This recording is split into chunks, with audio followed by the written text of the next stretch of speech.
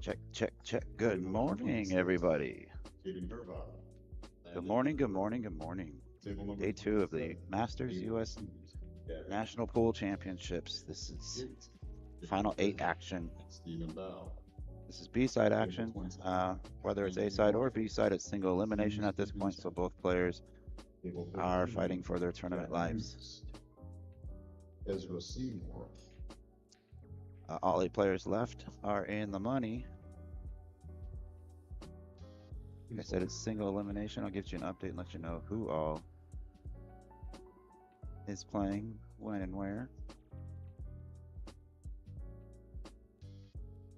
Oh, excuse me. This is going to be final 16. I do apologize. Ricky Evans, Oscar Dominguez, Hunter Lombardo, and Fracasso Werner are waiting in stage two. Winner of this match will make it into stage two. Loser will be out with no money. So that's a little correction there on my part. We're going to have Sam Henderson versus Mr. Max Eberle. My name's Ben Sutherland. I'm in the booth by myself at the moment. We'll try to get Ed Ladawi or somebody better than myself in here to help keep the airwaves entertaining for you. Last but not least, Quentin Hensley and Dalton Nelson. Running just a few minutes behind this morning. We've also got the Junior National Pool Championships going on at the same exact time. You can check that out over on the BEF YouTube page, the Billiard Education Foundation page. And we've got Collins Newey and Melina Mike over on the mics over there. So that'll be entertaining as always. Those two always keep it super fun and super light.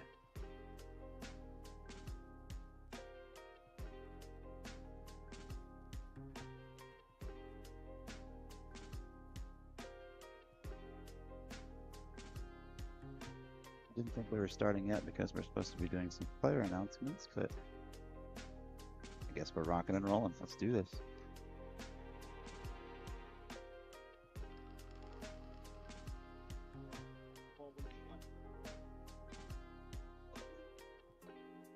Pretty good lag by both players. Sam Henderson looked like he put it within about an inch or two of that head rail, which is obviously a pretty good lag at any given time, but in the conditions here, it's extremely, extremely humid here in Quincy, Illinois.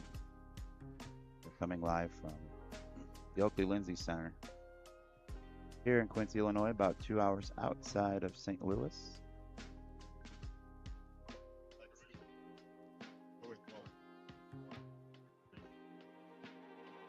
I think they went ahead and lagged, but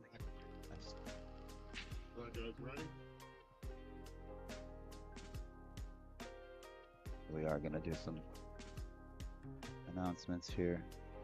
Mr. Ed Ladawi manning the MC services this week for us.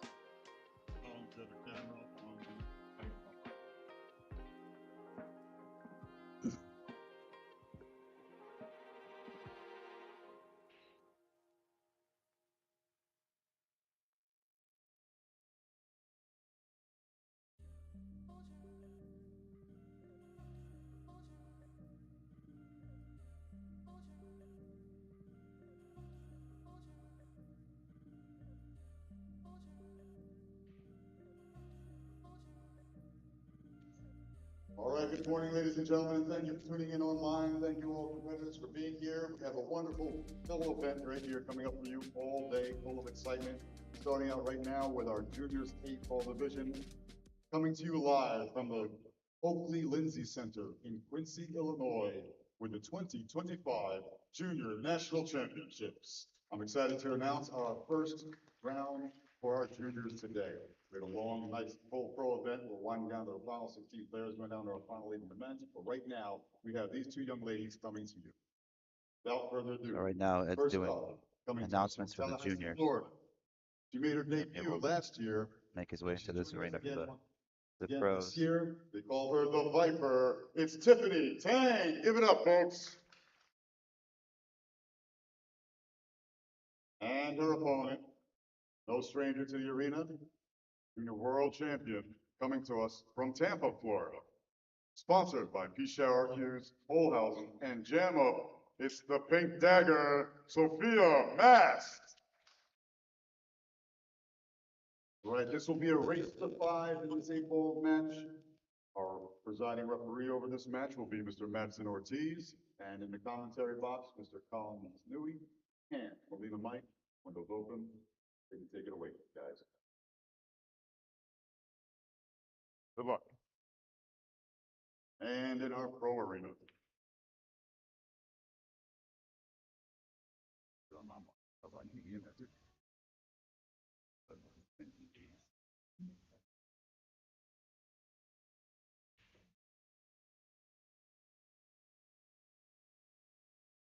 And thank you once again, all of you tuning in online. If you missed the intro for the junior division, now here we are in the inaugural USA Pool Championships, put together by the Billiard Congress of America and proudly sponsored by Masters Billiards Chalk. So a big round of applause and thanks to them throwing in $20,000 for these 4 pro events this year, helping to grow bigger and better each and every year they're out. See these beautiful 9-foot diamond tables for all competitors to compete on, and we're going to get started with our knockout round for these 2 men today. So, first up, coming to us from Dover, Ohio, sponsored by Pro Pool Academy and MaxEberle.com. That's him himself, Max Eberle. And his opponent, coming to us from Bettendorf, Iowa, sponsored by Q-Tech, Fort Worth Billiards, and the Racked Billiard Club. It's the Rhino, Sam Henderson. This will be a race to 9 in the 9-ball men's division. We're all going to break at the same time. The presiding referee over this match here in the pro arena, Mr. Dave Pearson, will be presiding, also keeping time for you guys as well. Back in commentary, we will have Ben Sullivan of the BCA, and I might be joining him myself, so you're not through with me yet. All right, folks. Players, those that have won the lag, please approach the table at this time.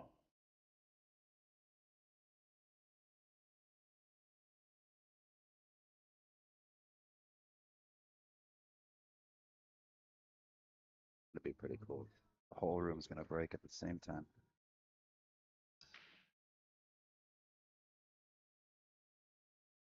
Take your positions.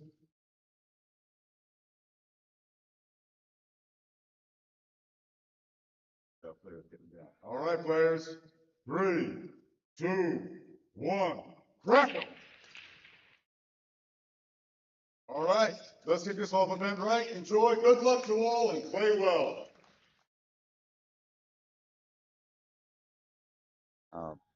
Great intros there from Mr. Eberle. That was beautiful. Day 2 here. Masters National USA Pool Championships, sponsored by Masters Chalk. It's gracious enough to put up $20,000 for us to spread across 4 pro events. $5,000 added to each. $13,000 paid out in each event for field. Over $52,000, I believe. And the winners in the pro divisions, 2 men's divisions, 2 women's divisions, will each receive invitation and paid travel expenses to attend WPA World Championships in the discipline that they win. So that's pretty awesome. If you guys can hit the share button, get this thing out there. We are live and underway. Sam broke off. Max had his inning now. You see the young man in action here.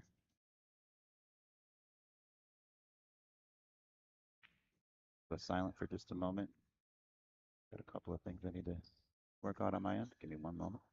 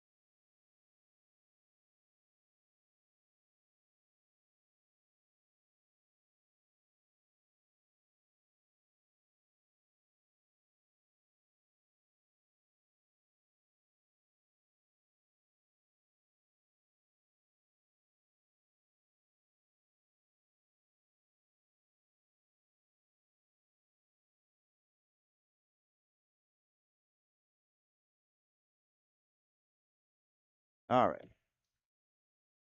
Sorry about that. As far as the TV tables are concerned, each player has a 45-second shot clock, so you may occasionally hear the ref say 10 or 10 seconds, notifying the player that they've got 10 seconds left to shoot, or call their extension if it's still available.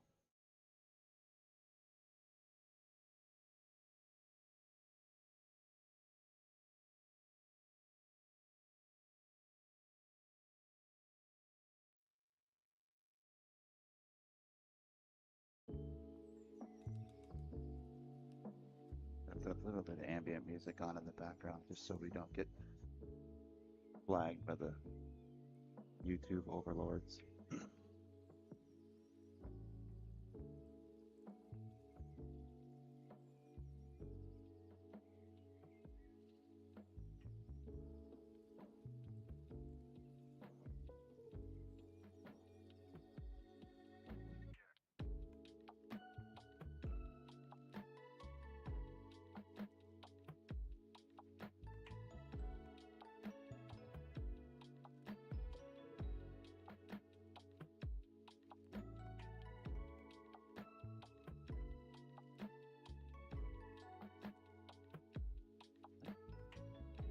Got some new equipment, some new cameras, a bunch of new toys to play with for this event. We're still trying to get them completely fine-tuned here.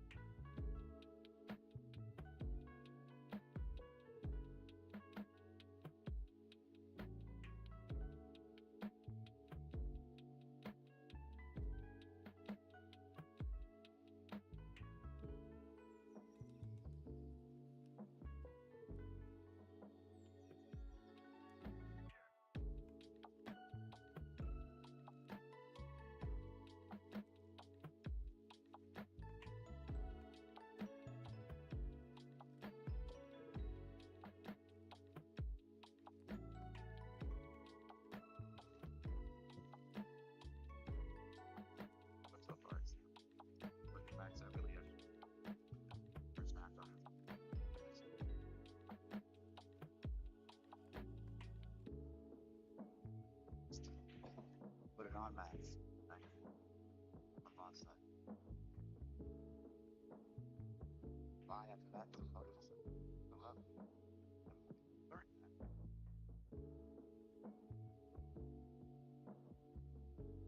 Me too.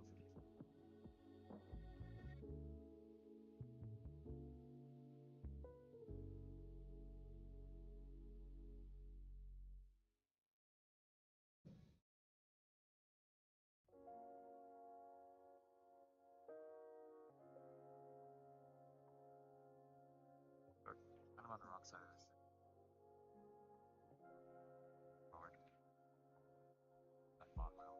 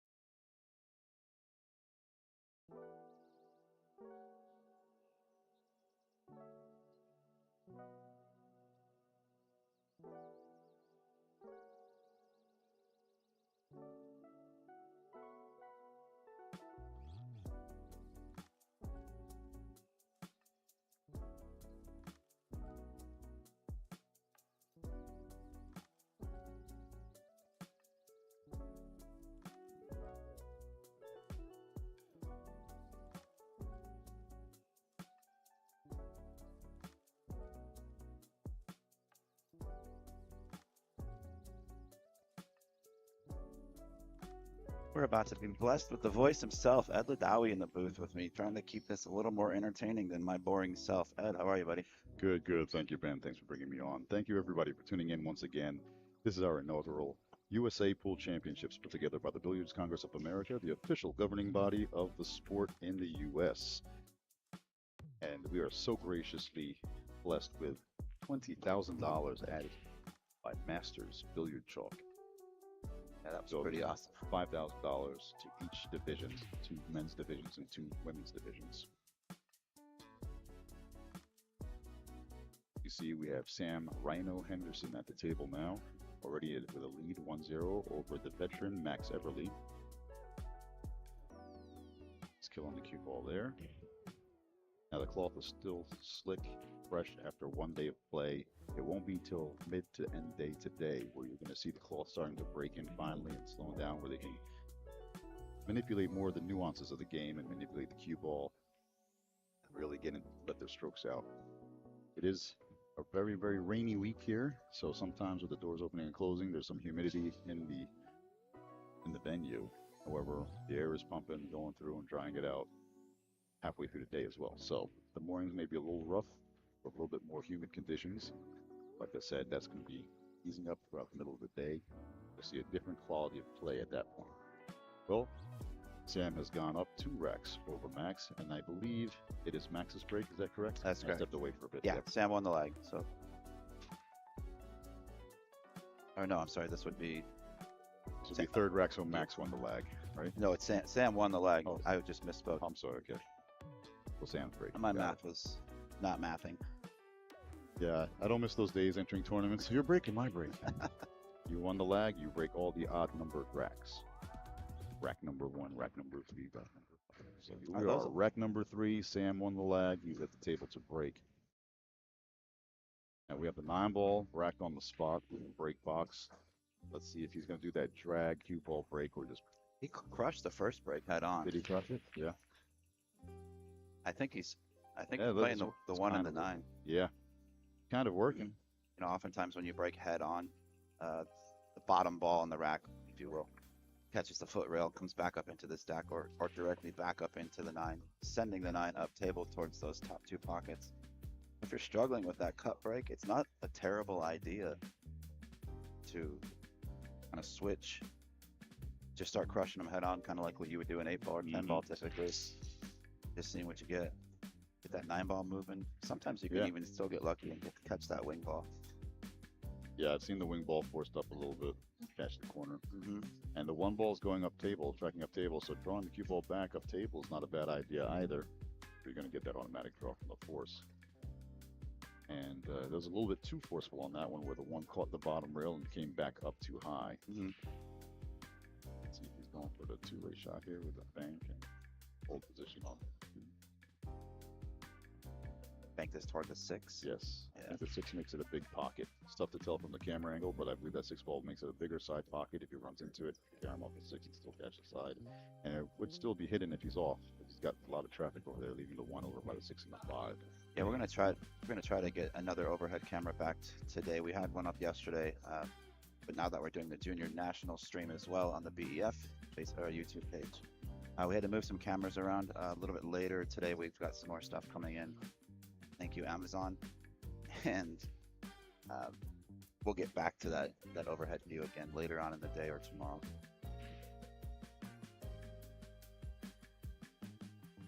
Next went the other way. Played the safe. Sending the cue ball up table. Not bad. The cue ball is too close to the rail to really jack up and try to drag.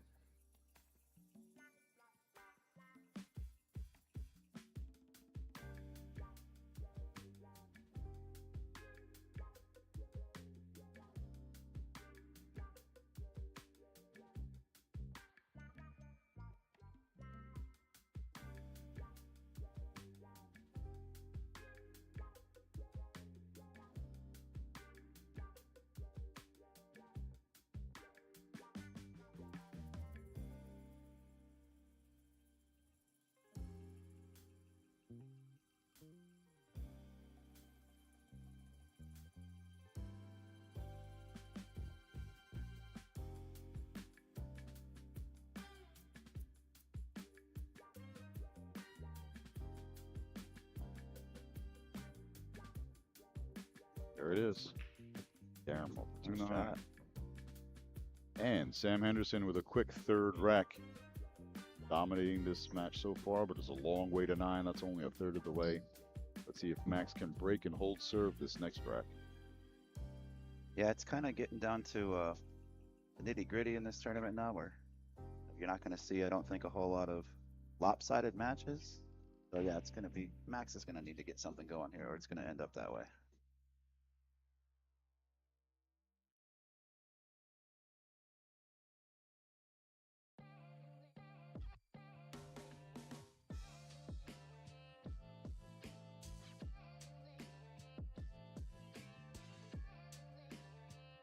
Ed, there's still a spot left in the 10 ball men's division. I might have to take tomorrow off. Hey, I'll sit down and just talk everybody to push death buttons. ball. Yeah, push buttons a little bit if you want to get in there.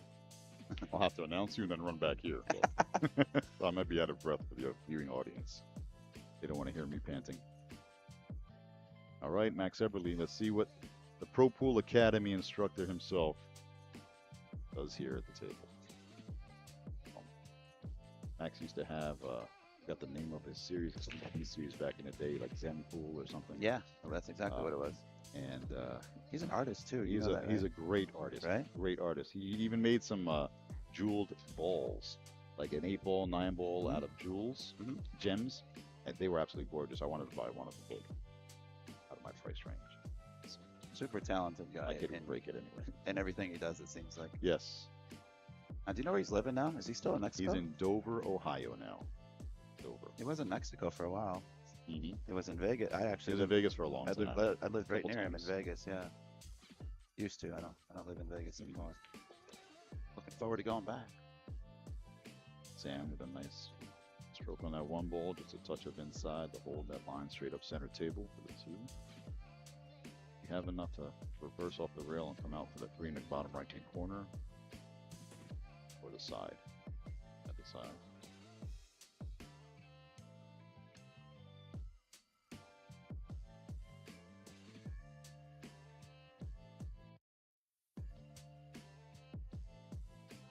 Just drag this cue ball over that. A little too far, but you got the corner perfectly. Playing the corner pocket it is, you can just follow up and then play the 4 in the bottom right hand corner. So you got a little bit off angle. Hold that line to the 4 in the bottom right. Now he's cueing low to come back to the 4 on the side. That's what he's looking at before. Go off the rail, back out with the 4 in the side pocket on the left, but an uncharacteristic miss on the 3 ball. But not a terrible lead. Max has nothing exciting to look forward to here. I was thin cut on the 3 ball, just going back and forth, hoping to get back to center table for the 4th. It's on the rail. He's going to have to cue a little bit high. He's going to be forced to cue high and a little bit of outside left-hand English on this shot to hold the line back and forth. It's tough twisting. You're going to twist the ball a little bit, and when you can only see the top half of that, not even half of the cue ball, this shot is way tougher than it looks.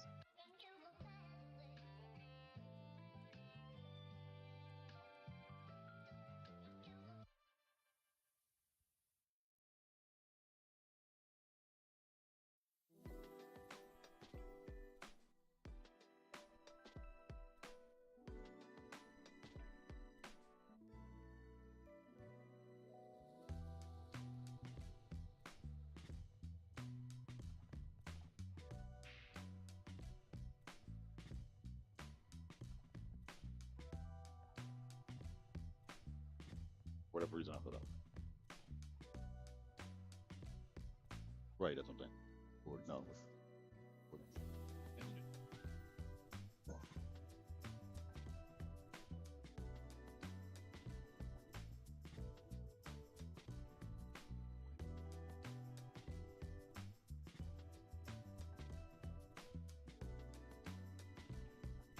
Right.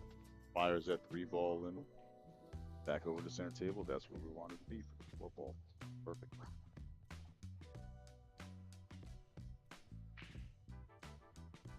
Goes out to 5. That's the 9 and the 7. May or may not catch the long rail. Home down. But behind the 5 ball, top left corner for the next shot to drag out the 6 ball. Excuse me. Let's call that one. Struck straight over. 2 straight over the 5 ball. That's the position we're looking at. I thought he'd have to go forward around 2 kills.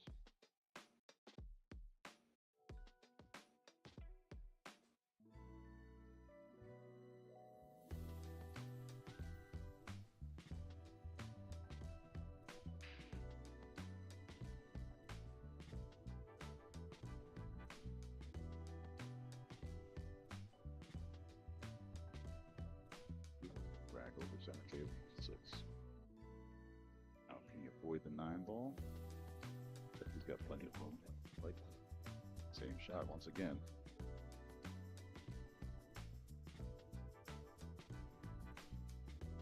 Aiming low on the cue ball just to drag over. So,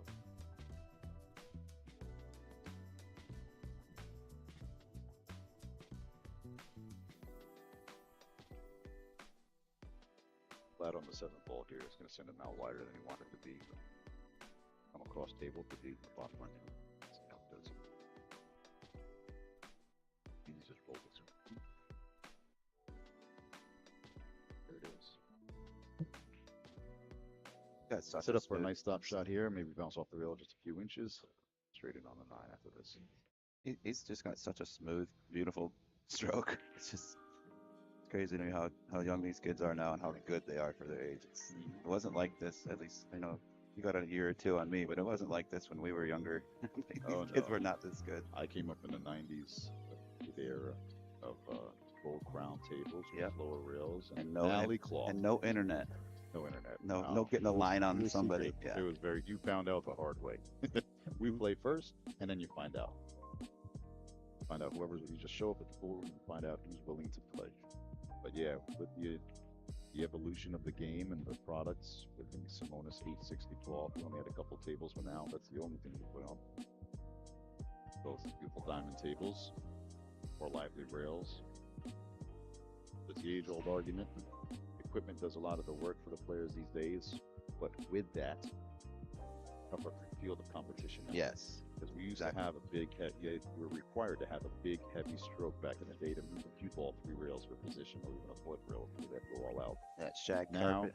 anyone, or not anyone, any decent player now can do that. So the cues are now more powerful with low deflection shafts and carbon fiber shafts, with powered brake tips and brake cues. So whichever side of the argument you're on versus yesteryear players or these year players, competition is more fierce now or more abundant now than it was back in the day, because there was only a handful that could overcome those obstacles. Now you have to overcome the obstacle of the other players that can all play just as well. Precisely. Well, here we are. So far, a runaway match. The Rhino charging through Max Eberle thus far, dominating 4-0 at number 5. The Rhino charging through. I love it. And as I said earlier, draws the cue ball back up table, send the 1 up there. Unfortunately, he did not pocket the ball. Now, did he meet the 3-point rule here? It doesn't matter, I don't think. That doesn't matter here. Well, no, it does. It is a rule, but he didn't make a ball. Right. So it it's doesn't going to be matter in max. the scenario. Yeah. Right. But do they have the option now? I'm curious. Do they have the option to pass it back if they don't like the layout? Because was- it's a non-compliant break. That was a thought I had yesterday. And another thought that, and it's logical but stupid at the same time. There's a 3-point rule. You make 1 ball, and 1 ball gets past the head string, and that's it. Right. It's not a non-compliant break. What if you make just the 9? You only made 1 ball. Doesn't count. Doesn't count. It counts as a They win. have not met. Does it count as a win? here? That's what I thought. See, No, I don't believe so. Because you have not met the requirements of a legal break, so therefore the 9 does not count. So I believe, well, I'm glad I'm not repping. actually, we've got our head ref right here. Was it? We got the 3-point rule on the break, right? For the 9 ball. What if only the 9 ball is pocketed and no balls make it past the head string, or 1 ball? Okay. Like I said, no You're good. right. Does not, No, it does was- not meet the requirements. Okay. There's our answer. A lot of people say they hate to say "I told you so," but I don't. Told you so. I can take it. I'm joking. Just teasing. I only speak what I know. And I speak a lot. You do, but you speak eloquently. Why, thank you. And your emails are beautiful too, I must say. Thank you. Yes, thank you. You too. Just you too. proper grammar, punctuation. Yeah, I'm a stickler for that. Yeah, I do. I get made fun of for it. My emails are way we too only long. speak one language. Way too Better do long. it right. Okay, well, Max here carrying off the 3 ball into the 6, places it well, a little bit too far past the 4 ball. He's not going to have a clear shot on the corner pocket, I don't think. 4 balls just blocking a little bit too much. Have to play it safe. Maybe send him bank the 3 ball off table, and then the 2 ball back and forth behind the 4-7. It just depends on how much of the top side of this 3 you can see. I don't like it from here. Definitely the only option he has. When we switch to that other camera view, I don't know if you can switch back over from the other side. This one? Yeah. Gonna have to crisscross it. Yep. Oh, he had a little more of it than I thought he did. Yeah, he was more full than I thought. Also, wanted to catch it thinner, and he left Sam a shot. Certainly. Oh, that's close. Yeah, you might be able to just play a little bit of right-hand English and spin it in, or swerve around the 4 ball with a slight masse to this shot.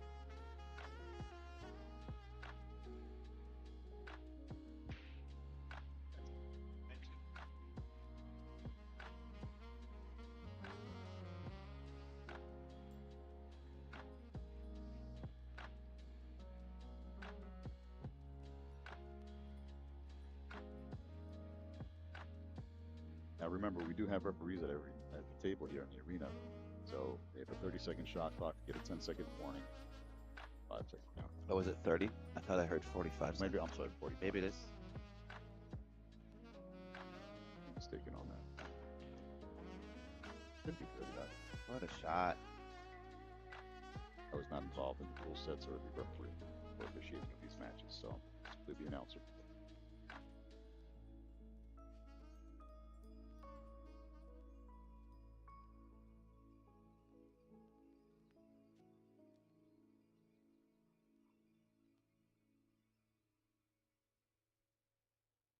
Rails out the center to the 5 ball.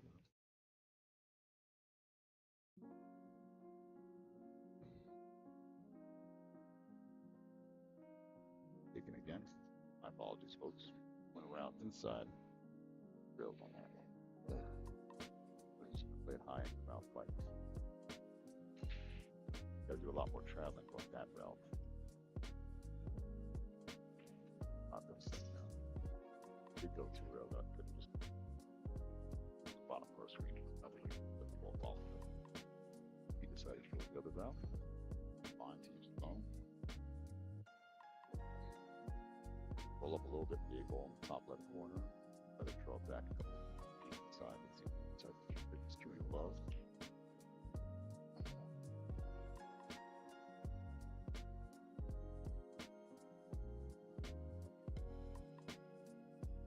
A little funny, but you'll be all right. That's the problem going that way. The draw back over, a lot harder to control. It's on the other side of the 7 ball, the other about 5. So just about to 7 up.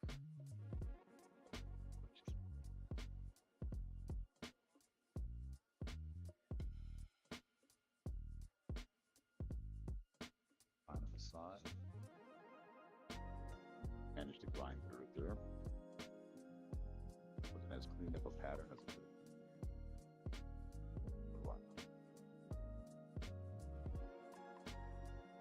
Down goes a 9 for rack 5 and 5 racks for Sam. I know.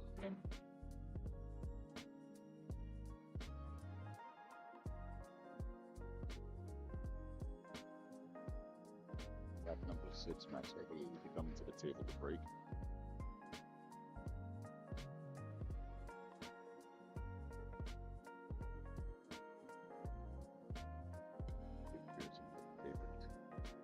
Using that turtle rack. Thank you. Shout out to Ernst. Both providing this match.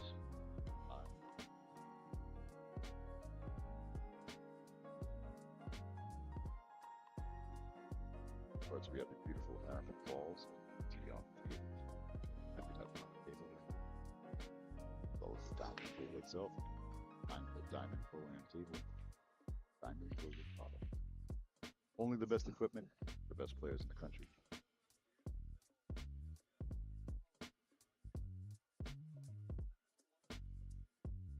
For those of you just tuning in, this is a B-side match. All matches today that we're going to be showing you are elimination rounds. So these players are fighting for survival. Max has a huge hill to climb right here.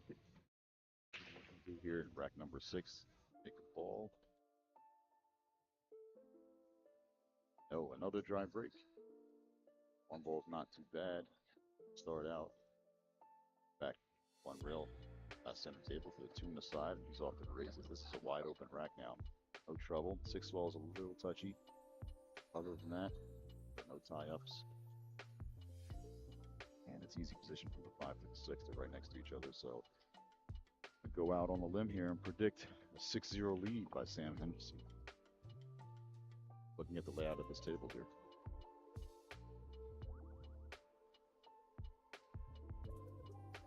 A little short. A little weak on that one. He didn't want to run to the 9-8, but as we mentioned before, the humidity in the room is a little bit higher. Looking out the day. A full house also with the junior division going on. About 150 competitors or so, all in the building right now at the same time, so a lot more body heat. Bank on the 2. Okay, it's a completely different rack now. I might have given him the microphone chance. Commentator chance too.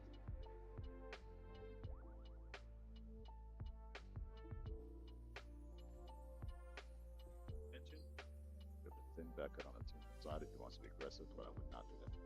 Position, I don't believe. Yeah, just a simple roll-up safety on the 5 ball. If he can sneak the 2 past the 5, I'm not quite sure.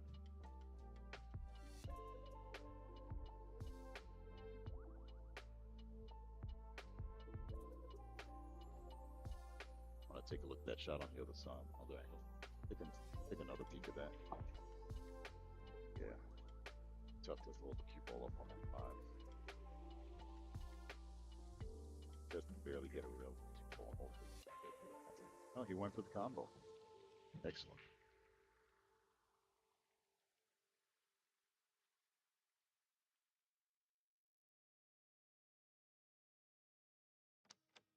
Top shot bank here. Eberle's just going all out. Oh, just caught the point. Missed that, but does he get lucky? No. Yes, he does. Odd day on Oregon.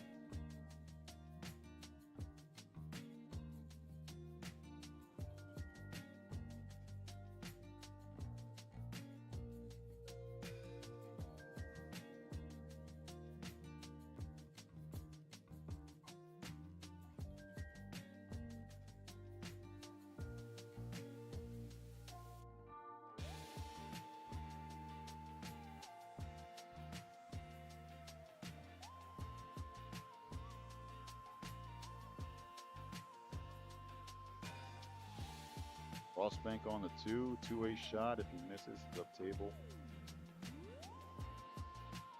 Haven't played anyhow, but if he's at home, pocket for Max. A lot more options now. Stay on the left half of the table, play the 3 in the top left corner where 2 rails out after the hold the 2 ball in, catch the short rail, go up table a bit.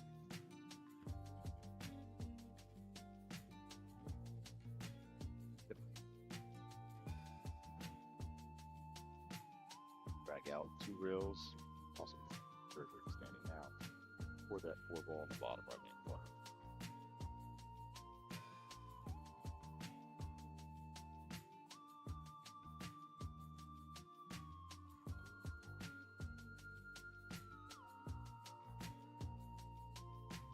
Down.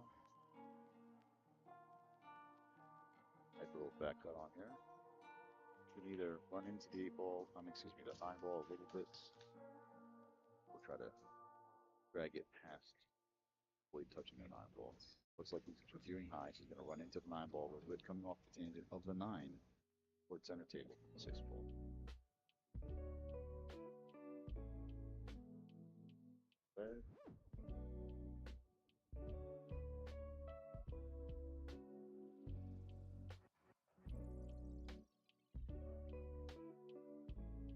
By the way, position off the 9.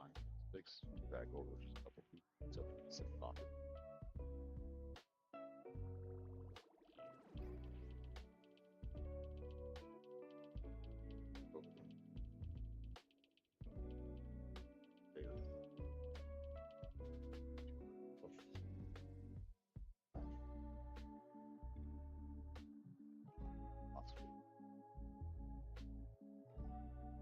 Sorry for leaving you by yourself there for a little bit, Ed.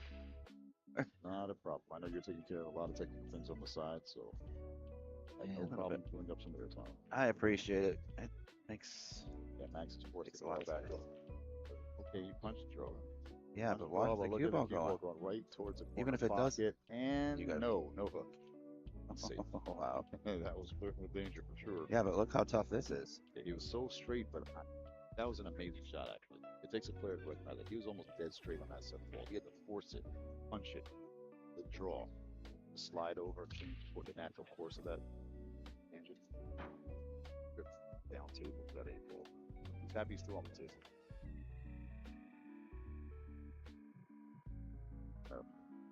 Force follow, next to rail. Rails to the 9 side.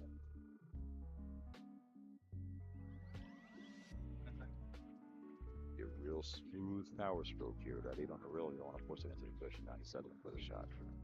He decided to take it easy, settle for the knocking 8 ball, taking Goodness. the lie from there. I do not like this. Nobody wants to shoot this with cheese. That's for sure. Yellow cheese needs the 9 ball. Better than that bumblebee. Yellow American. Oh, wow. no. And what does he leave? Sam. All right, not too bad. Slightly off for a dead bang. 200 miles an hour into the left side pocket. You might have to turn down the speed to let it widen out a little bit on this. I'm not sure. You may be in that funny position where you can create a double kiss also. The cycle. Yeah. So he has to watch the speed on that. So he will have to put a little speed, maybe put a little bit outside on the cue ball to avoid it. Throw the 9 over. It's going to pull her in the face to spin it out. Or use a slower speed to widen it, but again, 9.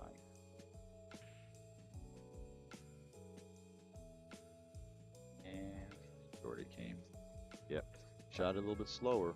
Would have widened out a little bit more, especially on a slip ball. You have to really adjust for that. Allow it to widen out to the side pocket. Max has another chance here to break the ice. Get a beat up on the scoreboard.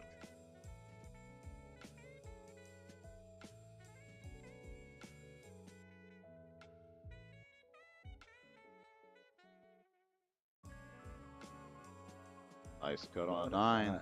Rifles it in, and the ice is broken. Max Eberle finally on the board with 1 game, really 4 games in 5. See if there's any sigh of, yeah, a little bit of relief there. Yeah, you can see it right Yeah. there. Yeah. Then finally, all right, it's not a shutout. Sam's as cool as can be. Which Very, very mature young man. I'll say he has He been is. for quite some time. his mom's awesome too. Nice to have that type of support system. Yes. Always said this throughout the juniors career as we grew through the junior program. Yeah, education foundation here. Without parental support, it's real tough to overcome. A lot of things to overcome. The competition, the mental game. Younger, you're The relying on your expenses. folks. Expenses, of course. All major factors. But is to have the parental support always need to succeed. Much more. Well, here we go. Back to the table now. Sam ready to break. Both players a little dry on the break last couple times, and a little how long should I say? It's pretty controlled.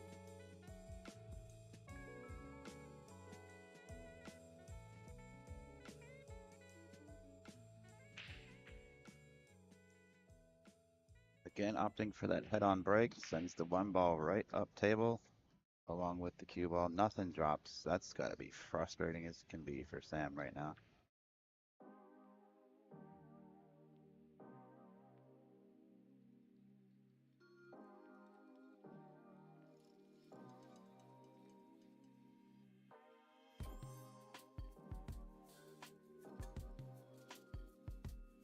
Got options here. Play for the side on the deuce, which I would. I think connects really, really well. He did end up a little bit on the wrong side of this too, but don't think he'll end up behind the 5. He can just roll this. And he's right back in line.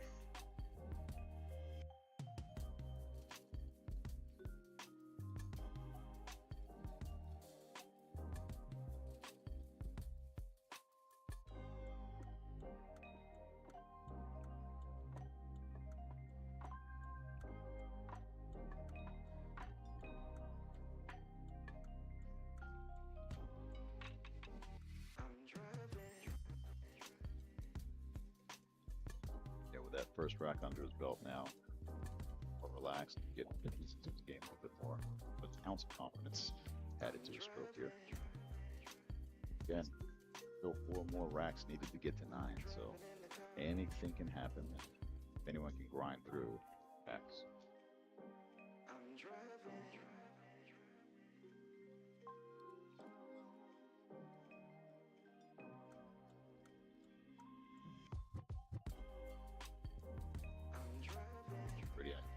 Well, he played on it last night also.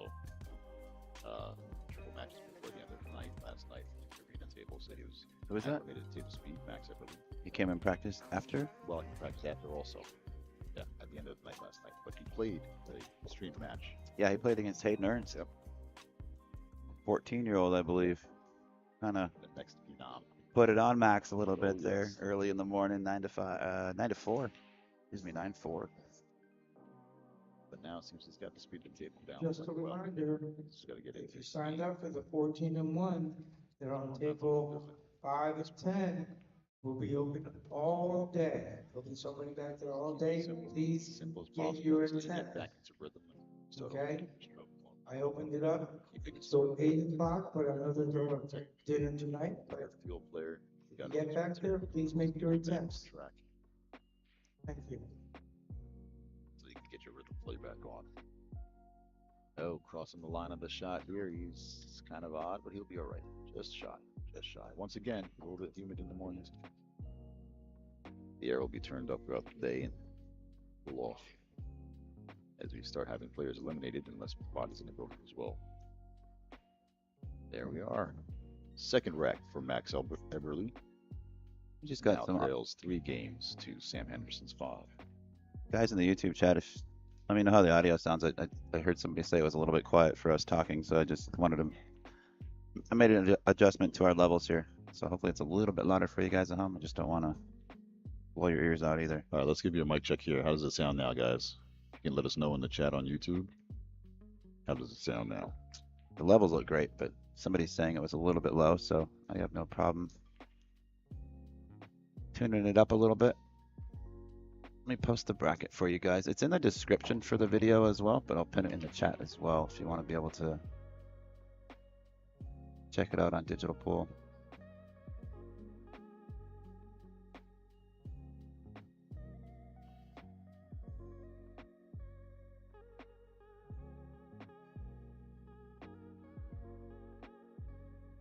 All right, we've got it pinned at the top of the chat there.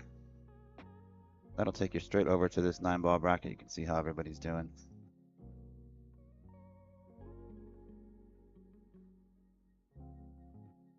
Right, here we are. Ultimate break format brings Max back to the table to break. See if he changes anything up here. Yep, not going straight on. He's measuring it up this time for something else. Let's see, I think he's going to try to force that. He's going to draw and try to force that 2-ball in.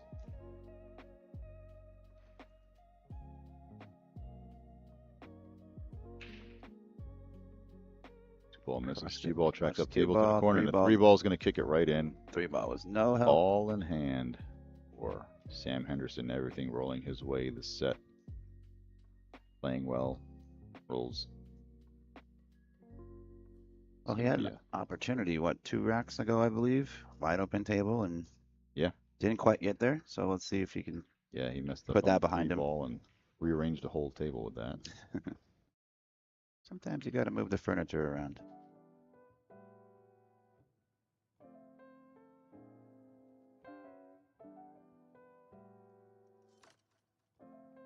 All right, transition from the 4 to the 5. Let's see what he does. If he can just 4 to the is he gonna 5. stop there, or if he's gonna get the right angle on it off the 3 to be able to drag up center towards the center of the table, stay in line with that 5. It's very dangerous with that 7 ball right there. It's not a whole lot of leeway, but if it passes to the bottom right hand corner by the 8 ball, and maybe what he's looking at here, just to follow up after that. Looks like there is a track in between the 9 and the 8.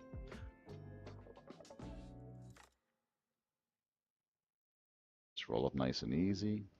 Good. Keeps a good angle on the 4 to do the same shot again. Follow forward off the long rail on the left. May have to draw a little bit. Come off that rail. Does he have that angle? Does he have to go to the short rail? Let's see. Yeah, he's queuing higher. I think this goes to No. the Yep. left long rail. Yep. He might be.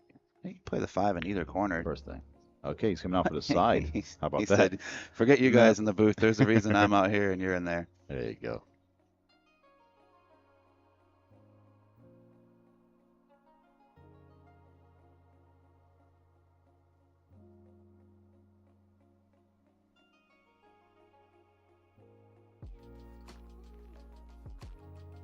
I'm going to just draw back a little bit off the 7. Too much. Way too much on that one. He thought he was going to catch that 7 ball a lot more full in the face and slow him down a lot more. Yeah, I didn't like that option at all. We're getting Yeah, I thumbs didn't up. like being on that side of the 5 ball either way. Volume's good now. We just need Good. to up it a little bit. Seem to make him a little happier in the chat. Sorry about that, guys. Sometimes it's finicky in the booth.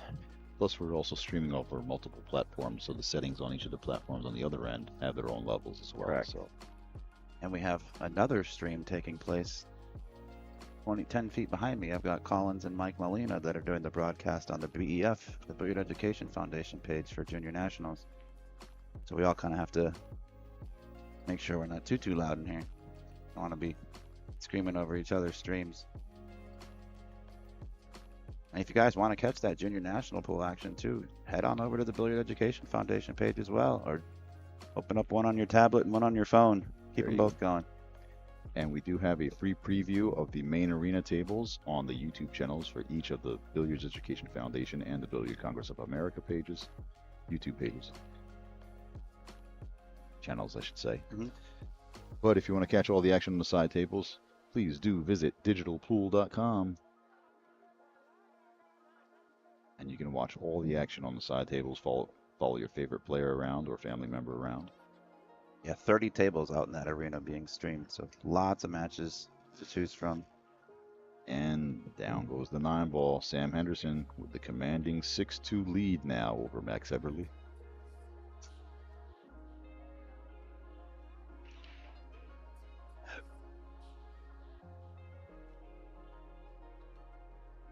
Take a look at Mad Max here. Stoic.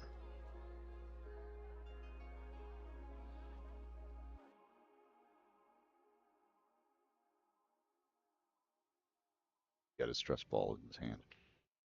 His hand is the stress ball.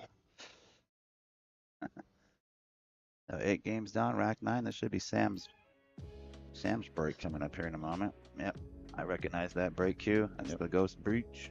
That's Uh, not the Ghost, excuse me. No, that's something else. I actually just It's a got the Q-Tech Ghost Breach. It's Yeah, a Q-Tech Breach. It's the original black and red. right, right. Can't see the logo because it's turned. Actually, the logo's up there, in the middle of the forearm. But There it is. He heard you. Turned it around for us right there. yeah, there we go. Thanks, Sam. Shout out to Q-Tech too. There it They're is. one of the sponsors of the Junior National events taking place here. Mhm. We have a This lot of week as sponsors well. for the juniors, which is great. Yes, we do. And we've been running commercials and stuff occasionally, even on this broadcast, although they're separate from each other. Mhm. We're still giving shout outs and running some commercials just to show that love and appreciation for our awesome sponsors. And if anyone's looking to purchase a Breach Break U, visit Q-Tech. Or if you're in my local area by Sandcastle Billiards in New Jersey, come visit me. I've got a brand new one. Just wanted to test it out. Got one, and it's for sale. Everybody always says test hit. It Yes. was test hit, huh? It's test hit. 10 breaks. Just wanted to see how it felt, and it is a powerful break cue for sure. Yeah, they're awesome. I don't play anymore, so I have no need for it myself. I got to back you up a little bit, though. You can't order from Q-Tech. You have to order that's from a right. dealer or distributor. Q-Tech doesn't sell direct to the public. They only sell to their dealers. Okay. That's right. You used to work with UDEC. I still do. Still do. I will be in Vegas again next month in August for the APA event, working at the booth for a week and a half or something like that. Very good. All right. So if you guys want to take out your frustrations from the chat and see them in person, Yes. you now know where to find them. Yes. My name is Collins Newey. And And I'm William Mike here. Coming to you live. Collins is looking at me like, you better not. But that was a quick match over there. I don't know who Sophia was playing, but I heard her name getting. Yes, she was the young lady that played for her first time last year, and her name is Tiffany Tang. Oh, okay. And they're both from Florida, so they've crossed paths on local tournaments as well. But Tiffany Tang, I don't know what her age. She's very young, 11, 12 years old, and she's just Well, good starting for her. out. I But mean, she made her debut and played in almost every single division That's- last year, and she's playing in her age group now. and she's playing on big tables on TV. That's Mhm. at 10, 12. That's pretty amazing. Yep. Again, though, that goes back to that family support thing. Like, if I wanted to do that at 10 or 12, I would have been not welcome. No, I was we were not allowed to play pool as a kid. Yeah, I was shunned away from that as well, but my folks had no choice. Guess I showed them.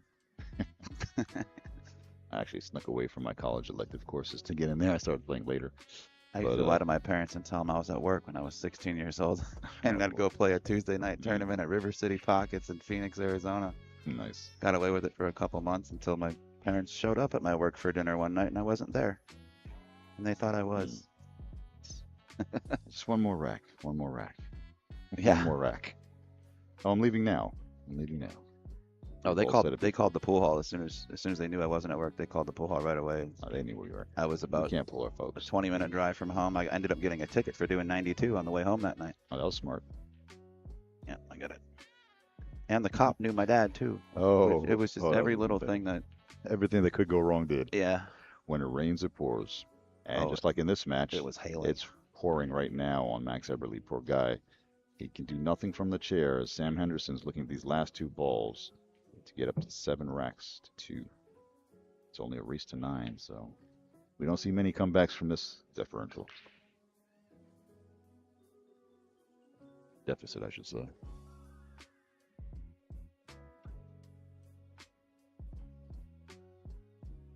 And just for those of you starting out in the game of pool, even on a 9 ball, if you notice, you want to aim for a position for the cue ball to be in center table when you're shooting your final ball. You see so many times that people get overzealous and just don't pay attention to their cue ball on the game ball, and they'll pocket the game ball and then scratch. Again, for the novices out there, make sure you're trying to position your cue ball or aim your cue ball towards a spot, a safe spot, either the center of a rail or the center of the table. Even on the final ball. And it looks like Max is taking his player break, so let's take a break and put on some sponsor commercials while we wait for him to get back. We could do that.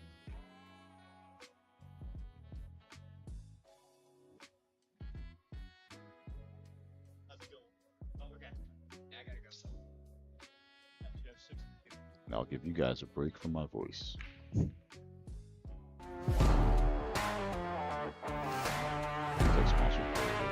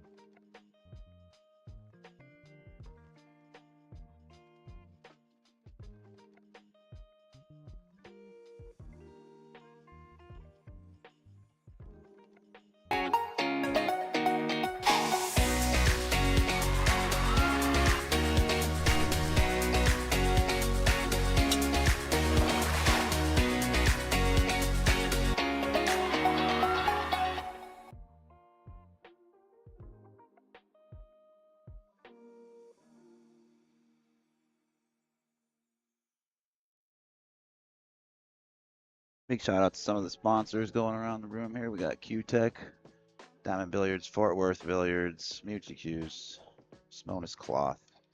See Quincy. It's a pretty cool town. We're in Quincy, Illinois. It's an older town. Not a huge town, not a whole heck of a lot to do, but it's beautiful. And it's, as I said, charming.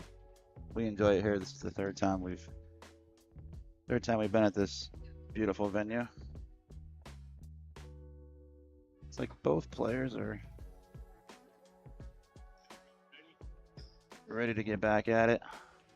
Let's do this. Rack number 10, Max Eberle to break with this alternate break format. Race to 9. He's going to have to break and hold serve here. You don't want to let Sam get to the hill. As long as the opponent needs 2 racks, there's lots of hope. A lot of things can happen. Oh, corner ball's just missed. The 1 ball just misses. Does it get out of the way? Nope. It's a nice easy shot. Nice and the 2 balls right there. And the 3 got broken open with the 4 or 5. Yeah. It's a nice little 1 pocket pattern over in the bottom left-hand corner there. Yeah, it's not too tough of a table. Not a crazy layout here. Let's see what Sam does with this rack.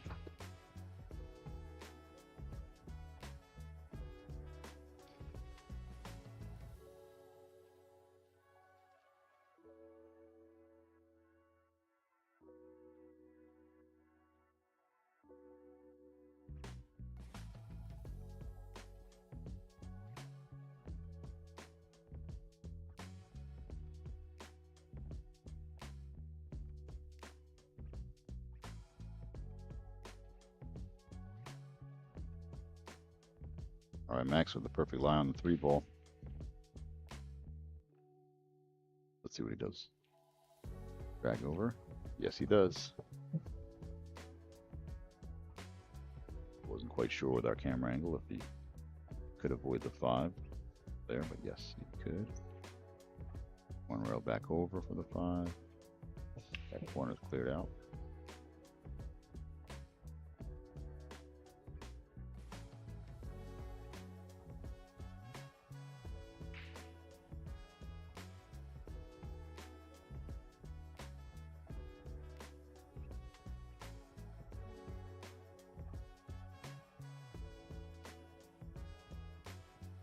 Six ball on the side. Let's see. 1 rail around the 8-9.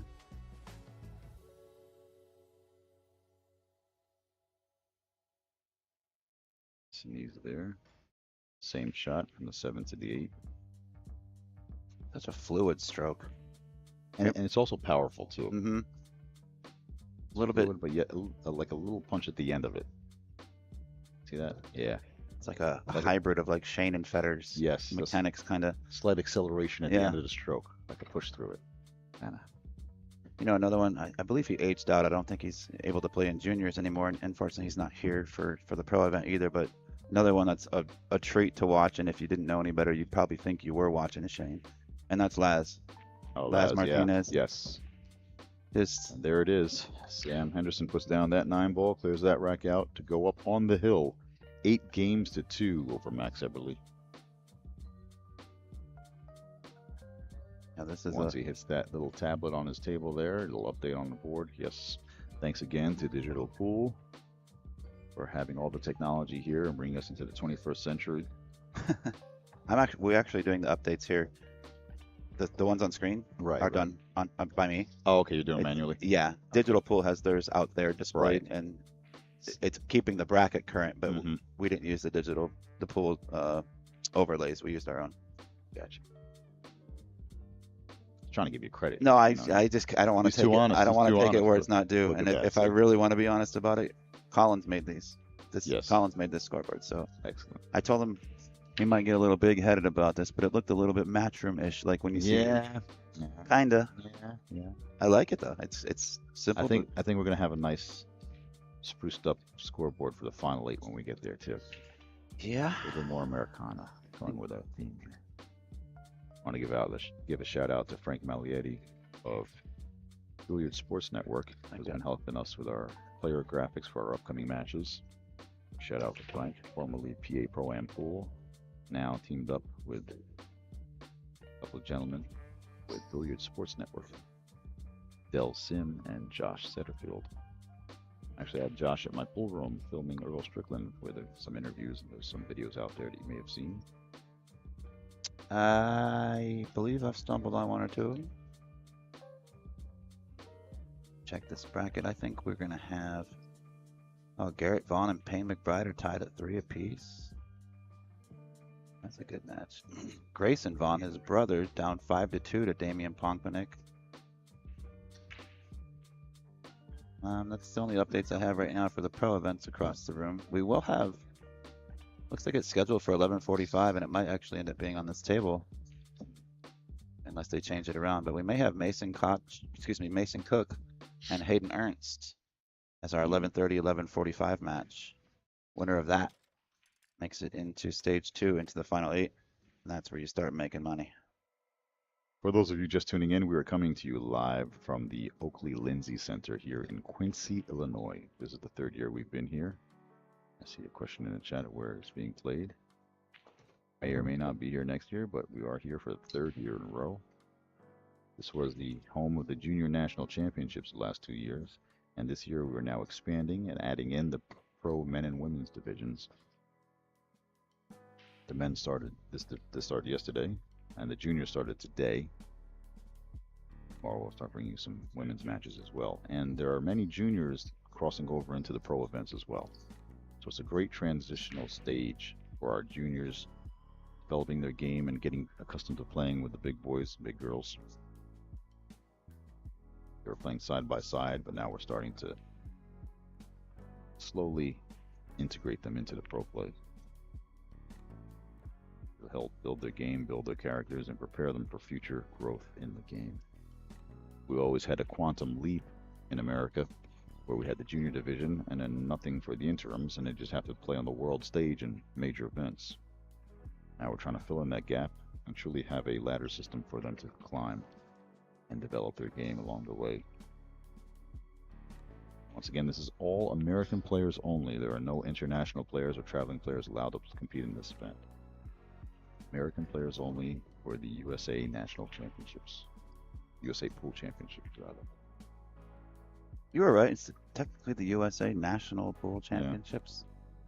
Just couldn't fit it all in the banner up there. Too much of a mouthful. Now he has an odd situation with this 8. Try to play the 6, try to play the 8. Looks like he's going to play the 8. There's a lot of the 8 balls sticking there, so 8 ball combination here.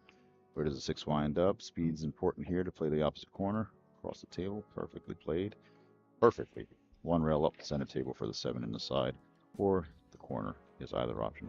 Touch of inside to hold it for the 7 in the corner. And it doesn't matter which one he positions for. 7 to the 9 is a stop shot or a drag of a foot, either way. See which way he goes. Side pocket is.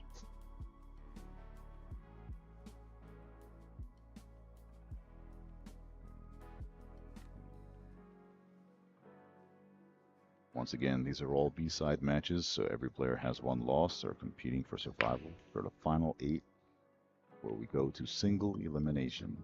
That's tomorrow.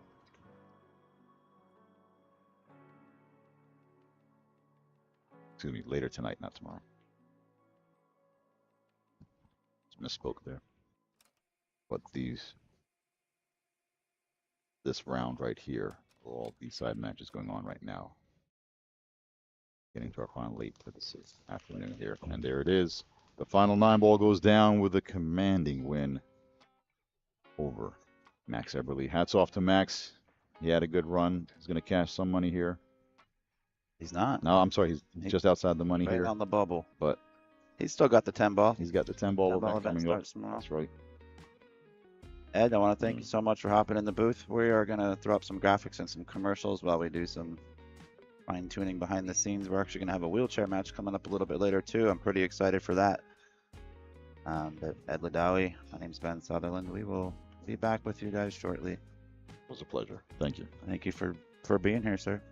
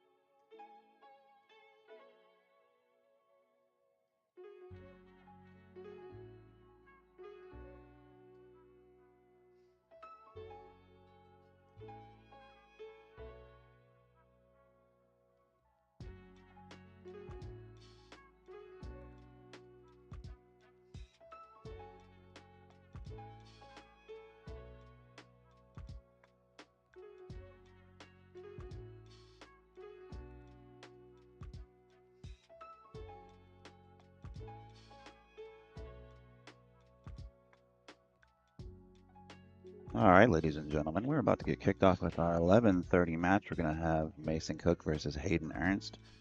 Our MC and big dog on the site, Ed Ladawi, is doing the table announcements right now. He's announcing the junior match on our BEF Facebook page. So if you wanted to check them out as well, we've got junior matches going on over there. And when he's done announcing that, he will be right in front of this beautiful banner here, giving us our player intros for this match. So just sit tight, and we'll be live, or we're live now, but we'll be getting this match started in less than 5 minutes.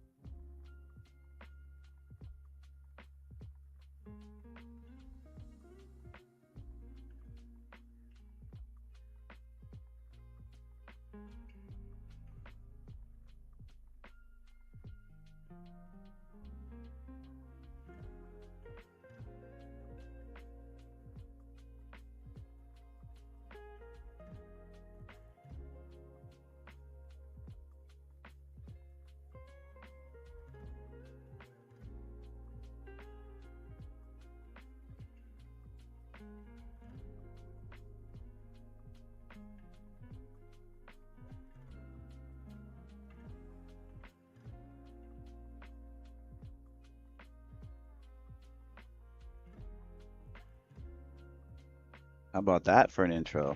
Oh yeah, that was a good one. Welcome to the booth, Mr. Sam Henderson. This is the first time you and I have sat down and got to Thank chop it you. up a little bit together. Yes, yes it is. Congratulations on that last match win. That puts you into the money. That puts you into the final 8, stage 2, single elimination, taking out Max Eberle. Thank you. I didn't even, to be honest, I didn't even know it put me into the money. I just knew it was the single elimination stage. But the B side is always single elimination stage, so Very true. just got it. This is a good match here. Yeah, tough to call this one. Fargo wise, it's only about a 30-point difference between the two, maybe 40. I think Mason's just over 700, Yep. I believe Mason's 702 and Hayden is a like 664 664, or something somewhere in like there. that. Yeah. Yes, somewhere around there. So yeah, I think it's more so going to come down to who gets a shot on the one. You know, who makes a ball on the break, who gets a shot on the one. now The this, 3-point rule has actually come into effect quite a bit here at this tournament, especially the players that are cutting the one ball. So you guys probably saw me blasting them, trying to make the 3-point rule. But I wasn't sure if you were doing that for the sake of the 3-point rule or if you were just trying to send the 9 up table, knowing no, yeah, just because the 9 doesn't even count on the break. I was just doing it just to get the 3 balls. it counts on the break. Really? Mhm. Oh, As long as you still successfully execute the 3-point rule. So if I- you make the 9 and 2 other object balls, you win the game. If you make the 9 and 2 balls cross the head string, you win the game. If you make the okay. 9 and nothing crosses the head string, it spots. Okay, I didn't know that because I played a match earlier in the tournament and against Mason actually, and he made the 3-point rule and made the 9 ball. It was not on a stream table though, right? No. He racked for himself. Yes. That's why it didn't count. Oh, okay. Because we have a ref racking on these tables Okay. for the stream. Makes sense. Yeah. So you were right. We were both right. Yeah, On the okay. outside tables, no, it doesn't count. Okay, I didn't know that. Yeah. So I was chit-chatting, didn't see what happened on this break. I believe Mason broke dry. He broke him center on, just like I was doing. And then Hayden pushed out to here. I wouldn't see Mason giving this back. The cue ball. Oh, I thought he might send it the other way. That's I like this. yeah, that was a good job. So how old are you now, Sam? So I'm 18. So I'm aged out of the juniors. Can't play in that. So I'm just here for the pro event and having fun. Good. What do you think of the arena and the setup?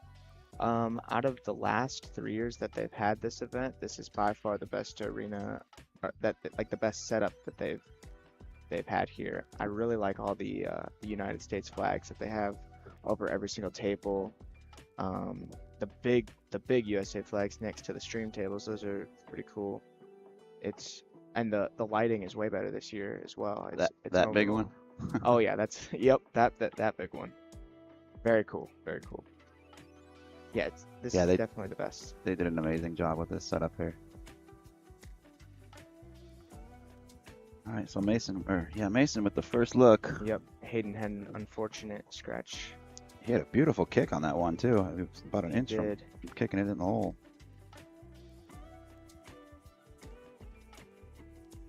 Looks like Mason actually got a little funny here on the 2 ball. He's got it. I don't know if this 3 passes the 8.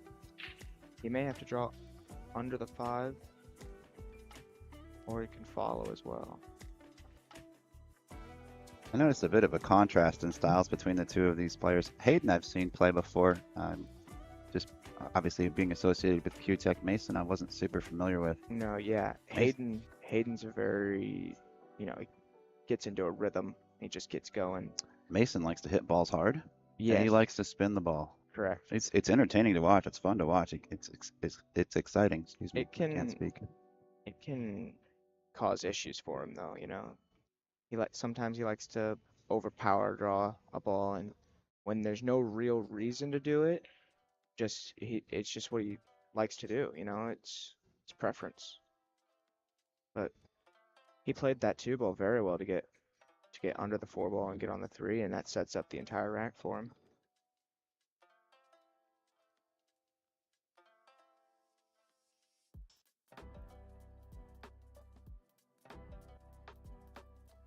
Yep, there's no real issues here.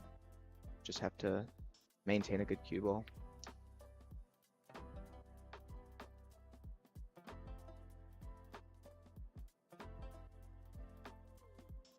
And that's an issue. Jacked up. Yep, That's no fun. yep, and Two rails in between where that. the cue ball's going isn't fun either. You don't necessarily want to hit another ball, but this looks like he's either hitting this 8 ball or coming in between them. Guess if I had to hit one of them, I'd rather hit the 9. Yeah. Worst thing to do. You bump the 8, you might get stuck behind Yeah. that 9. But I Yep. think you could. I mean, it's obviously you never miss a shot from the I think. commentary booth, Yeah. but Yeah. I I feel think like you can just two rail in between the two of them. Yep. I agree. I also believe you just really got to focus on making this ball. It's the 8. Oh, That didn't that hurt at turned out all. that turned out great. Yeah. Now he's just gotta roll one in here, or he can kind of stun it a little bit.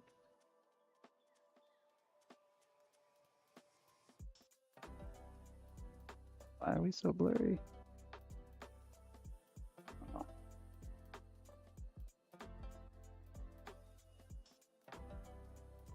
Don't have to worry about doing anything with the cue ball there. His stroke always does seem to be pretty smooth, though. Seems to always appear on. I wonder if that's his nickname or something on his back. That's the different color jersey than what he was wearing yesterday, but they both say It is, yep. Stone Mason. Yep, that's his nickname. That's cool.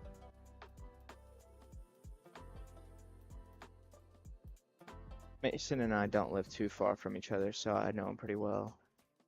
He's only about 3.5 hours north of me. That's not too bad.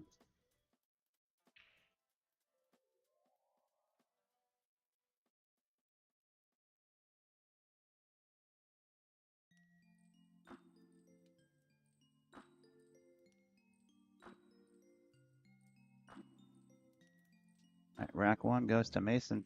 Kind of looked like he leaned forward a little. Yeah. Does he do that occasionally? Yeah, it's kind of like Got some weird movement or untraditional movement. might just be a Wisconsin thing, because Tyler does that too.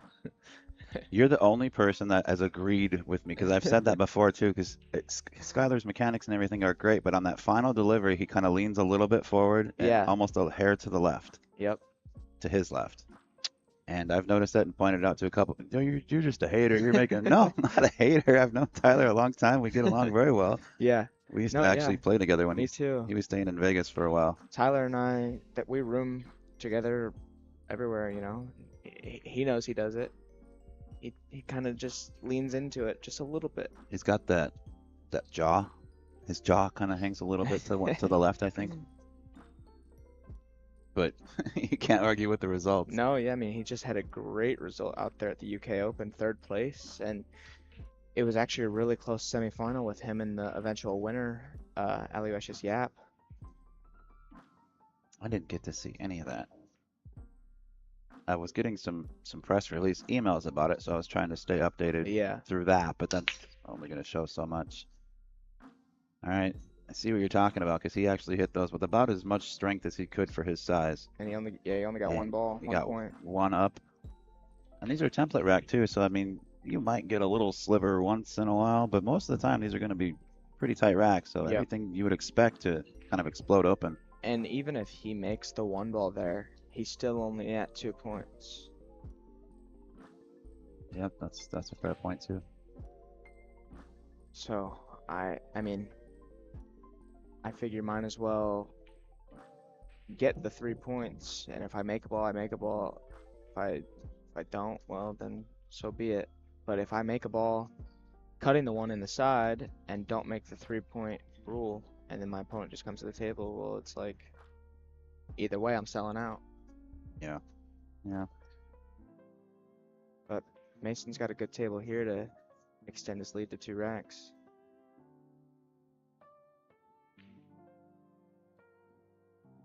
Got That didn't hurt either. a friendly bump there. Swinging this one 3 rails.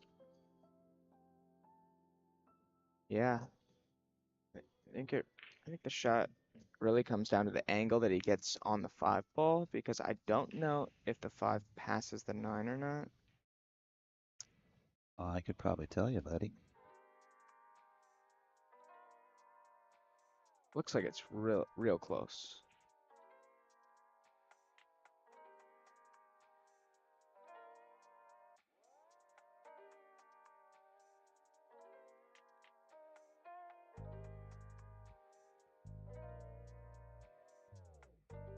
I don't think he's shooting past it anyway. I think he's just gonna shoot it in the side. He's gonna He's gonna roll up just a touch. I think he's gonna drag this ball in and just. That's scary. I was afraid of. Obviously, I don't play as well as you guys do, but I'm always afraid it's gonna roll just a little too far forward and either scratch or stick me behind that 9. Yeah, But I think he did actually roll just a hair too far forward, but you'd rather be too far forward than too far back and have to shoot the 6 all the way up table. now I can come above it.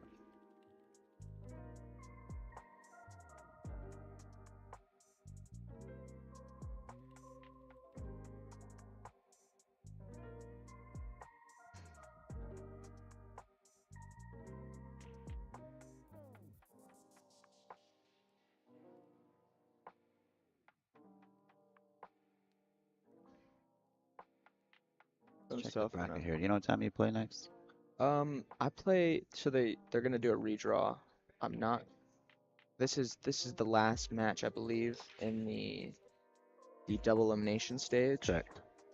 Once this match is completed, I'll be up playing. Well, my match is scheduled for 2 2 p.m. p.m. Yeah. But after the redraw, I'm not sure what time it'll be after once this match ends. But it's a good shot there from Mason on the 6 ball. No issues here.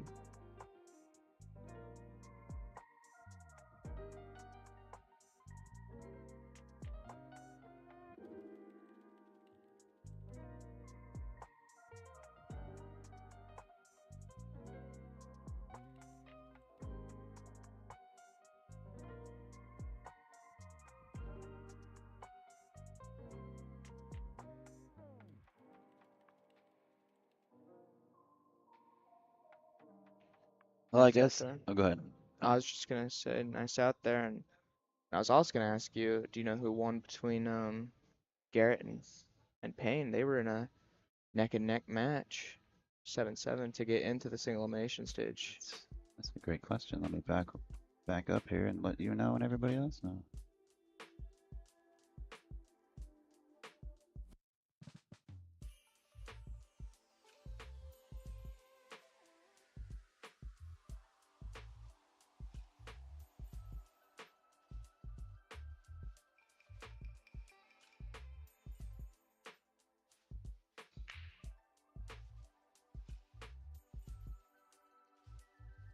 Payne McBride won 9-7. Close match. Very close. I have never seen either of the Vaughn brothers play before, and I was super impressed. Yeah, they're pretty good players out from Virginia. There's all these, mid 600 to low 700 players, and they're all like teenagers. People like yourself. It drives me bonkers. Yeah, 'Cause yeah. I've been attempting this game longer than you've been alive.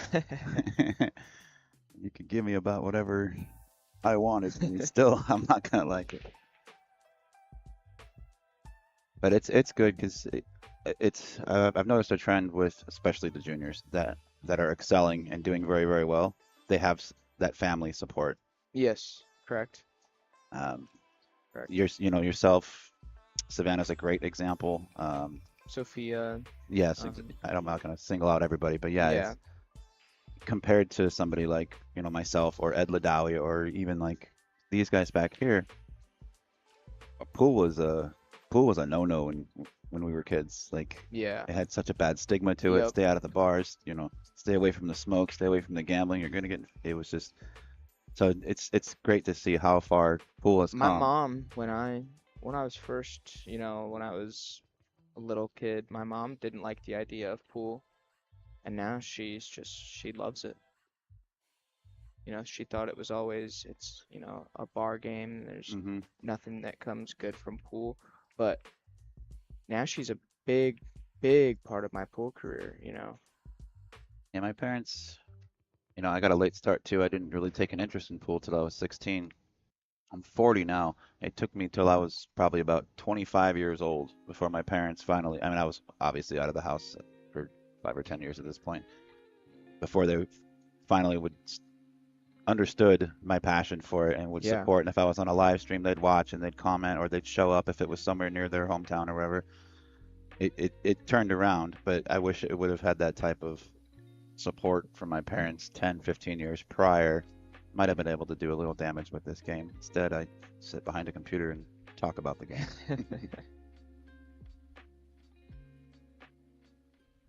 Yeah, shout out to the parents. Speaking of parents, on the BEF Facebook page, you are currently watching the BCA page. If you slide over to BEF or open up another browser tab, we've actually got the Junior National Pool Championships going on right now. I believe, if I heard correctly, I think Jordan Helfrey is playing against Savannah Easton. And actually, I can just pull up a YouTube link here, but we got a lot going on here. Lots of events and a lot up for grabs.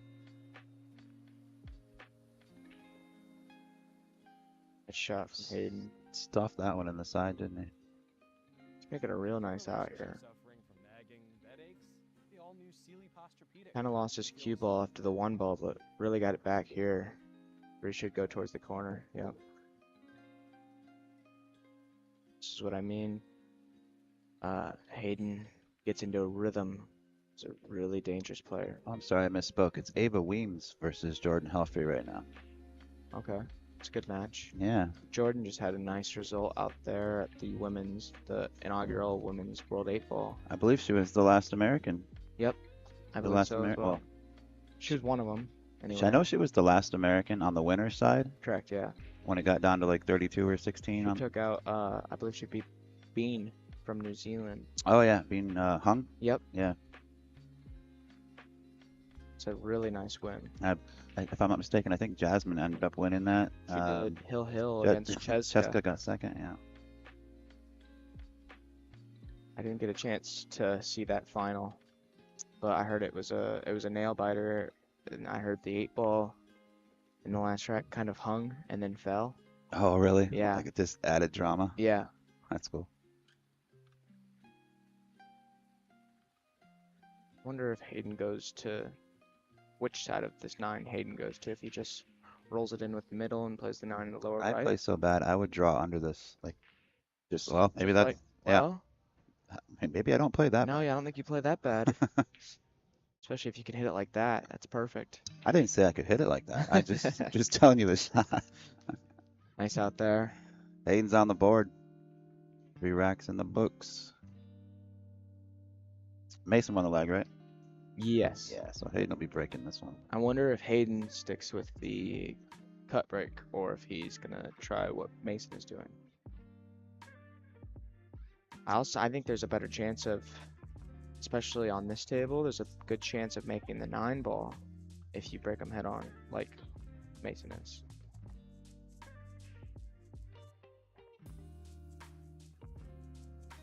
Jordan Helfrey is up 1-0 on Ava Weems right now.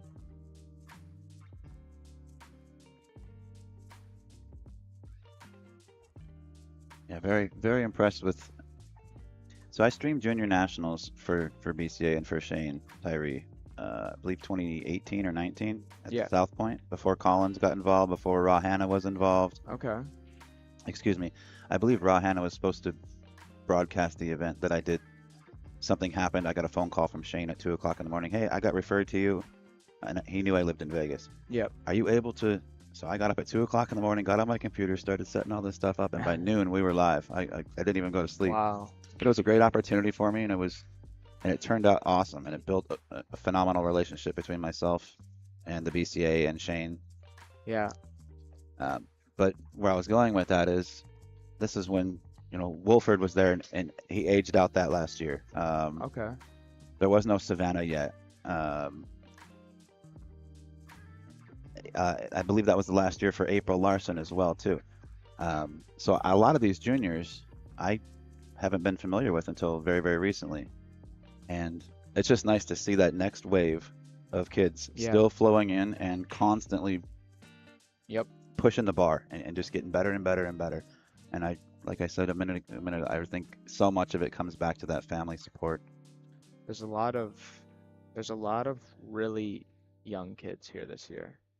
I think the last year, or 2 years ago anyway, it was mainly kids that were about to age out, and now it's kind of transferred over to the next wave of the 8-year-olds all the way up to about 13, 14. That's kind of the main age here.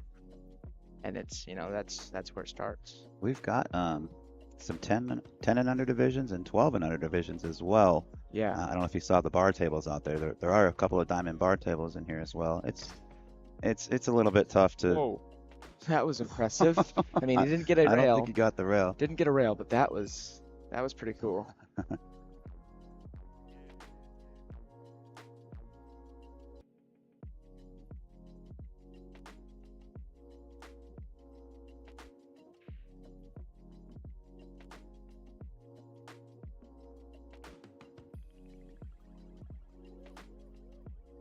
And I mean, got the kids, the newer generation anyway, playing on this nice equipment, get ready for the future instead of, like a bar table. That's the issue, I think, with why US struggles so much in the Mosconi Cup. There's too much Too many bar table Yeah. in the US. There's too many bar table events. In Europe, there's no bar table. I mean, they have like the ultimate pool stuff, which is like 6-foot tables, but that's just kind of, Are they really? yeah, in Europe anyway. Over here on the US side of it, it's a 7-foot table. 6 by what? 6 by 3? I assume 6x3. Yeah, I did not know that. yeah, and they play on like kind of snooker pockets with. Yeah, I've seen the rounded Yep. corners. Yep, but other than that, it's just 9-foot tables like the Euro Tour and stuff. All 9-footers. We just have too much. Uh-oh. Ciao, cue ball. There's where you said he likes to hit him a little harder. Yep, got away from him a little bit there. He's gonna have to come with a good one here.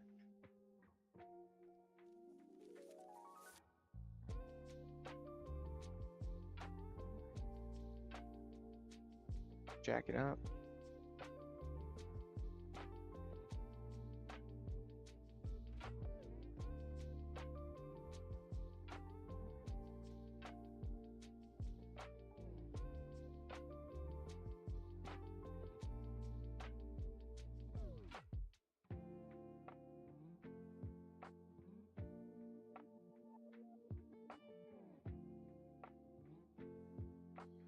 All right.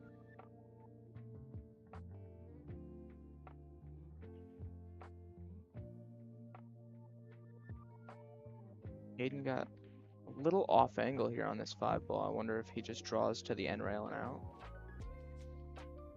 I think that's the play. You don't really want to come close to this 7 ball.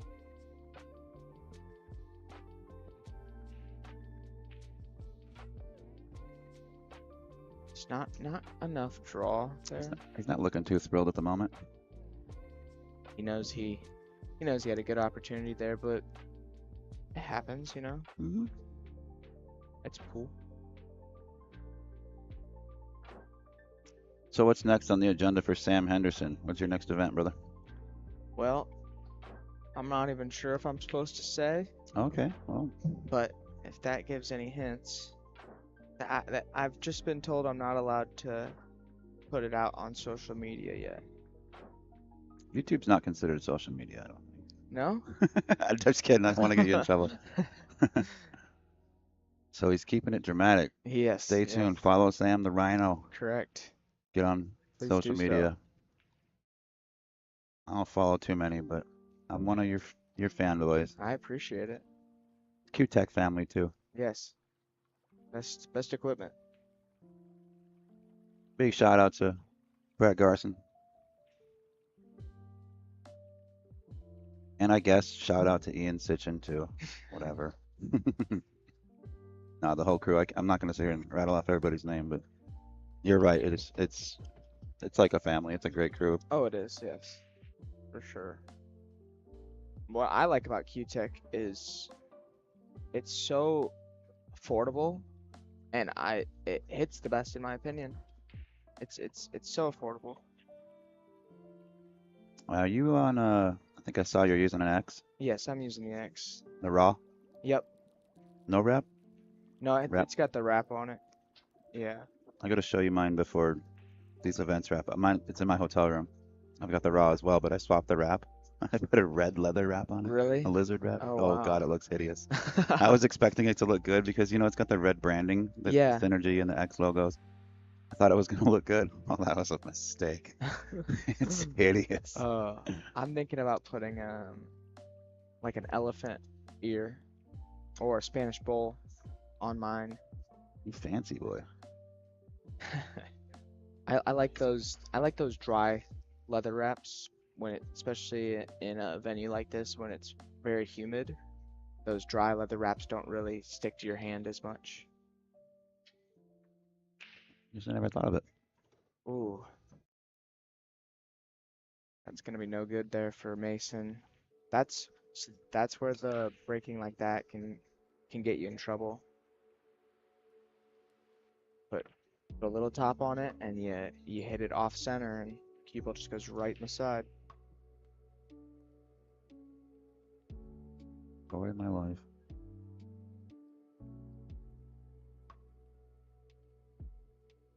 All right, let's see this young man. Ball in hand, fairly open table. Forward. Oh, he probably did that on purpose. So maybe he hit that way too hard, but I think he hit that absolutely perfect. I think It's easier to control the speed, I think. That way, when you coming off the rail, yeah, I agree. you're adding a variable, but it's Because he always wanted to be on this side of the two ball, Mhm. so you might as well come to the rail. Nice little bump. Yep.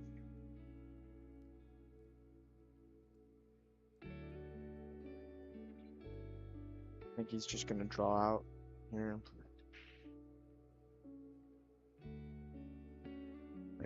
Thought I'd, oh, That's a slow little down. little firm. Needs to stop. I thought he would have stayed above the side, just a hair. I wouldn't mind this angle that he has if he wasn't on the rail.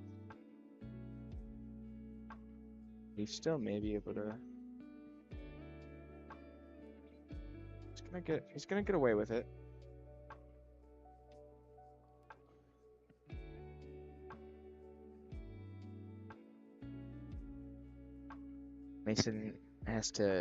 Mason's got to kick and hit this four ball kind of thin.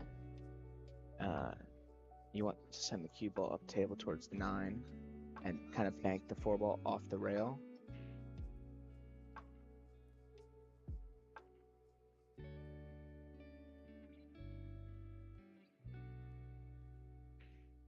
He just kind of went at it.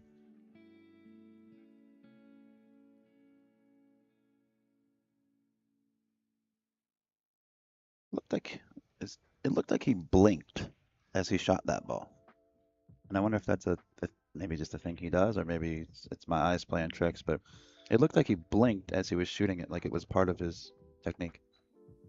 Yeah, I'm not sure. I didn't see that.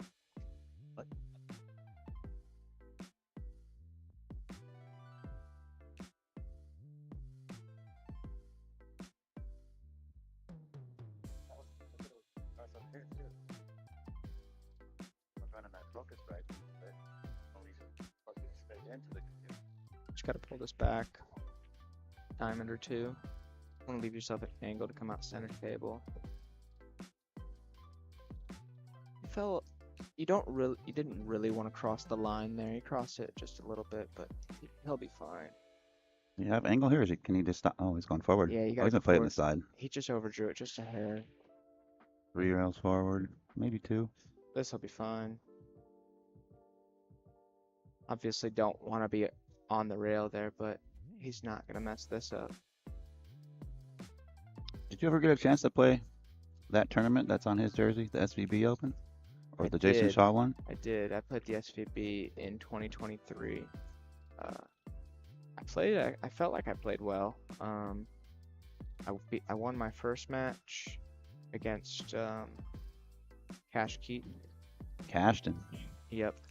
We went Hill, He's a great player and too. then I ended up losing to Payne, Hill, to get into I think the quarterfinals. Yep. It was a great match me and Payne had. I think there was like one missed ball and I think he broke and ran Hill. Oh, that's brutal. I Yeah, mean, but he played good. He deserved it.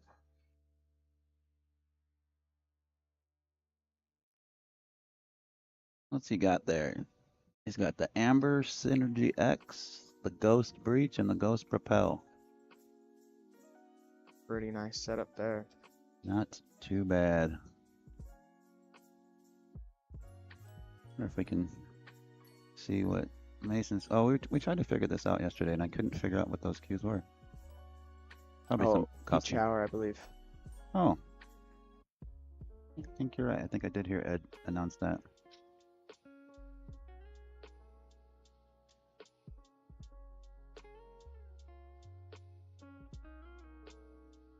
Peach Hour is really starting to make a bigger name for themselves lately, bringing on some good names. They've always been big supporters of what I've noticed anyway. A lot of juniors, Yeah. and I think that's awesome that they're giving that type of support. You know, I remember I think April was like 15 or 16. I believe the whole Tate family. Yeah. Joey, Bethany, I can't rattle them all off because there's a lot. Joey, Bethany, and Noel, I believe, were all sponsored by Peach Hour. But I think there's like, maybe they don't all play pool, but there's like 9 of them. Oh, I think there might be more than that, to be honest.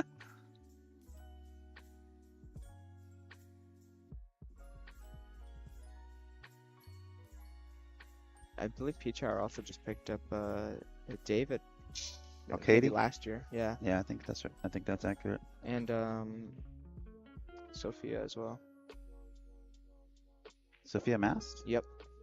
She was sponsored. She was Predator, wasn't she? She was with Predator, and just recently Good for her. she announced it. Yeah. I think she got sponsored by Olhausen and Peach Hour. That's awesome. Yeah. That's really good. Good for her. Yeah, and shout out to, gosh, I gotta think of it off the top of my head. Mucci, Q-Tech, Peach Hour, Predator, probably a Lucasi, obviously, Bull Carbon. Just a few of the bigger sponsors of the junior national event. Oh, I believe McDermott as well. McDermott is on there as well, yes. They were actually the 14-1 title sponsor last year. This year it's Bull Carbon. Yeah, McDermott was the title sponsor 2 years ago as well for the 14-1 as well.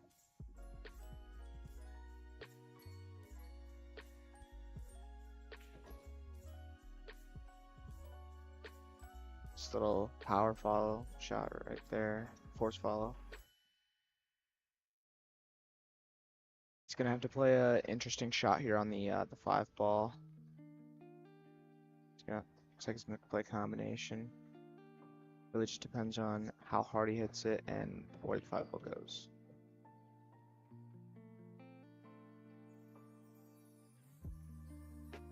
You just want to kind of play a stop shot. Yeah, kind of like that. That'll work. Hit that ball very nice. You don't really want to land straight in on the 6 ball. Hit it with a good speed. Yeah. Nice little table here for him. I think Hayden's won the last 3 racks, so. Yeah, I believe so. Mason got the first 2. And been scrappy so far, but we're getting it done. It seems he's picked up the speed that his pace of play. Mason has anyway. He's kind of just ran through these 9 balls.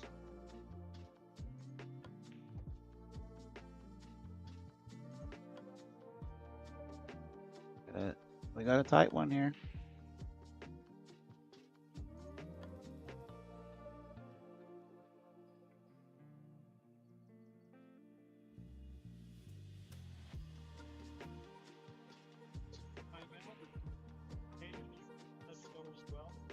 All right, not sure if you heard that in your headset or not. The players have been granted a 7-minute break.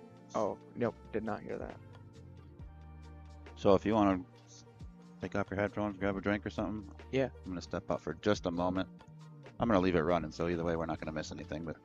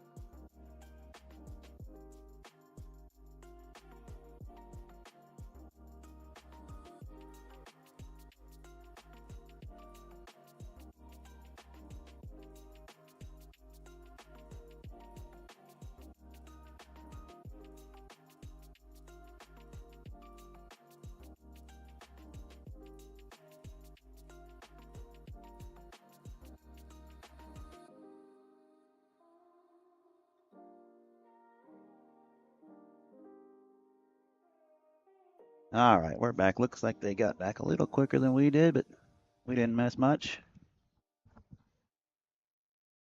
Rack number 7. What are we looking at here? The deuce. I believe this was Mason's break for mid wall, and then played safe for, but Hayden did.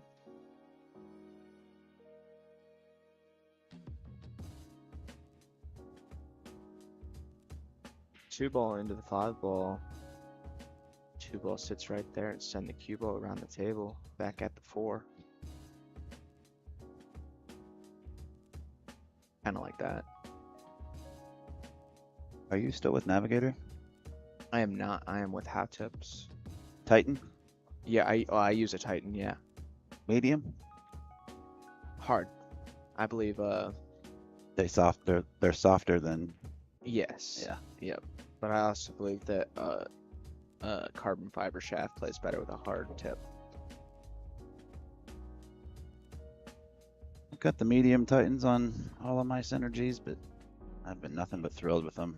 Shout out to Jenny Lynn and Andy with How Tips and Andy Cloth. Yeah, my the pool hall in my hometown actually, they use Andy cloth. It's nice.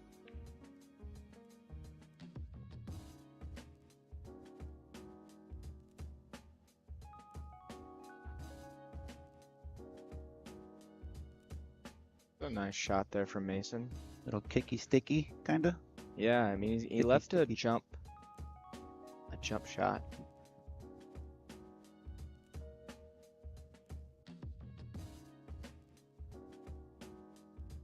The 7-ball is it's sitting right there for Hayden to make something happen here. Oh, I just got a text from Florian. He got checked into his hotel across the street. He's going to be the keynote speaker tonight Ooh, at the Academic Awards banquet dinner.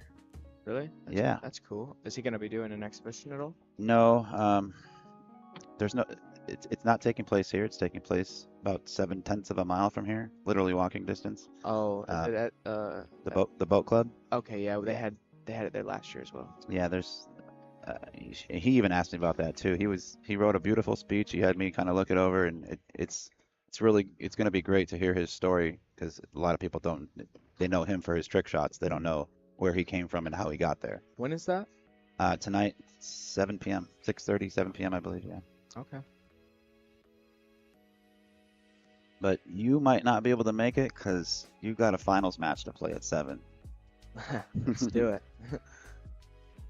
Fortunately, I won't be able to make it either. But good news, he made it. He's here. He's gonna take a nap and then. But to answer your question, no, there's no table at that venue. I didn't know if he would I come told him we here had and do tables one. here, but I Yeah. also told him you can come here and play pool. Yeah. Don't you dare come here and do your trick shots because he will destroy a table in minutes. I don't think the conditions are there actually for Too a too trick moist shot. or It's too humid. It's too humid here. I believe Florian likes to do his trick shots on a very slick table. Oh, he's from Vegas too, so everything's dry and hot out there as opposed to Correct, yeah. super humid here. It's a nice shot that Mason just played to go in between the 5 and the 8. He's kind of picking his rhythm back up Yeah, here. He's looking smooth right now. Yeah, Hayden kind of put the brakes on him there for a little bit. And now he's kind of got his rhythm back here.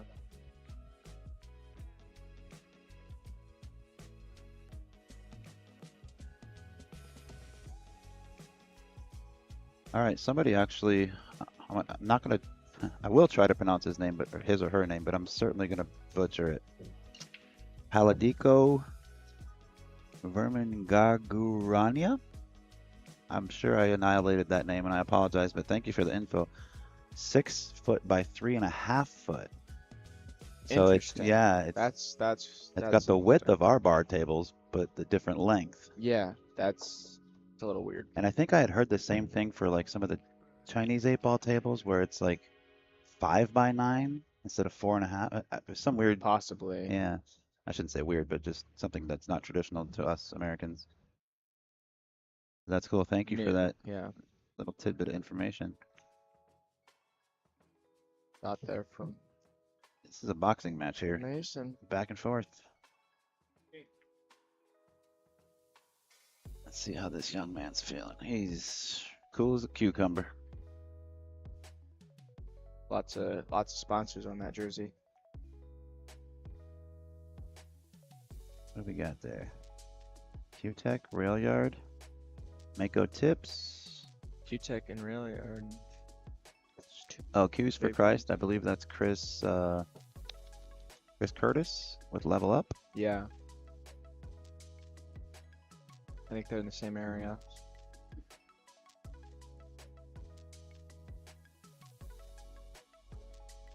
Wake up. Wake up, sir. He's focused. Oh yeah. John Mora likes to do that as well. Mr. Smooth. Love that guy. Absolutely love Johnny. He's pretty cool. He recently got on with Lucasi. I was watching John play at the UK Open, and What wow. a break. That's gonna count.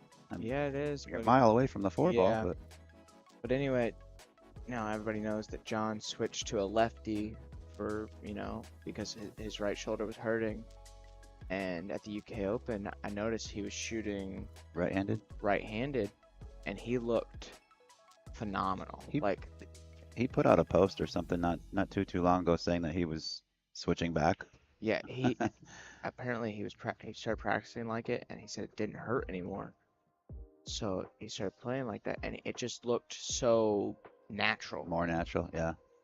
Whereas the lefty looked more forced. Well, you know how hard it is because, you're right at that world-class level now. Yep. You know how hard it is to get there. It's hard enough to do it with your natural hand or with whatever you've been learning and playing your whole life. Imagine switching, and a year or two later, and Fargo actually did a report on him. They took all his, 1 year of data as a lefty and 1 year of data as a righty. And as a right-handed player, his Fargo was going up and down, up and down, up and down, like mountain peaks. Yeah. As a lefty, it was almost like a heartbeat. It was just dead straight.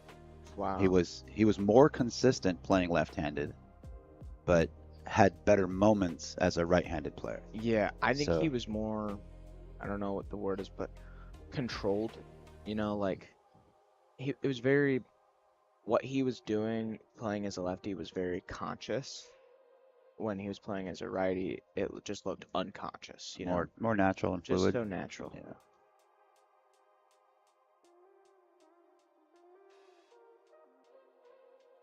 I gotta be honest, Mason's looking a little sharper than he was yesterday, and he wasn't looking bad by any means. Don't take that the wrong way. He's a little bit more dialed in right now than Yeah, he's hitting the ball clean right now. he's got his cue ball under control more so today than he did yesterday. Was Mason on the stream yesterday? He was, yeah. I can't remember who he played. I could tell you. It was just a long day yesterday.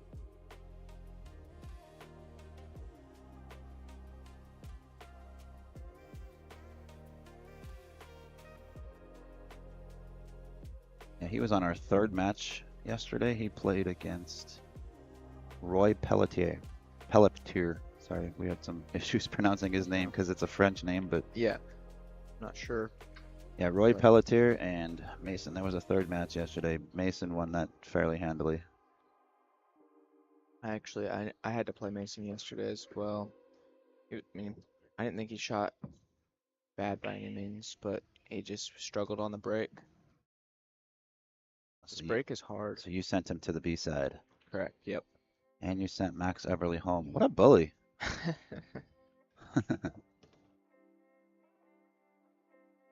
That's a good out. I feel like I got a pretty tough draw in this tournament. Let's just see, and go all the way back and see what you did.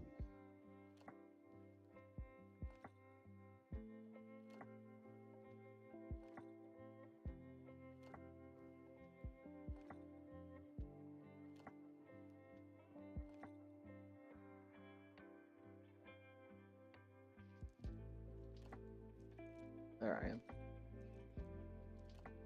The guy says, "I got a tough draw." Comes out the gate, smokes Grayson 9-1. Then he wins 9-2. But then I got it Oh, then handed you got- back to me. You got Lombardoed. Yeah, I did. I broke bad, and he broke fairly well.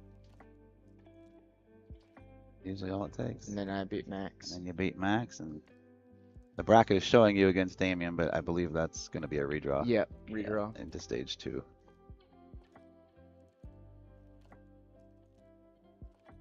Imagine telling the world, I had a tough draw, and what were you, like 18-3 at the end of your first 2 matches?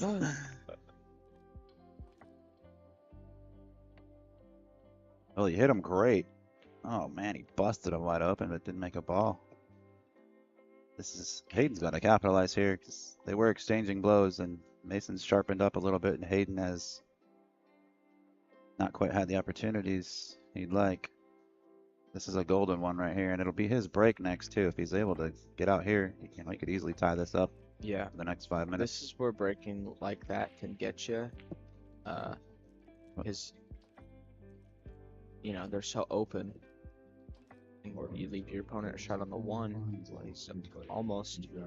He's probably. I mean, Hayden is probably 95% from here.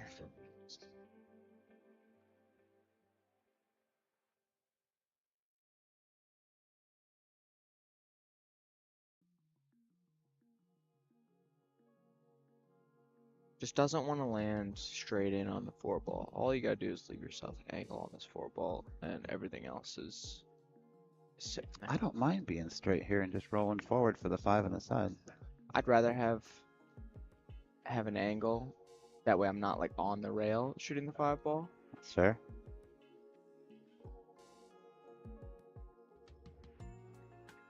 But it does look like he got pretty close straight in.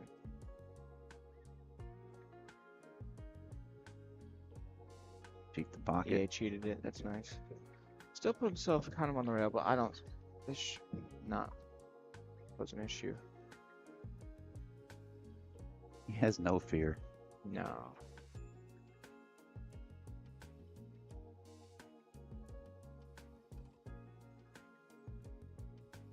A little fast there with the stroke, just a little bit. That might sting a little.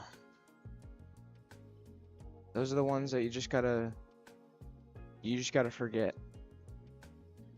Wait for your, just tell yourself, there'll be another opportunity. Because, I mean, it's alternate break format. He's gonna get his chance.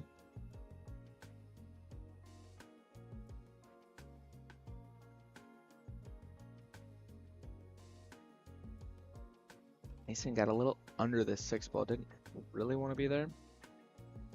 Shouldn't be too much of an issue though.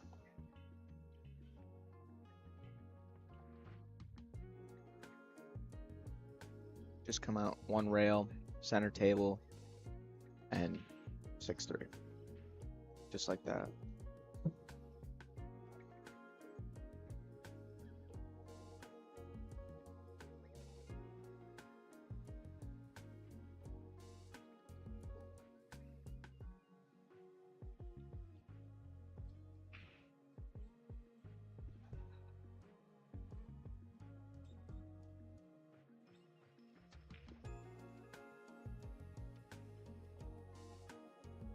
Surprised he went 2 rails there instead of just center ball and out to where he's at right now, but must have just been a kind of a preference thing.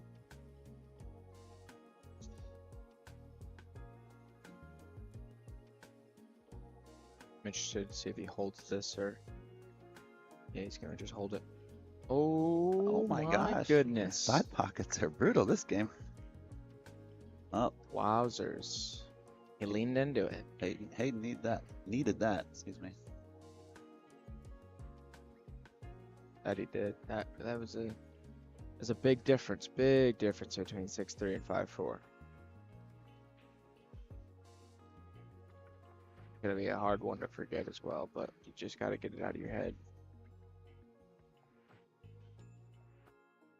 That's one of those where is it worth holding the ball, or you just pocket it and go around the 9?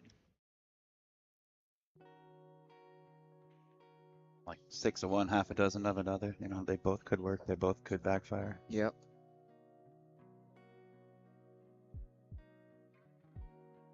They both kind of just handed that rack to each other. Yeah, we haven't seen a break and run yet. This set. That's kind of how me and Max's match went until the 7-2 rack, I believe. No. See, yeah, no. The 6-2 rack. Yep, the 6-2 rack. That was the first time a ball was made on the break. 6-2. Yep, at 6-2. Isn't that funny how you always remember that, like, as a pool player? Yeah.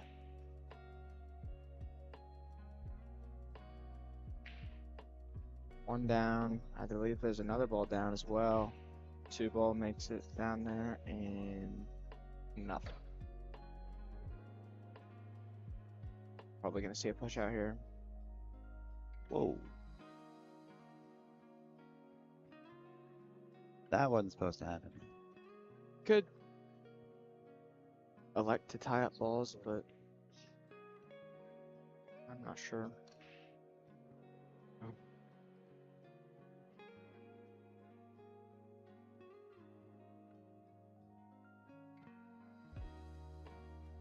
It's kind of a similar push out to the very first one where Mason could just thin the, well, never mind. I don't like thinning the. He still has the option of thinning the left side of this 2 ball and bringing the cue ball back down by the 9 and the 8 ball. But there's definitely other options. That's what he elected to do, though, and I don't think he scratched. Did he? Oh, he did. Wow. This is a big swing here. This went from 6-3 to what should be now 5-5.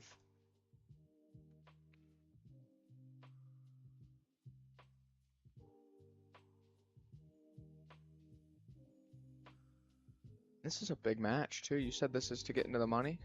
Correct. Yeah, loser's out.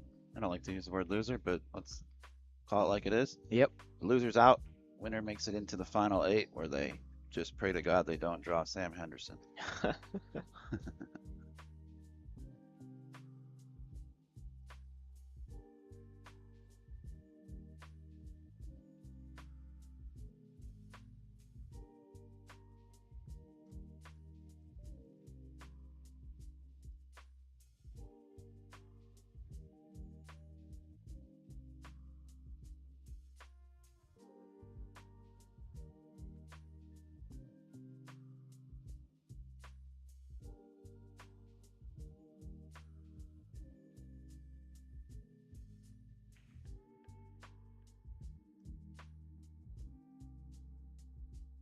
Sharp here. Yeah. I think he fell on that angle where he's just gonna play it with top right. I was just about to ask you, do you pound this with a little stun draw back out, or do you go forward?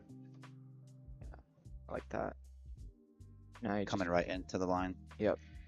Doesn't have to do much with the cue ball here. No, I don't even care to draw this ball at all. I just kind of stun out to center table. As long as you're in the center of the table here, the 8 ball's close enough to the pocket.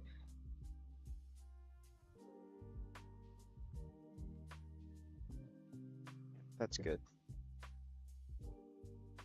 A little 1 rail action here. Just go right by the left side of the 9. What a big swing in the last 2 racks. Yep. What could have been a 4-game difference is now a tied game. Hayden with all of the momentum currently.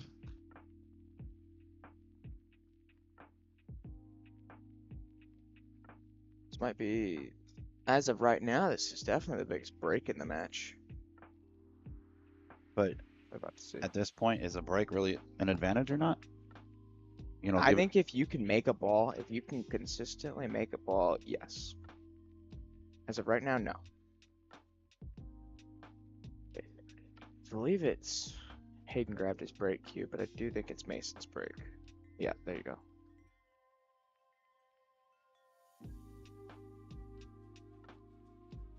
now he's awake. Oh yeah.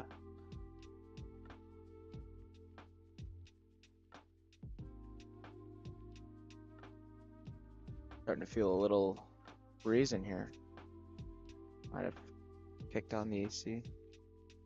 It's okay with me. I'm a little warm. I don't know about you.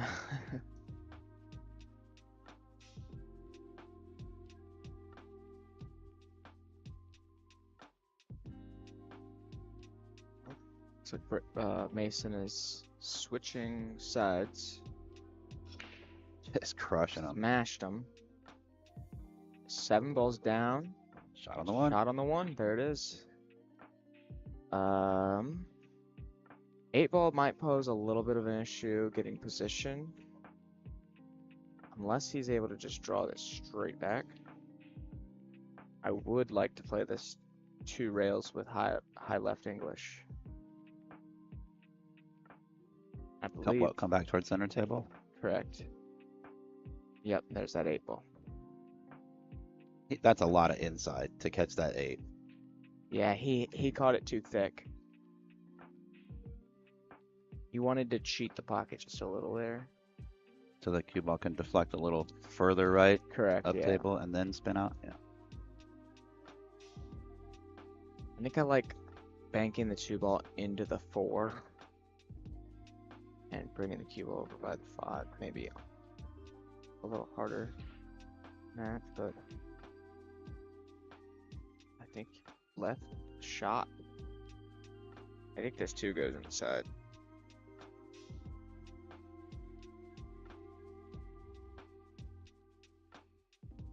Gotta come with 1 here. Going for it.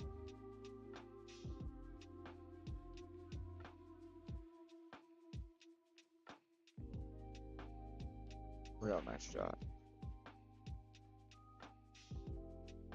Now the only interesting part is where does he have to be able to make this 4 ball?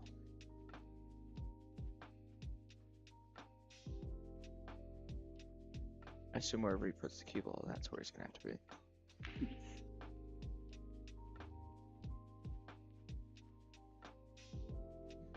Draw. Uh-oh. I want to be straight in.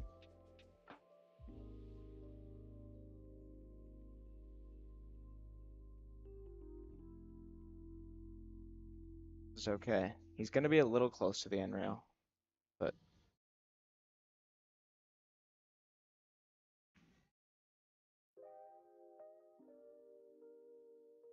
watching Hayden warm up and practice this shot quite a bit.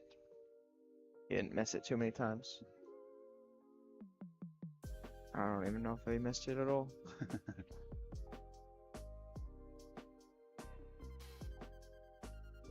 Just like that. Great shot. Super pure.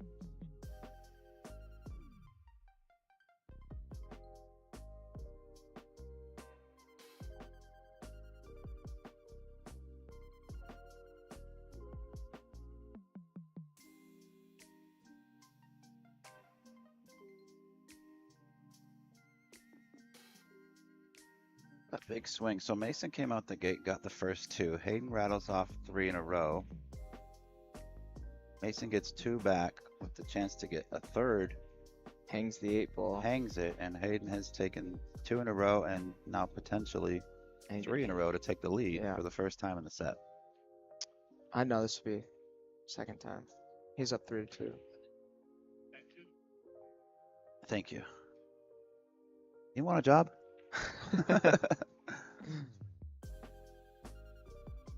Hayden fell a little funny here.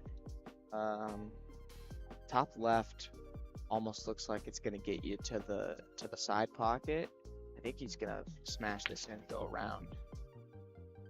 Yeah, Ball's kind of like go. that. And this is good. Good shot. Came up. Can you reach it? I mean, it's tough for a right-handed player. Came up a half diamond. A diamond short, but it's an easy stretch for a lefty, but he has grown about a foot in the last 6 months, so I thought he was going to have to stretch across the side of the table. No, he was fine. I think he might be taller than me now. I don't think so. No, you don't think so? I think it's close. He is. I think I'm 4 years older than he is.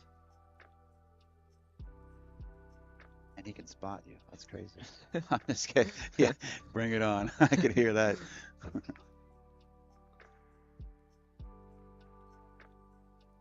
Yeah, but yeah, that's a real big swing, and it was in a matter of like what seems like 5 minutes. That's how fast it can happen, I guess.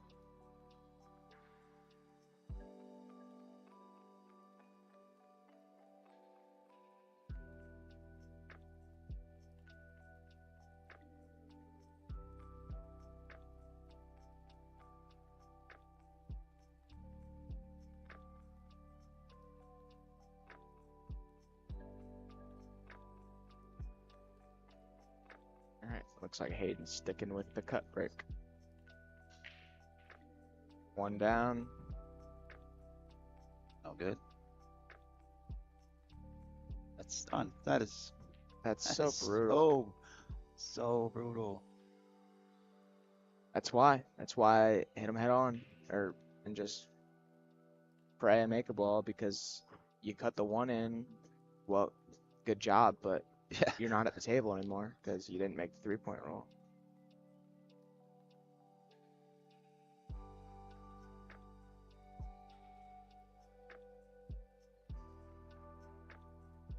Check these brackets here and figure out what's next for the 2 o'clock table. Thought we were going to have a wheelchair match at 2, but those aren't quite scheduled yet, and we also have the redraw for this division here, the one you're in, Sam, and those matches are supposed to start at 2. So I believe Mason felt a little funny here. Hurt himself, but obviously it's not a big issue. Hit that at 10,000 miles per hour. is that all? I thought he would just roll that one in. Usually when you play at rail first, the cue ball tends to pick up some speed. So this Hey, is such a it's good that- shot when it goes. Come on, it's so pretty when it works. He's got a shot. Yeah, he's That's a real nice shot. I thought he would try to come to the other side of the 6 ball. He may have been. I think he probably was. He's just firing Oh, at him right now. wow. I don't quite understand. That is very impressive though, what the cue ball just did. I don't know. It went in between the 8 and 9 and straight in the corner. He's sick with himself. Yeah, he just started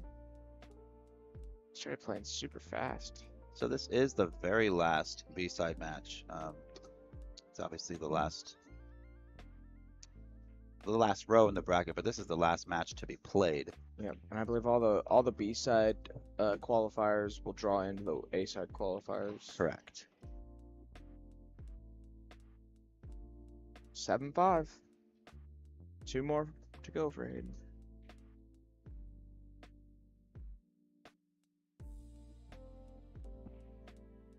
A big match right here. I remember the payouts. It's like a $500 match or a $625 match, something like that, and then it jumps up from there. Wow. Be a nice one to win.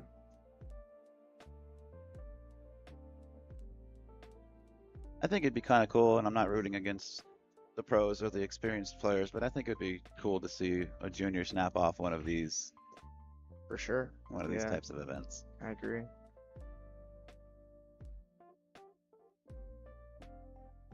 Gonna be a star-studded final 8. Whoever wins this match. Ricky Evans, Oscar Dominguez, Hunter Lombardo, Lucas Fracasso Werner, And then some goober named Sam Henderson, Damian, Damian Pongpanik, Payne, and whoever Payne wins that. McBride. And yeah, whoever wins this. Thanks.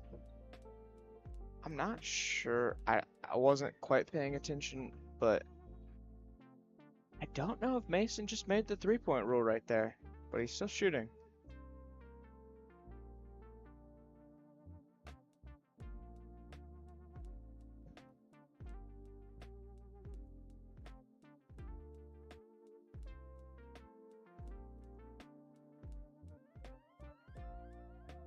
See if I can find a replay behind closed doors and see. Okay. Not that it obviously matters at this No, it point. doesn't but matter at I this wasn't point, looking at the screen, but- so I want to see what you saw. I thought only the one ball fell, but there obviously could have been balls that, Went up and came back. yeah. He's really just hammering them right now. I think he needs to settle down a little. I think he would have won that last track if he would have been a little bit more settled.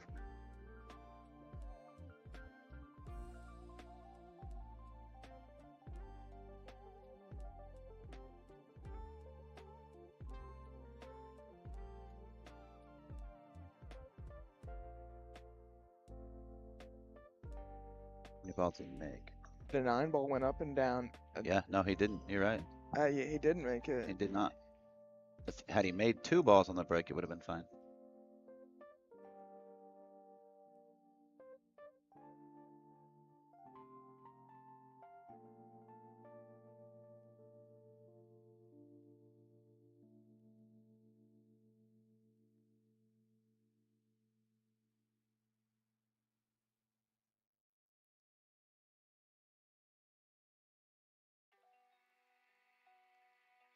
Yeah, should have. We're back on. Okay, we're back on. Yeah. Yeah, so just watch the replay. Yeah, but it doesn't matter now that Hayden made a nice shot there on the 5 ball. This should put Hayden on the hill. What a turn of events here. Yeah, this is What should have been 6-3. and in every rack, besides maybe one, Mason seemed to be running out. He was looking super smooth, and it's like one thing rattled him, Yeah, and he that 8 ball really threw him off his game. kind of got a little tilted.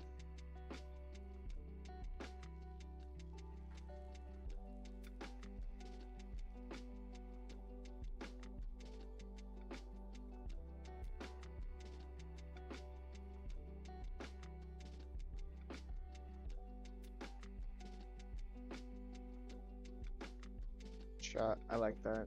No real reason to come near the side pocket.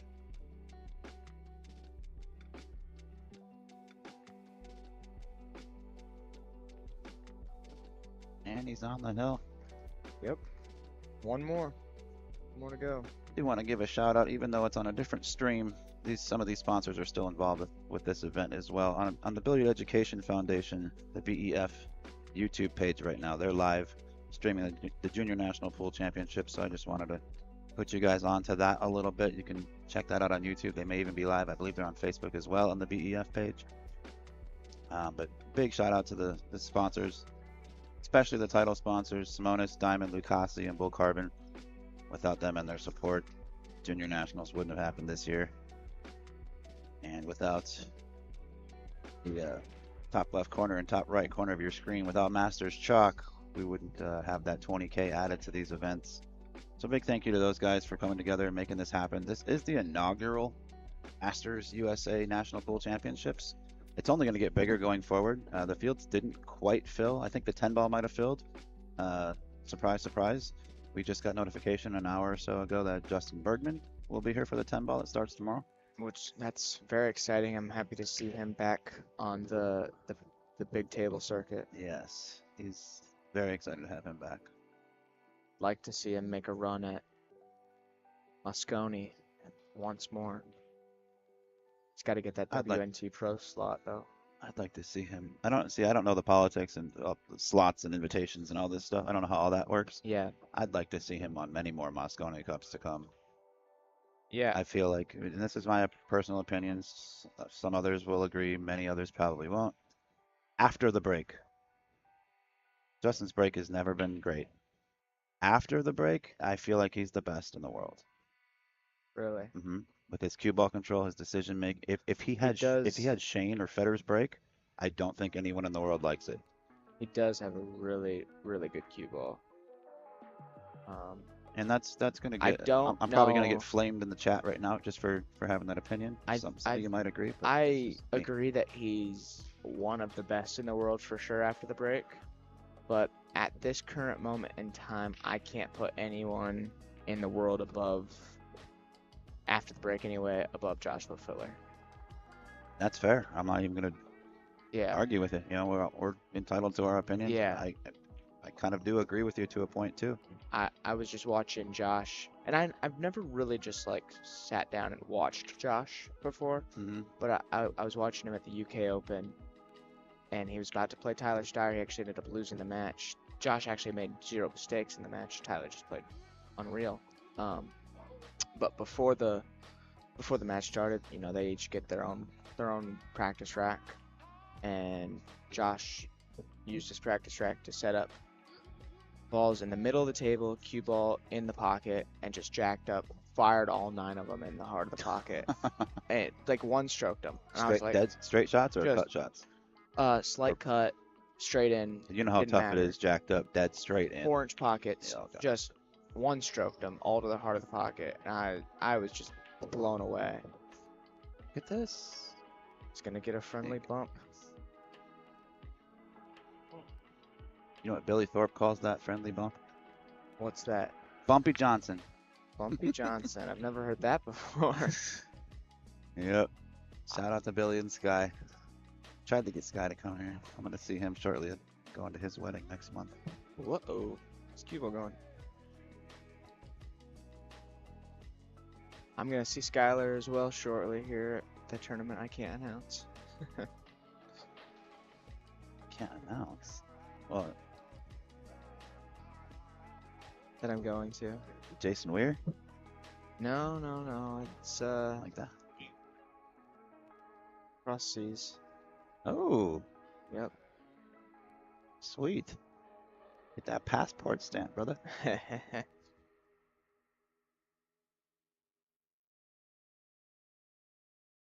All right, normally as we're getting down toward the nitty-gritty part of this match, normally I'd give you guys an update on who's coming up next. Can't give that to you. And it's not because I'm keeping secrets like Sam. It's because the draw, as soon as this match is done, the winner will get put into a pot, if you will, and redrawn. Yep. And so, don't know who's going to be playing who yet. So when this match is done, it's going to, I don't know, I might roll some commercials or just throw a graphic up on the screen until I get that draw handed to me. There's not a whole lot I can really inform you guys on, except I can let you know it's going to be taking place at 2 p.m. Central Time. It's now 12:56, so an hour from now. Not sure where you guys are at in the country. Obviously, if this isn't live and you're watching this in the future, feel free to fast forward. 9 ball. Ooh, 1 ball anyway. It wouldn't have counted. That again. The 9 ball would not have counted because only the one came up across the head string. The one came up and then Sit back. down. Yeah, he didn't make the 3-point roll. Mm-mm.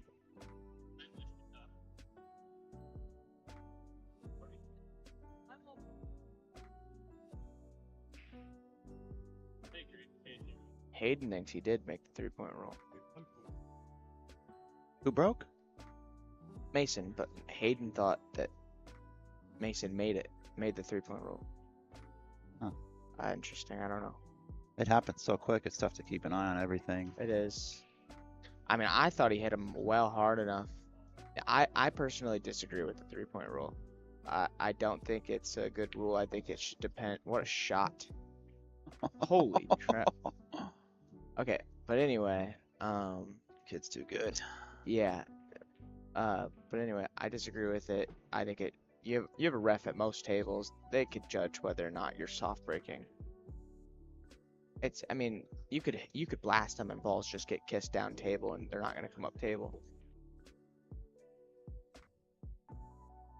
Well, when you see people that are known for strength, power, good breaks, and they're struggling with it, it's tough to expect, a youngster that hasn't, without sounding condescending, isn't strong enough yet. Correct. Right. Last year at the that's no bueno. Last year at the hay ball, they had the same rule, and you had kids that were like 10 years old playing in the hay ball that they couldn't even get it past the side pockets. So it's like, and if you do it more than 3 times, it's a loss of game in the hay ball. Oh, see that? I did. That was. I mean, he had to play it like that. I think he just hit it a little too flat. Let's just get down on this. Okay, yeah. Take your time. He's got to hit this one pure because if he hits it with a, kind of a punch stroke, if you want to call it, Mhm. his cue ball could head straight for that corner.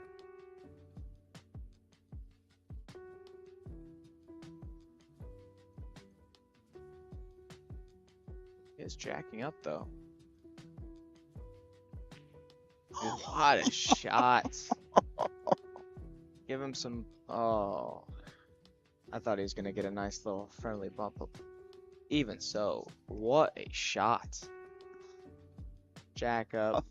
Fired in. That's the shot Might of the need to match for get me a right there. replay on that one.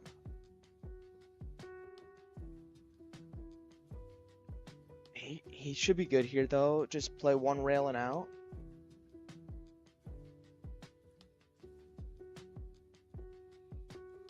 Good shot. He's gonna have to play it one rail and out again.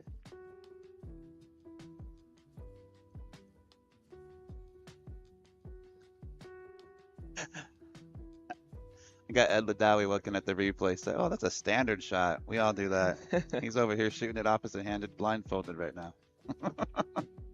All right. Behind the back, I forgot. He's Jacked got up a too. interesting shot here on the 9 ball to send himself through to the last 8 of the men's pro tournament. This will put him The into Masters. the, Let's put him you could call it through quarters. the quarterfinals. Yeah. Yep, 5th through 8th place.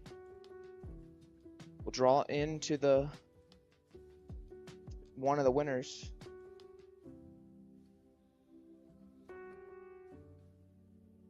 It's good. Good shot. Kid's something else. What an out. He is something else. That was a great out. That 6 ball was unreal. There was Jack. 2 or 3 shots in that rack that weren't normal. Nope. that 9 ball even. What an out. Well, Mr. Henderson, I'll let you go. You got an hour before your next match. Go grab a bite, Yep. hit some balls, do what you got to do. I'm gonna do what I got to do on this end here. I'll get Sounds you guys good. informed on the next matches as soon as they come up. But I really want to say thanks a lot to Sam for sitting down and Yeah. opening up a little bit with us. It was and fun. I was actually pretty impressed. Your commentary's spot on. So I appreciate it. thanks you. a lot. You're welcome back anytime, bro. Good luck to you. All right. Thank you.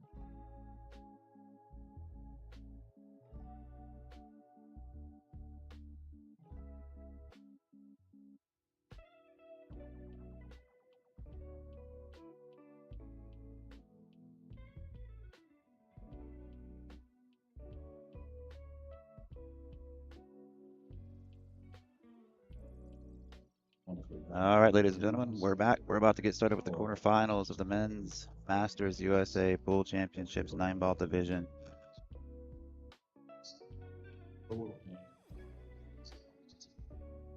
Edla Dowie is making the announcements of the rest of the matches in the room.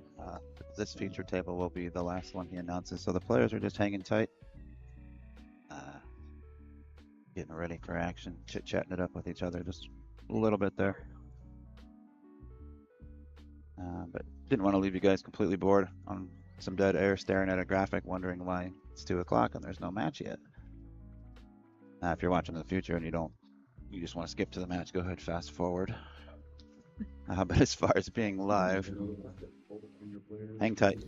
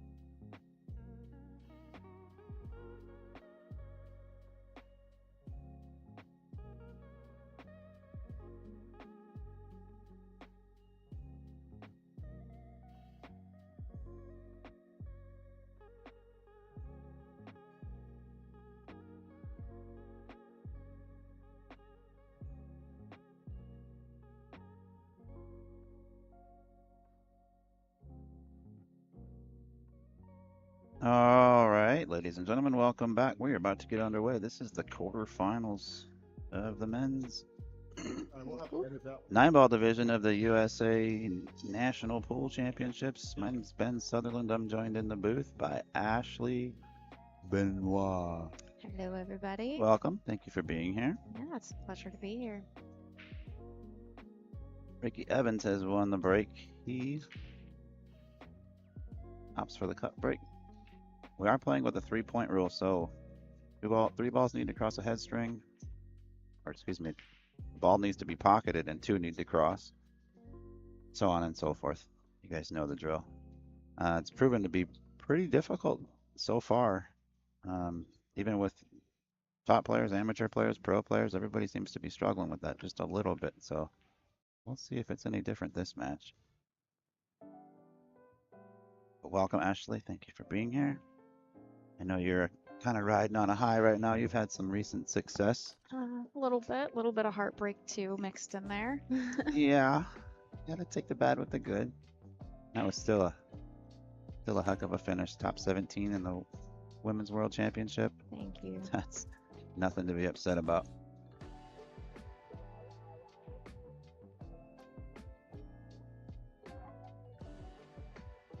Seems like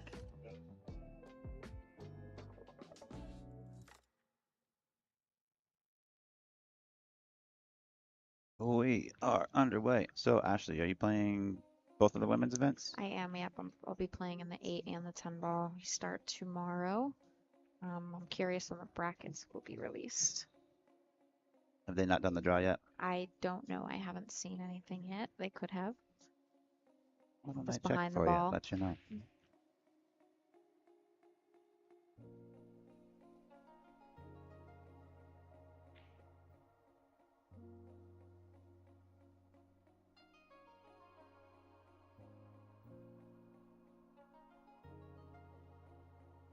Oh, the draw has not been done yet. All right.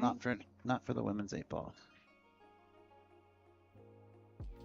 We do have also worth mentioning, and they'll be on stream. I don't know if it'll be today, but certainly tomorrow for the semifinals and finals. We've got the 2025 U.S. National Wheelchair Pool Championships. Exciting. Yeah, it's pretty cool to see all these people cruising around and some of the unique devices that they have that aid them in being able to play is really cool to see. Yes, for sure. That was a great stroke on that floor ball that Ricky just put there.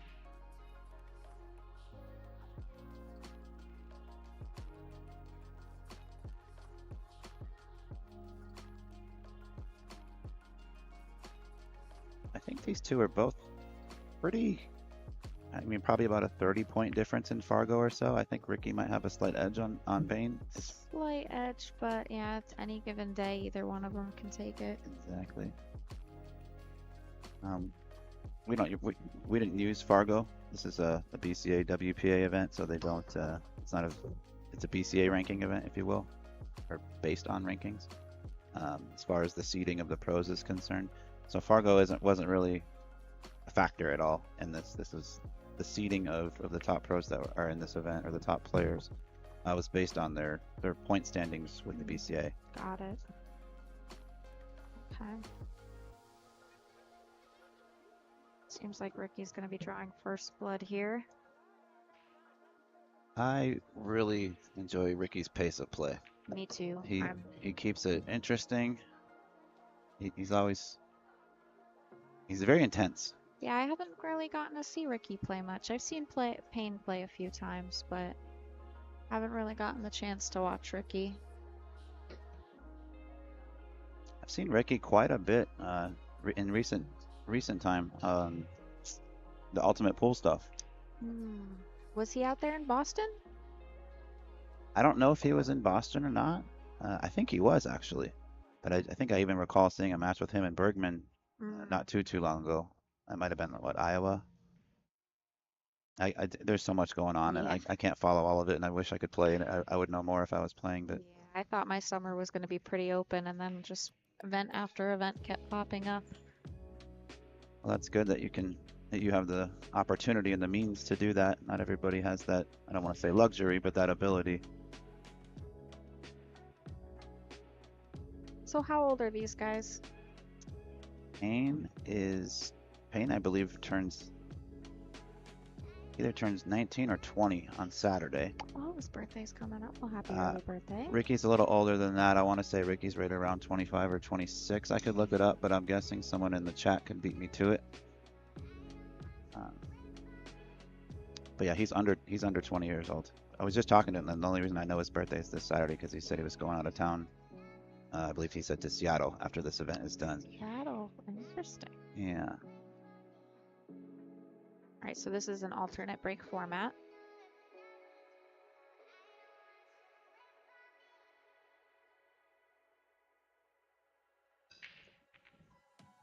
One down in the side, 8 in the corner.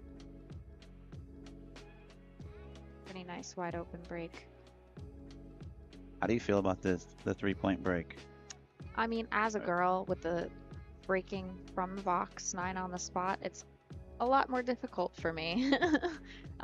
Even when I try and put my all into it, and I can't get those balls to go where I want them to. Just don't have the power behind my stroke. Well, to be fair, we've seen a lot of the powerful, men in this tournament so far struggling to make that 3-point rule. Yeah. So I wonder if that's something that may change in the future if enough people are upset about it, or maybe it's Yeah, I know why they introduced it, to keep people from soft breaking, but I feel like that should be like a basis kind of thing, Like if you see someone doing something, like, hey, give them a warning if you do it again.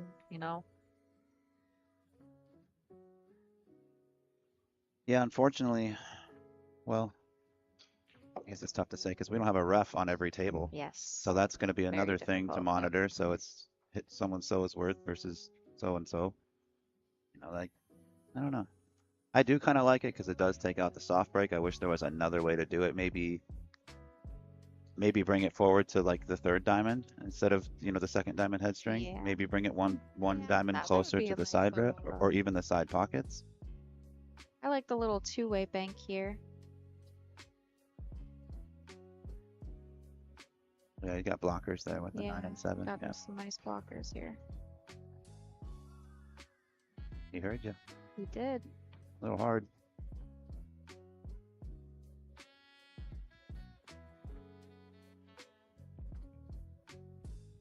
I don't want to say Payne is the opposite of Ricky in terms of pace of play. Payne's more methodical, thinks it out a little bit more. He's got a very consistent pre-shot routine for the most part, Mhm. and it's replicated or duplicated a lot, or replicated, I guess you could say, by himself every time. So I feel like even when he's in a gear or in a groove, he's still not flying around the table, Yeah.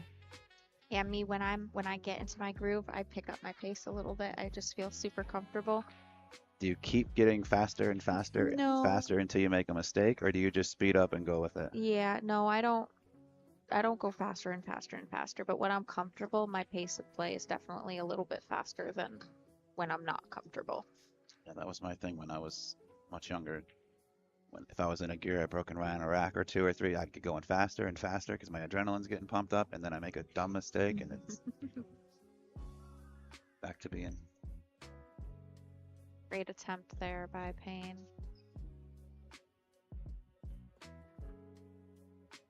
Gonna leave it long.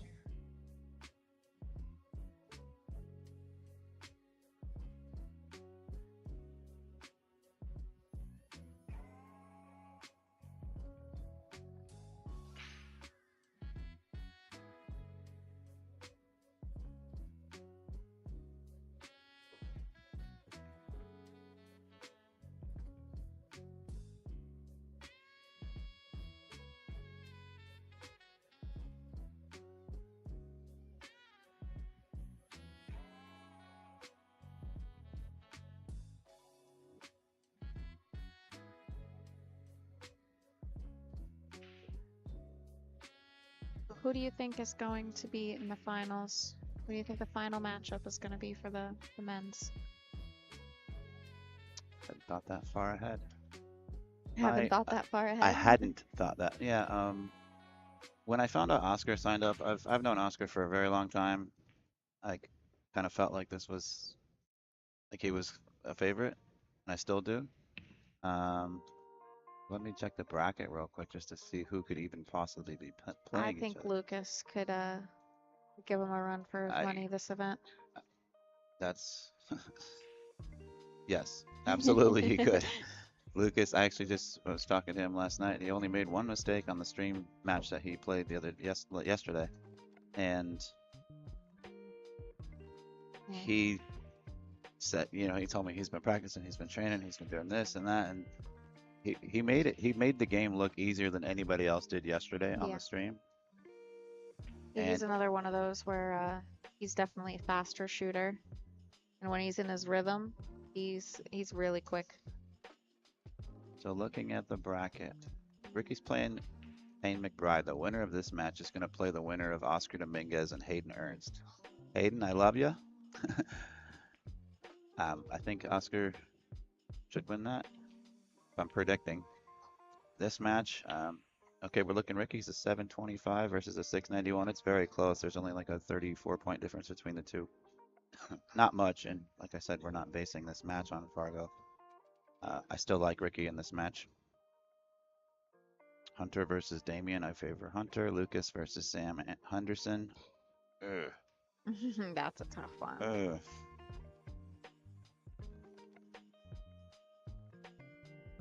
You know, Make you think a little bit. if I'm being honest and not going with my heart, but going with what I feel like Lucas comes out on top there. So now we're looking at Lucas versus Hunter. I like Lucas. That would be Oscar versus Ricky. I like Oscar. So we've got Oscar and Lucas in the finals. That's my prediction. Yeah. And don't make me pick the winner of that one. Don't make. Lucas has taken out some monsters on his journey so far, and I can definitely see him adding Oscar to that list if he hasn't already beaten him previously in a different tournament. So Lucas likes to travel all over this country. He does, and I don't know what their history is. He might be me onto neither. something there. I have seen, I don't want to call it an upset if Lucas wins that. It's very close. Yeah. But we did see an upset or two in this tournament. We've seen, well, Lucas took out Max Eberle. Mm-hmm. Hayden Ernst beat Max Eberle in the first round yesterday on the TV table, Awesome 9-4. Hayden. So a couple little upsets here. Yeah, me and Lucas are pretty good friends. We live fairly close to each other, so I see him quite often. And I was showing him when, Fargo added that situational rating, so he can kind of like look and how he's performed in the past 6 months or so. Oh, I didn't know they did Yeah, that. you didn't know that? Yeah, so you can like separate, you can have a start date and an end date and see how you were played just in those dates. You That's can cool. delegate between 8, 9, and 10 balls, 7, 8, and 9 footers. Like, so I was showing him and he was messing around with it a little bit. And like since the expo, I think he's been playing at like 780 plus speed. Yeah. Good for him. Yeah. I'd like to see him on the Moscone team Me one day. too, dude. I will fly to London to watch that.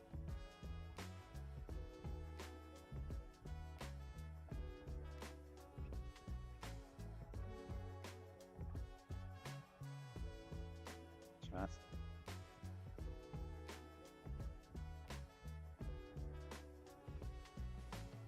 So Mrs. Payne's first true opportunity to really get on the board here. An open layout.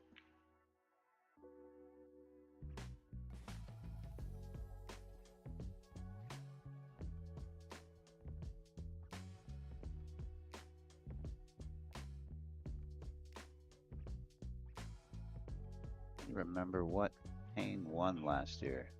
He won the 22 and under division of the men's hayball here. We didn't have hayball this year. I'm kind of disappointed. I would have loved to try my hand at hayball. We were supposed to. It was on the schedule. We'd been planning this behind closed doors for months. Everything was in line, and the tariffs hit. Oh no. So, although Aw, Joy, man. a very wealthy, successful company that Joy is, it was $8,000 per table to import, and they were supposed to bring, yeah, it was going to be another $160,000 just to get the tables in. I understand. And it just didn't make Understand. sense.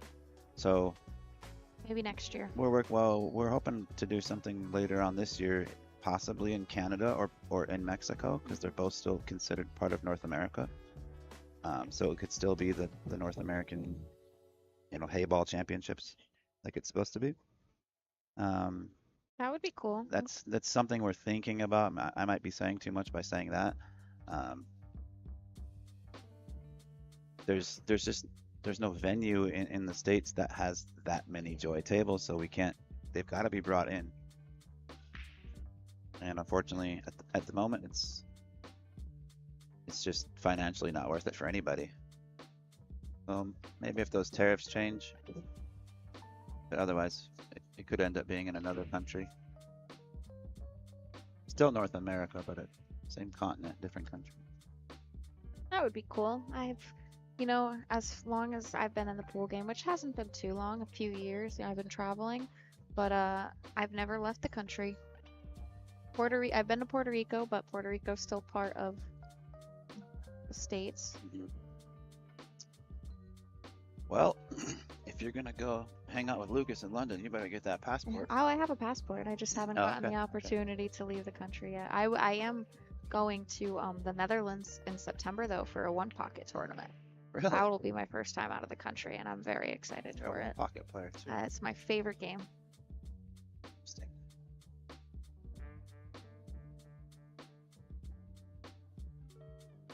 That's in the Netherlands. Who's hosting that? I think that's at Neil's place. He's fine. Yeah, The Hague. Oh yeah. Hague. Yep. Yeah.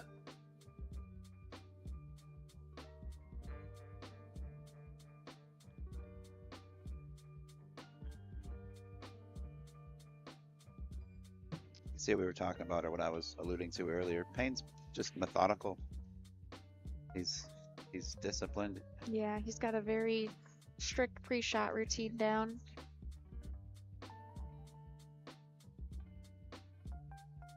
Ricky seems definitely more of a rhythm player.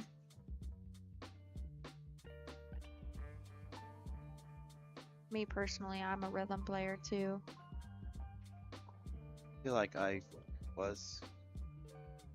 don't get the opportunity to play anymore, but like I said earlier, I was get faster, and then done. It's always a rhythm thing. If I got down on the ball for too long, I feel like I would get cross-eyed.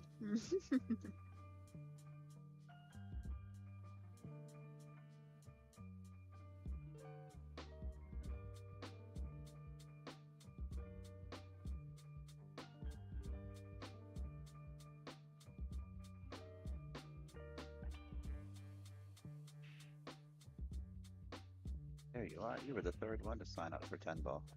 Me? Yep. Yeah, I was pretty quick with it. I got the email. I was like, "Ooh, what's this?" Is that the constant contact email? From BCA? Yeah, so I got an Sorry, email I from probably BCA, and I was probably like, sent you a lot of them.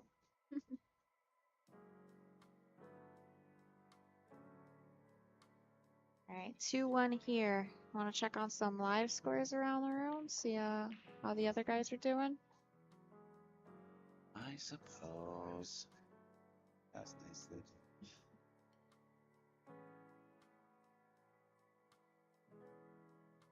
Oscar Dominguez and Hayden Ernst are tied at 1 apiece. Damian Pongpanik is up 2-0 on Mr. Hunter Lombardo. Sam Henderson is up 3-1 on Lucas. Ooh. Sometimes it takes Lucas a minute to dial in. But if Sam gets comfortable, he can run away with this one. I might see if they're on table 7. Sam and Lucas. Yeah, they're right behind Damian and Hunter, I believe. Maybe if the players take a break here at some point, or maybe in between racks, I can pan over there and. Yeah, all three of them are playing right next to each other. Love your attention to detail.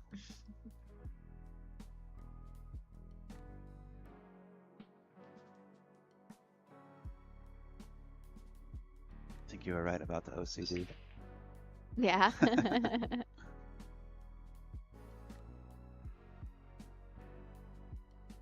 I don't know. My brain is weird sometimes. You ask me to remember someone's name, it's like in one ear and out the other. But numbers, anything to do with like numbers or like, I don't know. Yeah, we're My brain is very picky on what it wants to remember. kind of a numbers nerd myself.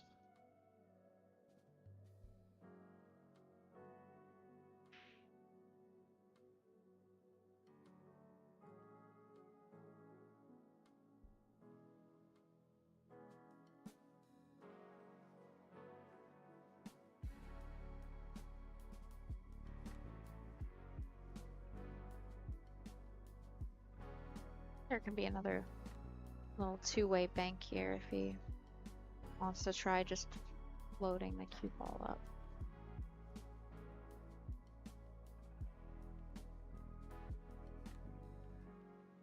Button this, I think. Oh, he is. Okay. You try to draw under it, behind Yeah. it. Wasn't a bad choice. No.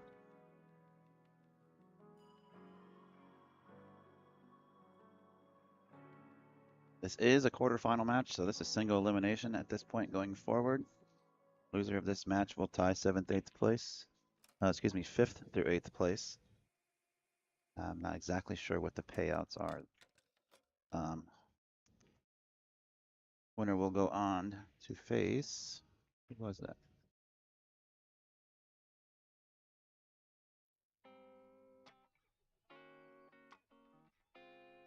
Oh yeah, the winner of Oscar and Hayden, Mm-hmm. which is now 2-1 in favor of Oscar.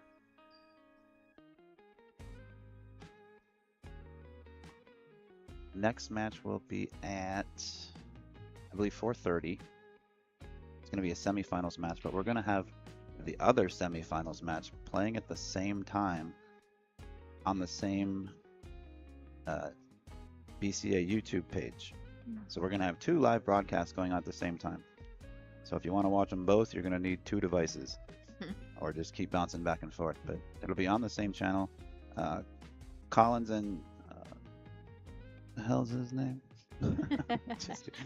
Collins and Melina Mike will be handling the other table. I'll be in here with, I'm not sure who. Probably not Ashley. I'm not going to torture her for 4 hours or 3 hours. We'll see how bored I am. Oh, you're more than welcome to if you'd like. I want to get on a table and hit some balls at some point today. I don't blame you. And then at 7 o'clock Central Time, we will have the finals. That will be 1 race to 11. And that will be on this channel.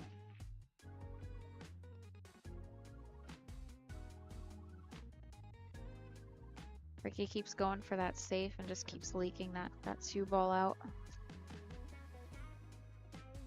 Yeah, I don't even think he left an edge, did he? He did, I'm fairly certain. Maybe not. Oh yeah. Oh, that's not going to help us.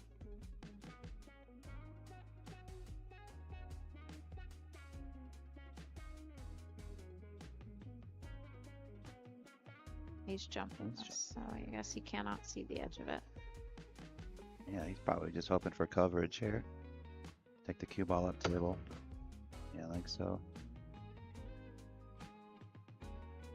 That's actually a really good cue ball to get That is, yeah. basically frozen to the head rail. No doubt Ricky's taking this on though.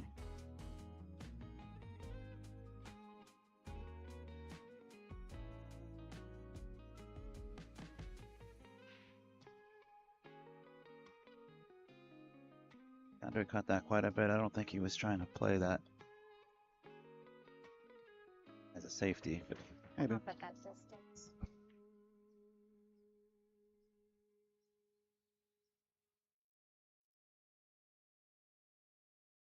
So what's next for you? Next event? What's on the agenda? Yeah, after this, I will be heading home for like a day and a half, and then I fly back out to Kansas City for the Ultimate Pool event. Where's home? Home is Massachusetts, about an hour southwest of Boston. Okay. So I'm guessing you've been once or twice, but it's not going to be your homeroom. You've been to Amazing Billiards? Oh yeah, yeah, quite a few times. He's in Shuney. That's my good buddy. I used to do. Actually, my nickname Slash came from one of the guys that works out there. He gave it to me. Oh yeah. Yeah. Bo. No, his name is Louie. We gotta call him Screwy Louie. The cook. Huh? Isn't he the cook? Yeah, I think Yeah. so. Guy makes a mean smash burger. I know exactly who you're talking about. I love Louis. Yeah, I've been out there quite a few times. I used to go out and play once in a while because I fell in love with three cushion billiards when I got asked to stream some events by Mason. That's how he and I met. So he would take me out there once in a while, and he taught me a lot. Showed me the ropes with three cushion billiards. You know, taught me a few things and tweaked my stroke because it's obviously not a pool stroke on a three cushion table. It's Yeah, for sure. much different.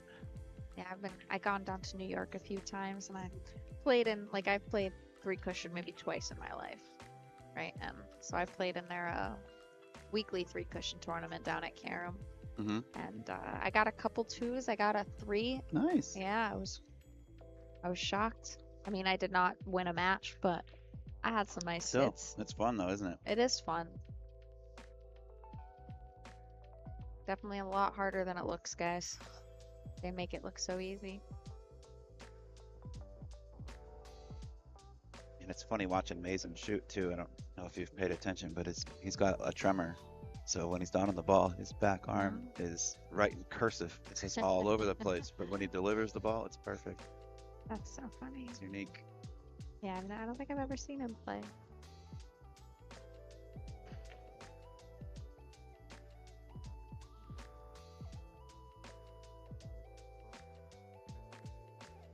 Nice jump there by Major Payne, but almost made the jump bank. Came up just a little short. Yeah. Thought he might get lucky for a second. Tuck that cue ball behind the Me seven. too. I thought it could have stopped.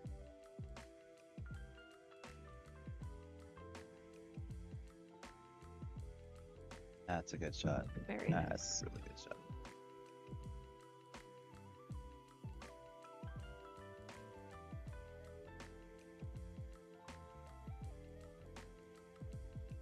Oscar is now up 3-1 on Hayden. Damian's now up 4-0 on Hunter. Oh, Damian's having a great event. Sam's up 4-2 on Lucas.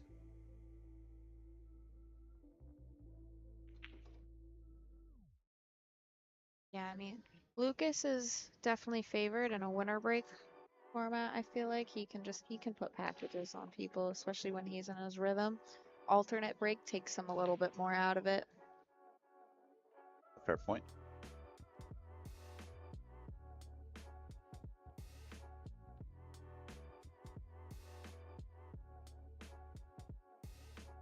That bump didn't hurt him at all. Helped quite a lot, actually. Makes getting to that 9 a lot easier. Makes getting to the 8 a lot easier too. He doesn't even have to play position here, really.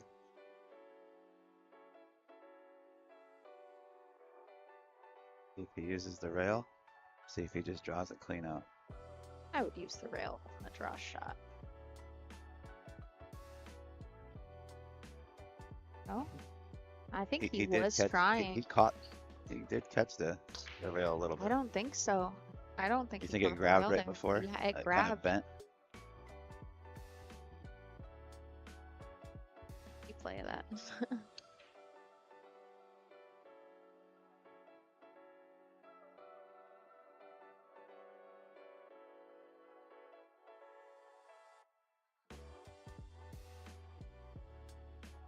Oh, that was.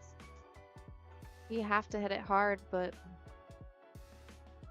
unfortunate. Yeah, unfortunately.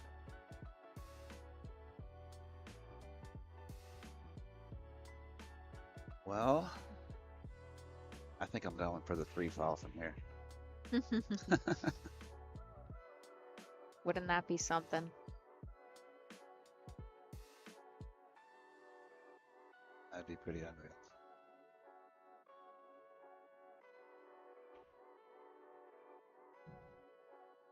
Let's do this. Back out a little bit and see what we can see over here. Or you want to watch that replay again?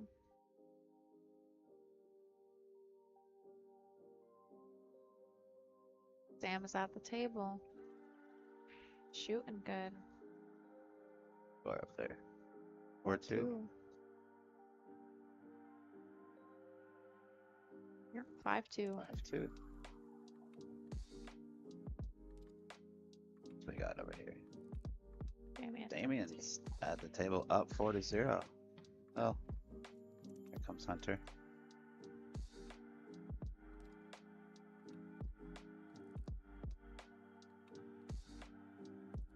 Let's check back on this and make sure we're not Missing missing anything. too much.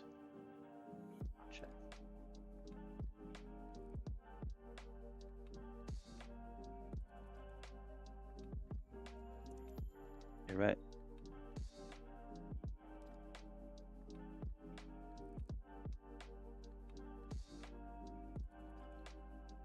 All right, rack number 5.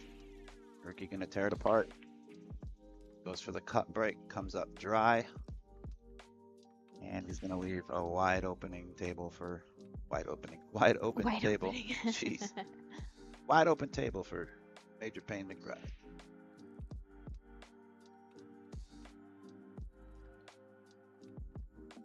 Bruce G in the chat to answer your question. Sorry guys, I can't tune into the chat too much. Yes, Savannah is playing in every single event she can. She's in both of the women's pro events, and I think 4 junior, the 8, 9, 10, and 14-1, excuse me. She's playing everything, yes. Her and Sophia make the scheduling hard. You'll be able to catch the junior action over on the Billiard Education Foundation YouTube page. I think they're actually on. Sorry, my mic dropped for a second. I think they're actually on Facebook as well. But yeah, check out the Billiard Education Foundation. That's where all the junior action's going down. Except at 4:30 today, they're going to be streaming a semifinal of this event alongside myself streaming the other semifinal this event.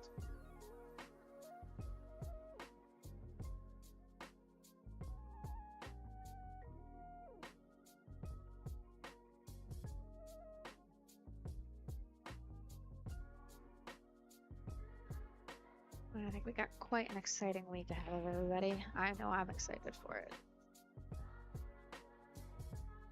I was a little anxious. There's Anxious? You're a not lot even going on. playing. No, not about playing, about the responsibilities I have all year. Ah, But so far, it hasn't been perfect, and it never is, and it never will be. But it's been better than expected. So, and it's only going to get better, thanks to the help of Collins and Molina Mike. Sweethearts that they are. overrolled that. Getting to the 3 there a little bit.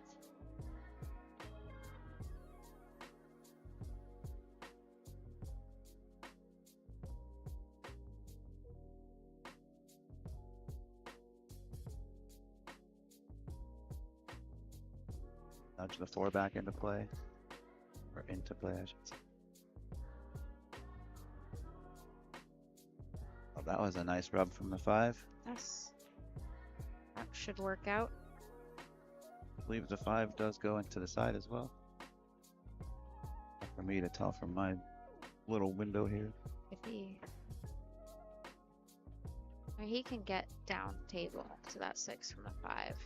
A lot of different places where that 4 ball is. You could just stop it, or you could try to get back above the 5.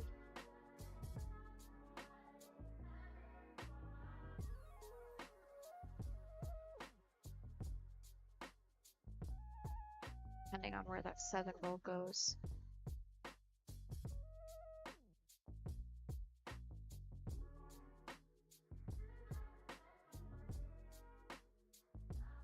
Are they on the shot clock here? Yes, What's the shot clock? I believe it's 45. 45. We don't have the beeps and the alarms. There's a ref. There's 2 refs at each table in the arena. One's reffing the game, the other one's a timekeeper. Got it. So oftentimes you'll hear 10 or 10 seconds. That's just letting them know they've got to shoot within that 10 seconds or call their extension if they've still got it. And if it goes hill, do they get 2 extensions? That I don't know.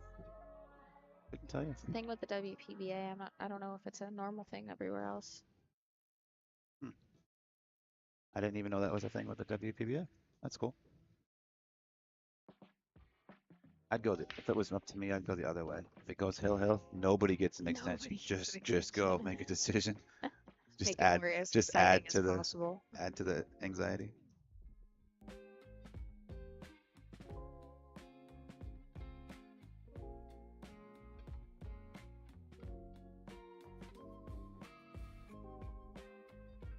And making sure he's checking all his angles out.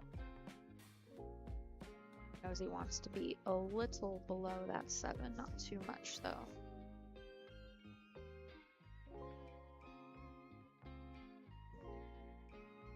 It's like that. Perfect. That's a good angle. Perfect.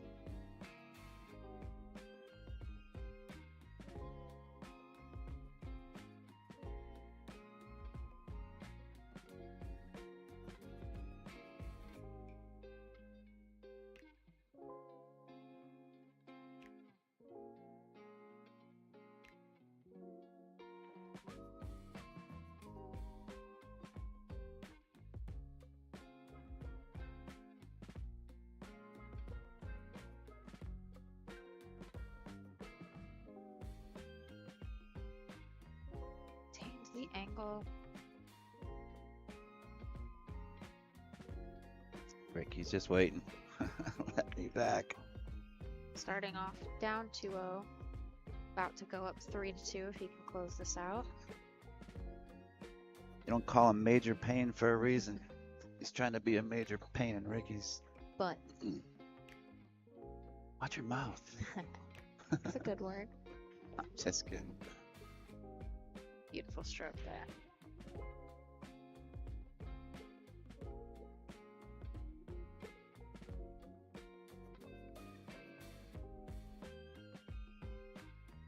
That's starting to annoy me. That blur.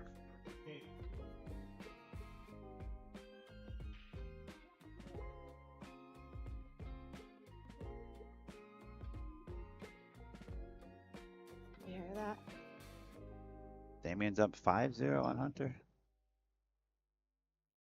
You got a moment here. I'll update the scores in case anyone at home is sweating it. I know Ashley is too.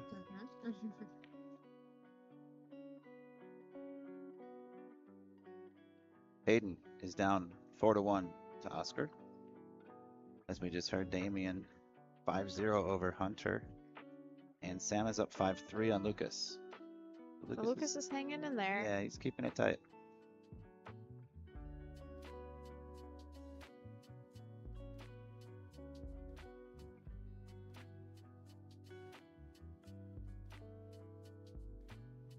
Rack number 5. 6. They didn't update Oh the god, score yet. no, they didn't. They did. I didn't. Oh. Rack 6. Oh, it's only day 2, and I'm already.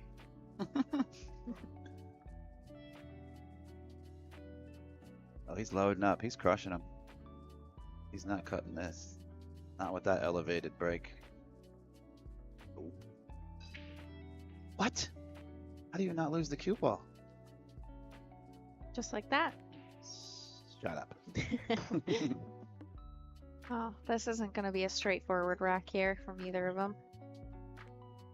I like a little kick and stick action here. Yeah, I like it too. What's going on? Oh, it was an illegal break, so Ricky's giving it back to Payne. And Payne can either push out from here or play it. That's how the illegal That's cool. breaks work, yeah. Yeah, So we- you cannot push off of an illegal break if you're coming to the table. You have to either give it back or shoot it as it is. If you give it back, they can now push or play it. That's an interesting rule.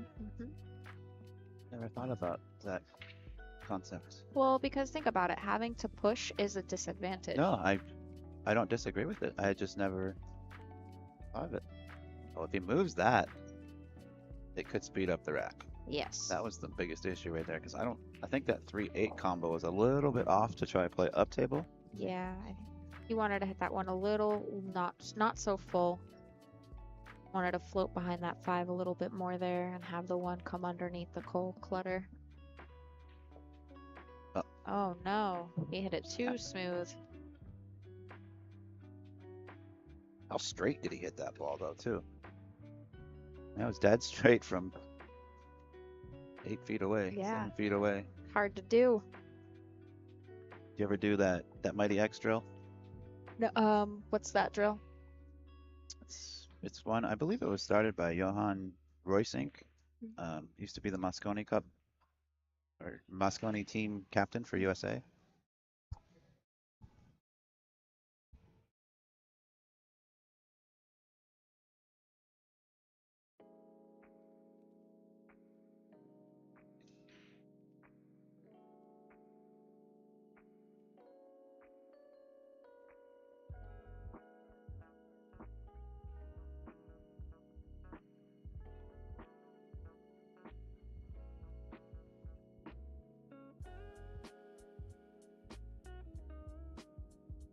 Sorry, we had a little technical issue for a second there.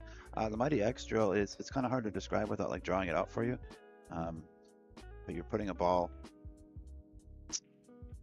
It's very hard to explain. I'd have to just kind of show it, maybe put it on screen for the people to see too. It's long distance, corner to corner shots. You line up the balls dead straight, 2 diamonds up from the foot of the table, 1 diamond in, and then 2 diamonds up from the head of the table, 1 diamond out. So it's a dead straight line. You shoot and you pocket this ball and then you follow in the cue ball. And if you don't follow the cue ball in, you're not hitting it straight. If it goes off to one side and then you do that, and then you play it as a stop shot. And you make the ball and then you play it and you draw back to this corner and make it. Huh. So it really lets you know if you're hitting the ball straight. It's a drill that I've seen some of the best in the world get really frustrated at. So Payne tried to start a 3 foul and left a jump shot instead of hooking in behind the 6. It seems like Ricky jumped that 2 in and is now forced to try to play the safe on the 3, but the double kiss got him. That's just bad luck on that kiss. Yeah, he's got a couple of funky rolls here.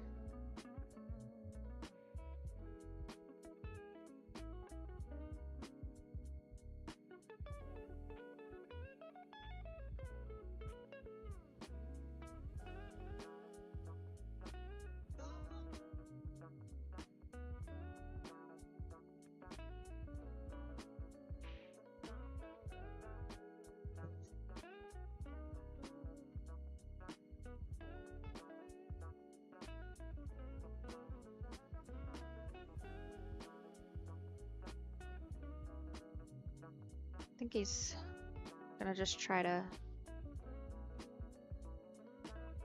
bump the 7, or is he gonna try to draw it out? I think he's gonna try to bump the 7 here. Roll forward, just nudge it. Yeah. Hopefully you don't get hooked behind it. Yeah, any type of pace, it's not done. Yeah. Yeah.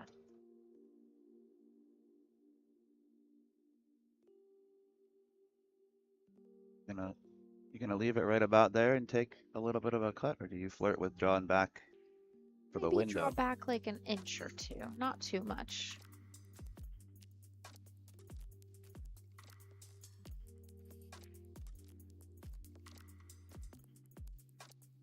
Clint C in the chat is wondering, Ashley, do you have any more matches here? I haven't even started Yeah. here. The women's 8-ball doesn't start till tomorrow. Yep, just like that. And then the 10-ball starts on Friday. There you go. So I've got plenty of matches to You go. just showed up last night, didn't you? Yeah, I got saw here you, about 9 o'clock. your car full of girls pulling up last night. You and April, and who else was that? Kennedy Mayman. Oh yeah, I didn't. Yeah, we had a recognize her in little the car. girls' road trip from Wisconsin. Is that about 5-6 hour drive? 7. 7.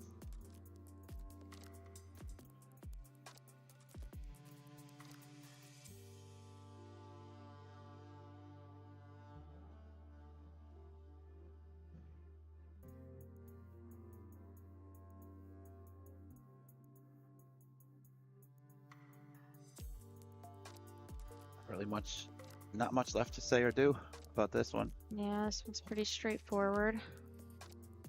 As long as you're not jacked up over this 8 here, now you're good. Pinch this ball back. No need to go up table if you don't have to.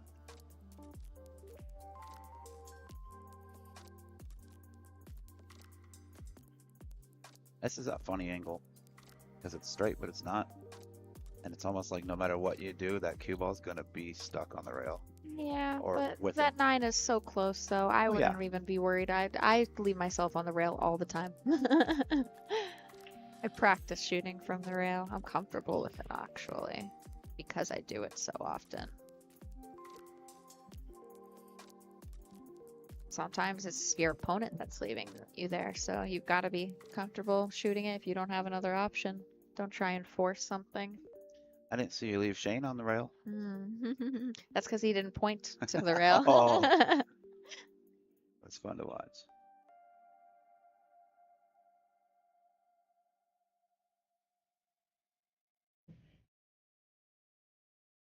Or 2. Let's get a score update. Let's figure out where we're at here. So, Oscar's up 5-1 on Hayden. Damian is up 6-0 Wow. on Hunter. And still neck and neck, 6-4. Sam up over Lucas. They're just going, it's like they're exchanging racks at this Yeah. point. I wouldn't be surprised if that was the case. Well, it is a race to 9 on both sides. So, sometimes it's shortened by a rack or 2. Sam's not on the hill at 6. So No, still got plenty of pool to tons go. of pool left to go there, yeah. It's exciting to sweat.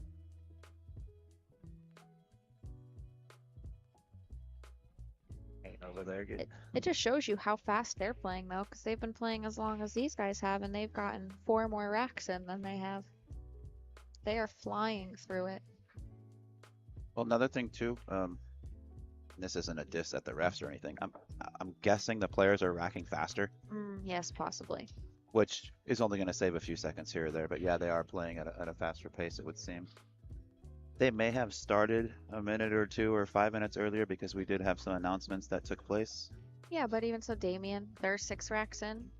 Hayden and Oscar are 6 racks in. This table's 6 racks in, and they're 10 racks in. You are a numbers nerd. I am a numbers And nerd. you have OCD. I recognize it because I tend to be the same way sometimes.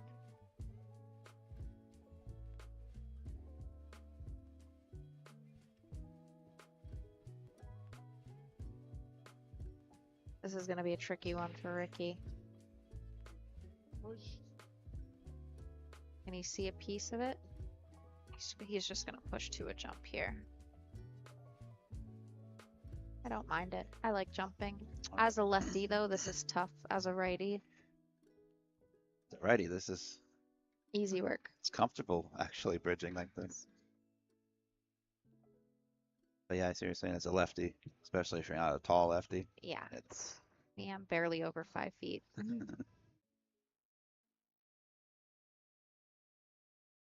like halfway over 6 feet, so not quite.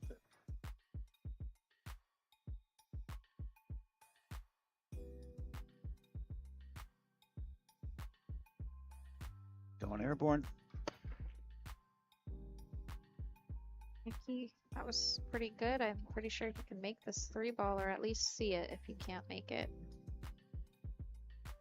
Is he jumping again?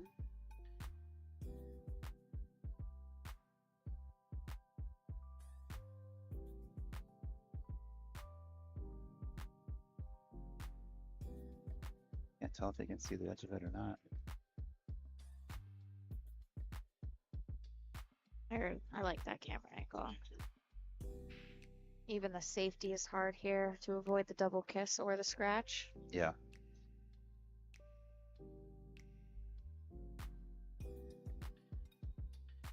He's going for the jump again. I don't blame him.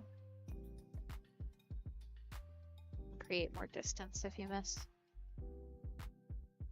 Yeah, if he hits it dead full, it took kind of 2 rails back up table. I think he's trying to make this ball though. Oh, for sure. Let's say if he It's jumped far, and hit it yeah. full in the face, he could 2 rail it up and play something a little bit containing. Or like that happens. Perfect. I think Ricky can make this.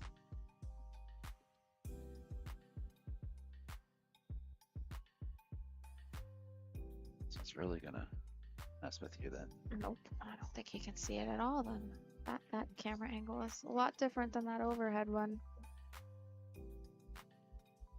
Do something with the focus on this camera. Looks great when it's not. Moving. Yes, thank you.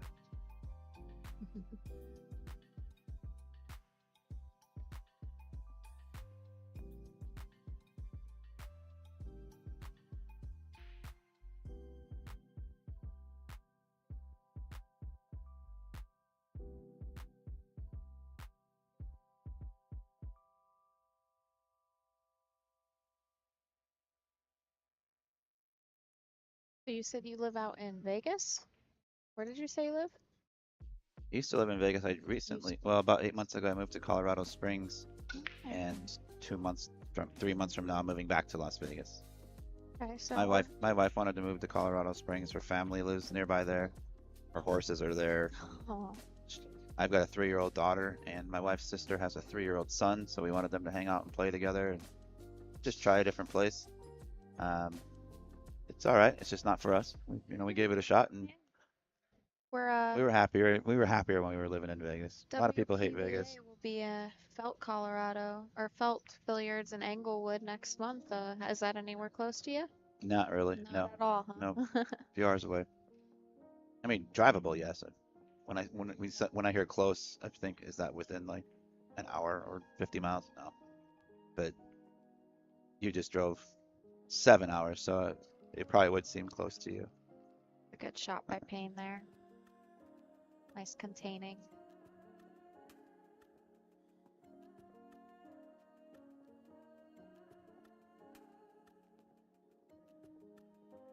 Well, Hunter got on the board. 6-1. Primed for the comeback. Sam Henderson up 7-4 now. Oscar up 6-1 on Hayden Ernst. And obviously 4-2 here.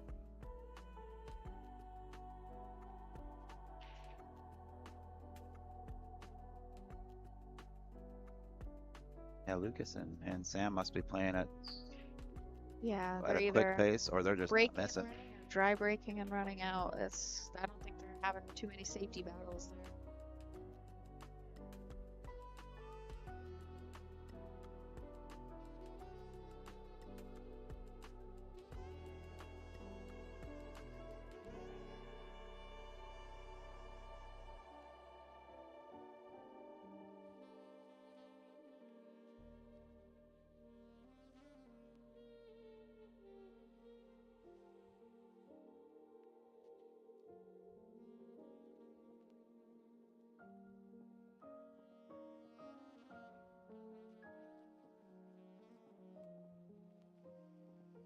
What do you think Ricky's gonna do here? Which side of the four do you think he's gonna play the cue ball? The on? left, That looks like he's going the right. of course. Whatever. I'm never gonna pick the right I'm shot. never gonna pick the right. Either way, it's tough. I mean, you're trying to feather the edge, Yeah. but you're also scared to hit it. But you're trying to hit it too thin. You miss the whole ball. You give up ball in hand. Well, if he goes for this back cut, the cue ball naturally comes around for this 5. If he's feeling aggressive, looks like he is.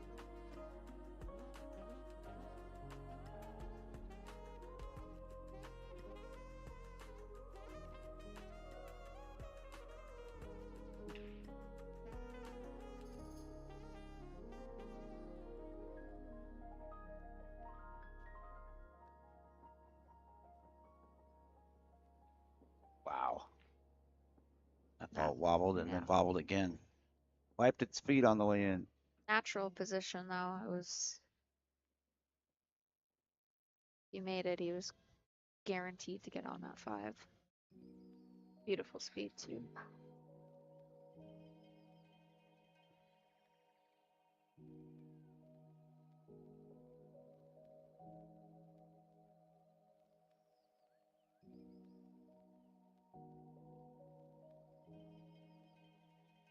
I do like how smooth his stroke is. Me It's very too. controlled. He's got a nice follow through. It doesn't seem rushed or jerky like some players. Yeah, I feel like if you're out of your rhythm and you trying to get back into it, he's a good person to watch, to try to emulate when you're at a stroke like that. That pause before that final follow through. Very very much like Tyler and Federer. Mm-hmm. Get that half a second pause or so. 1 second maybe.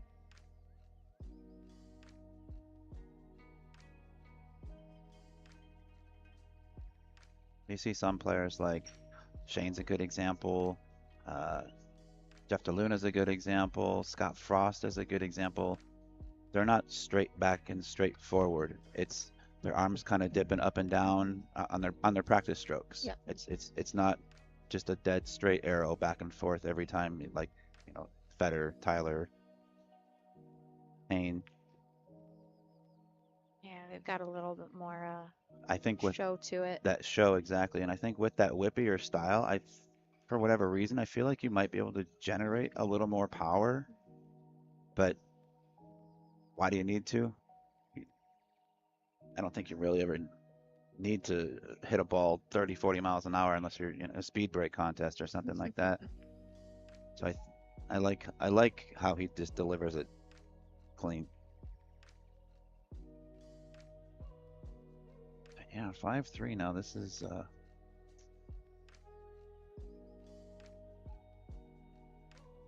it's getting away from Ricky a little bit. Still early though. I mean, kinda.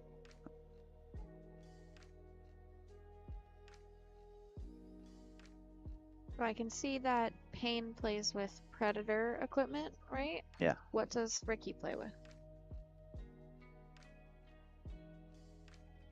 Probably did announce it. Predator. That's Oh, Predator. that's Predator.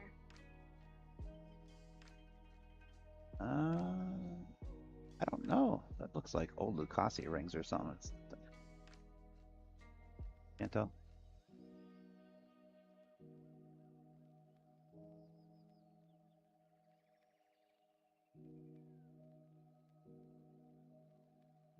They probably did say it in the opening. If he's sponsored, they probably did say it. We just had a lot going on back here. It's tough Yeah. to.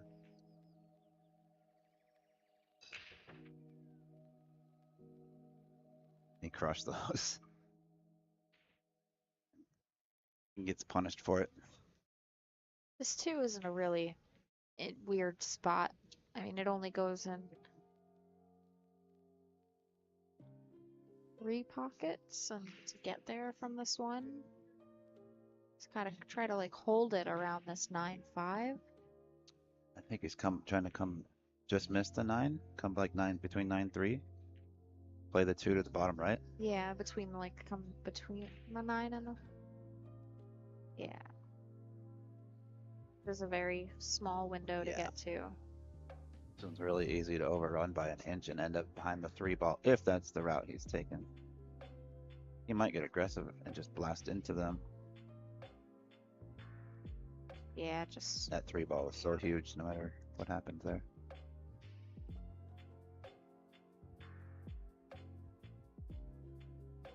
Looks from here. I'm just gonna try to play a little 1 pocket safe here. Just to avoid the 9 and the 5 coming off that side rail.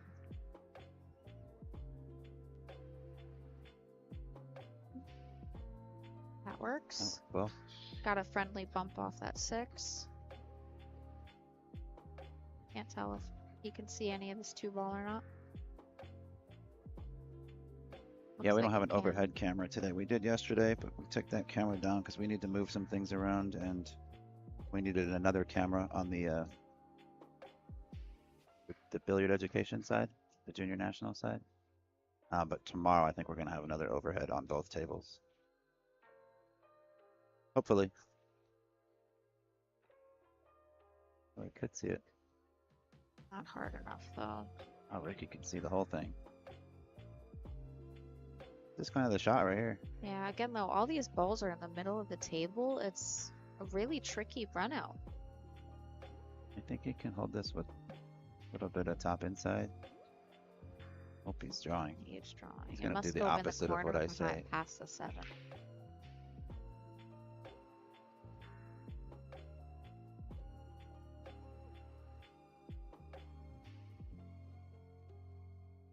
Now it's stop shot, stop shot, stop shot.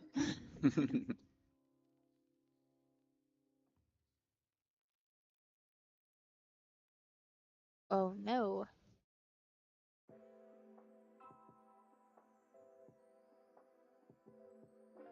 I think he's taking a break after this rack. Seems like he needs a little bit of a reset. Yeah, I would too. It's a good call.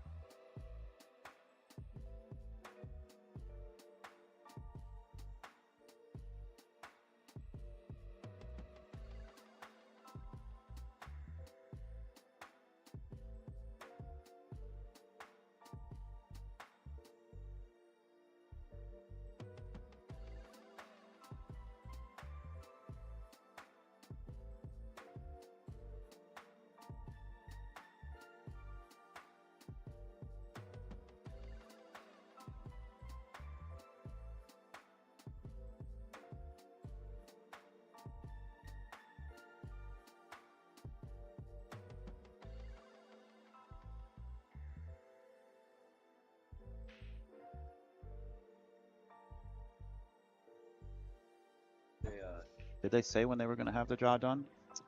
No, I did not hear when that would be That does happening. start tomorrow morning, correct? Tomorrow morning, yep. Yeah, they should get that done sooner than later.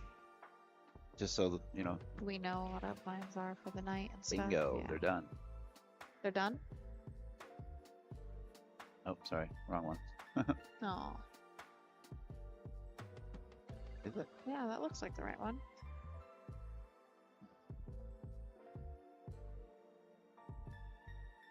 No, so the bracket isn't done, but the page is up, just the bracket hasn't been drawn. All right, so they're working on it. That's good. You made that jump shot on the 4. Wish I saw it. No. Sad face. Lucas got one back. Now it's 7-5. Hunter's got 3 in a row now, trailing 6-3. Hayden grabbed another rack back at 6-2 over there. Got some great action going on. We're gonna crown a new champion tonight. Shouldn't even say new champion. It will be new, but it'll also be the first Inaugural, time. right? The That's- inaugural yeah. champion, yeah. Oh, that was a Blunder. mental blunder right there. That wasn't even close, Payne. I think he let up on that backstroke a little bit. That's what it looked like to me. I think he's gonna try to go for this 9 ball here. Give himself a chance.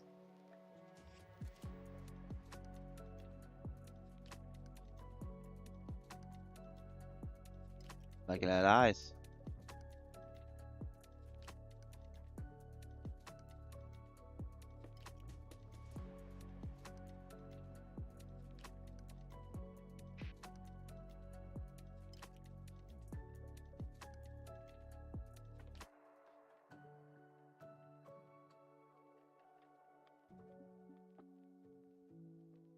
Ashley's gonna step out for just a few minutes, so you're gonna be stuck with my boring stuff for a little while.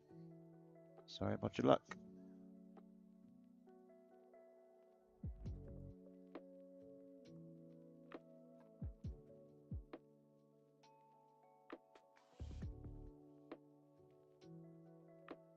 Major pain.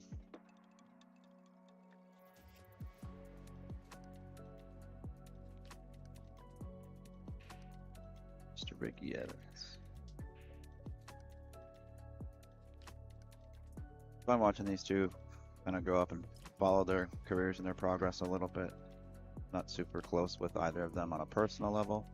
Just never really had the opportunity to become close friends with them. However, they are people who I've respected and watched for quite a while, and it's fun to see them constantly getting better and better.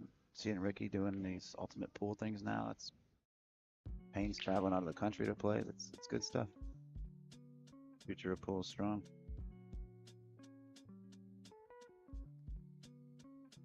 Another unsuccessful break. Both dry and failing to accomplish the 3-point rule. Proven to be quite a menace, to be fair, the last day and a half, 2 days now. If I'm being honest, probably 70 to 80% of the breaks have been either non-compliant or dry.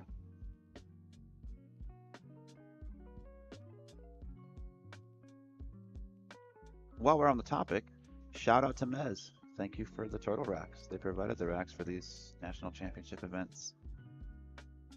Super cool of them. Super great of Masters Chalk putting up 20K, adding $20,000 to the payouts out here. I think we got something like 56,000 being paid out over these 4 events. This is the inaugural version or edition of these events, and it's only going to get better going forward. Much more added prize money, more sponsors, more tables. We'll open it up to more than 32 players per. This was just to get things kicked off this year. So far, so good.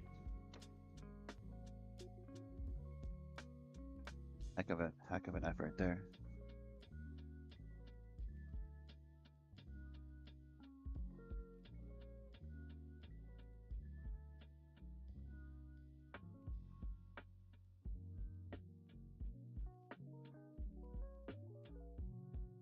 Hayden just grabbed another rack, 6-3, hanging in there with Oscar.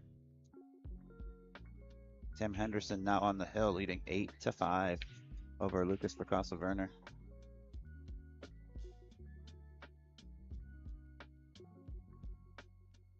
Not sure if I mentioned it yet. This match tomorrow starts the 10 ball. We're gonna wrap up the 9 balls this evening. Our 7 p.m. match. Tomorrow morning we'll start men's and women's. Men's 10 ball tomorrow morning. And just got word that Justin Bergman will be in attendance. I believe he got the last spot in the tournament. It'll be fun to see him, and hopefully we can get him on stream for a match or two. Maybe get him in the booth if he wants to do some chatting with us. Be good to see him again. It'd be great to see him at this inaugural event too. The winner of the 10 ball, well, the winner of all the divisions gets not only the first place money, that's just a cold roll there for Payne, but not only the money, they get an invitation as well as paid travel expenses to wherever in the world it is for the WPA World Championships of the discipline that they want. For men's 10 ball, whoever wins the men's 10 ball event will get flown to, I'm not sure where it is. I think the 9 ball is in Saudi Arabia, but yeah, flights are taken care of, the hotel is taken care of. The invitation to the event is there. This could be an opportunity for Ricky to get one back quickly. Kind of a two-way shot. I mean, he can play the 2 and the 9 at the same time if he wants to put all his energy into the 9. And he doesn't make the 9, likely the 6 ball will cause some coverage. The 2 will 2-row back towards the right-hand side of the table. I play them both. So it'd be, what a great shot.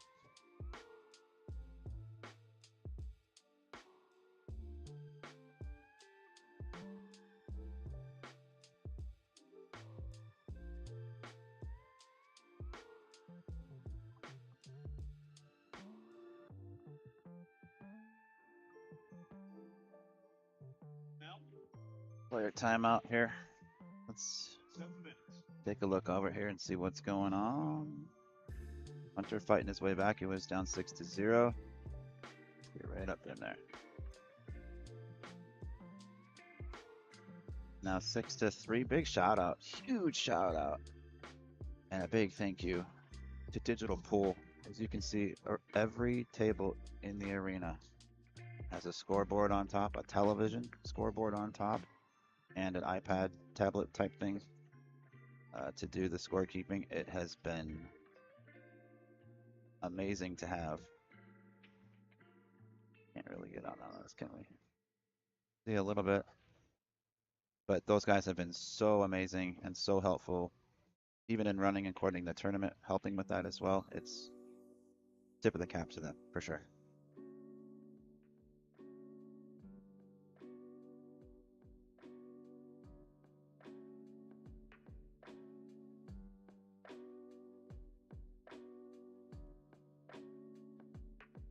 I'm back, guys. Ashley's back, but the players are on break, I so saw them walking off there. Yep.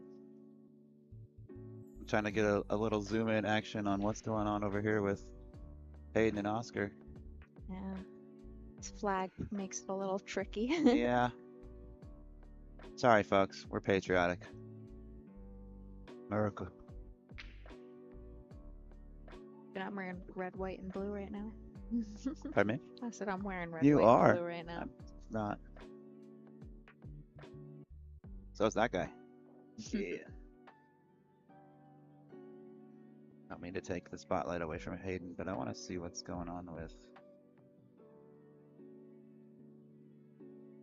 this one. Okay. Sam is on the hill, 8-6. Lucas Lucas is at the breaking. table.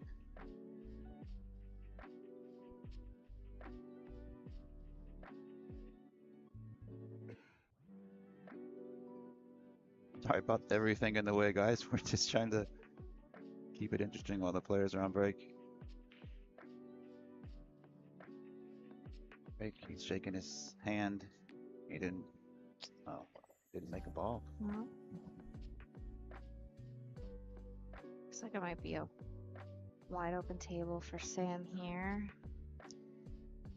Can't tell where that cue ball is.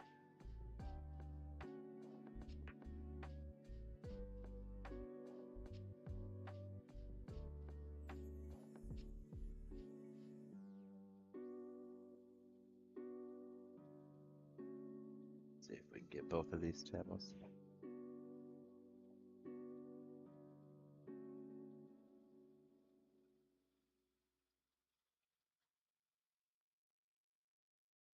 Oh. You're concerned about cleaning a ball, or is the rack in the way? That's Chuck Perro. I've known that Yeah. gentleman for 20 plus years from Arizona. I think they're just trying to move the rack. One of the greatest guys I've ever known right there, honestly. What's his name? Chuck Perrill. P-A-R-R-I-L-L. I don't think I've had the pleasure of meeting him yet. He's been a referee, I believe, for only like a year or so. I think he just got, well, certified to do this type of stuff. I believe he just got his certification, the CSI BCA training class that they do at the Rio in February. I think he just got it last year. Without getting into too much detail, his wife passed away Oh, not so long ago, so he's got more time on his hands now, and he loves to travel. He loves playing pool, so he only the only thing what he likes best about his job is getting to travel and not having to pay for it. Even if it's work, he loves to be around pool. He's a great referee to begin with, and now he's got time and he can. So yeah, he's super sweet man though, and a pretty good pool player too. He's still probably around a 600 Fargo, Oh, that's awesome. 550 at least.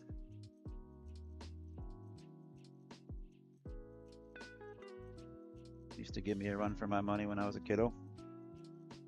Yeah, I love this game. I've only been playing myself for about 6 years, and before I found pool, I was just kind of going through the motions of life, work and home, and then, when I found pool, it's like everything brightened. Like I just found my purpose in life. Something clicked. Something There was clicked. that switch, that light bulb you were trying to turn on for so long. Didn't realize you were trying to turn it on, but Mhm. once you did, where have you been my whole life? Exactly. Yep.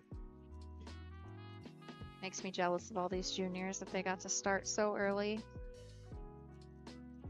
Yeah, I wish I could have started earlier. I didn't even take an interest in pool till I was 16 or 17. I could have started 10 years earlier and before I developed bad habits, both on and off the table.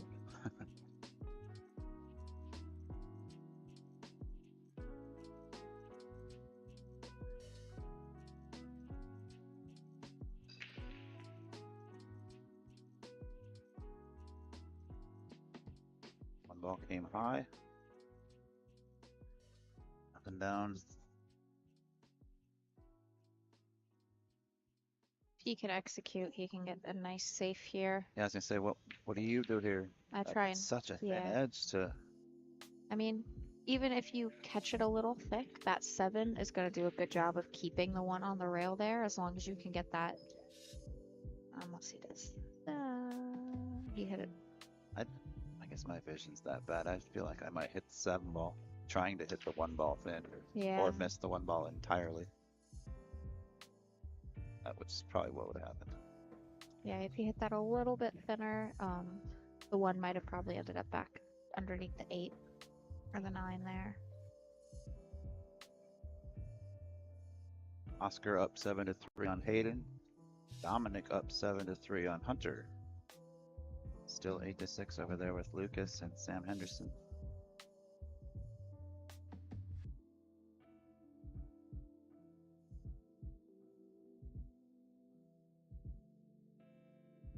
That was a nice shot there.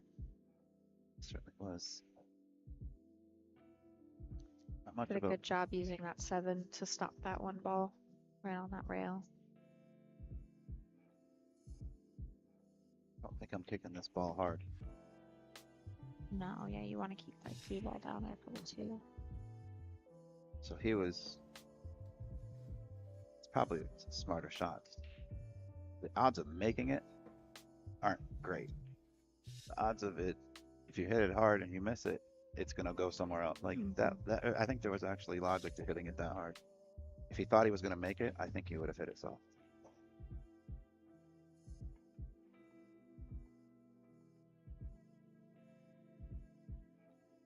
With the spin that he hit that with, hitting it hard, if he hit it good, like to make it, that 7 would have probably helped stop the cue ball because he put some inside on it. Top inside. Yeah. Top right. Yeah. Makes sense.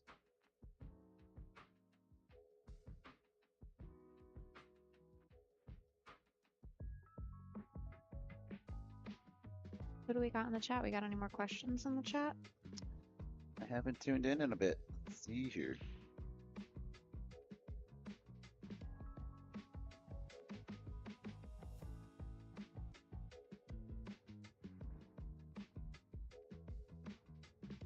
Clint C says, "Hope you crush it this time." Talking to you. Thanks, Well, Clint. Won't be seeing you Thursday. That means, but maybe this person Maybe is he's planning coming on down, seeing yeah. you.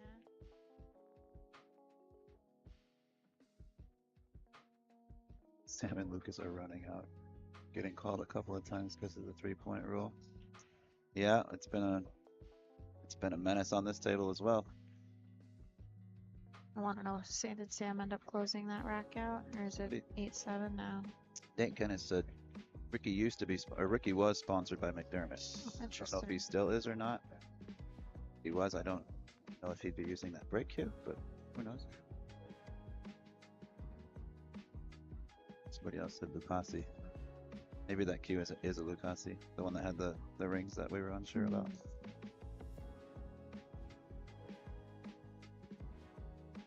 Little Ricky's coming back. Who's in the booth? My name is Ben Sutherland, and I'm here with Ashley Benoit. Hello. Local internet, or not local, recent internet superstar on the pool scene. Showing up everywhere and beating the brakes off everyone. Trying. A little bit of success, a little bit of heartbreak, but that's cool for you. Yes, Bob, we are at single elimination. Well, this is a loser side match here. Well, excuse me, no, this is single elimination at this point. Yes. Yeah, so we are down to the final 8 in the men's. This is one of our 4 matchups going on right now. Got Damian Pongpanik, the owner of Jam Up, playing Hunter Lombardo currently. He's up 7-3. We've got Oscar playing Hayden Ernst, Oscar Dominguez, sorry. Oscar's up 8-3. And then is Sam and Lucas still playing? They are. It's 8-6. It's still 8-6, so same rack. This must be one of the 1 defensive rack so far. I wonder if they didn't update it if the game is over. Mm. But you're probably right.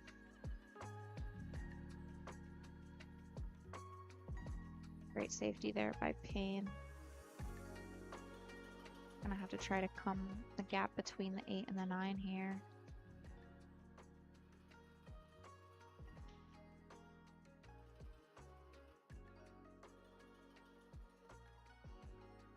I hate these shots. Yeah, it's so hard for me to read them. He read that Almost, well. almost He had still it, read but it good. yeah. Just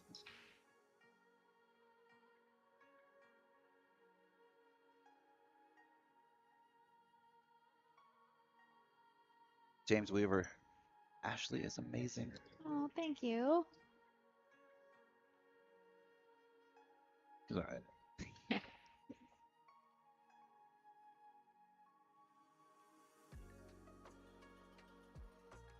Major Payne. I like that logo that the flag inside is. Yeah, that's cool. Unique. I just realized there was a flag in there. And it's fitting because this is Junior Nationals and we just had the 4th of July.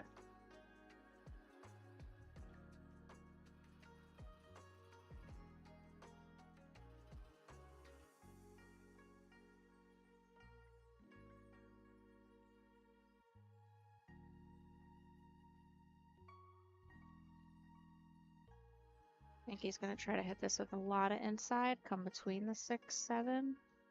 Or I think he wants to. He's lining up that 3-8 combo. Combo?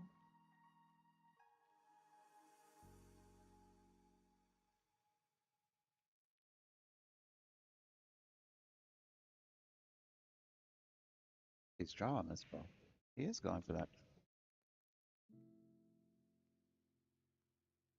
Now he's, well, that's actually pretty good. Maybe a little off angle. Yeah, the 3 is gonna come down towards the bottom rail.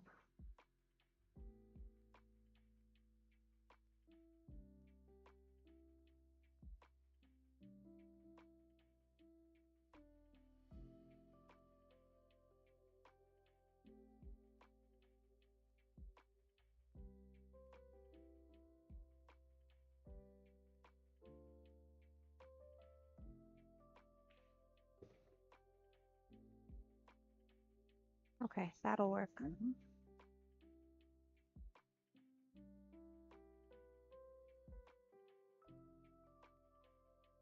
Does the 6 pass the 7 down there? Can we tell? Yes, it does. Yes. Oh, yeah. It's crazy how different a table looks based on the angles. Sometimes I'll be sitting, like playing a match, and I'm like, it doesn't look like that ball goes from here, and then I'll look on the screen and I'm like, oh, it's got the entire pocket. Ah. That focus setting needs to be fixed. It's frustrating. Technology is frustrating. Yep. This 3 is deep. He's gonna have to try to masse this. I don't think he can see any piece of it. Wrong way. Oh! Almost had it. Yeah, that was a really tough ask. That cue ball just landed perfectly behind the 4. Did you hear that? What? The ref just announced that's 2 fouls. Probably won't be a factor with the layout now, but something to think about. Sam Henderson just beat Lucas Ricasso-Werner by a score of 9-6. Wow, good for Sam. Lucas made it to the money. Heck of a tournament. He really put on a show on the live stream yesterday. Congrats to Sam. He's going to be playing the winner of Damian and Hunter. Damian's up 7-4.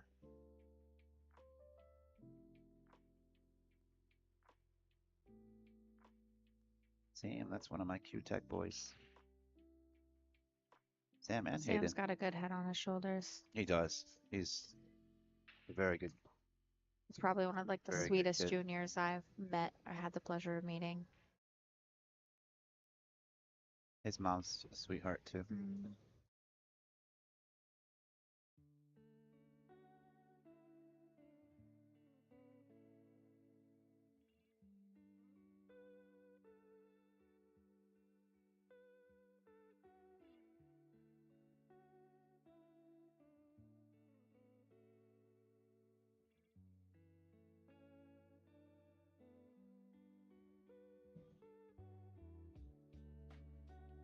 We're gonna see a stroke shot here.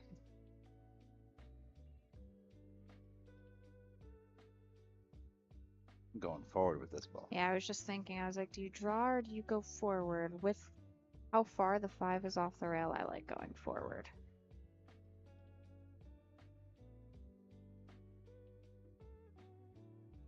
Drawing. I think he's gonna try and play the 6 and the 7 in the same pocket. He's trying to go short side 'cause side pocket's in the way if you try to go 2 rails. Side pockets in the Oh, oh my never mind. gosh. What do we know? Well, that's why I thought he was scratching in that side. That's why I wouldn't have shot that. But he hit it Yeah, I great. thought he was just gonna pull it more, get more of the max draw. That was a great shot by Payne.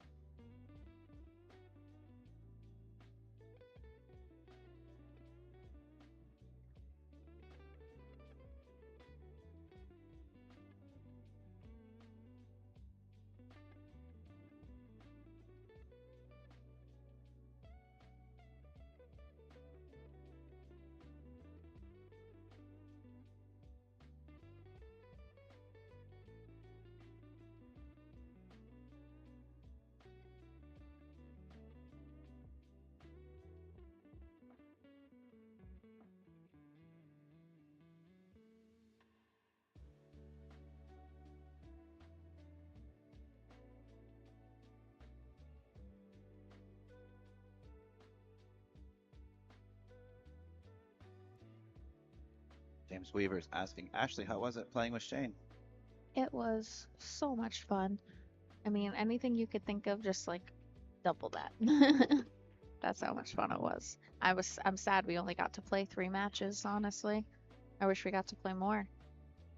Were you nervous? A little bit at first, but playing on a bar box and then playing with him, like, he's never going to let me look bad, if that makes sense.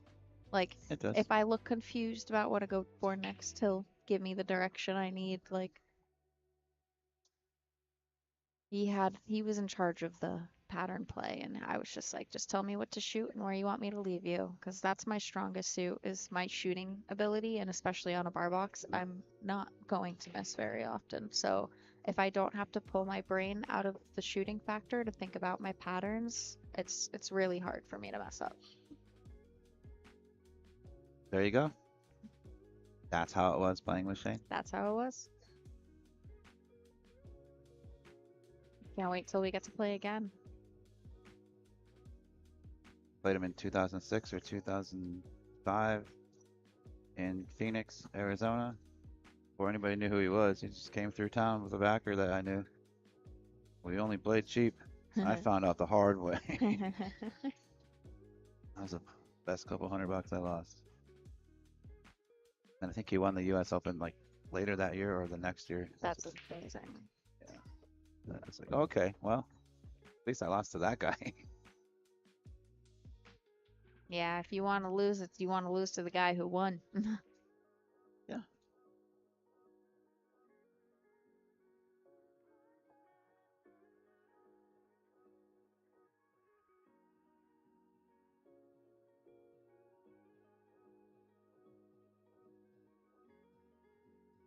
Robert Wilson said he was in Boston and enjoyed watching your matches live. Thank you. Got some fans in the chat here. Ashley.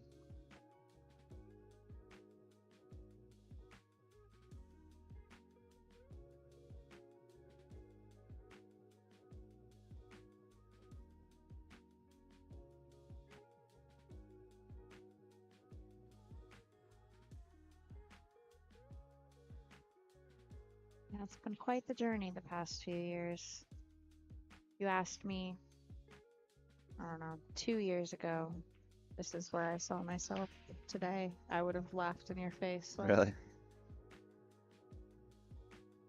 maybe not 2 years ago, maybe like 3. What a shot. Oh, wow. Yeah, That's just unfortunate. he hit it bad. Oh, did he? That's terrible luck there. Yeah, he But had to shorten it because of the 6. oh yeah, it's a little slice of fortune that Ricky needed. 6-5 is a lot better than 7-4.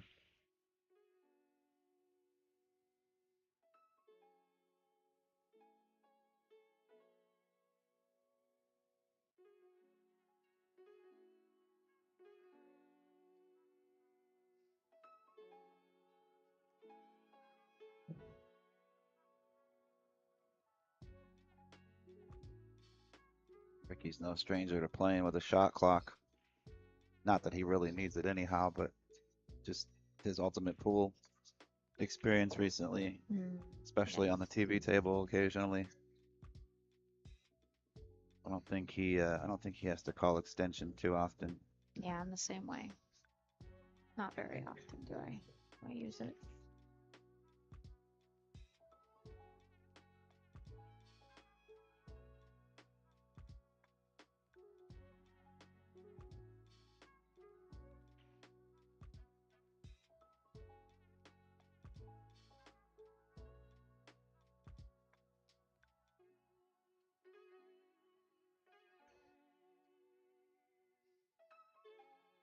He's gonna be back within one.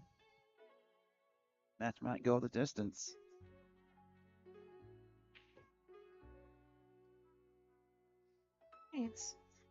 We've got a match.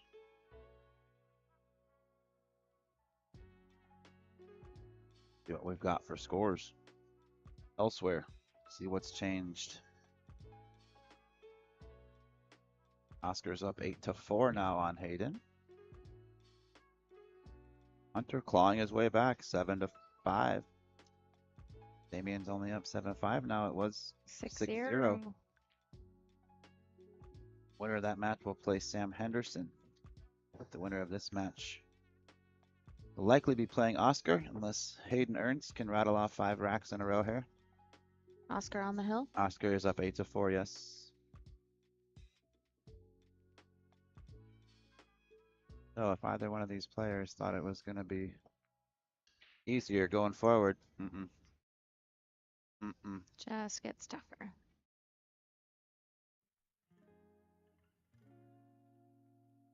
Gotta give Hunter credit. Whether he Oh, wins yeah. or loses, just to grind back Oh yeah. 5 out of 6 games That's when you're Hunter for stuck you. like that. He's been in this game long enough.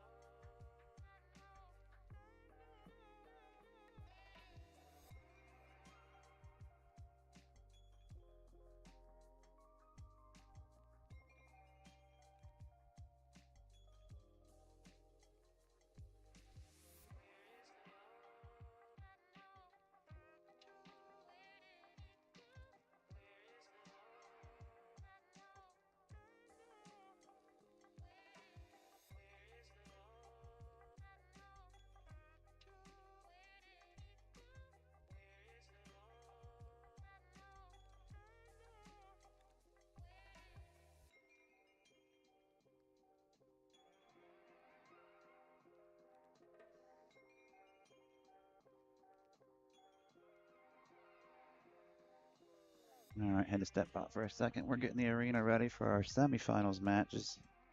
Going up here in about 35 minutes or so. Assuming this match is done by then. This one's kind of going the distance.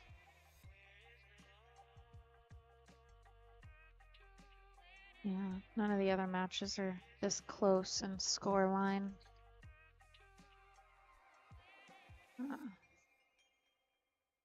Got on the wrong side of this 2 ball.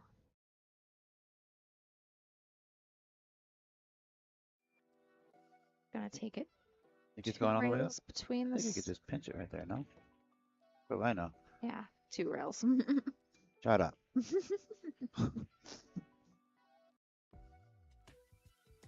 Yeah, you don't want to pinch that because then you have the back cut on the 3 going towards this 9. He's still got a back cut on it, but it's gonna be a lot easier to avoid the 9 here. I'm swinging at the 9. Let's go.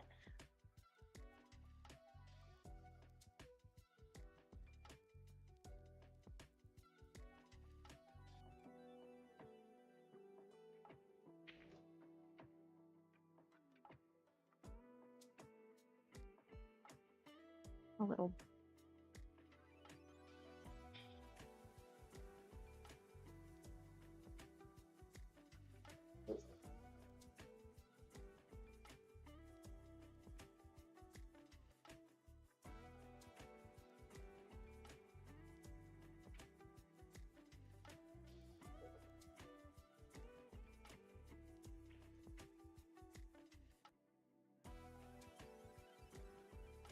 Got fortunate there. Had to jump out the 4. Go get your pogo stick. Go gadget.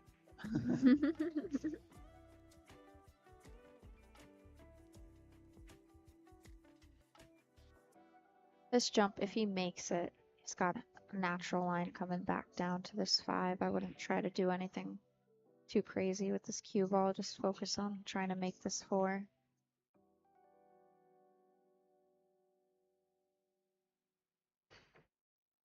Oh, no. Ah, seems like he put a little draw on that one. Absolutely did, but still, how good did he hit it? He hit that really good. He might have intentionally been putting some draw on it, maybe trying to come deep toward that corner pocket and 2 rail out, For the 5. coming back toward the 5, yeah.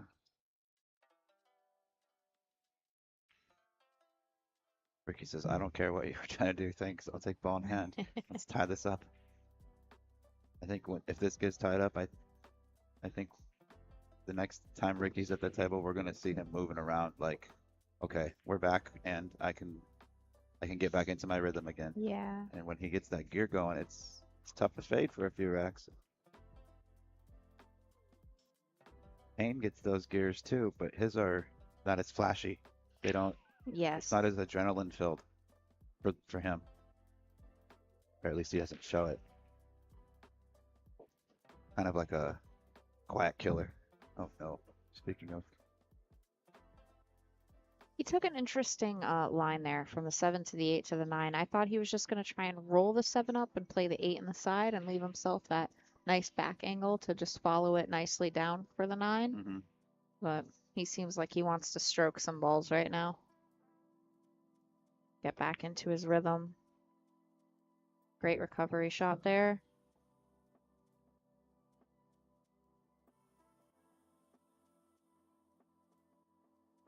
Well, game's in. We're split down the middle. 6 apiece.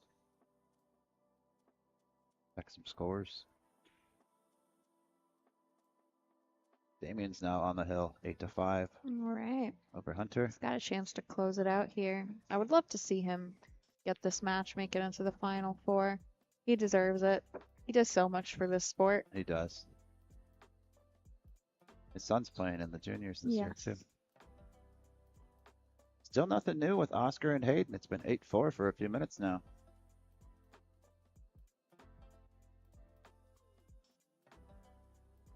Winner of that plays the winner of this. Let's get that updated.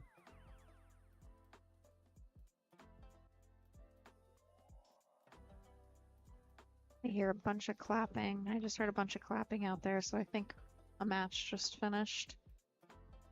Yep, Oscar just finished Yep. off Hayden. Yeah. It just updated. Nice showing, Hayden. Oh, amazing. Gosh, that kid is he's got such a future. Yeah. He is a Had a nice monster. comeback against Mason on the stream table before this. He Oh, was yeah. down 5-3, and I think he ended up winning what, 9-6. Yeah, amazing Cook.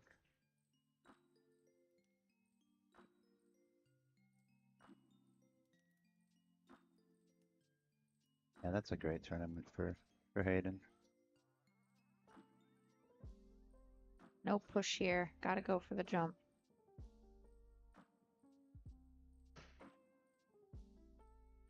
Beautiful execution. Got a little on this 50-yard line.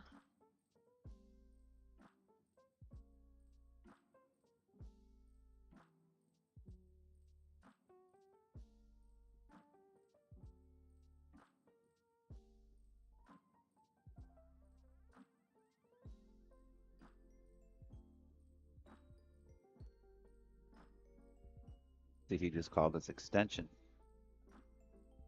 We don't have the timer on the screen. We don't know exactly when to start and stop it. That's not a feature that we have or even necessarily need at this point. At some point we may get to that level where we've got Great. beeps and buzzers and all kinds of stuff to drive players crazy. But for now, we'll stick with the old school stopwatch and calling it out.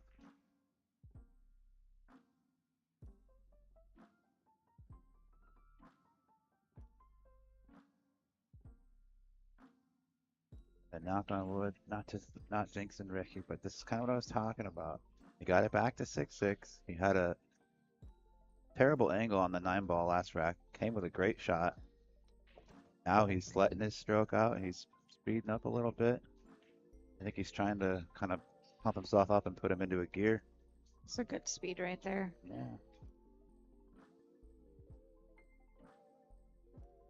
Really play this in either pocket if you really wanted to. I played all the way down. Just roll it up. Oh, that's right. You like shooting off the rail.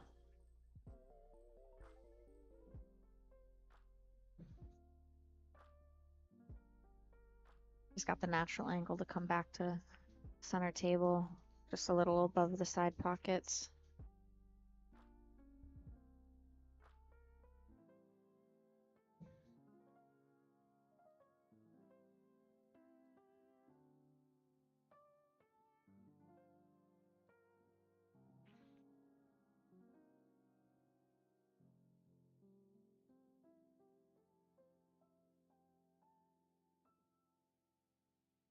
Pretty impressive stuff from Ricky. Very.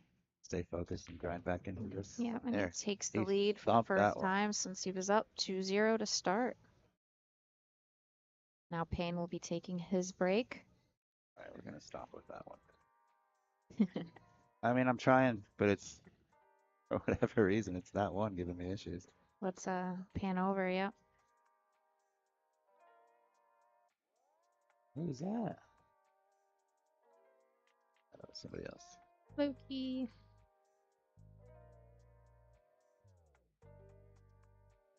You know what we can do?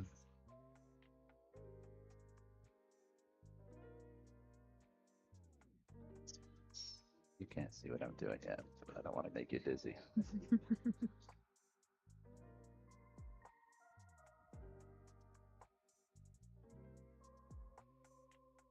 Okay.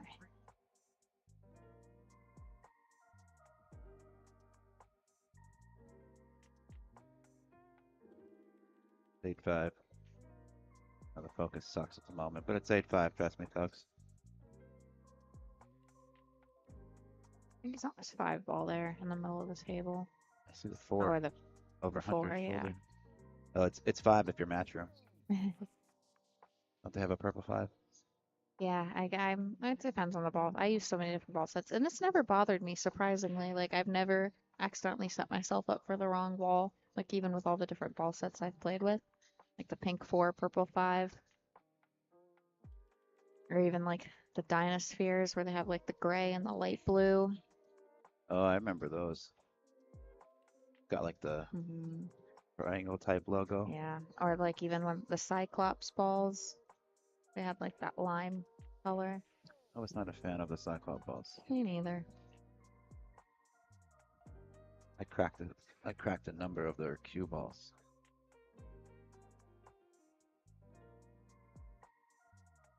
All right. On hand. Gonna be Hunter. It'll be 8-6 here in just a moment.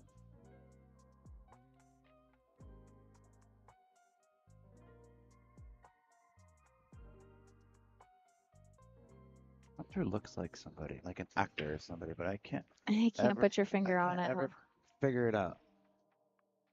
Huh. Huh.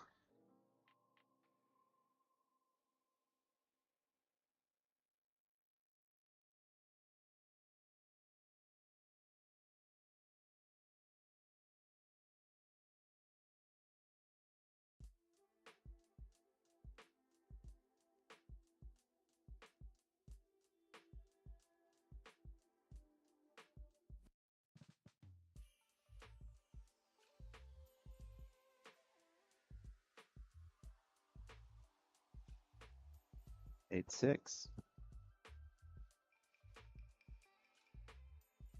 Damian's break.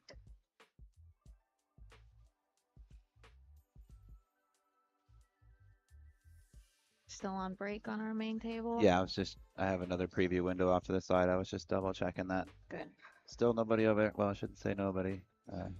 Ricky's back. Payne's not. Yeah, if I commentate on another match later today, I'm definitely going and grabbing my Snuggie. Well, there's only one more match, and it's scheduled for 25 minutes. No, excuse me. There's two more matches. 4:30 and 7. 7, yeah. Finals are at 7.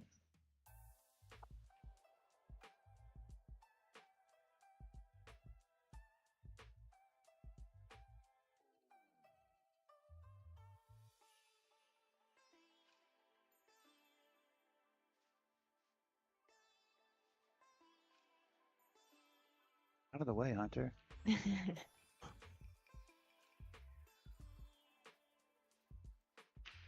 Does golden breaks count here? Not. It counts in the arena tables. And the reason that is because it's racked by a ref. Okay, that makes sense. Yes. All right. Meow. Meow.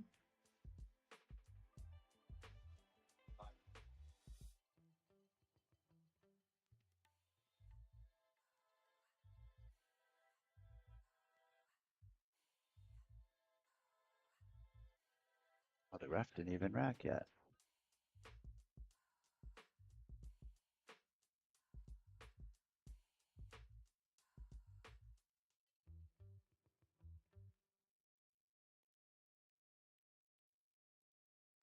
America.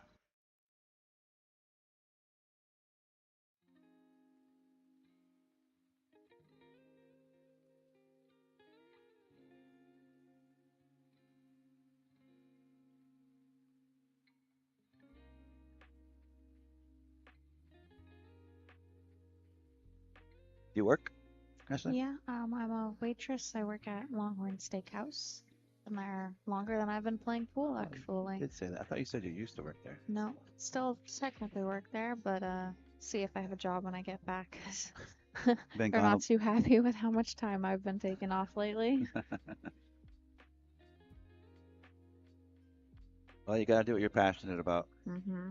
I know, like, that's eventually the goal is to do pool full time. I'm just not sure if financially I'm there yet with like all my sponsorships and stuff. Once I get to that point, then That was my see a next job. question. Do you have sponsors or anybody you want to give Yeah. a shout out to, or anybody Yeah, that I do. helps So, you with your travels and stuff? I am sponsored by Peach Hour Custom Cues. Go Peach Hour. Love those guys. They do so much for women's pool. Same with that 9 ball. Same with Olhausen Billiards. They both of them combined put together the World 8 ball that I was just coming from, and that was an amazing event. Riley Peach Hour put so much work in. He probably slept so good last night after the event was over. I'm not sure if he got any sleep leading up to it. And then, so yeah, Peach Hour, Olhausen Billiards, Dan Borchette, great guy. And then we got Billiard Sports Network, formerly known as PA Pro Am Pool. run by Frank Mieletti out there. Big shout out to Frank. He's been helping us with this Yeah. production. He's been helping us with graphics and stuff. Yeah. Frank's awesome people. Him and his wife have just done so much for me personally. Like, I could not thank them enough. And then I've got the Shark Stream out at Yale Billiards Mhm. in Wallingford, Connecticut, same as Lucas. And a little close to your work there, Payne. Who else do I got? I've got Just the Tip Pool Cue Repair.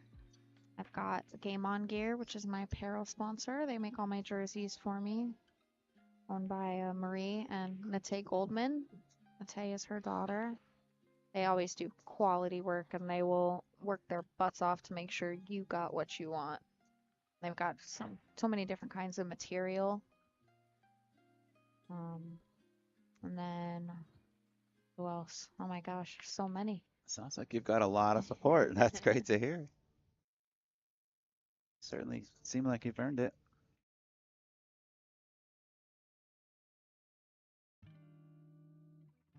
Yeah, I think that's it. I think I got all 6 of them. Had to count.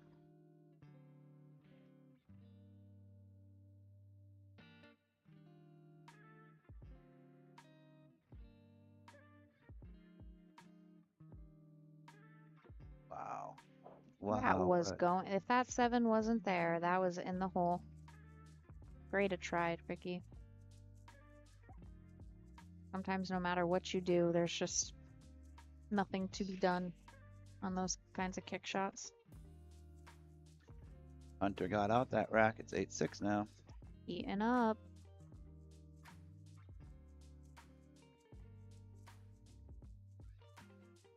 This is the first match we've had that's gone even close to the 2.5-hour mark on this table. I think he can make this ball rail first. It's going this way. Can he not get it rail first? Yeah, it must be on the bottom side of the pocket.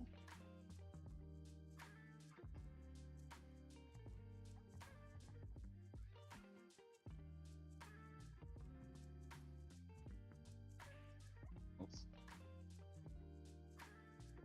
Ooh. Showing some frustration. This game can definitely bring it out of you.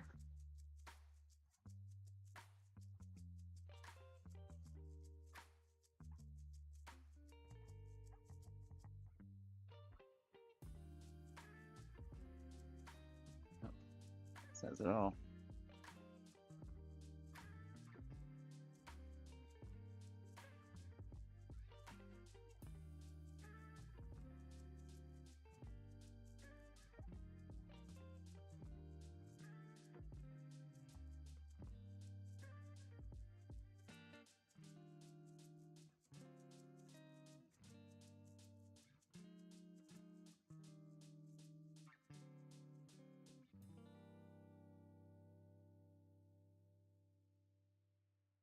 Oh, Ricky's looking good. I want to jinx him, but 4 balls away from the hill. Payne's going to be in pain. No pun intended, but he's set with himself right now. Kind of let this one. I mean, that's not over by any means, but Get away from him a little a bit. couple mistakes have let this slip. Not necessarily out of his hands, but into Ricky's hands. 3 rails, or can you draw this? 3 rails, yeah.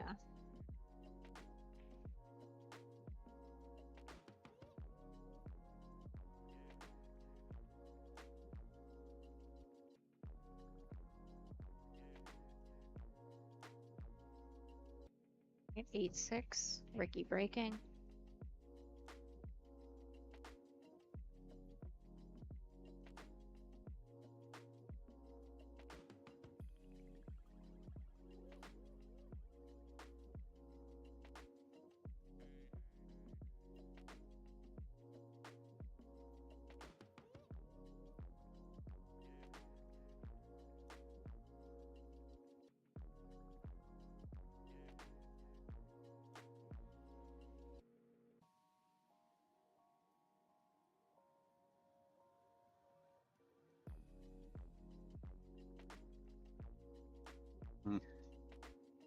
Let's go, kid.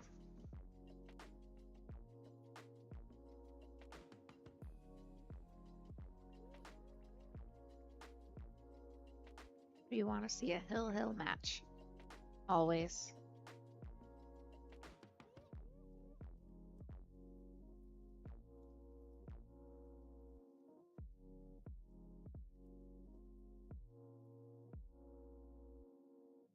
We want to see it. I don't think Ricky wants to see that.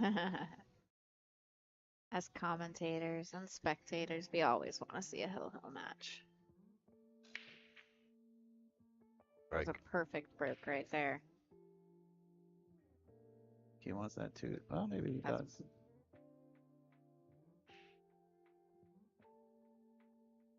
Rut row Payne. I like going 2 rails here, just some top right, hitting the bottom rail before the 7 and out to center table. Yep, just like that.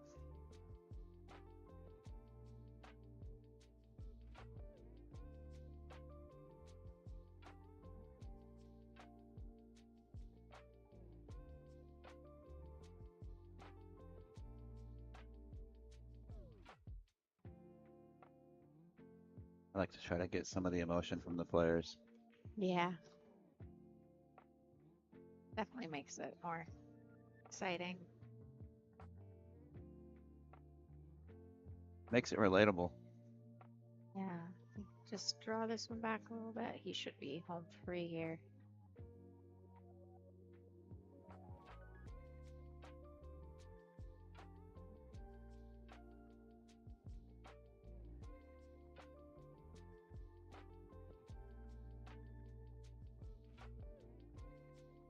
Called a foul. He called a foul. No way. Yeah. Obviously, we can't see it from our angle, but he said the 6-ball move. I heard it. I can hear different than you can in your headset.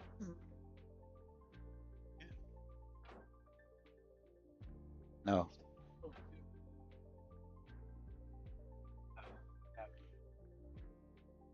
Angle that people got directly over everything. I can't get further, but if I had footage to show you, I'd let you show it. Make it bounce.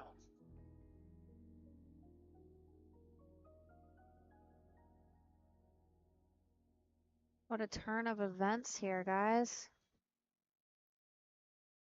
That's another reason why I don't like the loose fitting shirts. I like my jerseys to be snug to my body, especially in all ball foul scenarios.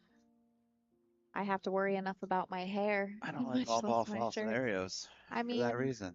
I'm a fat I guy. I'm a understand fat that. guy. Sometimes I bump something. Professional A lot. pool though, it's just a better look, you know? Yeah.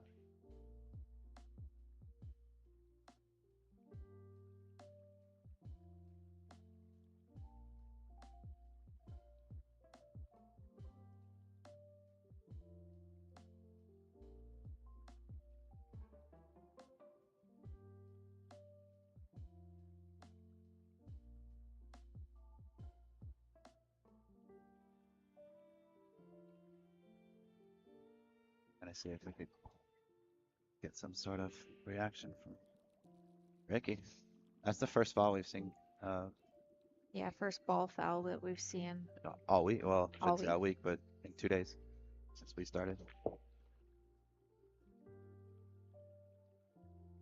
That would be a sick kiss if it's scratched. Oh, but This he isn't is easy jacked either. up.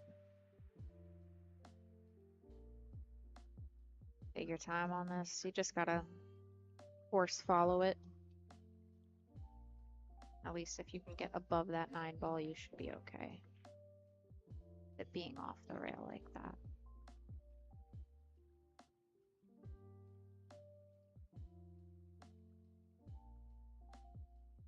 Ooh. Okay. How do you like this for your tournament life? I don't. I don't either. Is he gonna go for the bank or is he just gonna go straight? You have to. Straight If you safety. played that, you have to go. You want to give your opponent another opportunity, even if it's a 9-foot bank. Yeah. Not when you have a 4-foot bank. Just don't hang it. Don't hit it hard enough to scratch in the top left corner. I was either. just about to say that too. Yep. What a shot. Great shot. Watch outside. Came with it there. He did. What a match. This is awesome.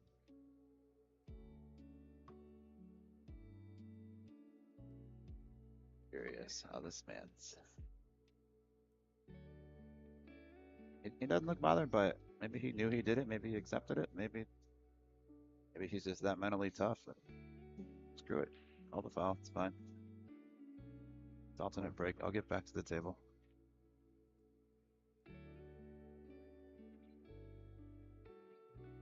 This guy. Gets you a lottery ticket. Yeah, seriously.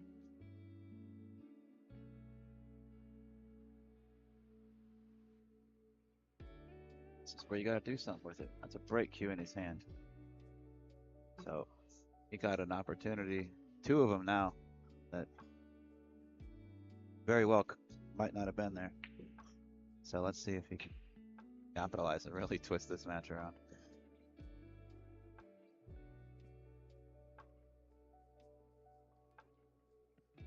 I want to see a golden break here, just to make it exciting.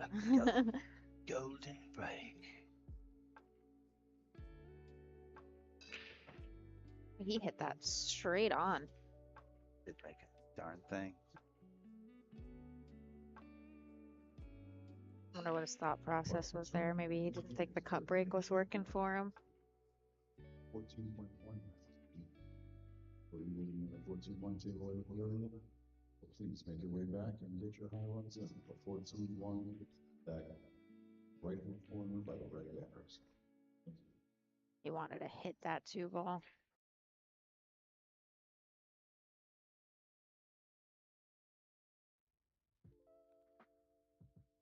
He's gonna really manage the cue ball well here on this shot. He tries to play this one. He's going into the 2. He's coming to the bottom right hand side of it, if you will. Got a corner pocket over there that he needs to just keep in mind. Scratch.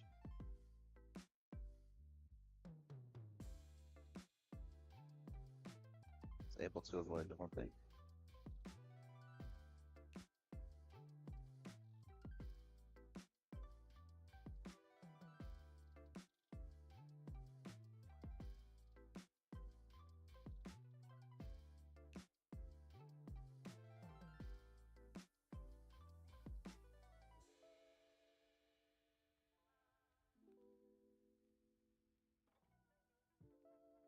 I'm speechless. I mean, I don't know what to say right now. I know, it's just such an intense spot in this match. We just want to sit and watch and enjoy it with you guys.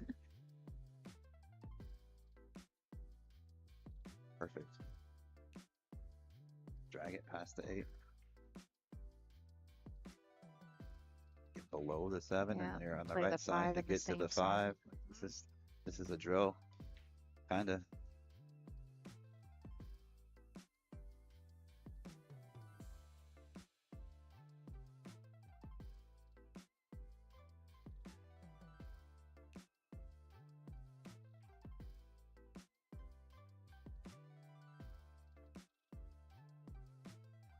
I have to go forward to the rail. I don't know how straight he is. I think he's got a little bit of angle. Yep. Does he have to jack up and punch it then? 'Cause if that's the case, I'd rather just roll it forward at this point in the match. I think Yeah, that, yeah, he's gonna force follow it.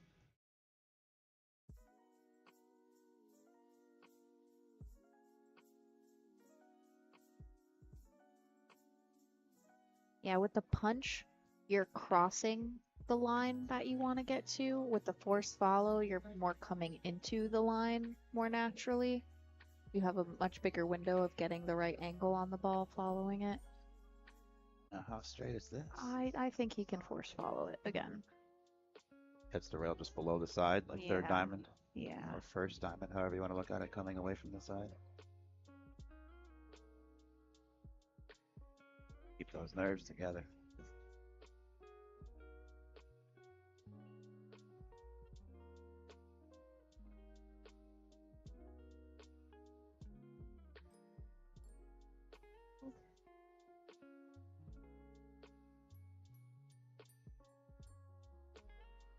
close enough to the pocket, he should be able to cheat it a little bit just to get back out for that 7.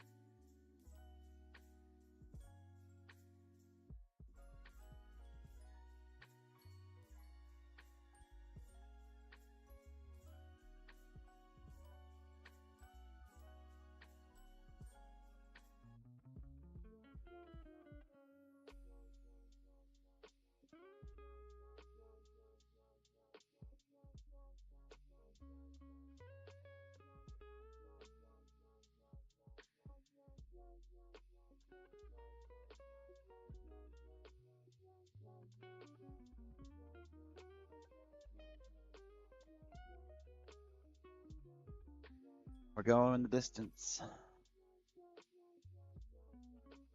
So our 4:30 scheduled semifinal match obviously is going to be delayed a little bit. It's 4:30 here now, 4:25, which is perfectly fine. We're getting tons of great action, and we're getting right down to the end of this tournament. Hill. Did Damian finish closing out over Hunter over there, or how are we looking? You know, I got so into this. I know, me too. I completely forgot about it.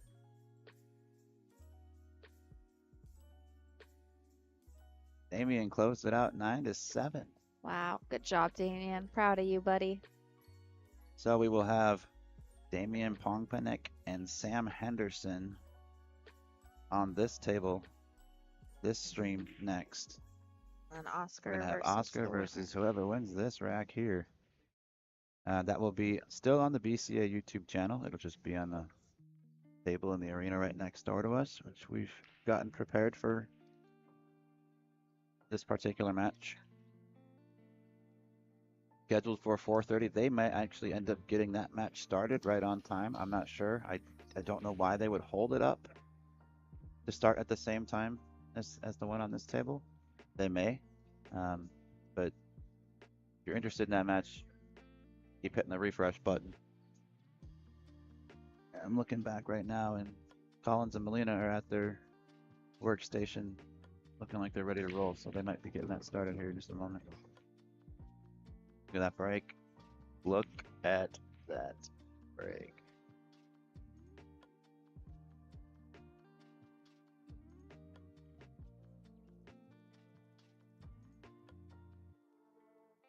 He's gotten that one ball to fly in the side both times.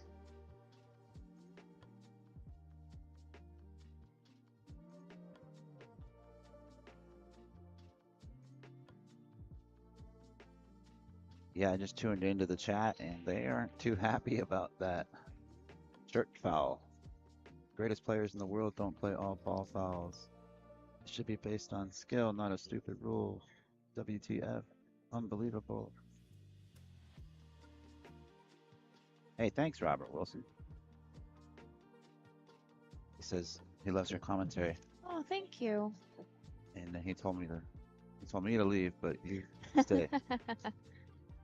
I appreciate it, Robert. That's very nice of you.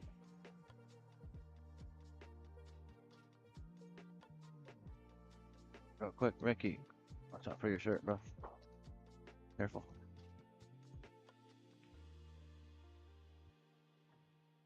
Ooh. I'm shocked he did it that way Yeah. instead of just going to the rail and playing the 6 up table. But he should still be okay. 2 rails back to center table. Check it with a little inside. Yeah. What a match. I mean, it's not over, but I'm just saying in general, what a match Watch this has that been. 8 ball.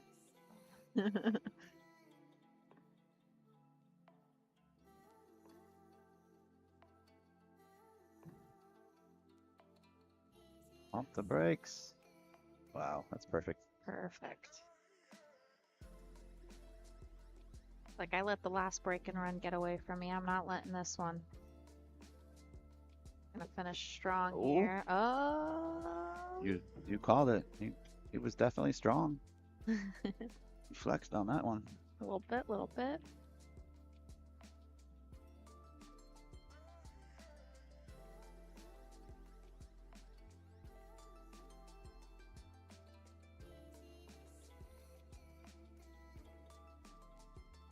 What a match, ladies and gentlemen.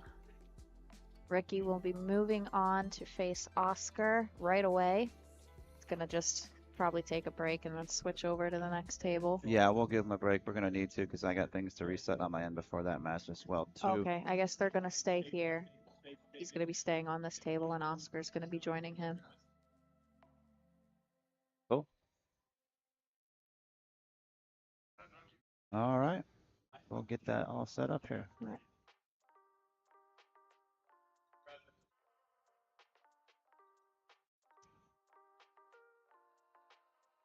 Well, on that note, I will be Yes, I'm saying sorry, bye Ashley. for now. Ashley, thank you so much for Yes, of jumping in here with course. us. This was fun. I'm gonna go ahead and shut off our mics right now and get the scoreboards and stuff reset. I guess I was wrong. We're not gonna have the match I originally thought here, so that's perfectly fine. Less that I have to change, I guess, on the scoreboard. Hang tight, guys. We're gonna have the finals coming up or excuse me, the semifinals coming up in just a minute.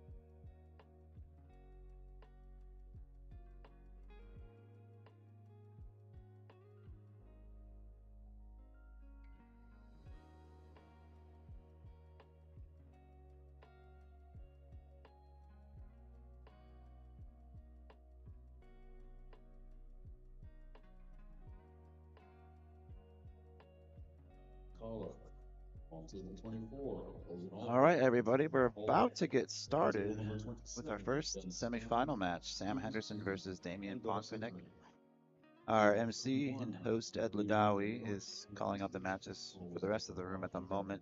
We'll have him in this pro arena here shortly to call the match. Just kind of wanted to touch base with you guys to let you know we're still here. You're not watching dead air. We're gonna have Ashley Benoit in the booth at least for a little bit. She may not stay the whole time, but she's certainly welcome to. Yes, I'm back. Got my Snuggie this time. You got your snug. A little chilly before. I don't know who to root for this match. Both of these guys are great people and good enough friends that I don't know who I'd root for. It's a good thing I'm commentating and I'm not allowed to root for anybody. Yeah, well, I mean, it's all fun. We can have a favorite or a friend or fan. Damian said something to Sam that made Sam smile. Sam's always smiling. Yeah.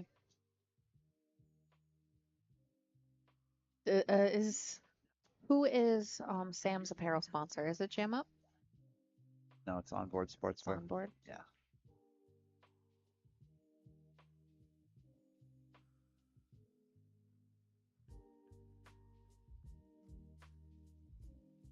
All right, ladies and gentlemen, tuning in online from YouTube and Facebook and all of our screens out there. Thank you once again for joining us. Like 99% sure it's all team. USA Pool Championships.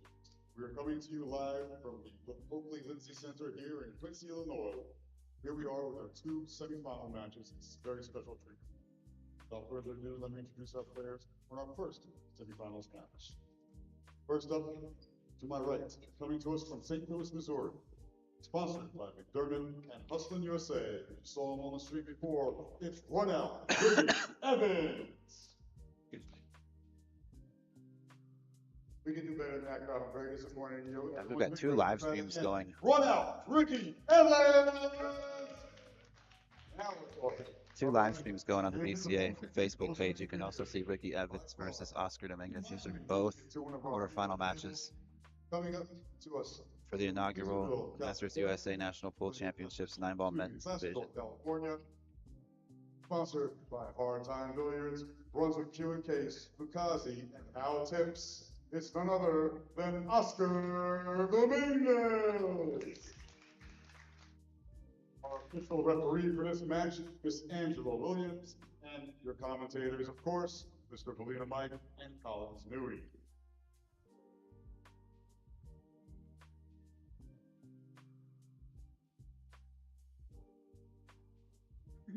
All right, ladies and gentlemen, and our other featured match.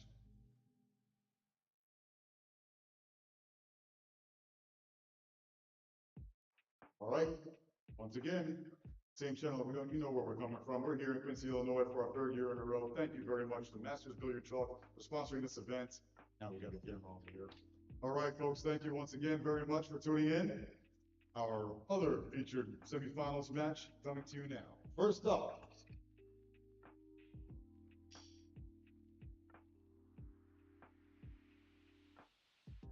coming to us from Bettendorf, Iowa, sponsored by Q-Tech, Fort Worth Billiards, the Rack Billiard Club, it's Rhino Sam Henderson.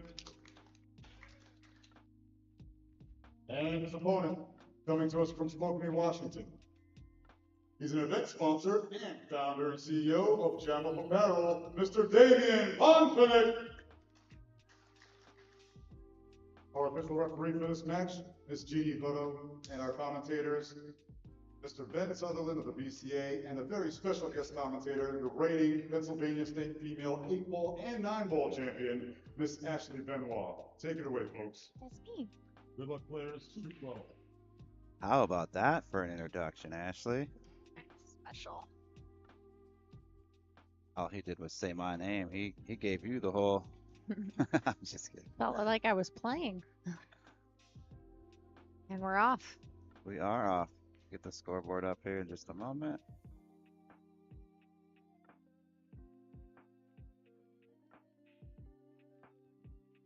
Here we go. We are underway. Sorry, Ed, I threw you a curveball. I used a different camera that time. It makes it easier for the they they saw your pretty face. They heard that voice.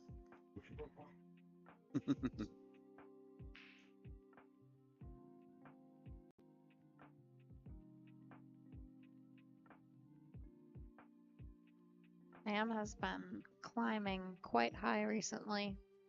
He just recently made the top 100 in the country. I didn't know that. Yeah, Good for just him. for Fargo rating. Heck yeah, good for him. Yeah. That's cool.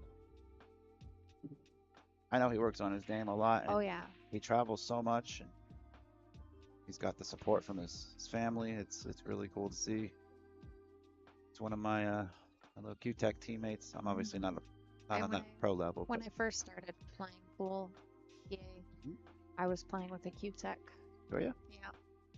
What are you using now? I use Peach Peach Hour. Hour, right? Yeah, we talked about that last match. It was an easy transition.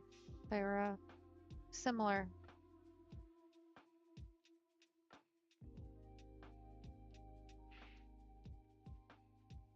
Okay, rack number 1, semifinals. Both players in the money.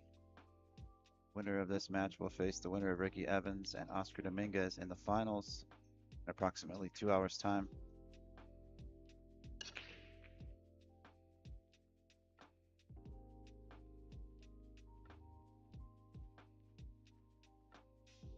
A little funky on the one ball.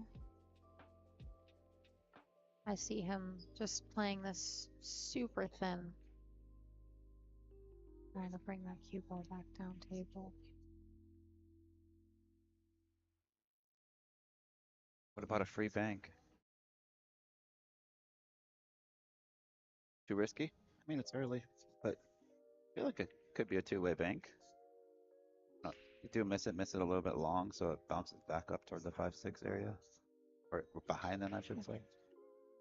This. A little long if you miss it, but you got the 5 and Yeah, 6 he for put the cover. right English on it. And he hit Yeah, perfect and he hit speed, too. perfect. Job.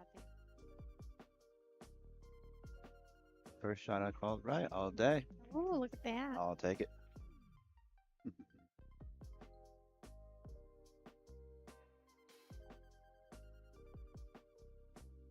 Yeah, from the angle that I'm looking at it, it looked like so long he would have had to shorten it, but he hit that pretty well.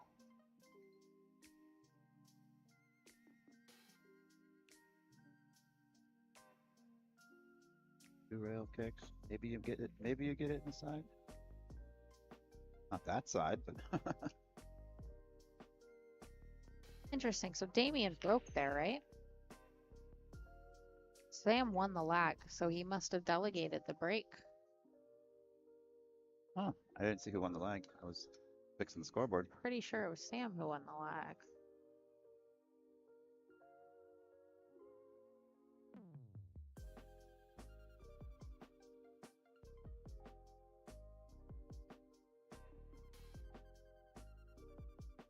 Going to the air.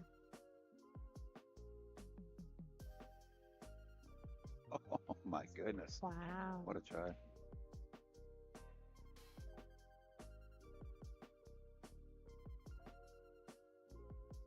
Can he see this past the 3? Looking like he's got an edge. Yeah. Maybe he's playing the point. Oh, that's a good point. I see what he did there. Oh, he could see it clean as day. Now what? I don't know if that back cuts. Well, I think he can cut it though with avoiding.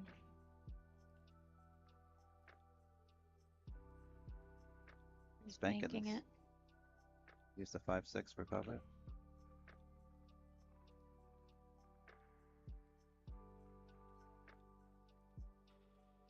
Might have left just enough. Yeah, just enough to back cut this. Yeah. I love these shots. One of my favorite warm-up shots is the one pocket back cut. I put the cue ball in the pocket and I put the ball on the spot and back cut it. Really? Yeah. And I overcut it sometimes.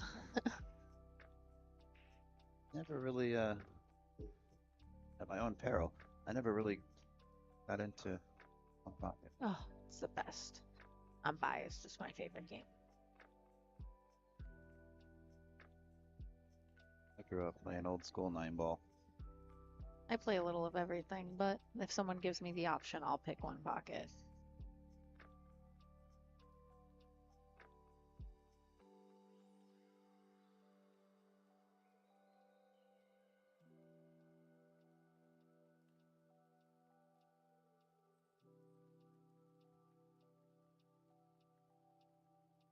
Oh, too much spin off of that one.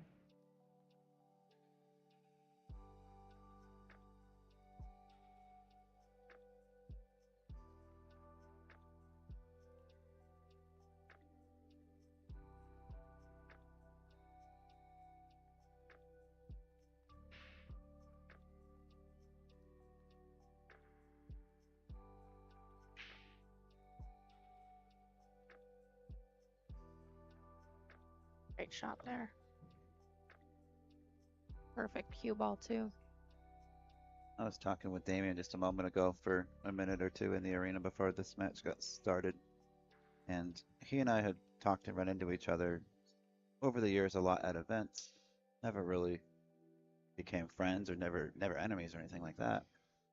I told him I gave him a lot of credit. I said I underestimated you. I didn't realize how good you played pool. He said, yeah, not bad for a weekend warrior.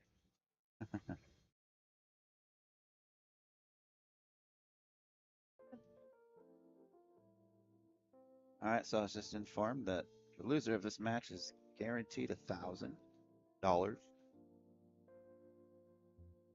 I believe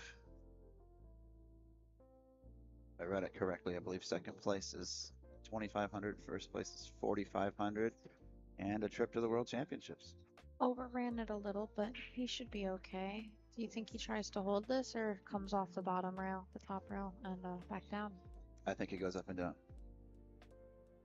Like he might try to hold it. I think he draws this ball Where's up that? towards basically center diamond on the head rail with left hand spin, Yeah, spinning the cue ball rails. kind of back toward the left side I wish pocket. we had like a little, Telestrator, yeah, to draw on the table. it's coming. It's coming. I told you this is all new stuff right now, so yeah, He's going three he's going rails forward. around. Yeah,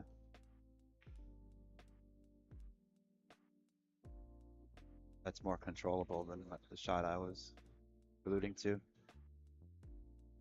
I'd like to be a foot or two closer, but I feel like he's in good shape. Yeah.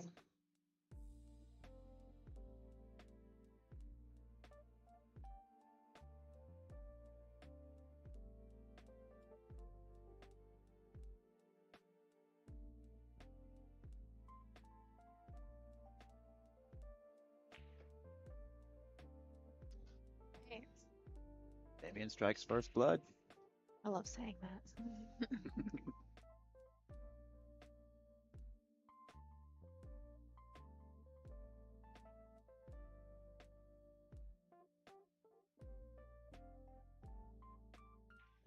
Can't find my mouse.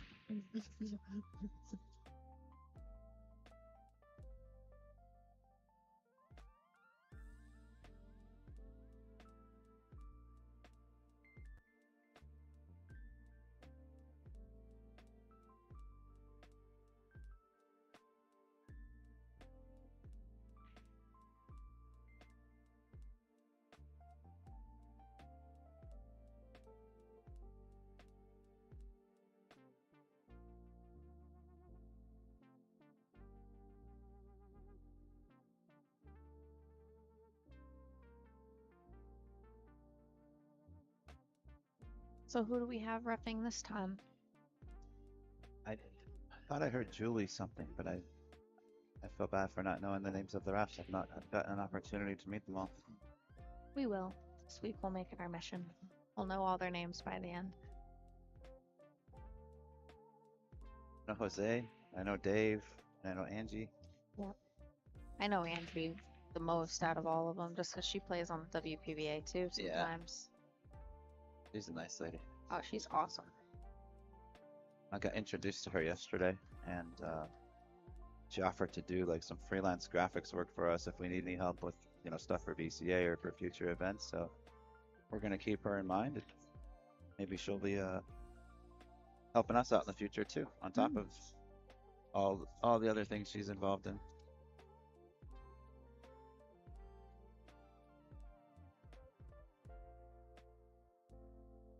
He's looking up plant 10 right behind this 8 ball. Can you see enough of it? It's queuing like he can. I thought he was Oh, gonna yeah. maybe thin the edge of the I one think and you play can the see two. at least half of it. Oh, okay. Then never mind.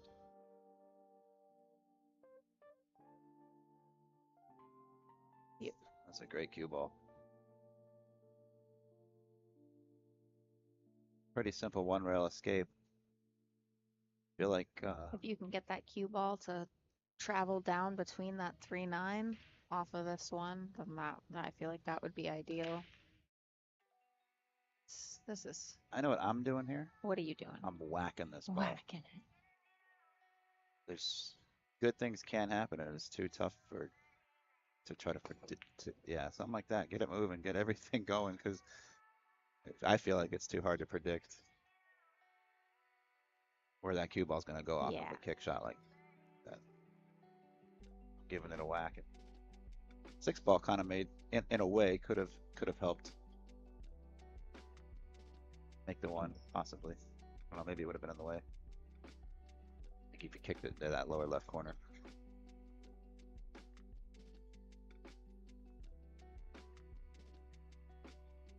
Let's make for a big pocket here.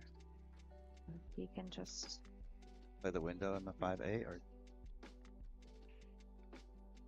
He's gonna stay out. Oh, that's a great shot.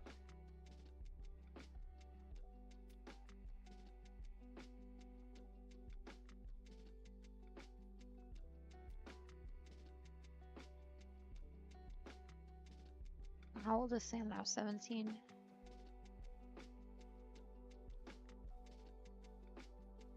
Good question. Didn't even think to ask him when we did some commentary together.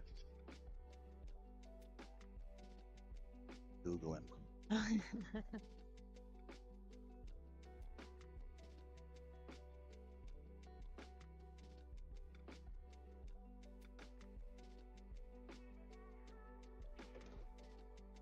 Google says Sam Henderson is 55. Oh, I think it's a I think different- that's the wrong one. So September 28th, 2022, he was 16.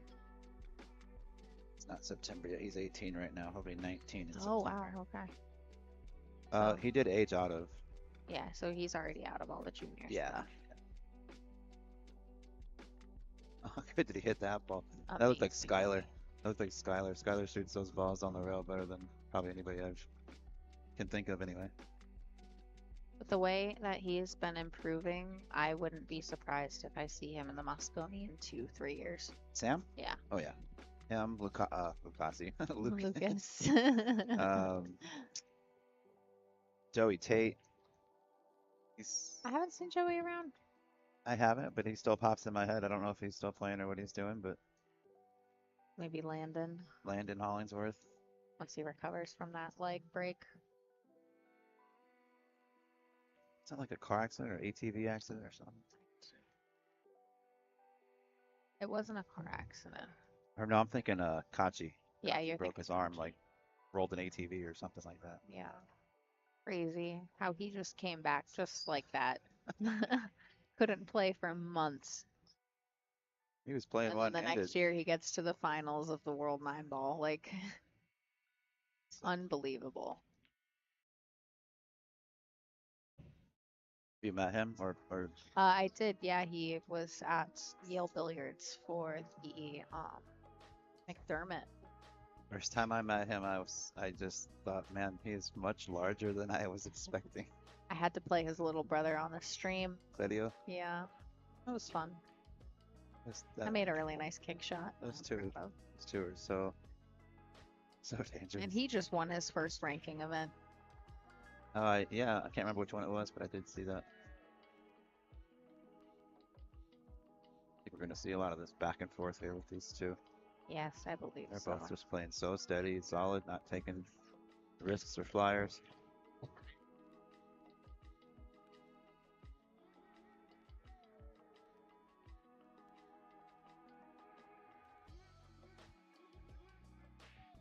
Shout out to Master Billiard Chalk.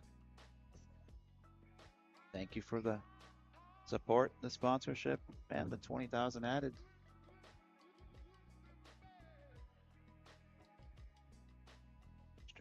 Henderson.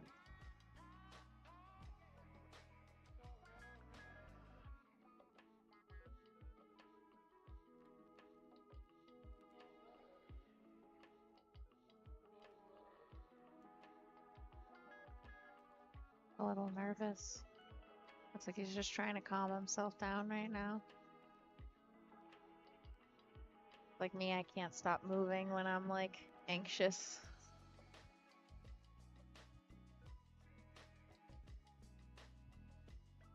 That light wasn't there. That'd be a cool screenshot. Just to get both of them with Yeah. a big flag. I want to take a screenshot and do some Photoshop magic for us. Well, we could get a hold of Angie. She said she Yeah. was going to do some graphics work, remember? Oh.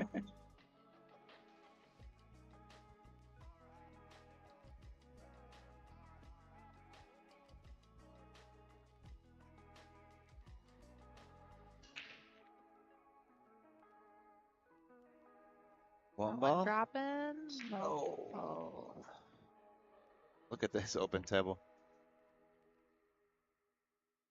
It's a dream layout. for- Yes. I was saying Damian. for Damian. Yeah.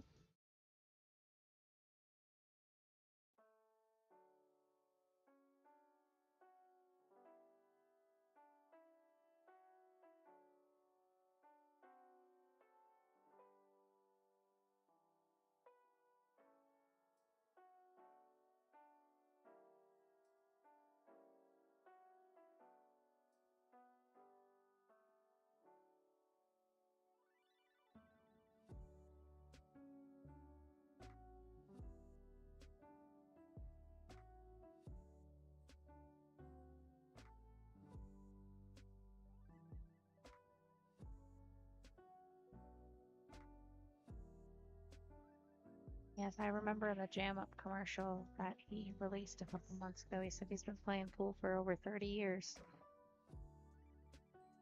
Dominic? Damian. Or Damian, excuse me? Yeah. Dominic.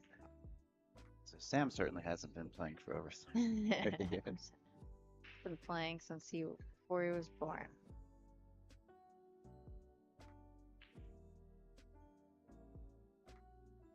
Dominguez is up 2-1 on Ricky Evans right now. Oscar's got a pretty good looking wide open table. You said what's the score? 2-1. 2-1. Oh, he wanted to get a little bit over more, like another 6 inches or so.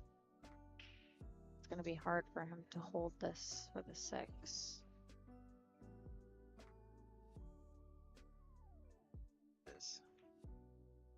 There's no way to really clip it thin with inside and try to catch the 6 or 9. It's tough. I'd love to think about going 4 rails around the table, but the 8's kind of in the way. Oh no. Oh no. Oh no. Oh no. Yeah, that was an impossible ask right there. He can try and kick this in the side. That 7 makes it pretty big.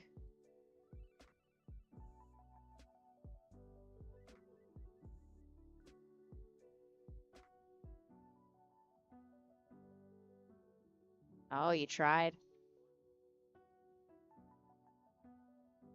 Gonna get away with it? I think he did. He couldn't have He placed it any got better. away with You it. could not have placed it better with your hand. Wow. I mean, you could have. You'd put that cue ball right behind the Okay, 7. Ashley, thanks. You're welcome.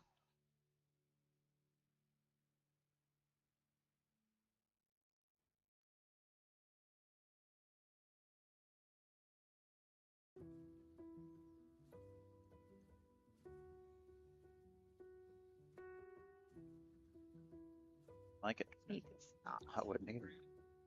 What do you do?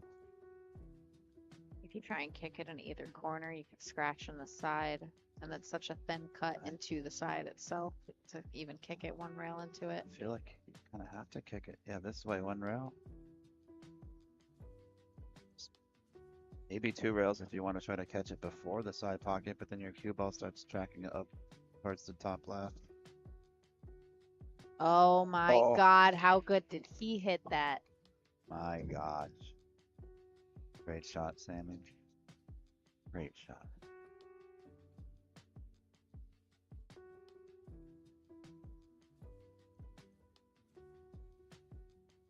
Save that one for the highlight reel later.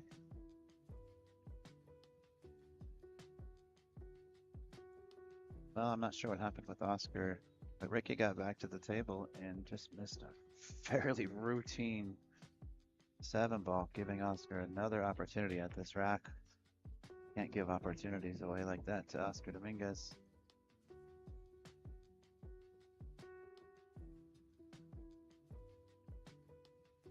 I was very happy when I got the word that Oscar signed up and was coming out to this event. Yeah, He's so good for the game. he's good people. He's great people. So family. Outside pocket. He's good.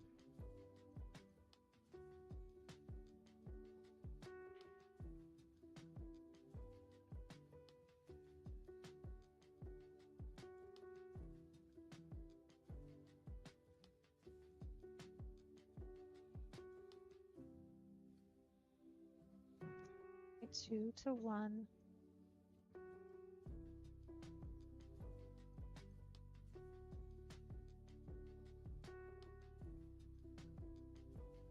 Making me want to hit balls.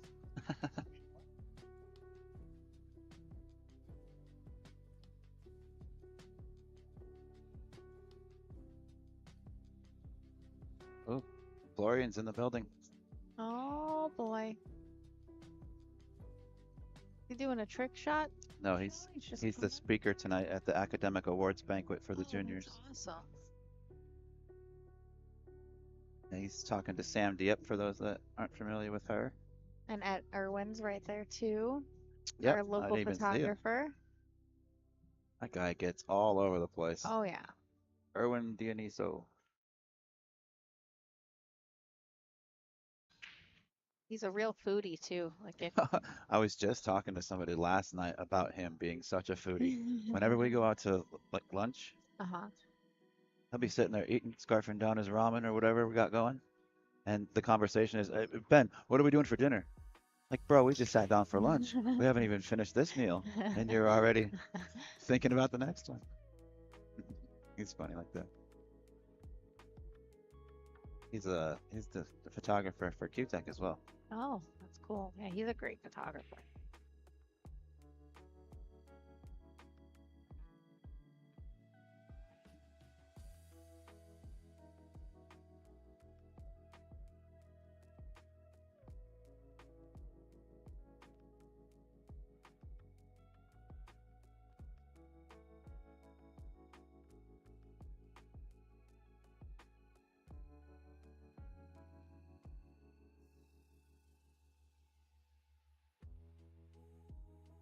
Got that real long stroke, kind of Chris Melling-ish, but with some like heavy SVB influence as well. I mean, he's grown up watching these players playing with them now.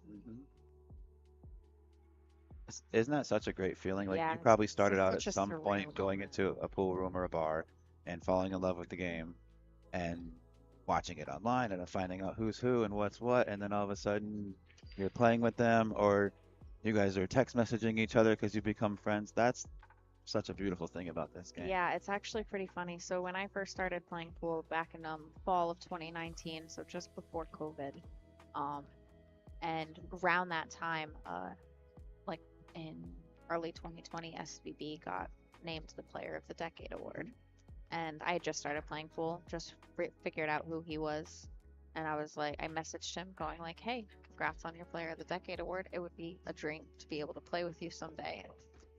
He read it, but he never responded, you know. And then when I found out I was going to be playing with him in the doubles, I had completely forgotten this conversation happened. So I was going to message him saying, "Hey, I'm looking forward to playing with And you you." saw And then it. I saw those messages and I was like, wow, how much of a full circle moment That is is this? that's super. That's like goosebumps. Yeah, right? Cool. Yeah, it was definitely crazy. Oscar Dominguez is not wasting any time. He's up 4-1 on Ricky already.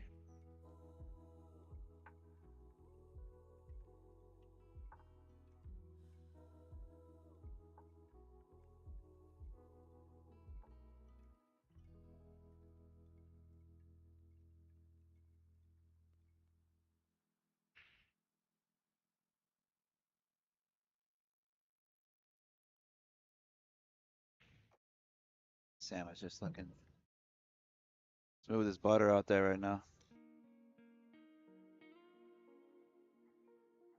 Gonna try and emulate this later. Emulate what? The run out? Just The stroke? Just The yeah, everything about it? everything about this. Pretty beautiful to watch. It really is.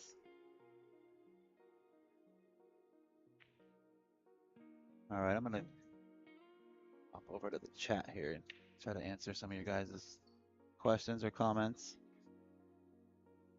Can't check on it too often. Somebody said play shirtless in regards to the shirt foul from earlier. Where's this event being held? This is at the Oakley Lindsay Center in Quincy, Illinois, about 2 hours outside of St. Louis. It's the closest major airport.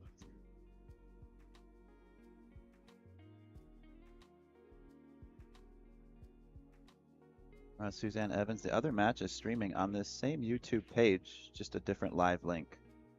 So if you back out of this video or open up another browser tab and search for Billiard Congress of America, you'll see 2 live streams going on. Ricky Evans and Oscar Dominguez are on the other table with Collins Newey and Melina Mike doing the commentary. And then on this table here, we've got Sam Henderson and Damian Pongpanik, along with myself and Ashley Benoit. Hello.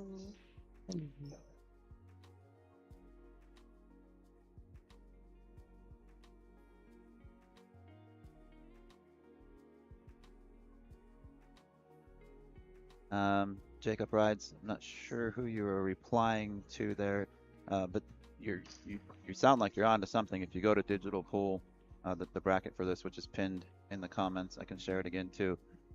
Should be at the top of your comments.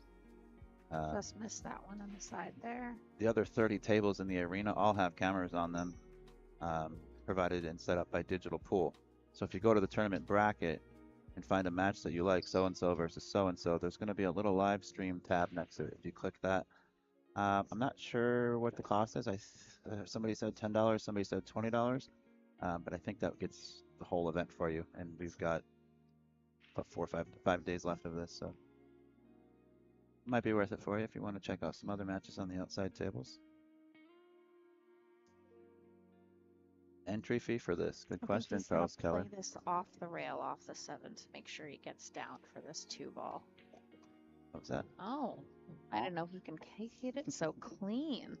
Charles Keller, the entry fee was $250, and there's $5,000 added. Yeah, that's a pretty good pool. I think he just showed us the payouts. I think first is 4,500, second is 2,500, third, fourth is 1,000. Correct. And then fifth, sixth was, or 5th through 8th was 625. 625. Yeah. I agree, Ice Cream Man. Irwin is a great guy and a great photographer. We're all on the same page there with that gentleman. But man, that guy can eat. Yeah, we went to Hot Pot with him a few nights ago. Hot Pot? Hot Pot. It's like that place where they give you your flavored broth that you want and you put it on the Stone? no, Or, like the stove top in front of you and heat it up, and then you order like raw food and then you cook it in the broth and I mean, eat it in front of you. it's a cool concept, but I'm going to a restaurant, paying money for food, Right, and then I I gotta wanna cook it for myself. No, it's a cool idea. I could see why people would be turned on to it. Yeah, he loves it.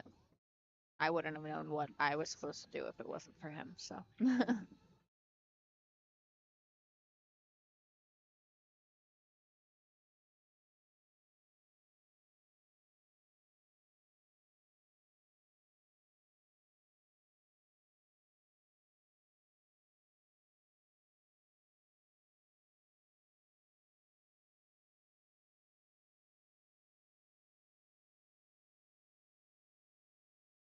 Oscar's up 4-1 and breaking. Yeah, that Sam Lucas match really just was pretty, I feel like was the determining factor of who made it to the finals with Oscar. I get whoever won that match was gonna make it to the finals with Oscar. Yeah, that's a. You're right.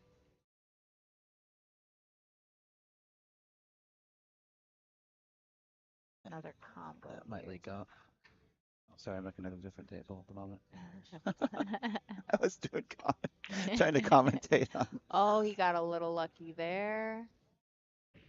Did he? Yes, he did. I wondered if went it for froze the- up there though. Yeah, he went for the combo and got the carom, got it to push through that 8 ball.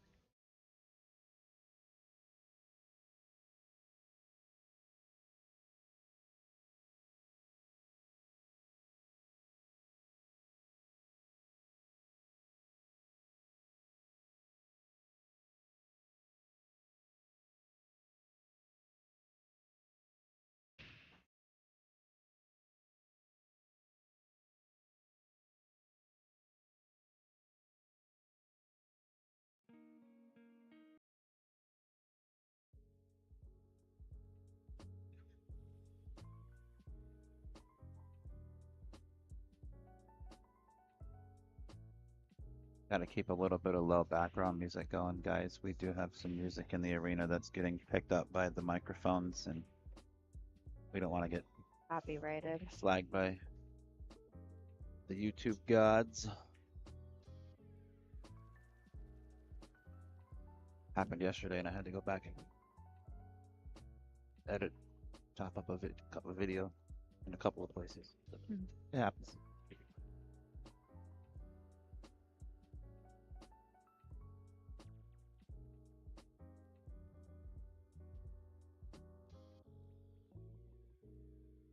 Almost identical to To the first one, yeah. That first 9 ball he made.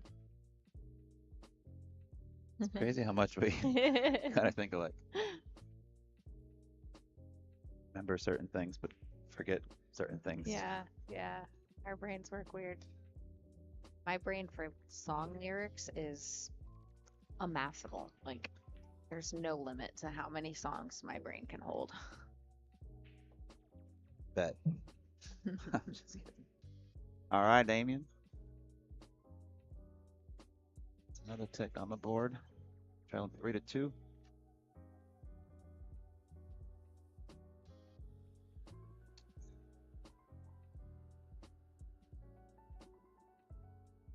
All right, I turned the speed up, so I hope I don't make you guys dizzy, but we're going fast. Woo. Sorry about the camera there, but we got Oscar over there. Can't spin it anymore. Ricky off to the left.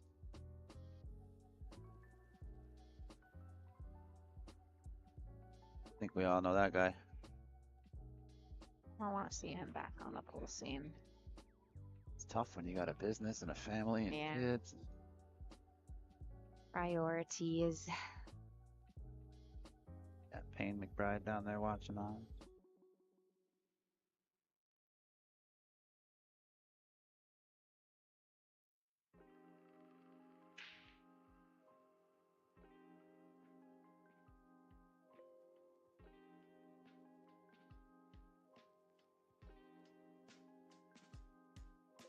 To break.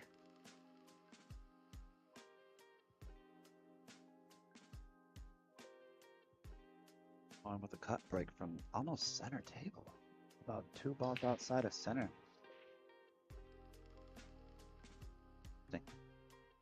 I mean, everybody's trying everything to figure out something. And nothing has been consistent except the inconsistency. I like that.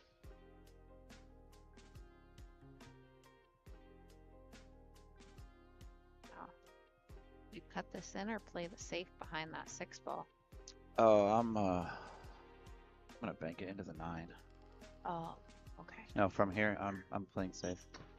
The 2-6 combo is nice, and I feel like I can slice this 1 ball in the corner. But I want to mess with my opponent's head. I'm gonna put Yeah, you in right prison. behind that 6 ball. Oh, just made it worse for the 2. Even if he gets ball in hand or something here, may have to play a I mean, pair and out. with the 7-8-2, you're kind of forced to try to go for the 3 foul here until everything opens up. That's actually a really good call.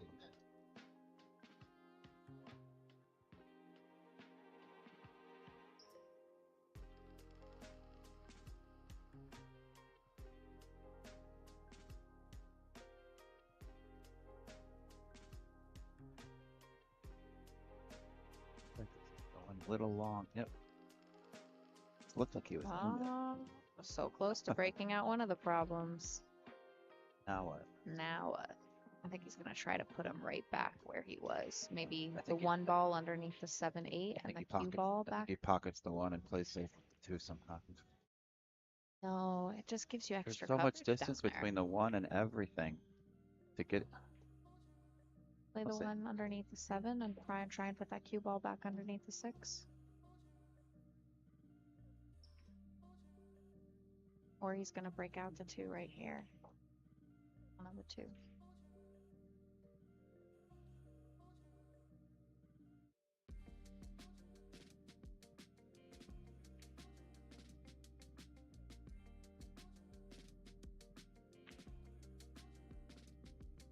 Oh, how good did he hit that? Wow. Oh my gosh. Did we get this updated I can see the software where I can lines do on the table like this guy does.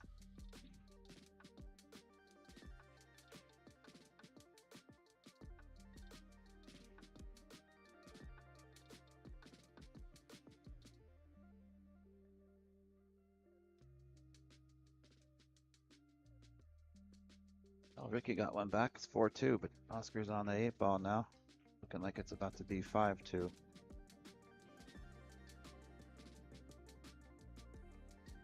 While Sam is just architect right now on this table.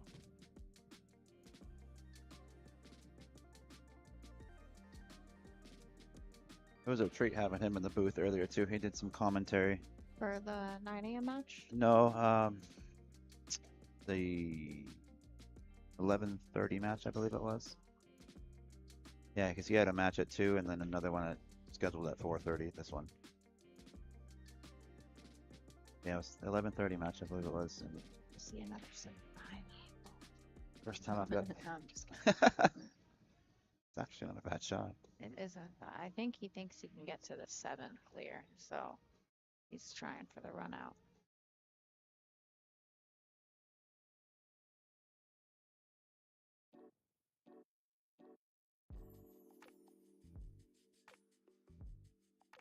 Draw into him, 2 Oh rails. yeah, he's got the Wow. angle. If you go 2 into it, 2 rails into that Oh, 7, and you yes. hit it perfect, you could get stuck behind. What you want to do is Yes, come yeah. behind the 7 and carry against the 8 if you're going to try to break it out, not hit the 7. Well, I must have jinxed Oscar because I just saw Ricky drop the 9. No way. Got on the 7.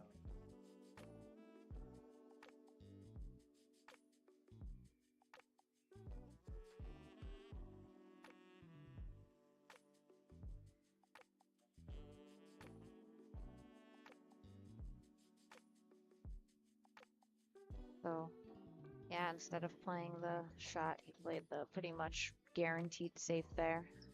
Good shot. And Damian's still sitting on a foul too. 2 Not rail kick. it wouldn't matter, I don't believe, at this point with the layout. But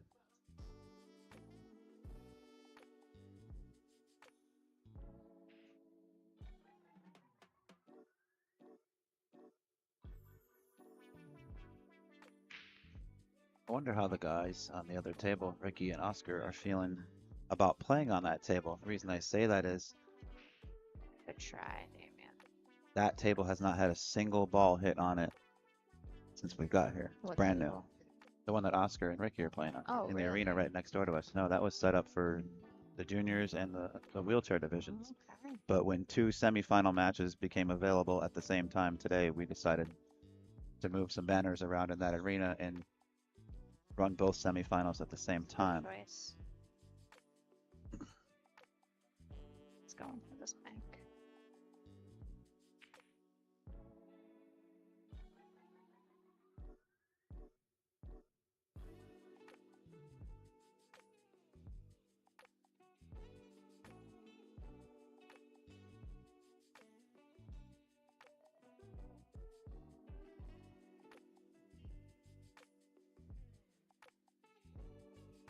Play this with some. Oh, okay. This nice follow. Shoot the 8 follow table.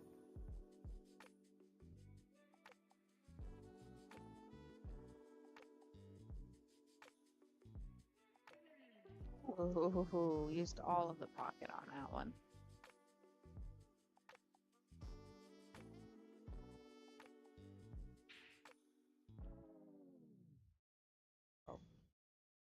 I feel like I just took my contacts out. All right.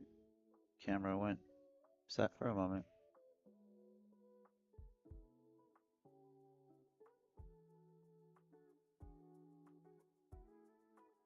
Still not back.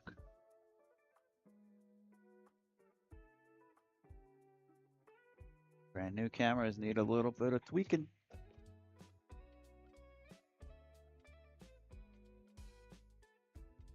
Sorry, folks. I'm trying like heck to get that corrected.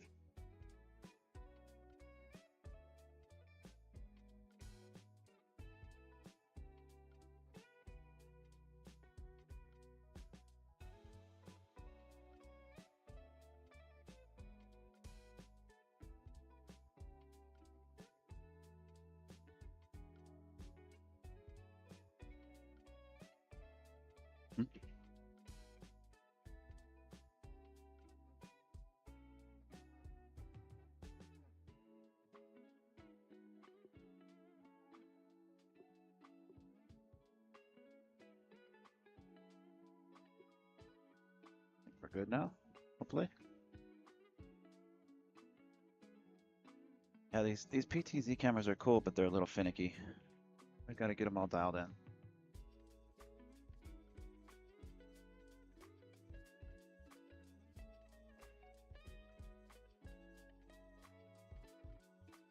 Make you feel like you're drunk when it gets all. Our players are taking a break.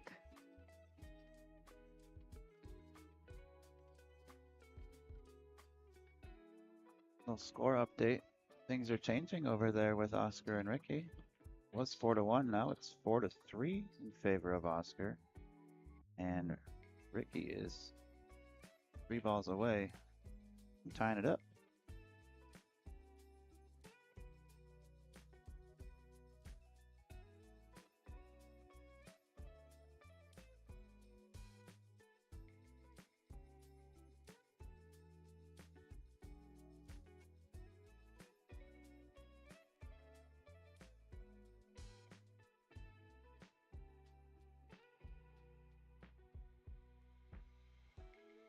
Can I get creative? Is there something like this?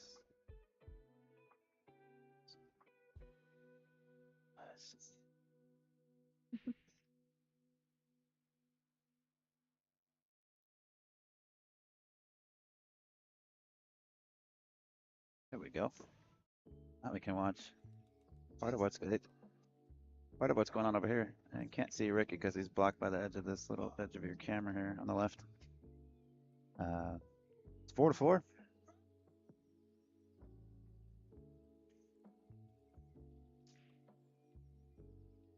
Catch anything else interesting going on? Well, we have a little break.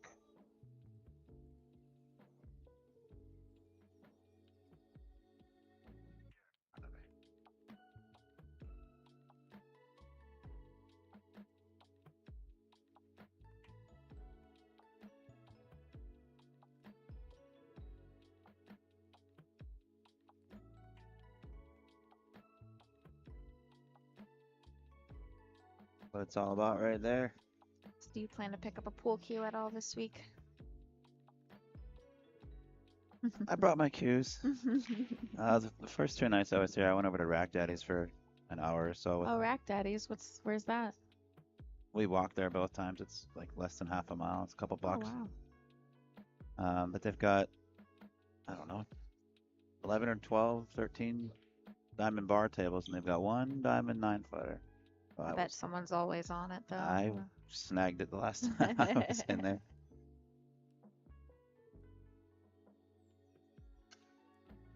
Little bit of a tricky starter. You're commenting a different. I know. But you're giving updates on this match too. Oh yeah. Right, our guys just walked back in, right? Yep. We're back at it. Rack 7, Sam Henderson to break in this race to 9. Semifinals of the Men's Masters USA National Pool Championships coming live from Quincy, Illinois, from the Oakley Lindsay Center. Big thank you to Masters Chalk for sponsoring this event, putting up $20,000 for us to spread across these 4 national championships, as well as Mez. Thank you for donating those Mez racks, turtle racks for us. Haven't heard any complaints about it. Heard some complaints about the results on the break, but I haven't heard complaints about the rack itself.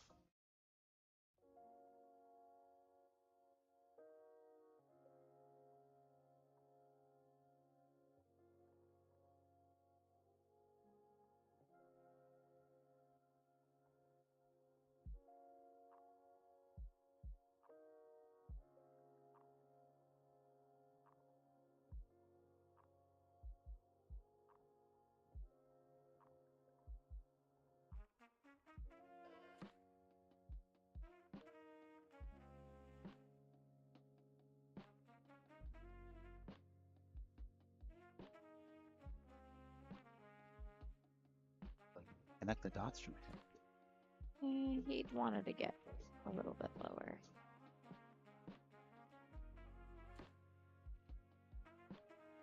I thought he was straighter than that. I'm looking at a monitor that's much smaller than yours. Let's change that. There we go. Now I got a better view. It's a good recovery. From me or from Damian? Damian.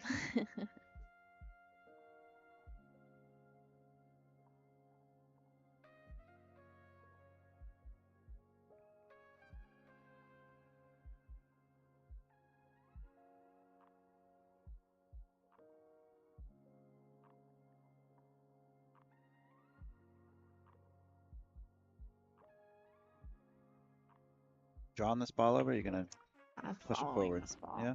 Drawing it.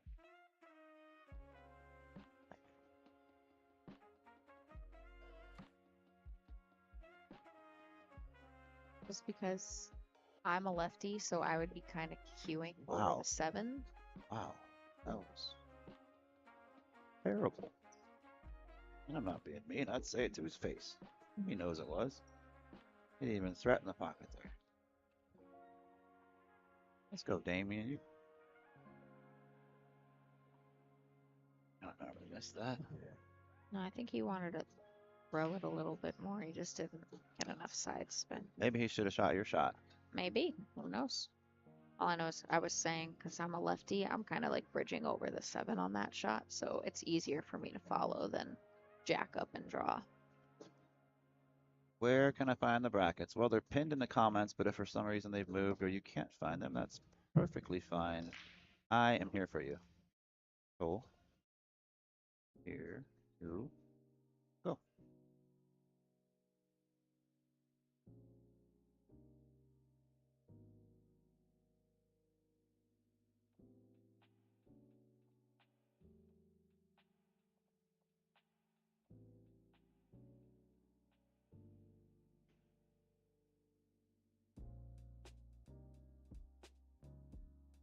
Jeez. That for speed control. I know, right? I think he was trying to play it for the side. He didn't want to leave himself jacked up over the 9, but he's so straight it doesn't even matter.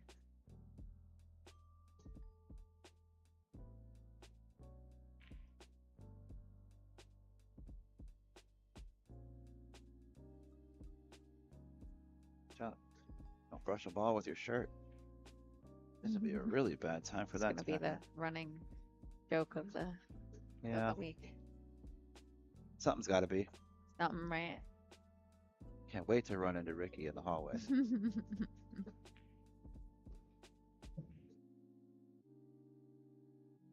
He didn't let it phase him though. He got right back up Oh there. yeah.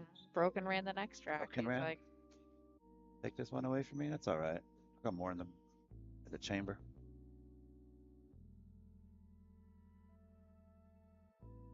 Okay, Ashley. Cue ball or object ball last? What do you look at? object ball.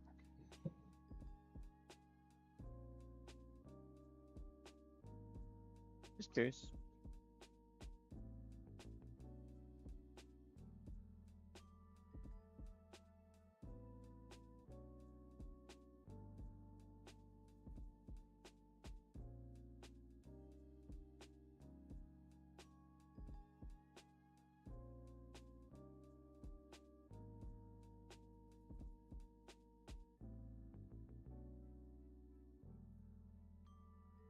Obviously not our table.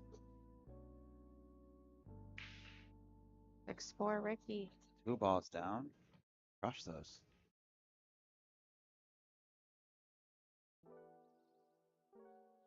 Say 6-4, Ricky. I think so. Huh? You're right. You are correct.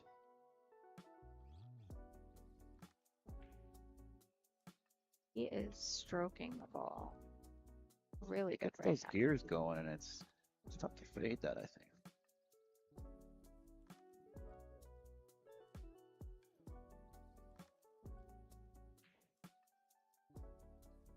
Feeling it. He is definitely feeling We'll it. check back in, but we got to give our due attention to these two champions. Wow. That kiss right there saved the. The first kiss saved him from the side too, and the second kiss saved him from the corner. That's pretty funny. You're on 2, Damian.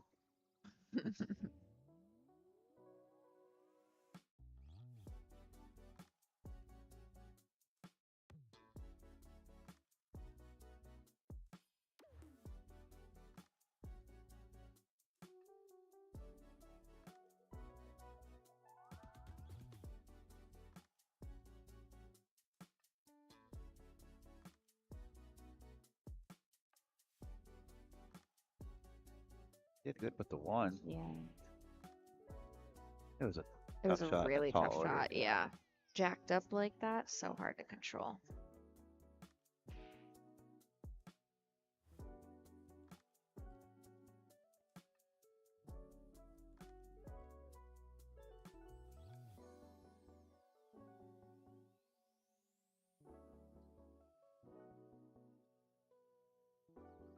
He cutting this? Is he trying to spin this? That'd be I awesome. think he's trying to get underneath this 5. Ah, I was hoping Oh. he was gonna come with a highlight reel. Right? Go home, I think camera.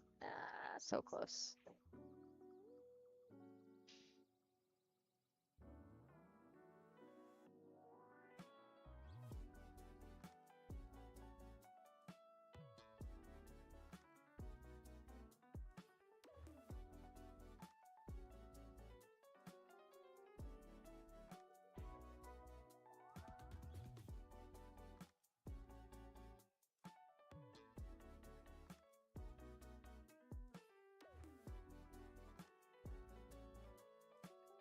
Oh, nice. That's 6 there. Just kissed it.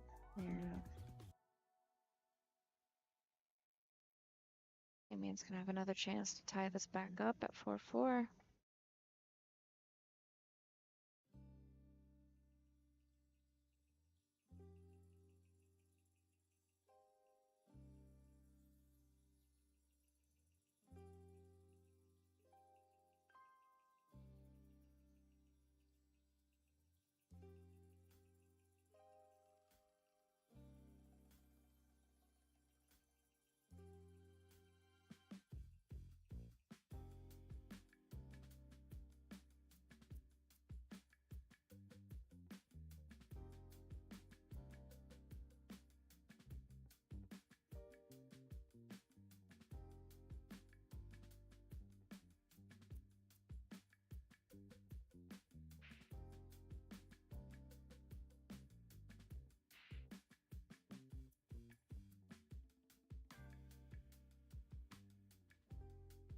Nice, nice touch. Yeah, Great that's speed probably control.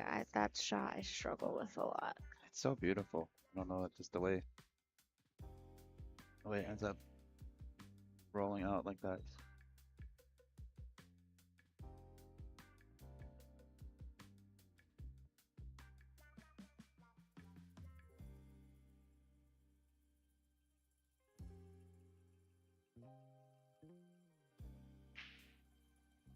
Six five now. Ricky up over Oscar.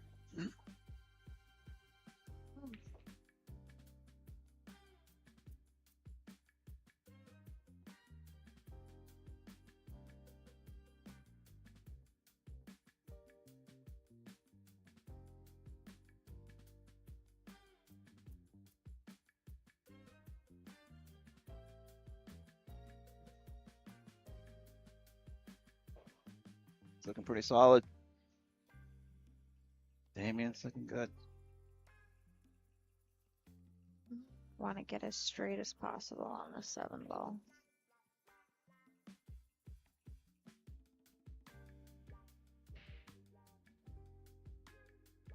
Far from his work.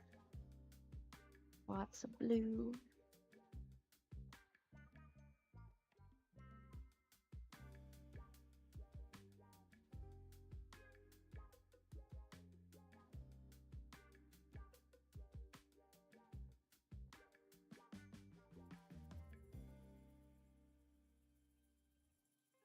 Breaks on this one. Just kind of draw stun this a little bit. Play it behind to the lower left. Easy peasy.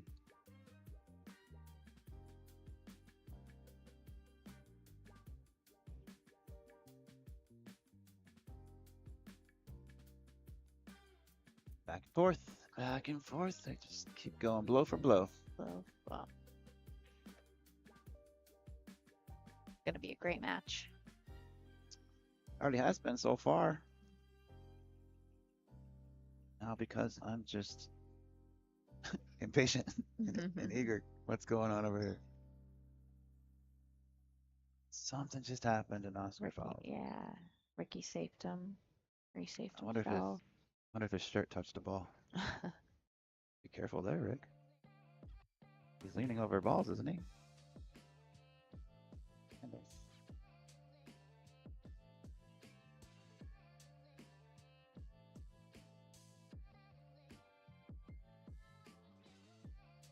Well, look who it is.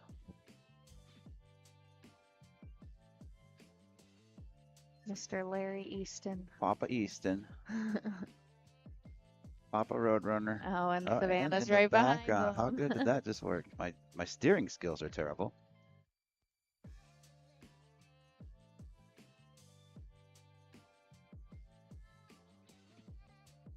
Supporting their boy here.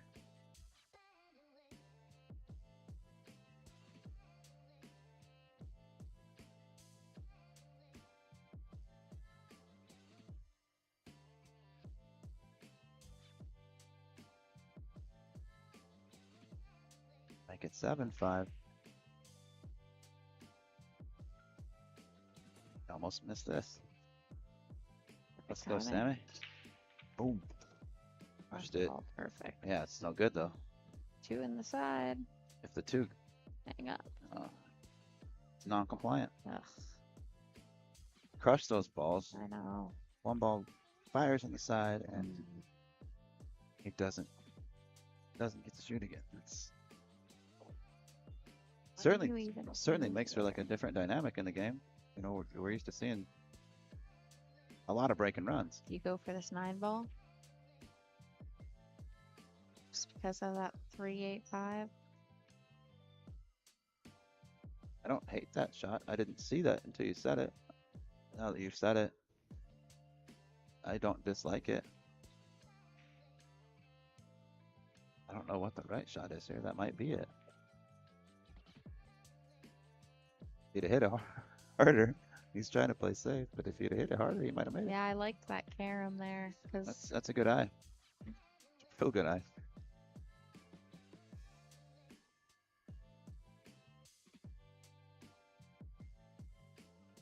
Nathan Isley. Forgive me for pronouncing your name wrong. BCA number 1 is Fettergorst. If you'd like, give me about 10 seconds. I'll send you the list. Remember where it is on this website? So maybe.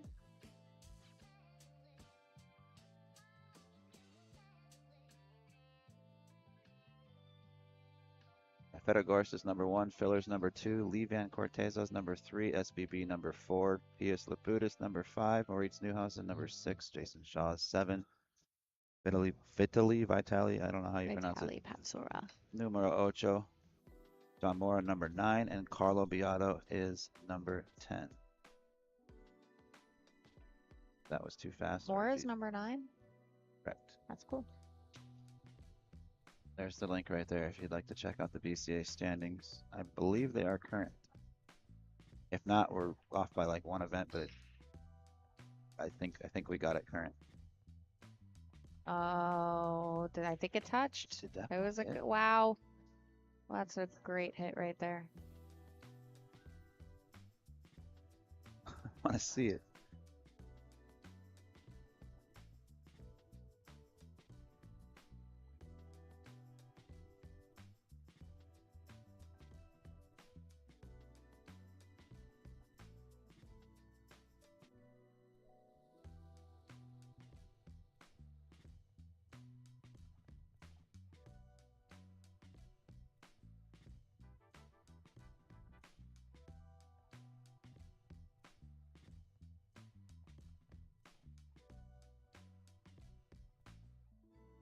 Well, actually, they still don't Not bad hit. do. They just Oh, released. Looks like they've got your brackets done. Oh, cool. What time do I play? You got a bye in the first round. You play Allison Cuccia. Lucia. A time and a table hasn't been assigned yet. Okie dokie. Thank you for letting me know. Sure, the first rounds have been assigned, but the second round they're probably working on it right now because I just checked it a few minutes ago and it wasn't out. Now it is, so that tells me they're probably getting that situated right now.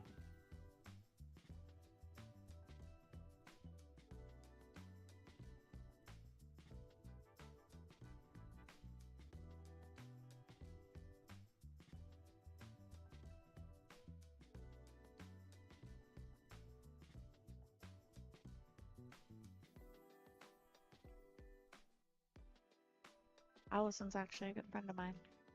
Is she? Yeah. What? Does that make it weird or more fun or more relaxed, or do you take it more serious? Do you want to punish your friend? How do you feel about that? I don't know. I don't know how I feel about that. Okay.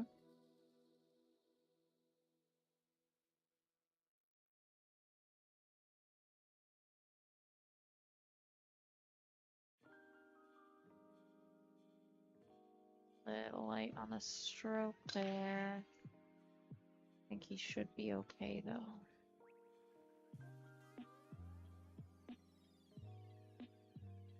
If he can't see it, he should be able to go rail first.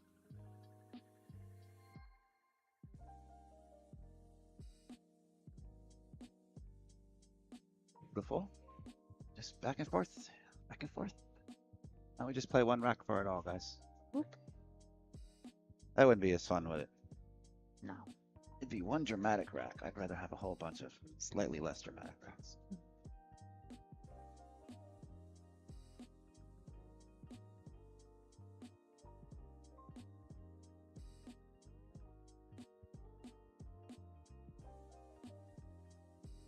Seven five. Ricky up on Oscar.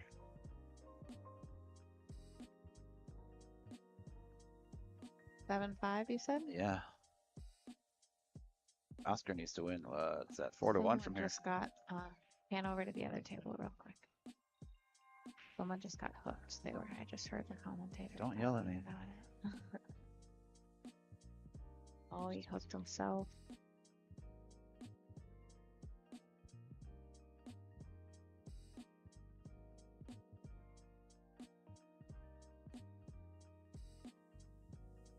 Oh, Ricky's got a chance here to make it to the hill. All right.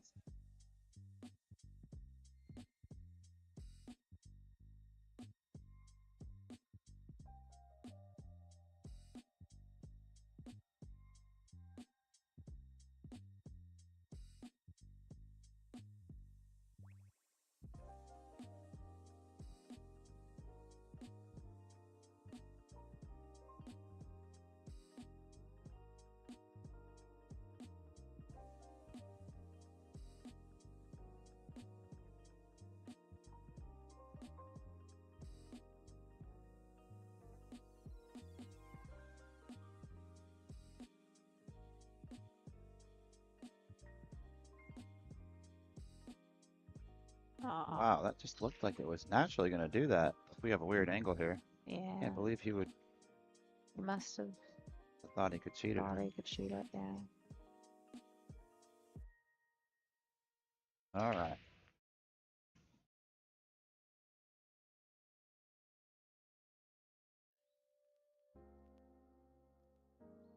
Right.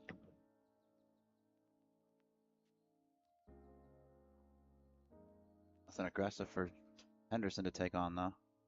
And trying to play safe off the bottom side of this one socks when that big pocket is sitting right there. I like playing. Can you see If if he can see the whole ball, that's- not enough to make it, he'd play 2 rails, use that 5 as the blocker. To me, I didn't think he could see the whole ball, but the way he just lined it up, and with what you just said makes me think you're right.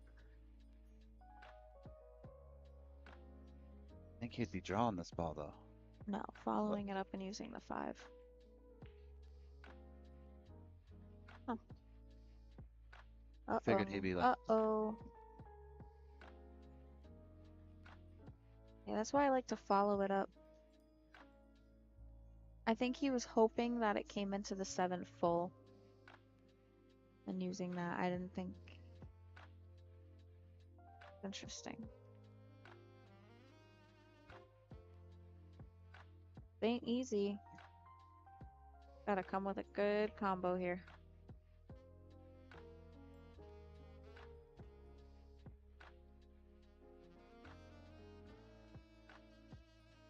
Is this called 9 ball? Or No. are they're playing wild 9? Well, doesn't have to call it. Tomorrow he will. Tomorrow's 10 ball. Mm-hmm.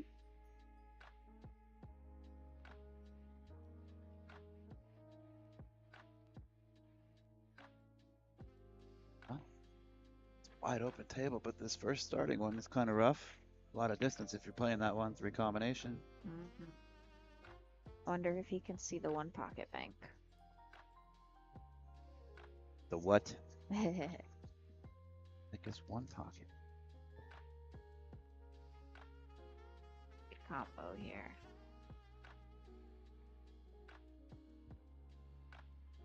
Beautiful.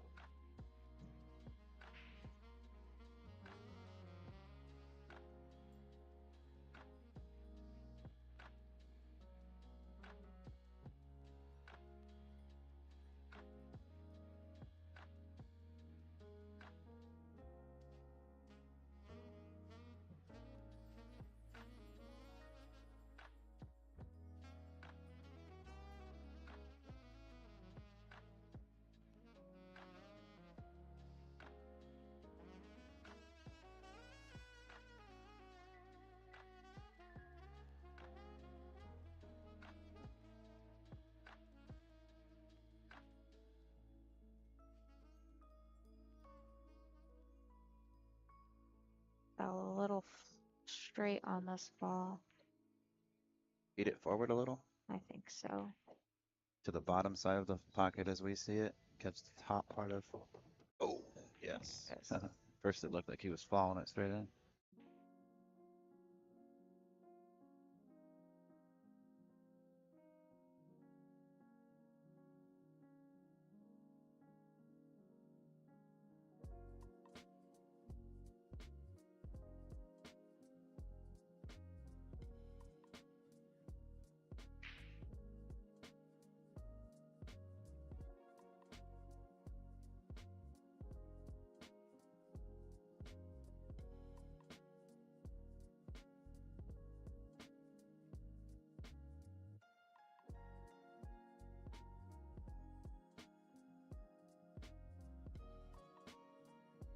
Oscar got one back. 7-6 now over there. Look at that what stroke. a stroke. Wow. Hercules. Wow. He's so strong.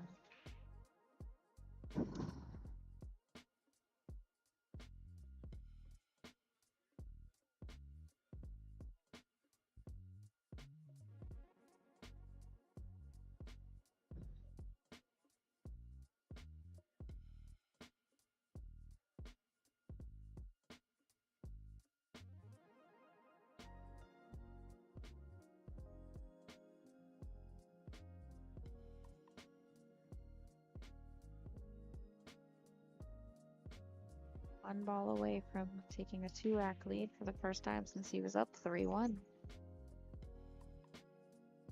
Numbers nerd. Mhm. How you feeling?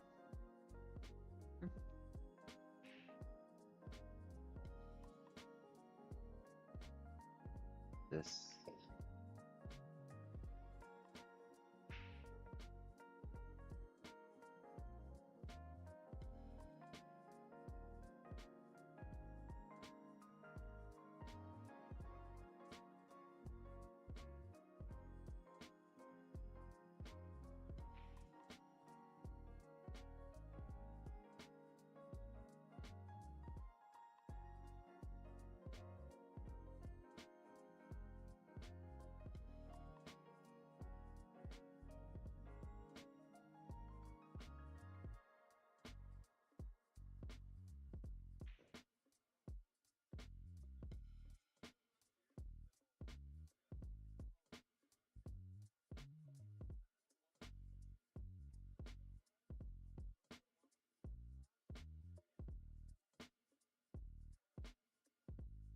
Ashley stepping off for just a moment.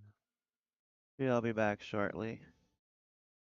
Ricky's up 7-6. He's in a rough spot here. We're going to jump back to our feature table here. We've got rack number 10, Sam Henderson leading by a score of 5-4 over Damian Pongpanik. This is semifinals action of the inaugural Masters USA National Pool Championships here in Quincy, Illinois at the Oakley Lindsay Center. An absolutely beautiful venue with even better service and characters and employees that work here. It's absolutely incredible how well they take care of everybody, and just want to give them a big shout out as well too. Thanks to Chris L. I'm not going to attempt his last name. It starts with an L. He knows who he is. Appreciate you very much, pal.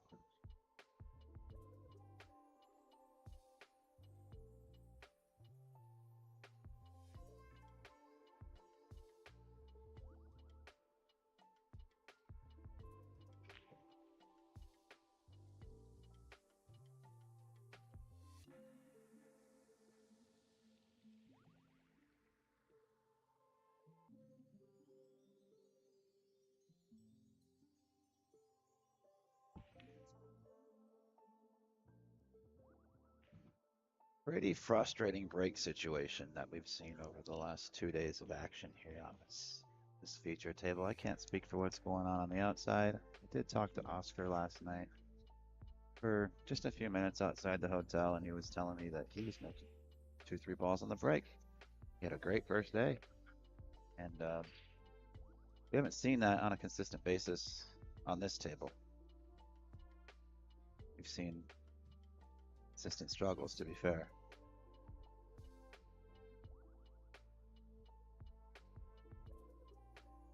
And it's not for lack of power or technique, it's just can't figure out what it is. It could be, or one of the factors anyhow, could be the amount of humidity in here. It's very humid. Not extremely in this building. They've done a good job with the air conditioning and whatever it takes to remove that moisture. But you step outside for 1 second and your hands get clammy and you feel like you just got out of a shower and you need to go take another one. What I'm told, I heard it's like Florida. Anyhow, that could be one of the factors as to why the balls aren't rolling quite as quick or reacting a little different than maybe they're expecting. Players, that is.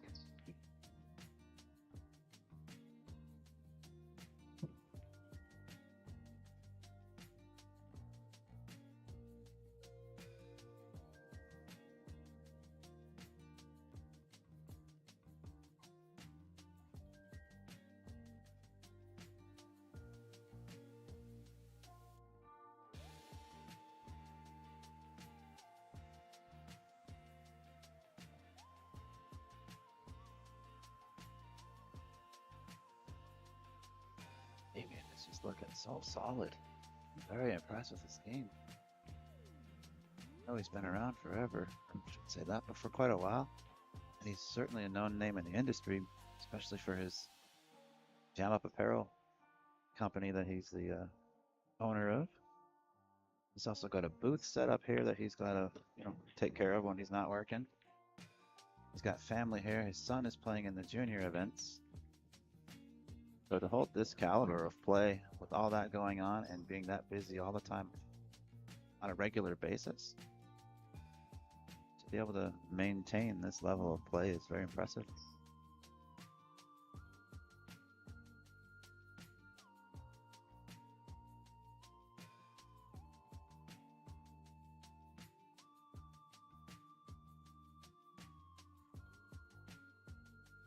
Right up at 5 again. I'd show you the other table, but they're in the exact same spot that we're in right now. That is racking.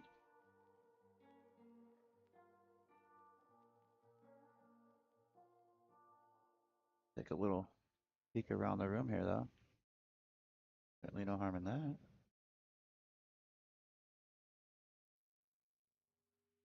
We've got our wheelchair divisions going on over here. We'll have some of that action on this channel tomorrow as well. And through the remainder of the week, we'll be going back and forth from the rotation events to the wheelchair events.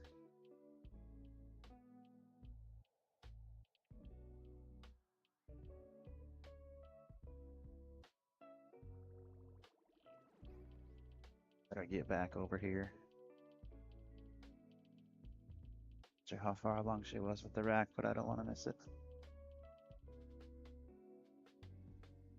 Most of the time in rotation pool, especially at any level above, 650 or so, the break is kind of everything, or it's majority of things. And it's proven to be completely opposite here. The breaker does not seem to have the advantage. This is the 10th match, 9th or 10th match I've streamed in the last 2 days. And I think we've seen maybe 5 break-in runs.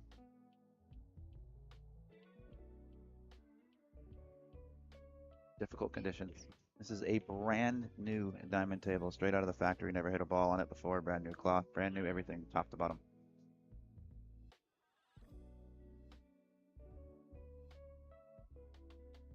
I believe it's 4.5-inch side corner pockets and 5.5 on the sides. Don't know for sure, I'm kind of guessing there, but I believe that's what they come standard from the factory unless you request some sort of specific cut or railing.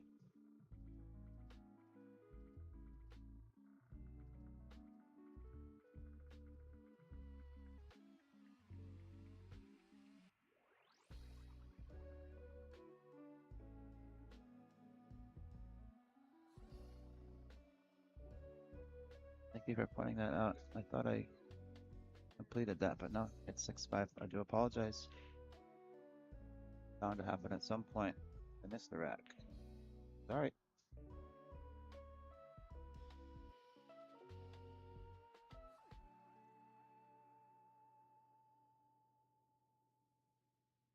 Roy, no, I can't really see the chat because I got 3 different monitors and a ton of other things going on.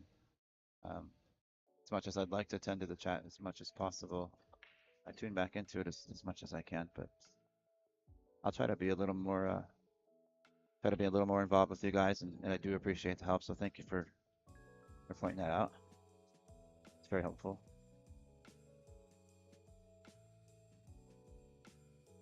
More monitors.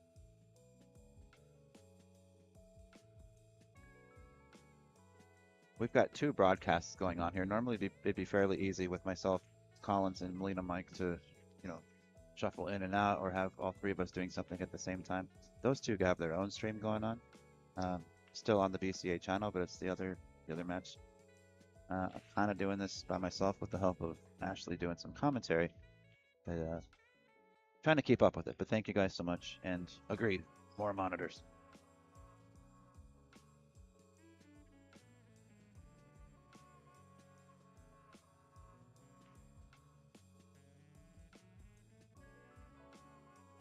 Oscar has tied it up, 7 racks apiece.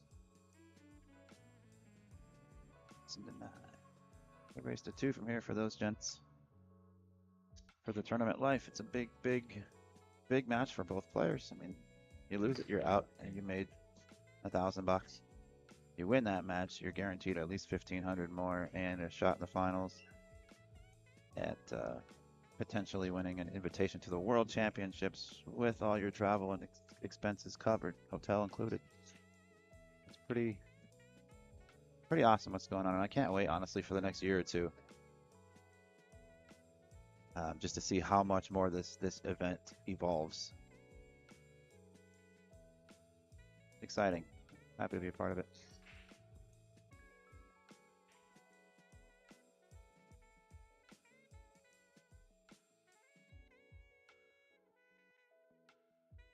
Icon Kid. You do not work on your break for 2 to 4 hours a day. Shut up. You smoke salsa, bro.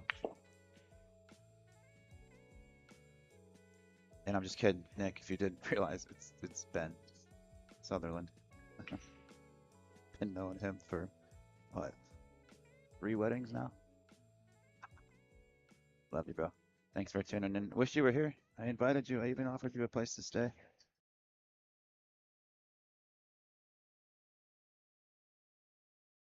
Little help from the bridge there. Sam dunks the tray. And he's got a nice angle on the 4 to come across for the 5. Looking smooth to get up 7-5. Not trying to jinx the kid, just calling it like I see it.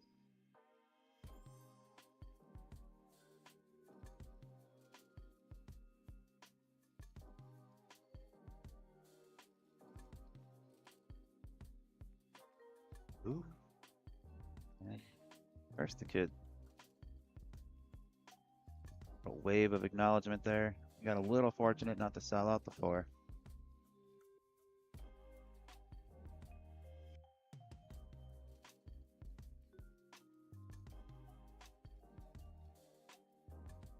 Yep, you called it, Raymond. You certainly did, sir. You drawing this? Or can you come around the top side and sit? Oh, you might want to keep it in hand.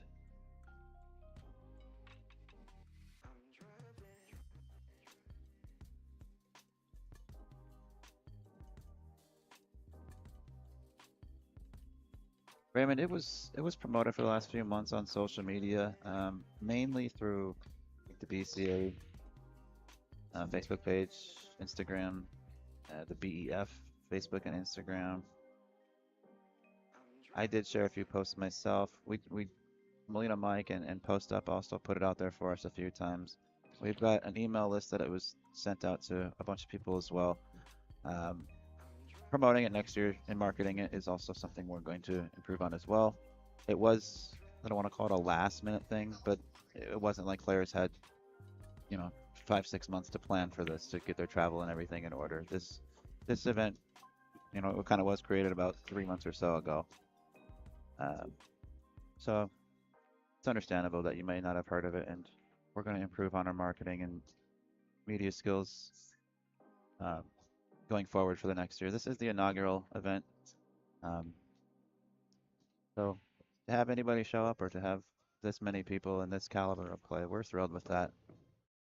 Obviously, we'd like more. We want to fill it up, and we want to give everybody opportunities, but we'll get there.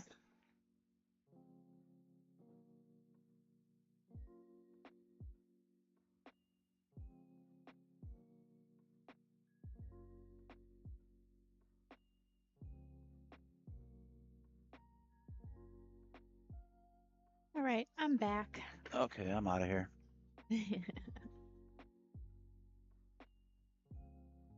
Oscar has clawed his way back into the lead and on to the hill.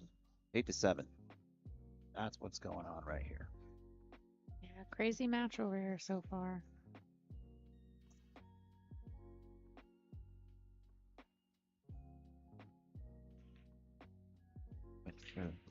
He went for the Nina.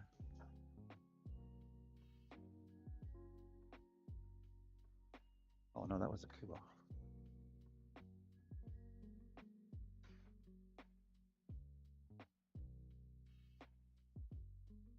Couple fantastic matches here. These two have been throwing blows at each other for the last, oh, I don't know, hour and a half.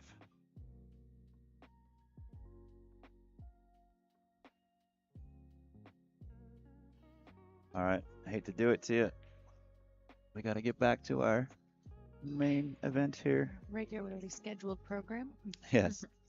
You can watch them both if you got a tab on second, a second phone or a tablet or a computer or somehow some split screen stuff. Just go to the BCA Facebook page and there should be 2 live links.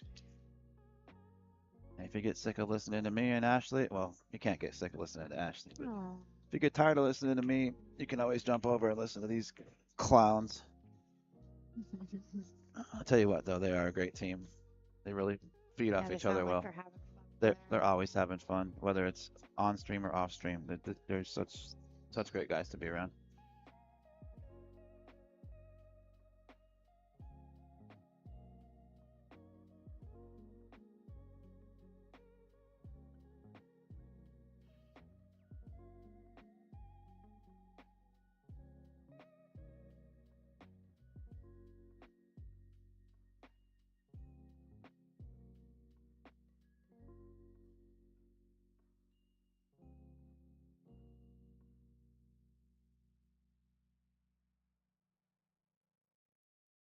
Got a text message from somebody in the chat.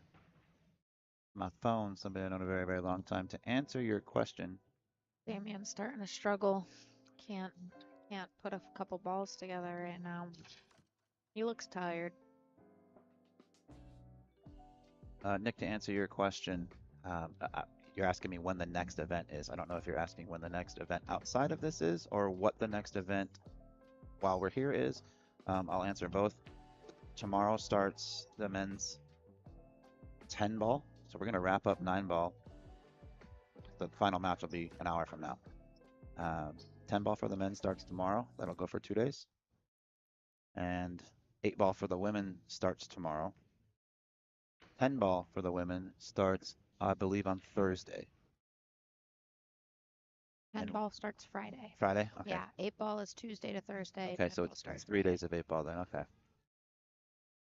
And then we wrap everything up on the evening of the 12th. I'm on a plane early on the 13th.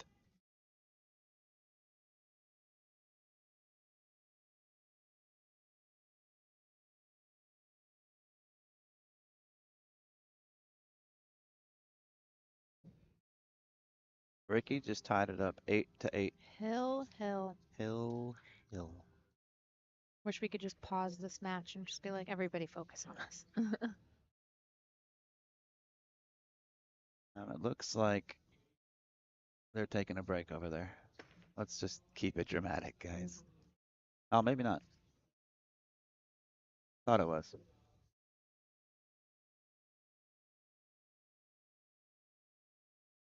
I jinxed him last time and I did it unintentionally, so I'm not going to say what I'm thinking. But I bet he's out. Let's go, kid.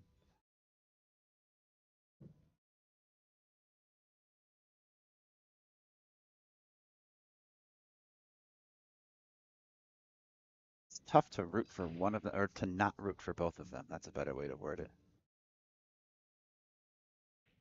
They're both just such great people, and the story, Damian wasn't a favorite when he signed up for this. No. And to make it this deep and to be this close, now it's kind of like, come on, bro, let's do this. It's your chance. Not now, then when?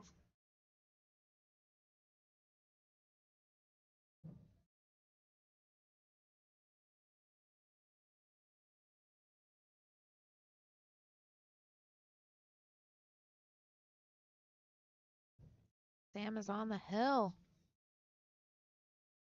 So are both of these guys.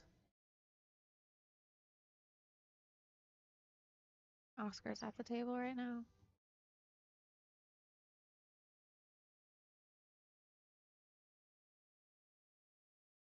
Looks like he's queuing up for a huge draw stroke here.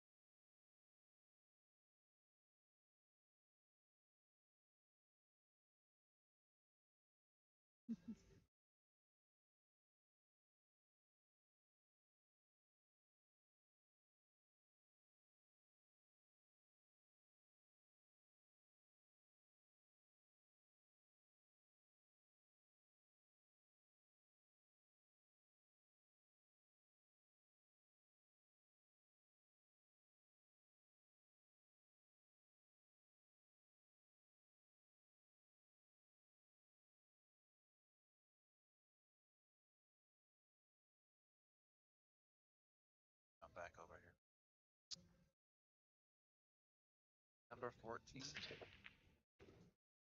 It's the rack, 2 balls down, 1 crosses the head swing. It's a compliant break. Ball in the park.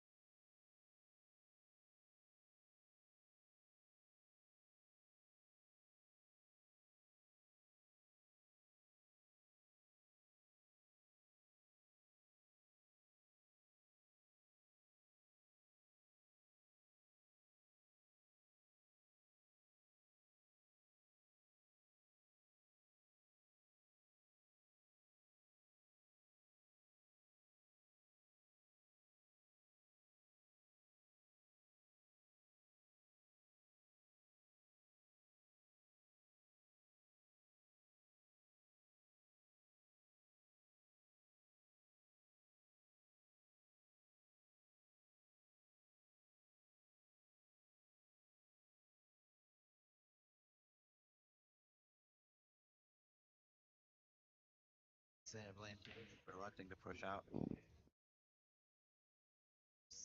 No value swinging up at it. So this is pretty simple to just get it back to the bottom center diamond underneath this 4-7 here. I'm banking the 1 into the 9. Oh yeah. Oh. I shoot the right shot, so.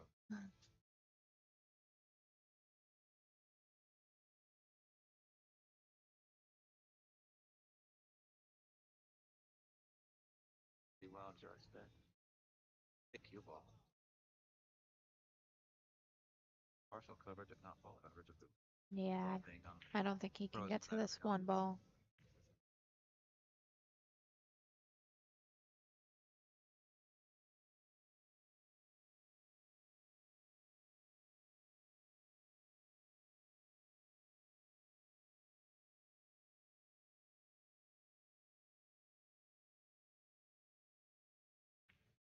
Oh.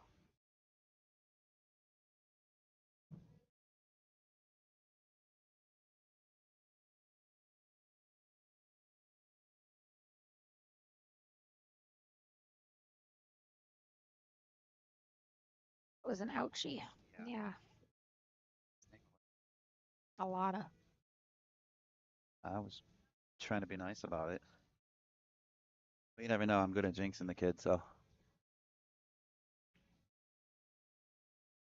The last one always stinks the most. Seems to be the one you remember the most.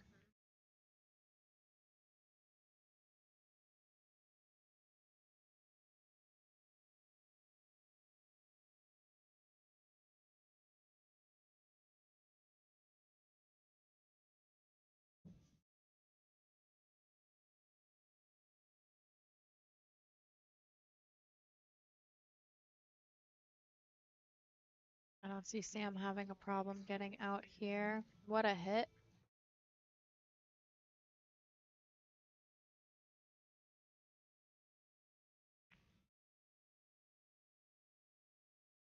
Crazy how this match was behind the entire time. It still technically is. It still technically is, but if Sam gets out here, it will finish before this one. Game count wise, yes. But those, Ricky and Oscar, I mean, there hasn't been more than 2 racks between them, I don't think. Well, no, to start, it was 4-1. Yeah.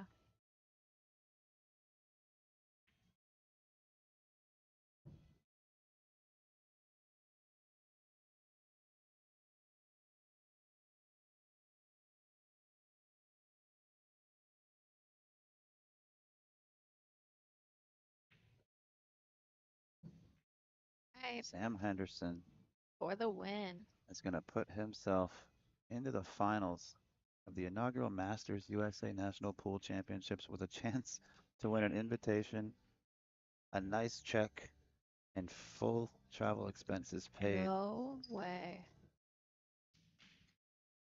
That was a heck of a tournament by Damian. It Wow. was so much fun to watch. And All right. Pam. Oh. oh gosh, you want this one? Yeah, you just, Oscar just missed the 3. Not waste any time then. Oh my God. What an insane match.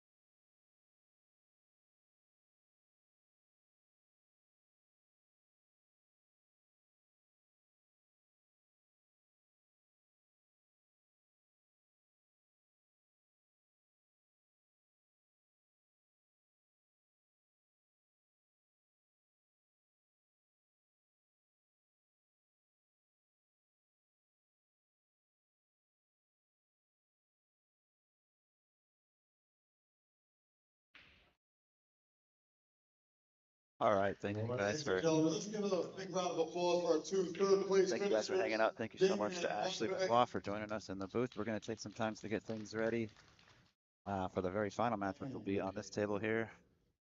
Another round of applause. Technically, Great this finish, table guys. here. No easy feat.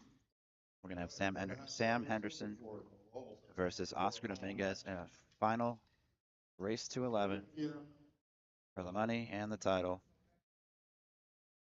Players are going to take a little bit of a break. We're going to take a few minute break. I don't believe it's scheduled till 7 o'clock, so we're looking for about 25, 27 more minutes or so before we get kicked off. Again, thanks a lot to Ashley Benoit. My name's Ben Sutherland. Hang tight, folks.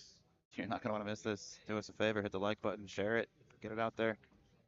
So far, the support and viewership has been way more than we had expected, so thank you so much. We appreciate you guys. Keep it up, and we'll be back soon.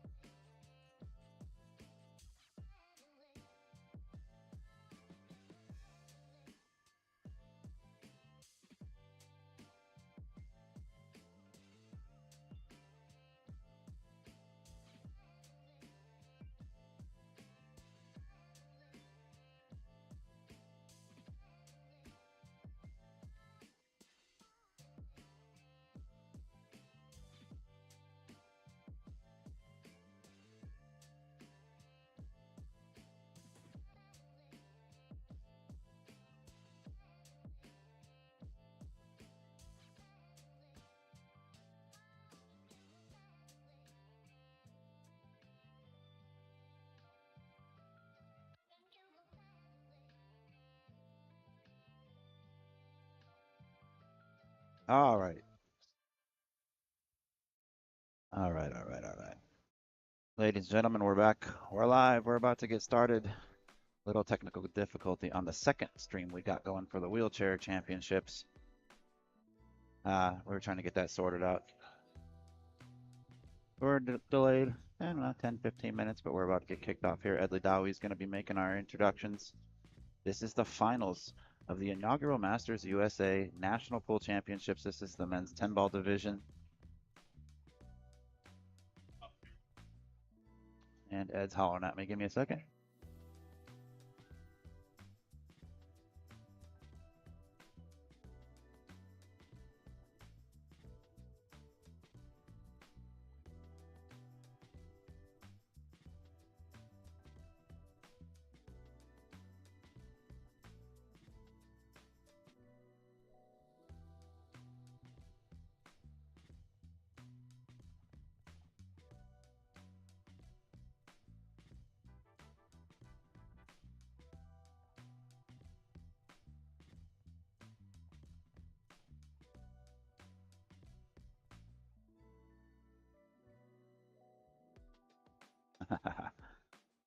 Oh yeah, we're messing around, but we're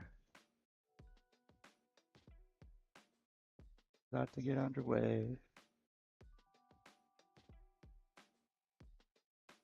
Not sure who's going to be joining me in the booth. I was told Max Eberle. I was told possibly Edley Dowie. I know they're not going to leave me by myself.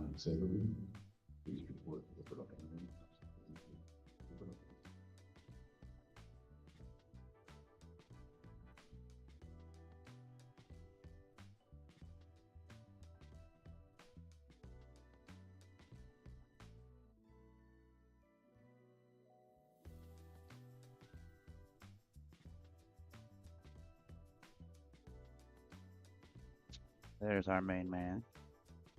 Looking sharp as can be. Referee and timekeeper for the match.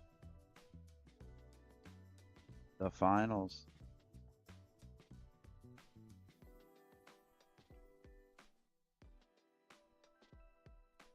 Just the first time we've had this event, there was only a couple months preparation and marketing and media time for this. I think we got like 24 or so players in this field. They were all capped at 32. We've got 32 in the 10-ball event that starts tomorrow. Actually, we just got word a couple hours ago. Justin Bergman's going to make it for that too, so that's pretty awesome. But this one has, I believe, 24 players. First place is $4,500, as well as an invite and a paid trip to the WPA World Championships.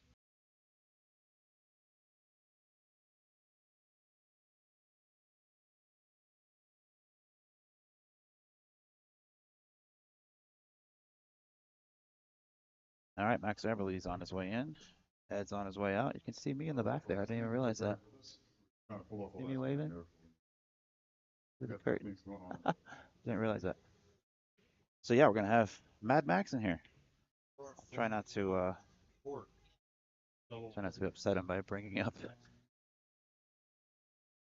some of the matches, but maybe we can get some insight onto what was going on with him and how he was feeling, especially after having some trouble getting his luggage and cues and stuff here yesterday, day one. Here's Angie, WPBA player, one of our premier referees.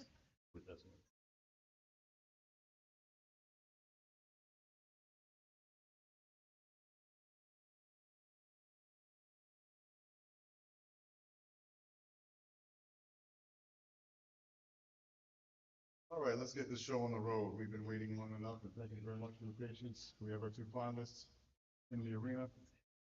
So let's get on with the show. We have our crowd of 20,000 here. But you're gonna sound like it though, right? You gotta wake back up, hold me out over there.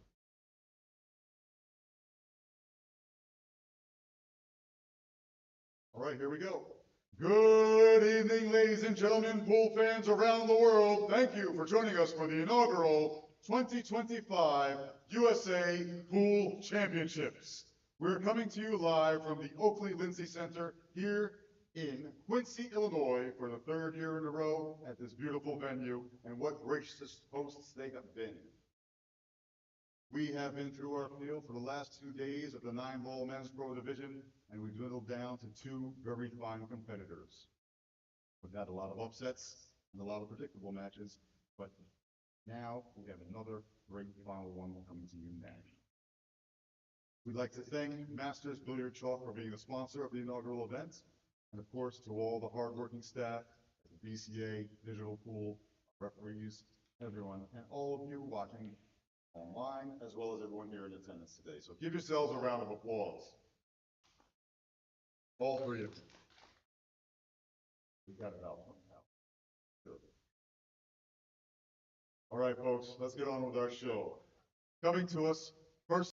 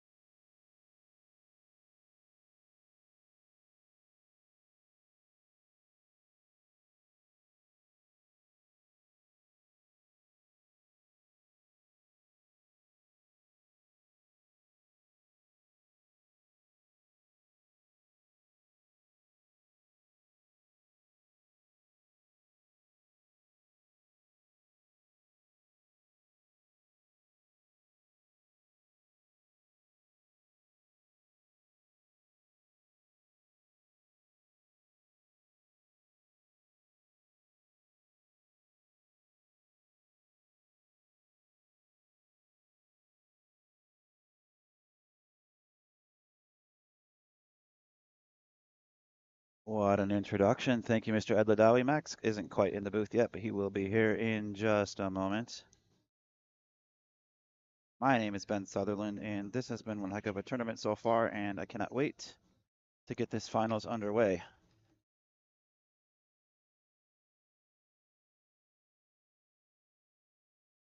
Going to be a race to 11.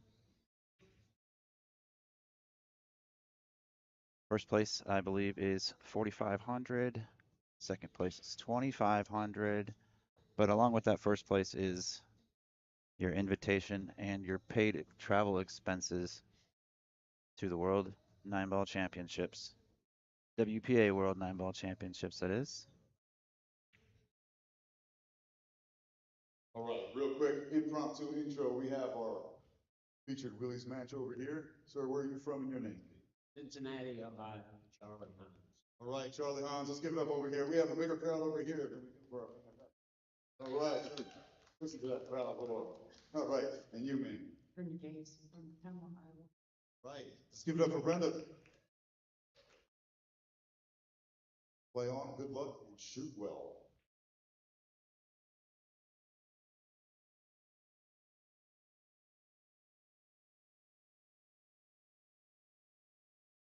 All right, we are underway officially. Sam Henderson wins the lag. Facing off against Oscar Dominguez in this single race to 11 finals. Live from the Oakley Lindsay Center in Quincy, Illinois.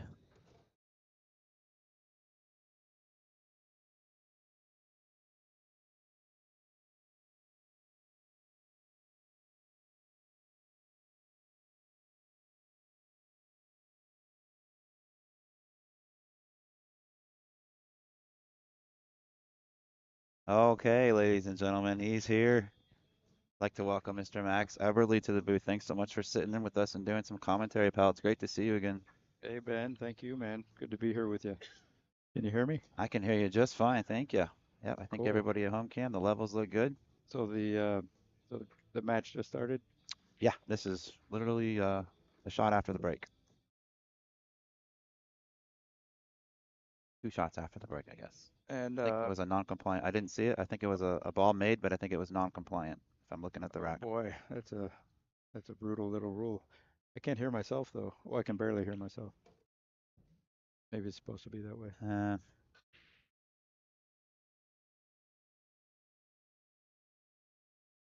It's enough.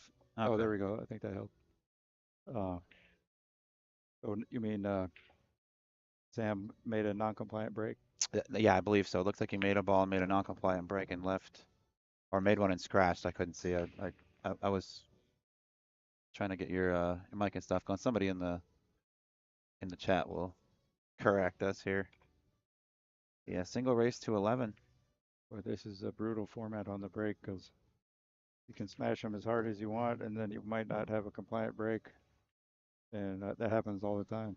Yeah, we've seen. If I'm guessing, probably between 70 and 75% of the breaks that we've seen have either been dry or non-compliant. Wow. It's. I was saying in the last match over the last. This is the 10th match right now of the event on the stream table, Mhm. and I would say there's been probably no more than 5 or 6 breaking runs that we've seen. Wow. 6 or 8, maybe at most. It's just hasn't been happening. You got people like you and Sam and these top-notch players, and the break has been proving to be extremely menacing in this event. Funny how that works. I was breaking pretty good in the warm-ups, making balls, having a shot on the one, then couldn't hit him square and leaving Sam the one.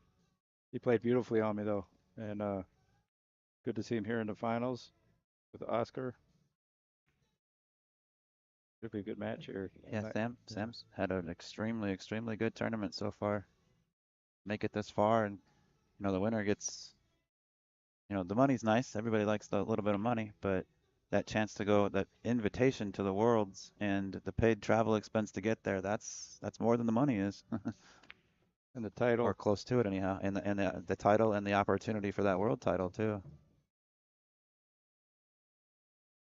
Well, Oscar looks determined, playing good. Nice out. Steady Oscar. What a beautiful venue this is. I mean, to come here and see all these American flags all over the place. It's pretty incredible, isn't it? Yeah. Great equipment.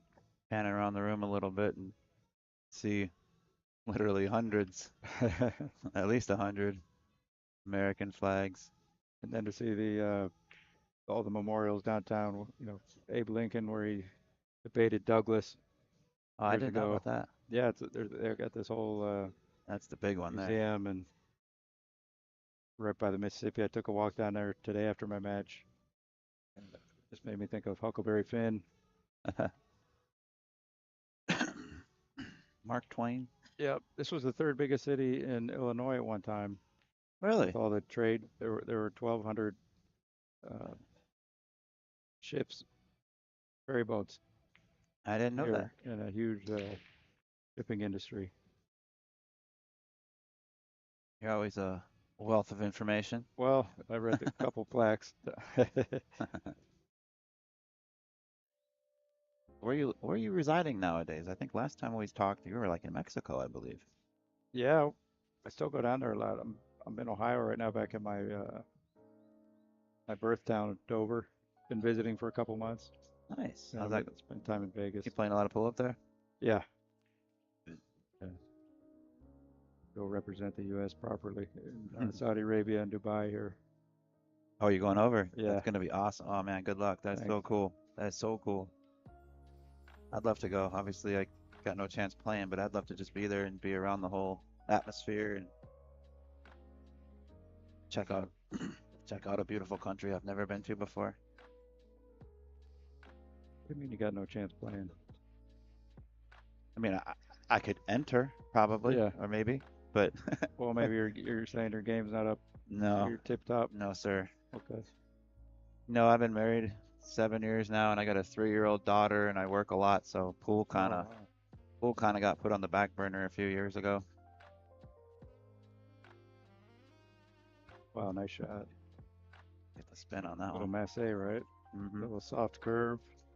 I Nice like position. I like seeing Oscar kind of charge around the table right now. You can tell he's got a little bit of adrenaline. He's a little bit pumped. He's moving maybe a little bit quicker than normal, but I think he's feeling it. I think he's feeling good.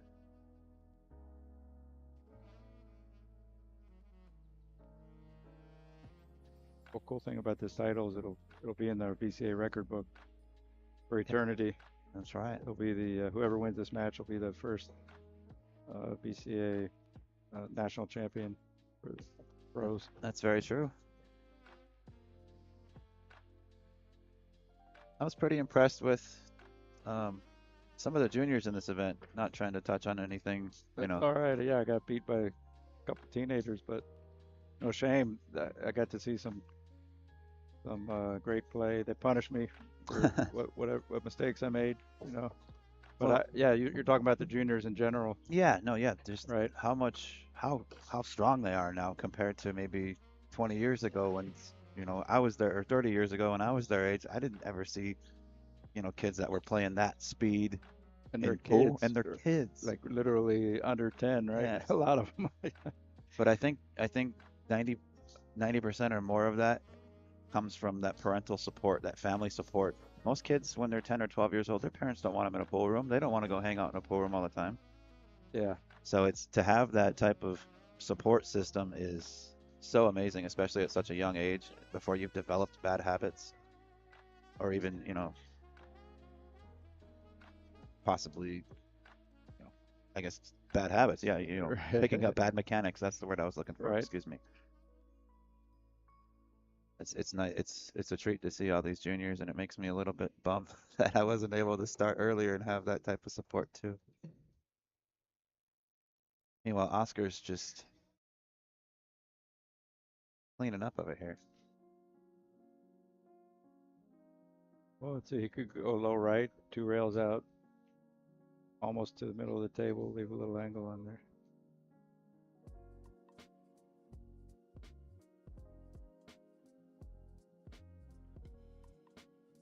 That's a nice shot because the cue ball is going to come fast off a cut shot, and so you're lengthening the route of the cue ball instead of trying to hold it up on a shorter route, the one rail. And he landed right where I thought. He's really got that cue ball speed dialed in. He does. He was kind of a late entry into this, kind of like yourself. You were towards the end. Yeah.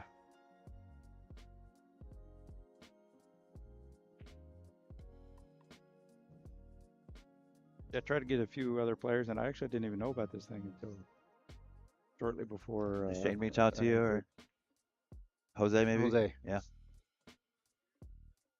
Yeah, I mean, it had only been formed and 3 months ago or something. So there wasn't a whole lot of time for people to plan, or to even, if you're not on social media, or if you're not following certain people or certain groups, you really weren't notified. I mean, we sent out email blasts to people that we have on email lists, and we did a lot on social media, did what we could, put the word out there. With, like, Jose reached out to you. We had a lot of that going on, people individually reaching out to other people, and it paid off. It achieved a number of entries by doing it.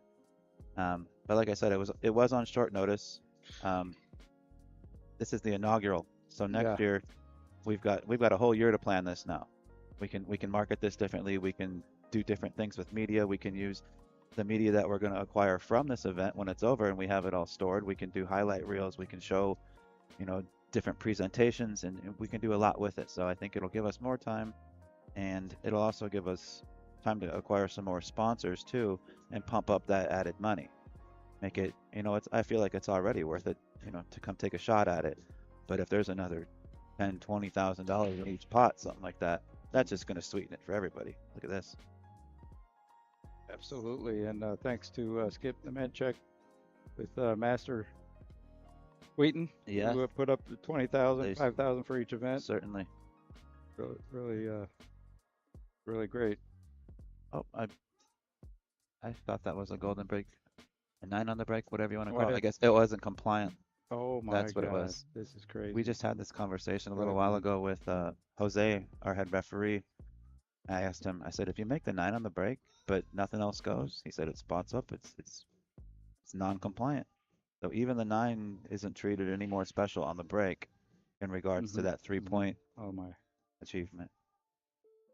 And this rule came from the WPA originally, I believe. I don't know if it's an original WPA rule or if it's one of the new ones, because I know they just came out with. Yeah. Like it's from the WPA though. Correct. Yes, this is the WPA World Standardized Rules, which we'll be using for all 6 events: the 2 men's events, the 2 women's events, and the 2 wheelchair events.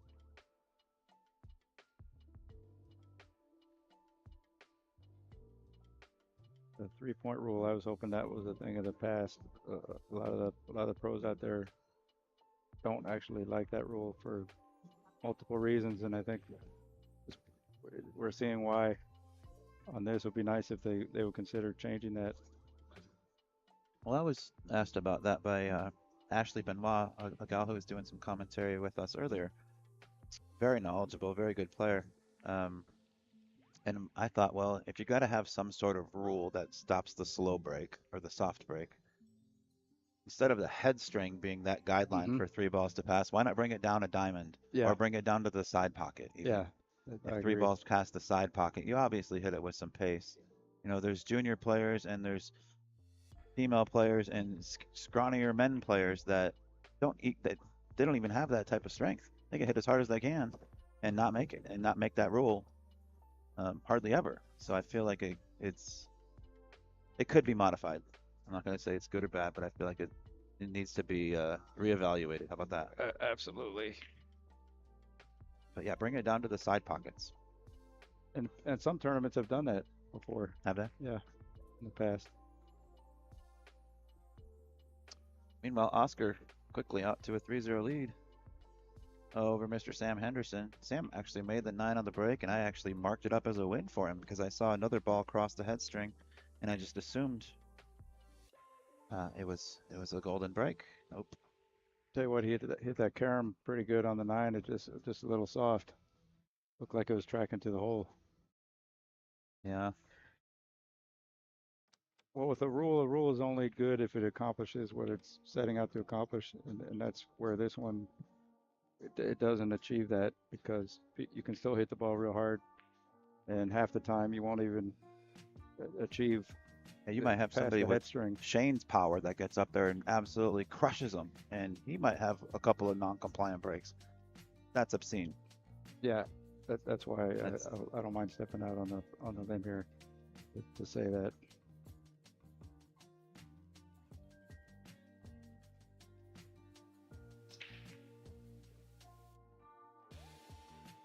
But I mean, this is 2025. I've always said that if you want to solve that problem, just get some radar guns. If you have a pro tournament or they even have apps on the phone, just set it at a mile per hour, minimum. If you go below the minimum, then that's not compliant because it's too random what happens on the table with the balls Yeah, going up table. that speed would have to be something that's fair. You know, if you have a junior player in the same tournament, or like I said, somebody of a smaller stature that maybe they're weak, maybe they have a medical condition, maybe they can't swing the cue fast enough to make it go 10 miles an hour. Well, yeah, I guess exceptions would be there as well, but I'm just being devil's advocate and looking at every off chance angle. Matchroom has an interesting way to do it. They say it has to be a forceful break, and it's at the discretion of the referee to determine that. That gets Yeah, a hazy line. that could get murky. Yeah. But I've been called on that at the U.S. Open a couple years ago.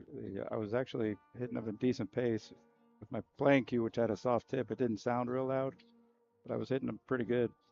And she came over, oh, warning, you need to hit the ball harder. I'm like, oh my God. I kind of argued with her and then whatever. All right, looks like Oscar's getting this push out back. What do you do here?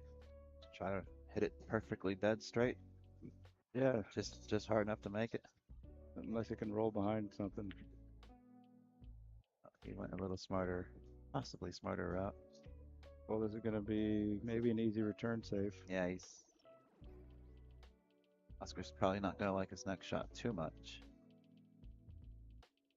I don't know. He's got to kind of draw the ball a little bit or kill it to get behind that 4, and he's very close to the rail. Don't think you can just float up behind it. Maybe hit it and then Bump let it it, bounce yeah. off the rail. Bump it, yeah. Still can be a touchy shot. Really touchy shot. Oh, and he did well enough not to leave it in front of the side pocket. That's often kicked in the hole. Right. The 3 probably doesn't go. being close to the 9.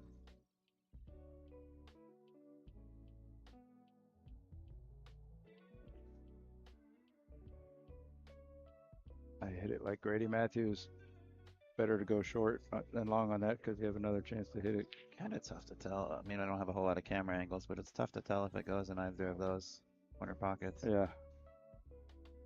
We'll find out soon enough.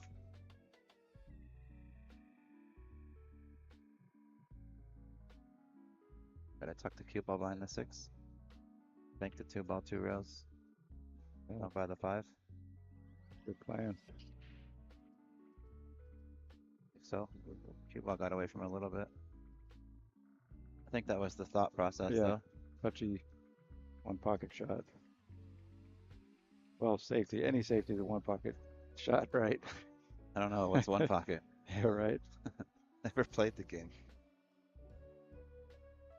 You've seen each other around enough over the years. You've never, ever, ever seen me playing a rack of one pocket. That's true, huh? Mm-mm. I like to watch it. I just have never gotten into playing it. I don't know why. I got so trained and raised on 9-ball, go fast, hit them hard, run racks, and then to learn that type of discipline.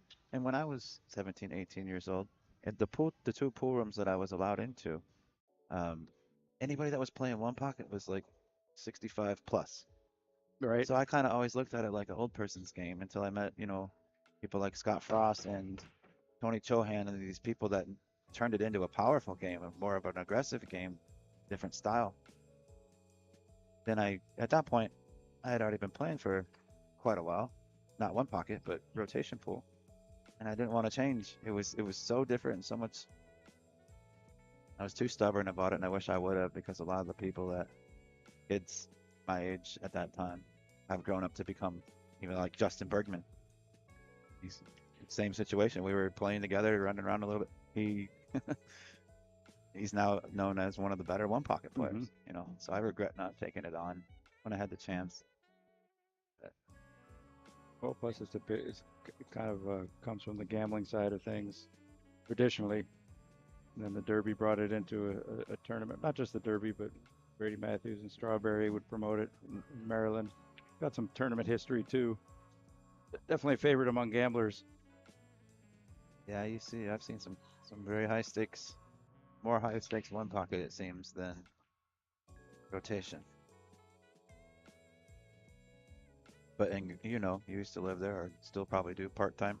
You know how the Vegas gambling, the one pocket scene can be, especially with some of the particular poker players out there that don't mind going off. That's right. Yeah, it's not uncommon to see $100,000 or two get passed over in cranberry poker chips in one night. I've seen that a lot. Cranberry, which casino is that? Cranberry it's the $25,000 denomination chip. Oh, nice. Typical people like you and I, or like me anyway. The greens are 25, the blacks are 100, the purples. I've never held a cranberry. The first time I heard it referred to as a cran, I said the same thing. What is that? It's a $25,000 chip. Like, he just dropped like 15 of them on the ground. Like, yeah, that's JRB. Right. I don't know who that is yet. I was naive at the time. Come to find out, okay, he's a poker player, and he dropped a bunch of chips inside Griff's one, or it wasn't Griff's. Yeah, I think it was still Sharks. Can't remember. Cool Sharks. Yeah. I think he dropped them on purpose too, just to kind of show off a little bit. It worked. Old JRB. Well, you got the Rolls Royce, the Rolls Royce SUV. Yeah, I think he used to have that Bentley car. Mm-hmm. I don't know what the model name is. I think it was just a Bentley GT. And then when he found out his wife was pregnant with twins, he goes and buys a $500,000 or whatever it is Rolls Royce SUV. So now he can fit 2 car seats in it and drive like a family vehicle rather than a sedan or a coupe car, whatever his Bentley was. But yeah, it's got the license plate everybody recognizes on it. Oh, JRB. What does that say? Or maybe you don't want to say. It just says JRB. Okay. That was a nice safety by Sam to elevate and come around. Gonna see Oscar's jump skills. He's a good jumper.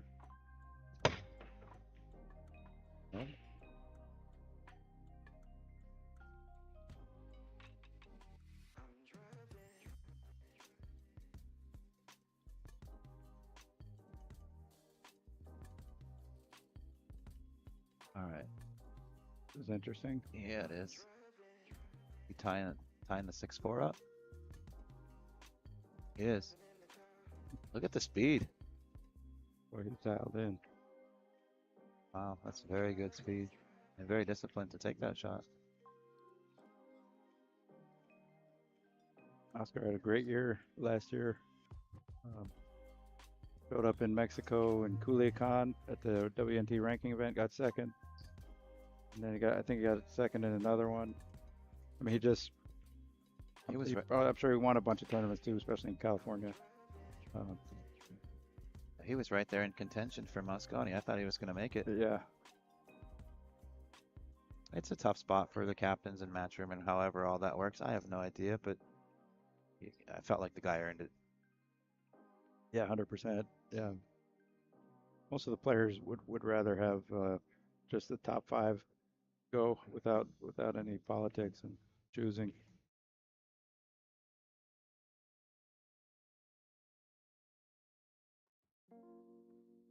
He play this clean, or is he playing this off the 8? Tell you what, that's a pretty thin carom. Those can go off real easy. And what is he gonna do? Is he gonna blast it and try to send the 8 up toward the 4? Maybe a safety. Just stop it. You go 3 rails. I think he needed to Forgot to stop stop it. Stick it on the 9. Yeah, I think he probably was. I think that was probably the plan. Unless he was trying to stun it forward, but yeah, no, that wouldn't make sense. Well, Oscar could go cut it in the side, use high right, go up table, come back into the 4-6. Gotta hit that pretty spicy. Yeah. He did. Just sounded clean when he hit it. Almost absolute perfection there. Well, yeah, he can cut this in, or he could just bank it 2 rails and stun the cue ball behind the 6. He's probably feeling good enough to cut it in. Looks like he's lining it up. Cut it in and leave the cue ball down near, maybe under the 5 in case you miss. It's like He said, "I'm not missing." It's okay. Yeah.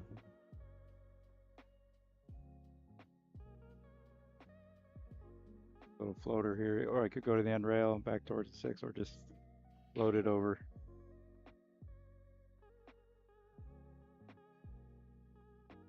Jacking up. Doesn't look like a float. He's going up table. It'll be for a thin float. Nice shot.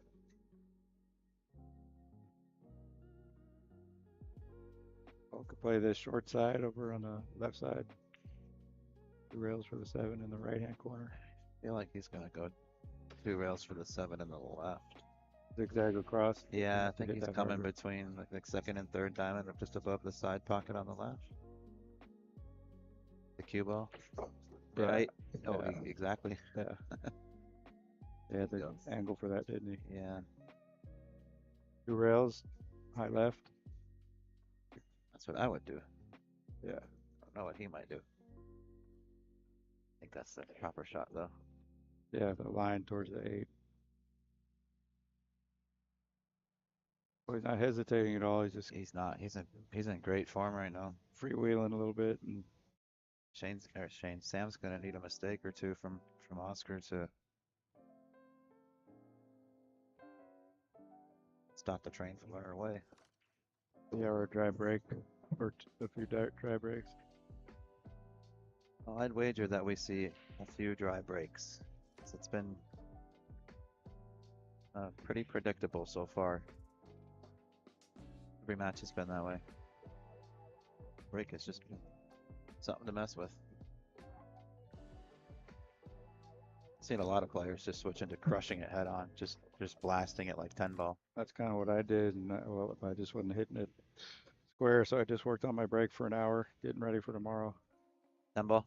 Yeah, because I've been playing that Matchroom cut break for the last 2 months just to get ready for Saudi, Mm-hmm. and I haven't really worked on my head on break.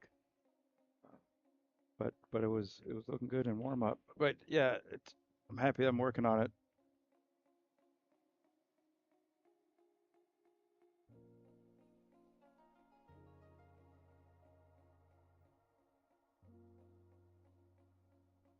Body language, I don't know. I don't know if you put your leg like that for too long could make your Hip. leg fall asleep a That'll little make my bit, hip hurt, I think. right?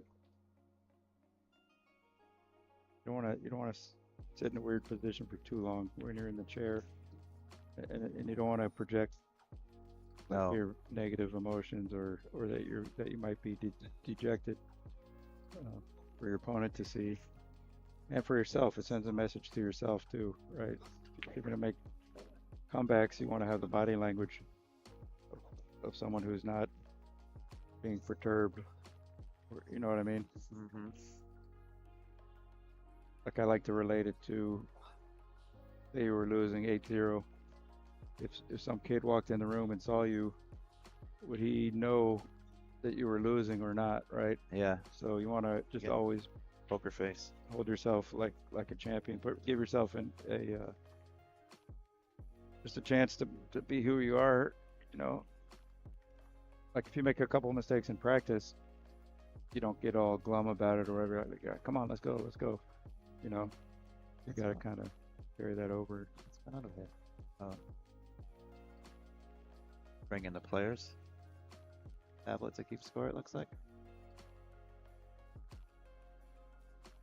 Not that he had real bad body language. I'm just saying to the viewers out there also is you got to be careful about that in your own game. He's usually, I mean, I don't know him extremely well, but he's usually always I've never seen something really throw him off to the point where it's like, you know what, screw it, I'm gonna be off my game, or I'm Right. gonna do something out of the norm. He's very disciplined.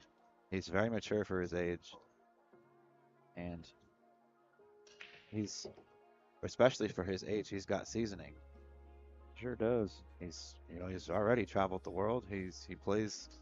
He's a WNT pro.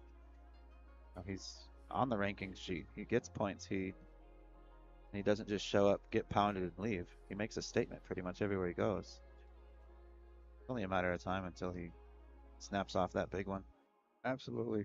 Great kid and awesome player. He's gonna do some damage here. These come from behind wins, build character. Well, it's another reason it's important to always stay in the game.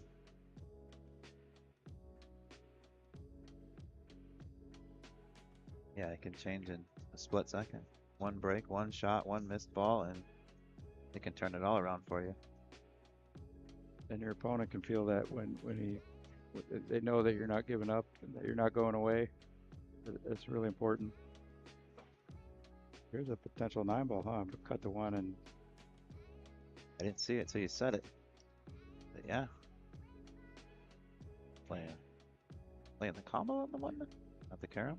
maybe a safe. Just bank the one around up table, put the cue ball down. Wow, Oh my gosh. very nice.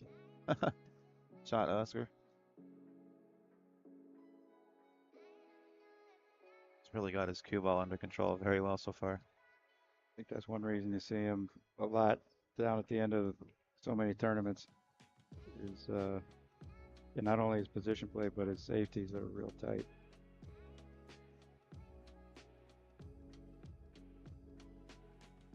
I mean, big difference between this and having a look at the one where he could just do an easy return safe behind the 8, or Mhm. you know, the more you can do this to your opponent, the better. But it's just annoying too if you're Sam. If Oscar keeps doing this type of punishment to him, Mhm. it's annoying. It's frustrating. Stop, bro. So it can, and like I was saying though, he's seasoned, he's disciplined. You don't really see much emotion or any frustration from Sam. But for someone like me, if you keep by the third or fourth time, I'm gonna start looking at you funny every time you do it. Like, stop. Quit picking on me.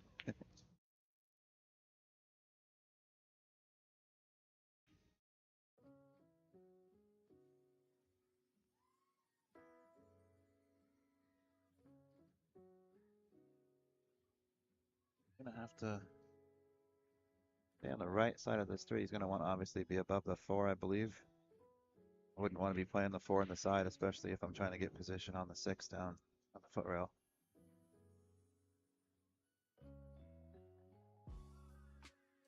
Straight in would be perfect. You can draw right back to the rail.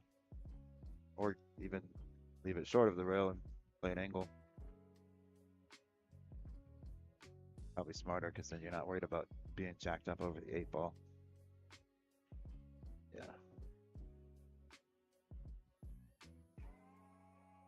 Nice angle to come across the rails. It's like a 7 ball run drill. You remember that? I do. That was great. Well, it lasted. For a minute, yeah. Yeah. I hit a little fat. Still waiting on my shares of stock. Oh, is that right? Maybe I have some too.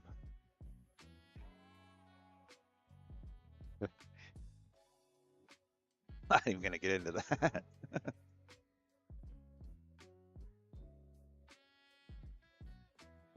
Love this shot. It looks so good when you just have to rifle it, get the cue ball to bend, kind of unnaturally.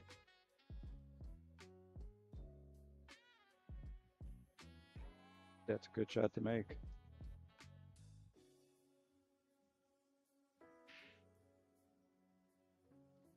What kind of tip is Oscar using? The brand is How. Okay, H-O-W. I don't know what That's model right. tip it is. I remember that. He just got picked up by Howe. Yeah, How, excuse me, Oscar and Sam are both How sponsored players now. Shane as well, I think. Shane is as well, Yeah. yeah. Shane actually has, I think I can talk about it. He's got his own tip coming out. It's a blue tip from How. Oh, cool. I don't know the details or the specs on it or anything like that, but it's supposedly a layered leather that's similar to the How Titan tip, the maroon burgundy tip that they have that has been such a success the last few years. What's it called? The SVB lake trout. Here, fishy, fishy. I just think it's called the SVB. I don't know enough Nice about out. it. It's not out yet, but Yeah, I've used the Howe. It was really good. I've been using Zan for the last couple of years, Hybrid Max. Hybrid Max. But now I'm using the Premium Soft. Mhm. And if anybody from Mez is listening, I'd love to do some type of deal with you because I love that tip. And shout out to my buddy Todd Beal in Ohio who installed it for me. He does a great job. If anybody in Ohio or around the country needs some professional tip installation, he can do it for you. Todd Beal in Tuscarawas County. There we go.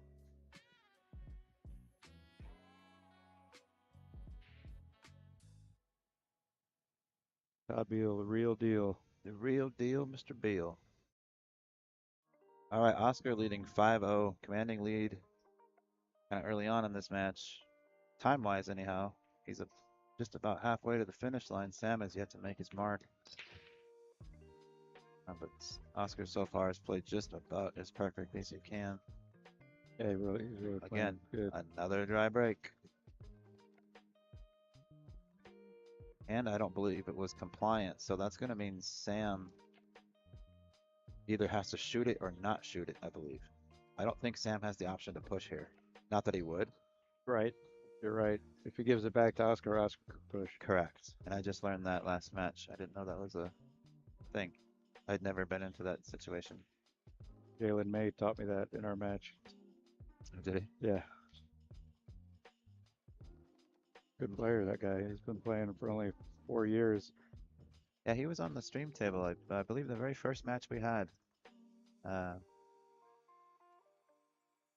was he playing? I can't remember who. This will be a big rack for Sam here to open his account in the finals, a necessary rack. Most likely to run this out, or at least win this game from this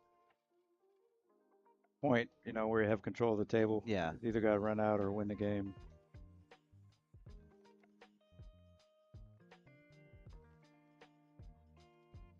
Yeah, he knows it. He's trying to take some breath. Well, I wonder if any of the QTech family, the higher ups, the ambassadors, the other pros, I wonder if any of them are sweating Sam's match right now. I know QTech is a sponsor of the junior national events that are going on Mhm. right alongside this. I would imagine we've got one or two of the family members tuned in. QTech loves having Sam on the team. He's gonna be around for a while. He's He's a going to great be young around ambassador a now. long time. I hope he stays with QTech a long time too. He loves the gear. He was talking about it, doing commentary with us. Said, "Man, just for the price, you can't beat it. But even if it Mhm. was 5 times the price, he's like, you Right. can't beat it." That's You're saying all the right things, pal. Right.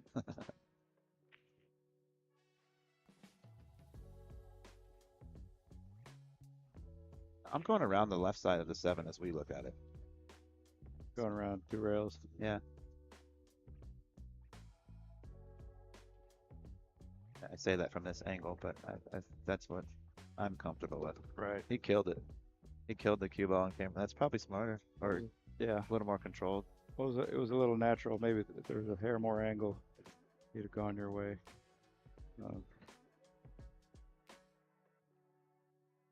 As long as the 9 wasn't in the natural path, then that's a pretty sweet shot. But we kind of amped up. Looked like he amped up on his backswing. I was looking away for a moment.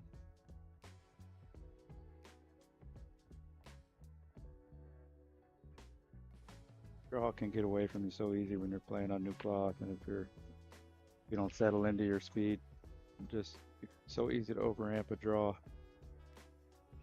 Gotta have your spot picked out and just touch the ball. Yeah.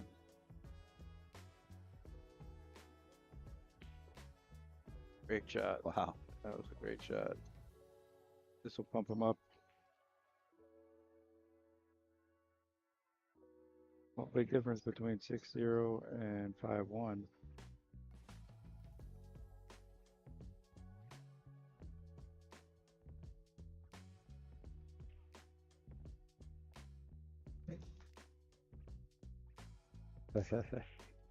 Give a little fist pump. He's on the board.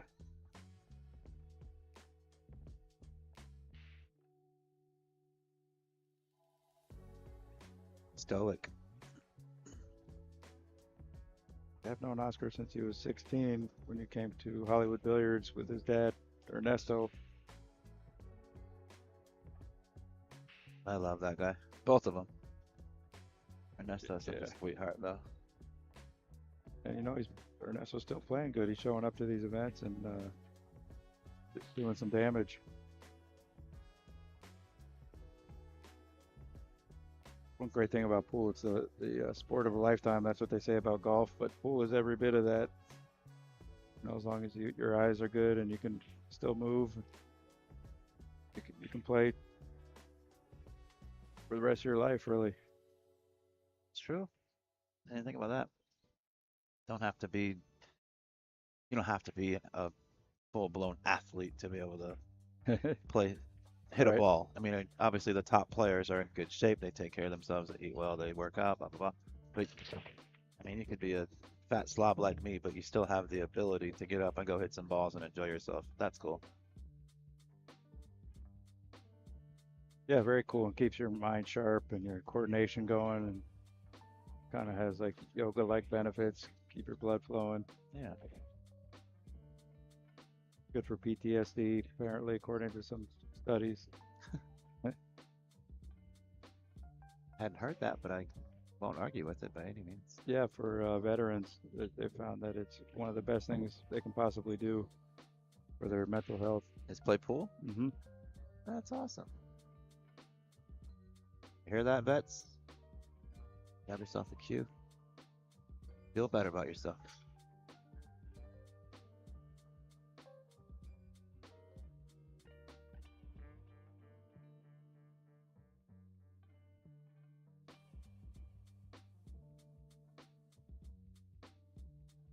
We could go 3 rails here around the 6, or just float it. Follow 1 rail out to the middle. Did you really go 3 rails And around hold it that for the 6? side, didn't he? Oh, just Yeah. Yeah, the 1 rail past the 6 kind of went wide. It was a little bit wide of an angle.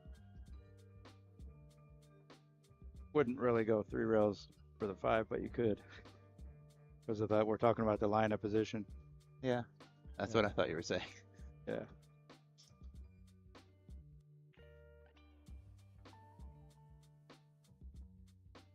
So many things you can do when you have an angle.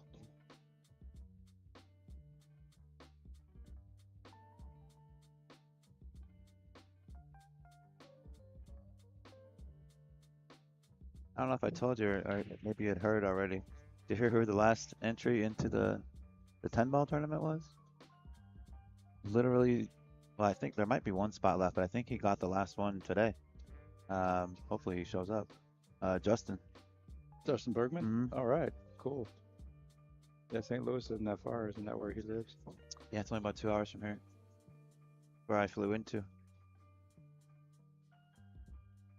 That was a good move. I ended up flying from Chicago in a Cessna, a Into 9 Quincy. seater Cessna. Yeah, we barely made it right under a thunderstorm. Were you with Shane during that flight? Not Shane, Shane Tyree from BCA? Yeah, with Shane Yeah. and Oh, Frankie that's right. He Hernandez. told me. Jose That's what I was. Burgos. That's one thing I wanted to ask you about or talk to you about. I'll wait till this ball drops and we update the score. We can focus on the match while it's going. Hitting them good. Was there an issue with your luggage or your cues? Well, Or yeah, it was too heavy for the plane because the plane was full with 9 people. They couldn't put all of our checked baggage in because it would make the plane too heavy. So they left all of our bags except for Frankie, and then we got to bring our cues also. that's good. But I didn't have all my plane clothes yesterday morning. But they went to the airport and brought it back just in the nick of time so I could put it on and come to my match. I wondered if maybe that was because I had heard pretty much what you said. I just wanted to hear it from you.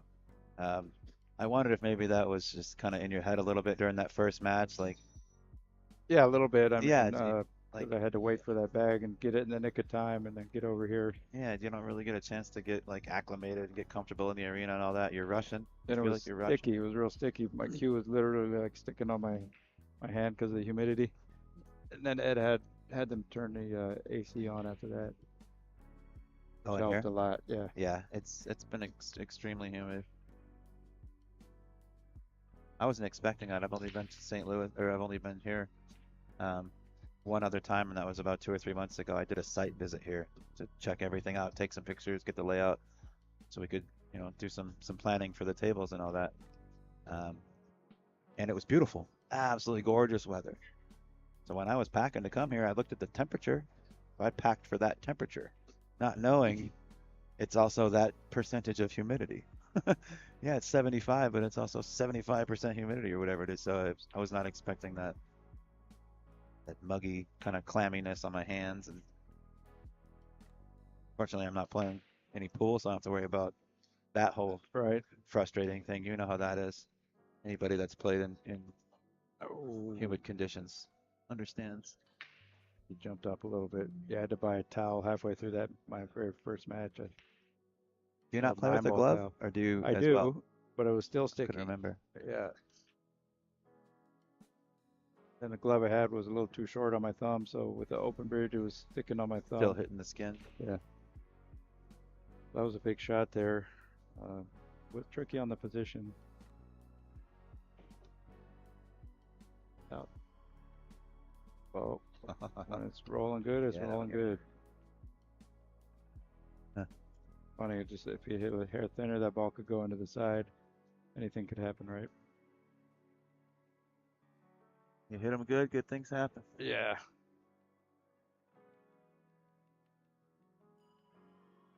Oh, I think you wanted a hair more insight on that ball. Yeah. Or a little more stun. Kind of like, well, yeah, the way he played it's good, but he could also go one rail to the other side of the 3 without hitting the side rail over there.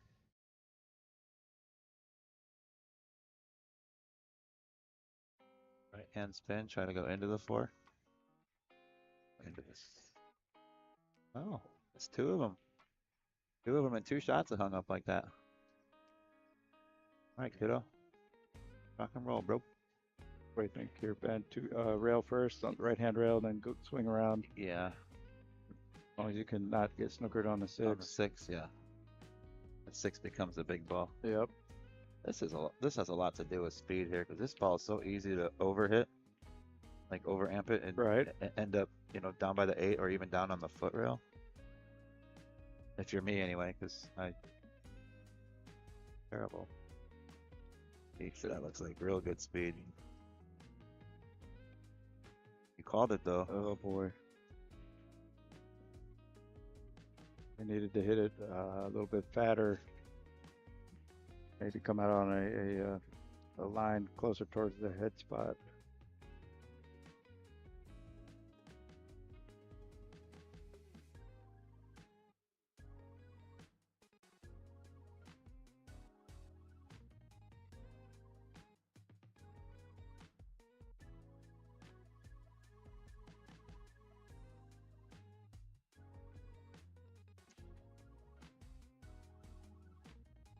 Yeah, newer cloth can be touchy for Mass A also. They hit them a little softer sometimes. Get that curve than you're used to.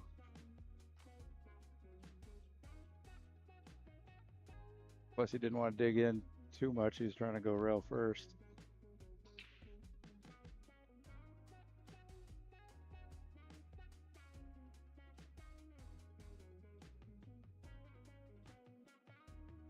Deep breath, kiddo. Keep fight. Keep fight. It's kind of 50-yardish. Yeah, he's gonna have to really juice it with a lot of draw, a little bit of right. Unless he thinks that's If you go, asking for too much. if you played it with a little left, Yeah, up into the head rail, to spin down 2 rails for the 7 in the side or upper right corner, yeah, like 3 rails. 2 or 3, yeah, like Yeah, between the 7 and 8. yeah, into that line, yeah. Could end up with the side pocket or the upper right corner. Oh no, see what he does.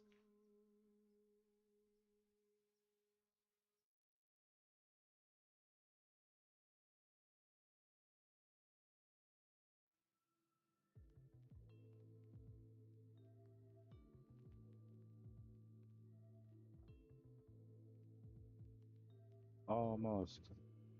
That's a small little window for Sam. But it's early enough in the match where he can still make a real good comeback here. Oh yeah, Yeah. he's gonna need, 1 or 2 of those from Oscar though. Those that good. Didn't think he'd go It was above good. it, but I like it. Yep.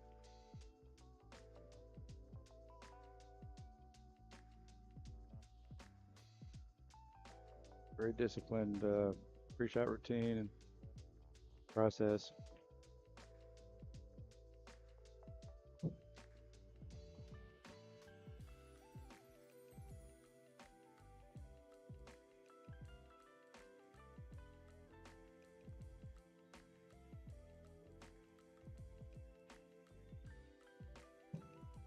He likes that inside, that check stroke, if you will. Mm-hmm. Good. It's a handy tool, isn't it? It is, and he hits it well.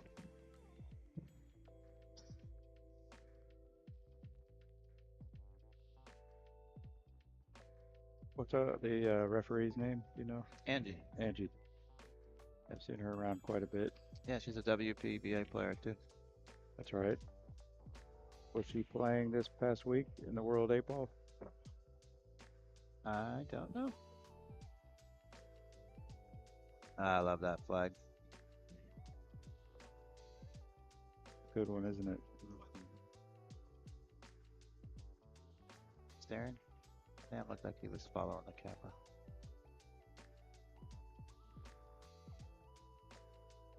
Full camera, is that like a 4K or 8K or something? It has 4K capability. We're only streaming in 1080, Yeah. but I'm recording it in 4K. It's called a PTZ camera. It's an acronym for pan, tilt, and zoom. Mm-hmm. So we can literally pan, tilt, Mm-hmm. and zoom. cool. It's got a cool little controller. We just using it for the first time at this event. We just got this equipment about 2 weeks ago. All of this, except the laptop I've had for a while, but so we're getting it dialed in and having some fun with it. Yeah, nice setup. Got to work on some of the. Gotta tweak the cameras a little bit because sometimes they get distorted or they want to focus when I don't want them to, or we'll get it figured out.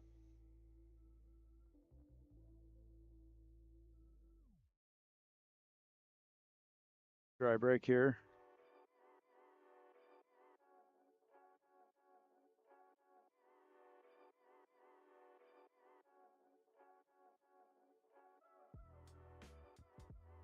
On for the push out.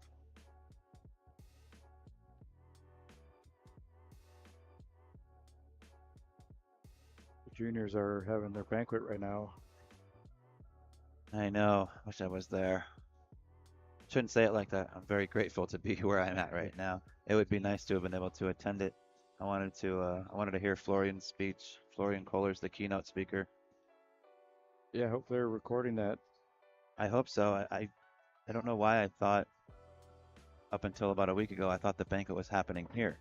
So I figured we'd have a chance to record it using some of our gear here, and then I found out it was at the Las Vegas Boat Club, which is 7/10 of a mile from here. You could walk there in 5 minutes. So I even made a video montage, like showing all the juniors from last year and the winning shots from each event, and just kind of just doing a little something for them. And got interviews from a handful of those same juniors that we were gonna play around with, but found out not too many days ago that Ben, you're not gonna be able to attend that. Okay. No. Okay. I guess the videos and stuff I was working on were for nothing, but we'll put them on YouTube or something, or send them to the kids' parents and whatnot. We'll find a way to have fun with it. Plus, I heard they were ordering some barbecue. Sounds like a good deal. Look at this. What a shot from Oscar. That was the 3-cushion billiard. Yep, very much so. Did he leave a window? That was a sweet shot. Like that. He didn't leave a window, did he? To make it? Yeah. I don't know. How do you hit that shot that good and leave a 3-inch window for a 2 1/4-inch ball? Gotta be careful in this shot. I think he can cue it okay though. Oh, he's got the whole ball, can't he? Just roll this in. Yeah, well, I'm just saying be careful to make this ball. Make sure you make this ball. Oh, I see what you're saying.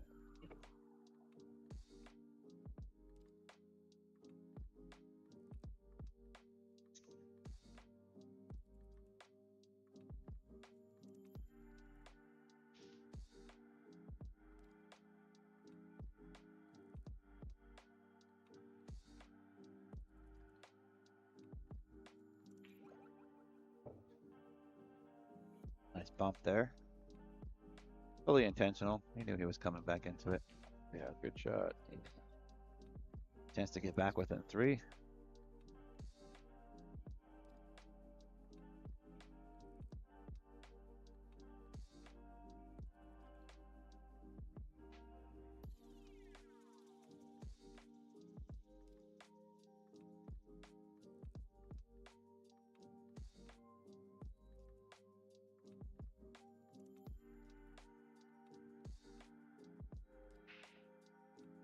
Then it'll be Oscar's break next, I believe.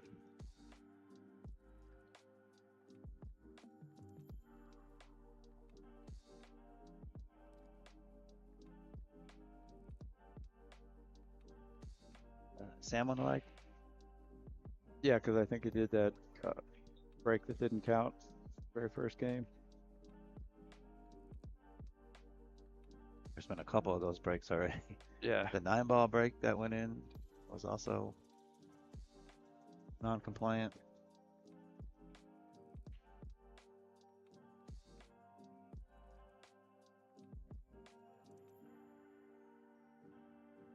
Done, draw this back a little, couple feet. If it's dead straight, I'm drawing it to the head rail and back. Right. Yeah, it's a fun shot, isn't it? Mm-hmm. Good It's one. probably not the right shot. You're probably supposed to stun it or leave it there and take your medicine and play the angle. But when have I ever taken the right shot, Max?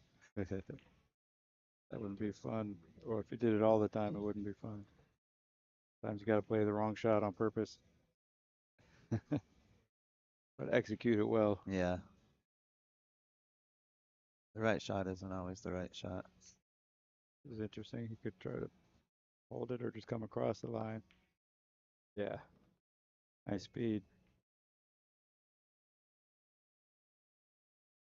Oh, he's getting a little more pep in his step. Mm-hmm.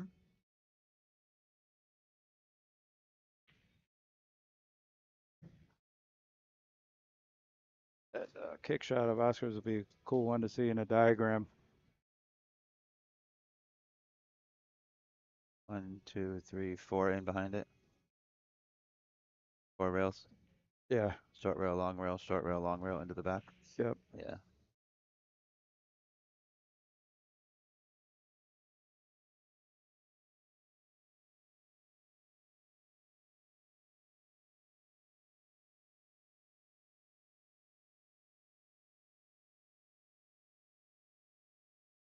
I saw a gar in the Mississippi River today, about a 2-foot garfish. Oh yeah. Yeah. Floating along, trying to pick off things off the surface. Looked like a northern pike at first. Aren't those like invasive species? Oh, the gar? No, the northern pike. I I think in don't know. Minnesota anyway, they're considered an invasive species, and if you catch them, you're required to or requested to dispatch of them.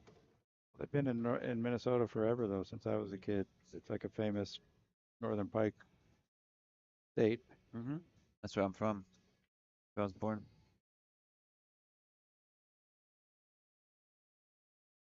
I mean, there's a lot of pike fishermen up there though. I hadn't heard that. That surprises me. I might be wrong. Maybe it's a different species. I thought for sure that's what my dad said, because my dad used to fish for 40 years before he moved out of Minnesota. There was some species. For some reason, I thought that's what it was.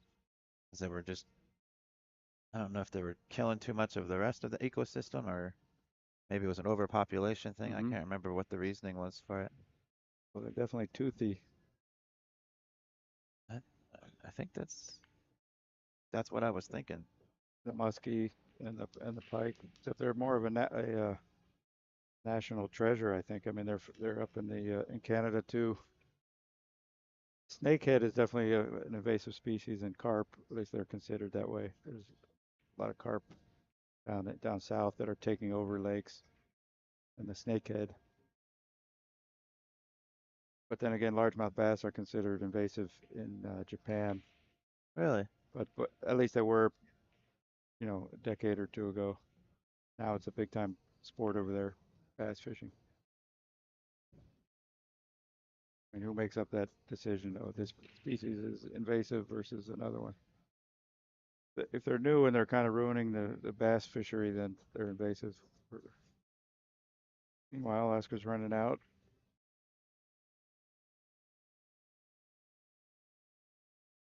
And close to his work.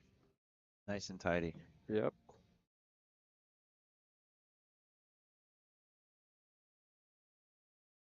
Draw low left and stay under the 6, so you could just slide over for the 7, or stay above the 6 and go back up one rail.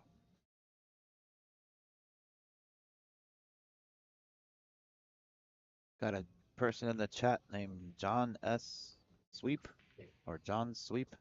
Says, "What's up, Max? JC here. How's the van running?" Van got hit in Kentucky, and the insurance company awarded me good money for it, so I gave up the van. The lady fell asleep on the highway. I was going 70, and I got hit from behind out of the blue. Oh no. The lady fell asleep, and I kind of shimmied off, pulled off on the shoulder, and the lady went off into the ditch. Came out unscathed, but she was shook up, but thank God she was okay. No kidding. That's scary. Yeah, it was scary. Now, Was it a 30-second or 45-second shot clock? 40 40? out here. Yeah. 60 right after the break. And then 40 40. on each shot, and then a 30-second extension. Think So so. 30. One per game. And then in the finals, if it's Hill, you get 2 in that finals game. Hill game. We really amped it Yeah, up. he's not happy. He Little knows too much he knows draw, he huh? got into it too much. You can see where he shrugged his arms. He knew that was too much horsepower on that one. He apologized a little bit, but still got to make a quality shot here. And he played the safe. Let it leak out a little bit. Still a tester for Sam here. Might just slow roll it and go 1 or 2 rails right up towards the 9.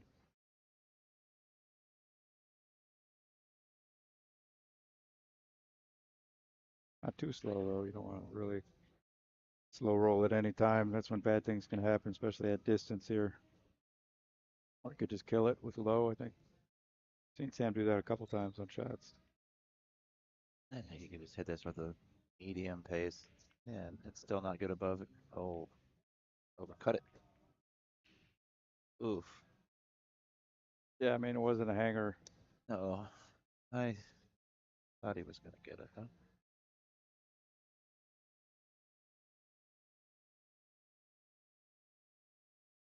Yeah, because that was a big game to get the 4. So Oscar Yeah, gonna and try keep to. that momentum going. That would have been what, 4 in a row, I think. Oh, Great. yeah. Look at this.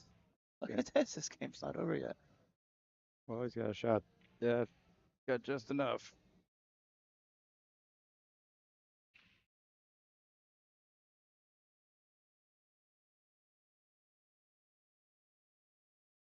Probably good to hit this kind of like one pocket in case you're off a little bit. Make the pocket bigger. He heard you. Good speed. And I like what he did with the cue ball too.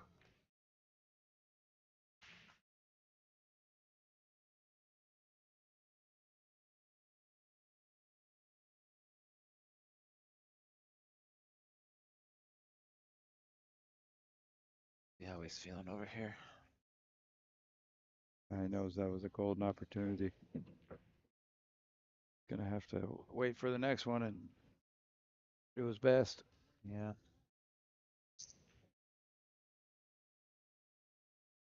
From 6-4 to 7-3. Now Oscar only needs 4 games.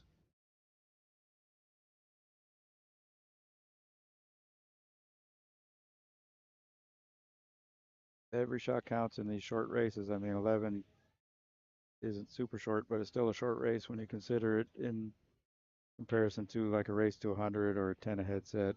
You know, you could be down 5, 10 games in a headset and grind your way back. If you and I played a 10 a headset, it would go faster than a race to 11. You'd skunk me. It'd be a 10-game set. Well, I wouldn't bet on that. That would be still tough to I'd do. bet a lot on it. Make sure it happened, even if it wasn't supposed to. Play if you can make money. Huh? Just kidding. Not gambling with you ever. I like money. I want to keep what little bit I have. Well, congrats on your family and having a kid. Thank you. Keep building up much success. It's exciting. It's changed who I was for sure. That little girl, that's my best friend in the whole world. That's awesome, man.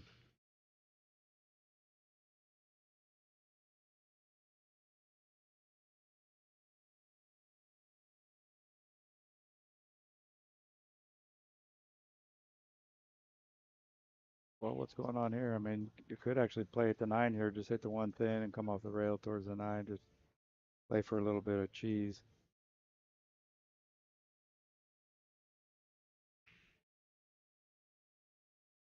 Or play like a safe, huh? Yeah. Yeah.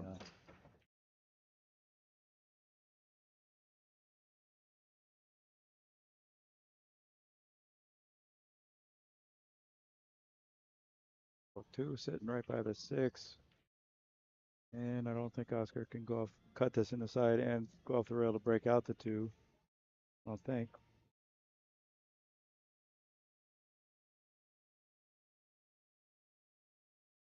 Take the cue ball up to the first diamond on the head rail. Oh, yeah. Nice, close Nice. enough. Well, here's where you go for the 9. But the 2 ball's still tied up.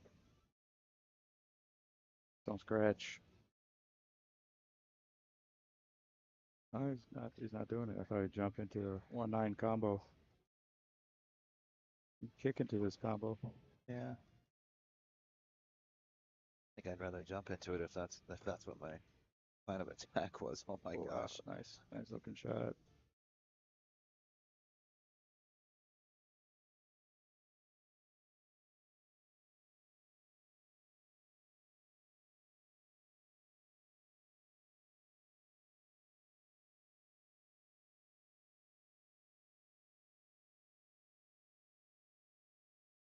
Nothing to it.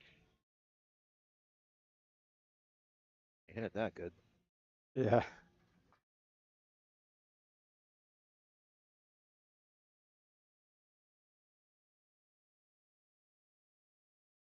See if you can hold that cue ball right near the 1.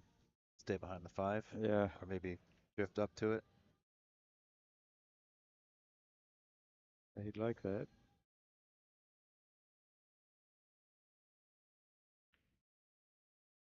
Hey. He nearly kicked in the last one. And then he kicked that one in 2 rails. For his next trick, the jump cross bank. That's right. Jump, come off it 2, bring the cue ball up table for safety behind Yeah. these balls. Beat the Maybe kids. make it. Yeah. Exactly. A lot going on.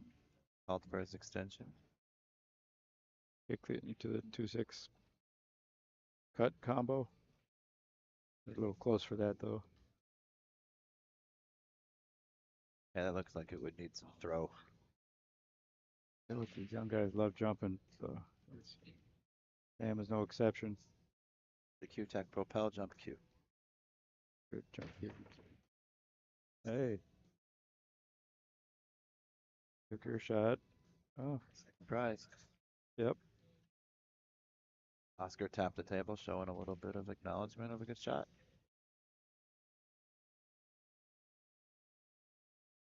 Yeah, I like his speed on that.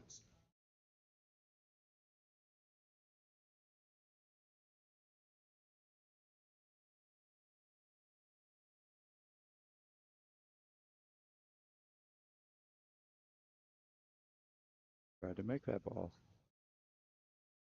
Might This. need that jumper again. What's going on here right now? Just make the jump and slide down about a foot to his left. Slide down a 6-8. Pointing at that. Uh, Oh, I think he might have been pointing at the line for the 3. yeah, He's the window. intending on making this too. Yep.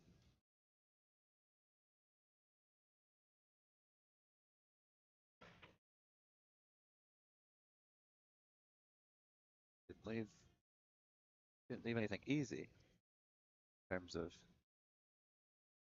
offensive for Oscar. Combo's a little bit offline, I believe. If he was to even consider taking it on, let's see. Yeah, a little bit offline. Let's see what he does.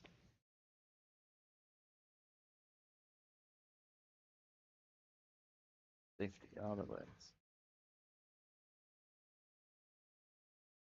Good speed on the 2. Yeah.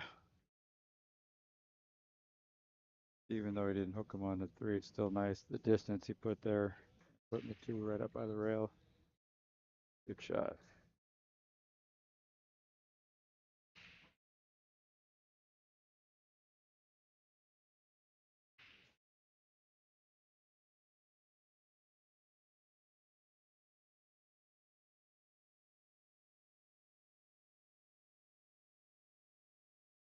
That's always such a tough shot. So difficult to hit that ball as thin as you really want to without hitting it too full or not hitting it at all. Yeah, it really is. Even if you hit it perfect, it can roll off just slightly and change the whole outcome.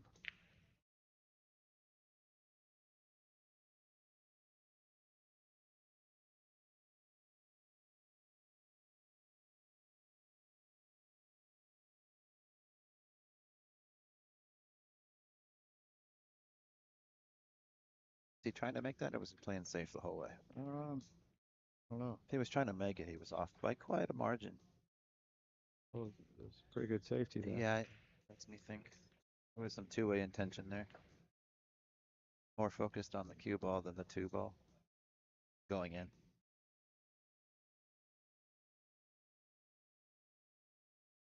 See what Karate Kid does here. Kicking everything like a beast right now. Wow. I want to see that new movie, Karate Kid Legends. I think I heard about it, but I haven't seen a movie in ages. Jackie Chan. Really? Yeah, That'd be cool to see. the original Karate Kid guy. He's in there. What's his name? Ralph Macchio. Ralph Yeah. Macchio, yeah. Yeah, I don't watch a lot of movies in the theater anymore either. Gosh, I can't remember the last movie I saw in theater. I don't even really watch them at home. I got the attention span of. I get bored after 5 or 10 minutes of anything. It seems like check my phone or go outside or go for a walk or I just get so anxious. I can't. It's tough for me to sit through a movie unless my little 3-year-old is crashed out on my chest or something. Then I'm pretty much stuck. I don't have a choice. I want to wake her up.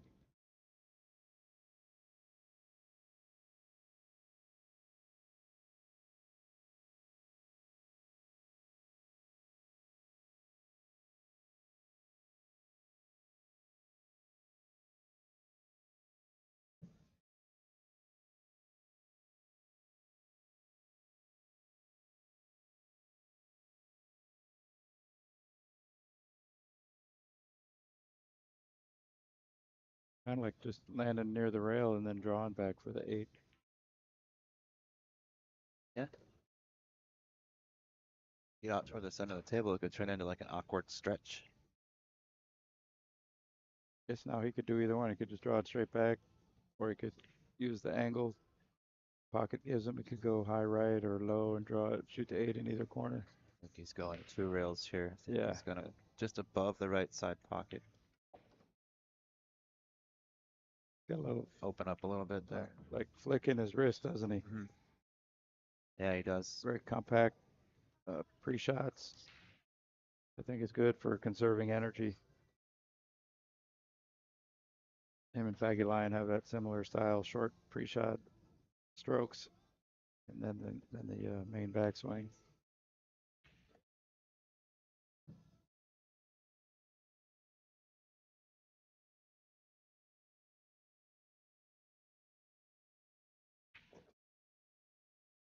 8-3. It's gonna be a tall hill for Sam to climb here. It's that point in the match where each player has what the other one needs as far as the score goes. It always Oh, happens yeah. once in a match. Interesting. It happens once every match. Like that.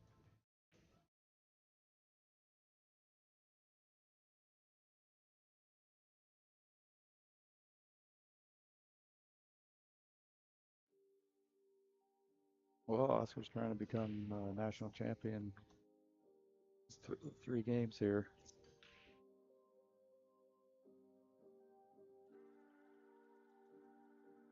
And then the 10 ball starts tomorrow, another national championship.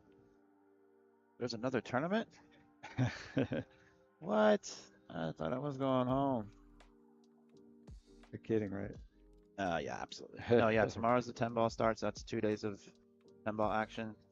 The women's 8 ball starts tomorrow. There's 3 days of that action.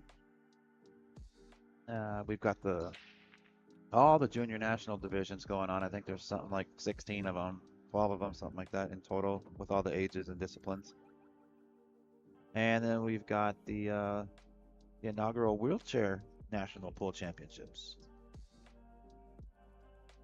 And I saw that Charlie Hans, I think it's Han, was here. And if I'm not mistaken, I think he's won the wheelchair division of the APA singles for like the last 15 years or 13 years or something like that. Pretty amazing accomplishment. So yeah, there's a lot going on. I'll be here for another week or so.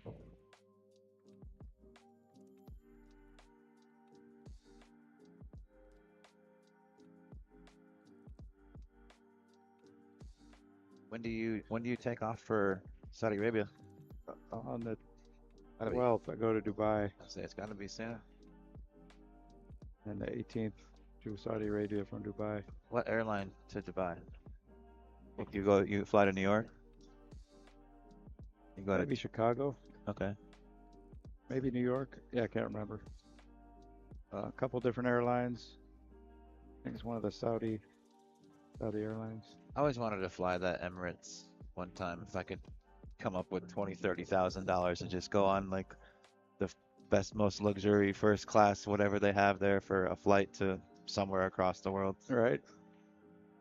I think that'd be a fun experience. I've seen little YouTube videos and stuff like that, or once in a while I'll get a video from Chris Melling, and he's just got he's laying down on a plane with his feet off, looking at a TV in a bed, like, oh man, must be nice. I always wanted to do that. But I do get to go to China next year. I'm excited about that. Except for that Chinese 8-ball, hay ball. Yeah.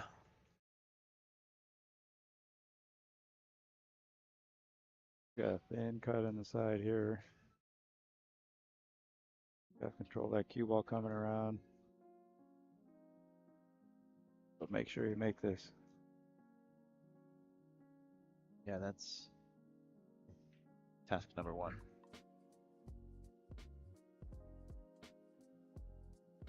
Hold of it a little bit. It should be okay. It's easy to hit that hard because you want to hit it hard enough to go in. But it's easy to hit it too hard. You gotta just trust that it's going in and play the cue ball.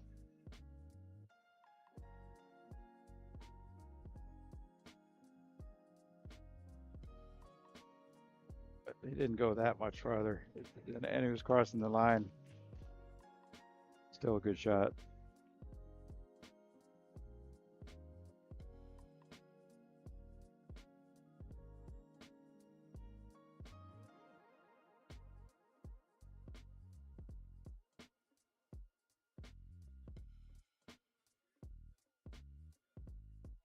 See if we can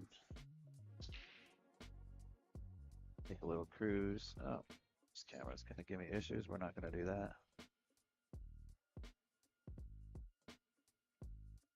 Does that controller over there come with the cameras? It's made by the same company. It didn't come with them, Okay. but it's made by the same company. 500 more, you can have this awesome controller. The controller was only like 200. The cameras were, we got them on sale, but they were still like $600 a piece. And they're, if I'm being honest, they're Chinese knockoffs of another reputable brand, but they are extremely comparable. Get back here. Sorry about that. I'm still learning how to use it, obviously. Yeah, doing pretty good. Eh, Nice production. thank you. Lots of room for improvement, but we'll get there. Great title sponsor for this. I mean, it just sounds good. Masters USA Pool Championships. It does, but a couple people were deceived. They thought they had to be like master players. They didn't understand that it was the Master Chalk brand. Not Right. Yeah, couple like the people, Masters. They yeah. emailed into us or Right. something. They're Yeah. like, do I have to be a master player or no? It's the Masters Chalk. So we had to make sure on all the branding and all the flyers, we definitely used their logo to kind of separate to let people know. But yeah, super grateful to Skip and his brands, if you will, for their support. I know him and Shane Tyree have a good relationship too, and Skip was extremely generous in making that donation, sponsorship, if you will. Absolutely. And I think it was a smart move. I'm surprised that more companies didn't jump up with the VCA being who they are. You think 20 companies could throw in a couple thousand. Yeah, some did. Um, some of that went to production, some of it went to the junior stuff. There's, Right, there's I more think than anyway, just I don't know added money, the huh? sponsor rate and all that. That's a little bit above what I'm supposed to know. But yeah, like I said, it's the first year. We only had a couple months to get this thing organized and planned and try to recruit those sponsors. So I think if we do a good job with it, if it's a success, people see happy players and a potential future with it, then I think going forward, those numbers will increase significantly. This tournament will build up bigger fields, more added money. It's the first year, so one player in every division was better than it was before. You know, we've got to grow it. We've got to start it somewhere. So this is where it starts.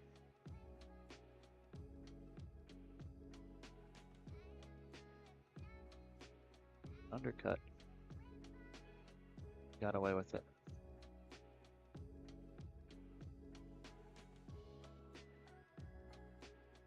Well, there's not going to be a jump shot here. No?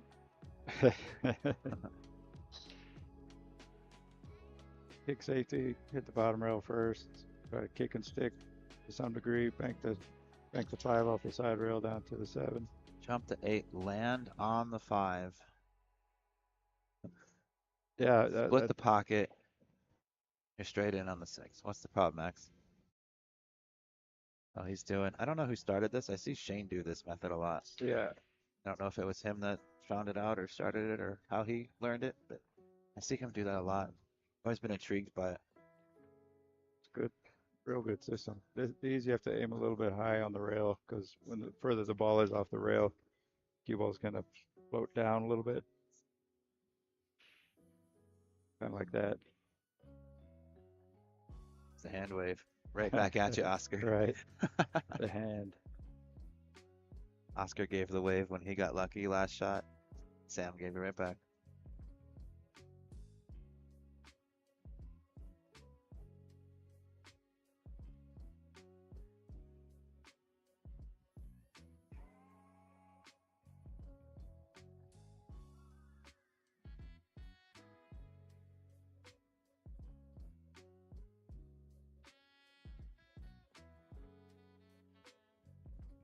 Fortuitous roll. Made a good hit, and that's tough, but it's an opportunity. You could just float it in, and the cue ball's gonna be in the clear as long as he doesn't hit it too hard. Or he could jack up and just spear it in with draw. That's what he's doing. Didn't have to jack up as much as I thought.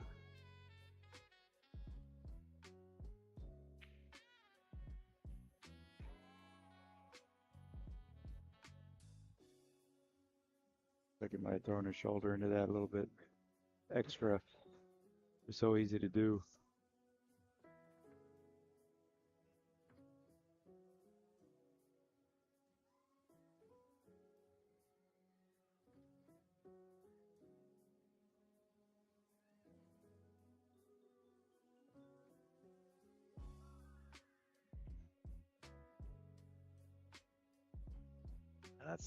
That's tough acting there for Sam. It's a little bit brutal.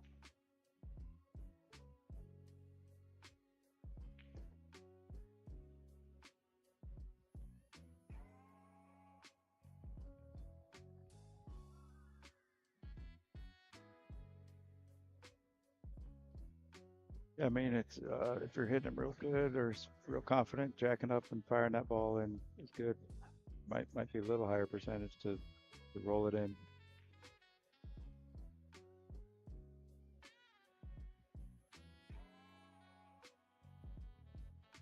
Oscar's just been rock solid. Maybe one hiccup, maybe two at most, but he's just been too patient.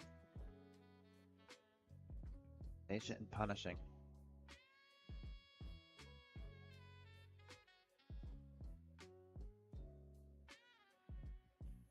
Still not over. You think in a winter break format, it's definitely never over at this level. Somebody can put together 3, 4, 5, 6 racks. Packages are not uncommon in Yeah. a winter format, winter break format. Alternate break, that's a tall hill to climb.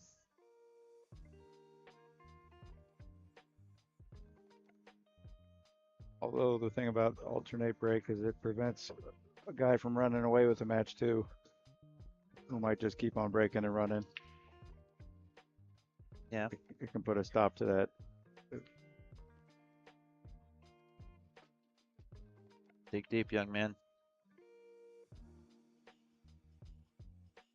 Well, Brunswick is going to love this if Oscar wins because they just signed him sometime in the past few months or. No, he's been under that Q and Case Brunswick Lucasi umbrella for I want to say like the better part of 2 years Oh, now. really? Okay. I, it's been more than a few months, but maybe not 2 years.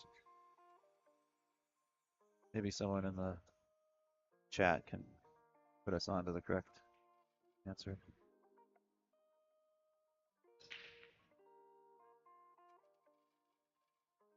Well, it's a great title for the sponsors. Yeah, Brunswick is one of the sponsors of Brunswick and Q and Case of Junior Nationals, and then Lucasi is the title sponsor of the Junior National 8-ball event. And they all kind of fall under that same umbrella. Of this Same. Junior Nationals? Mhm. Yeah. And how come we're playing on diamonds? Are they a bigger sponsor? Or I don't know. I didn't think about that. Well, Olhausen's a sponsor as well, too. okay, yeah, it's just more like a name sponsor in name and money or something. Is Diamond a sponsor? Do you know? Oh, yes, Diamond's Okay. a sponsor of. It's the title sponsor for the Junior National 9-ball. Okay.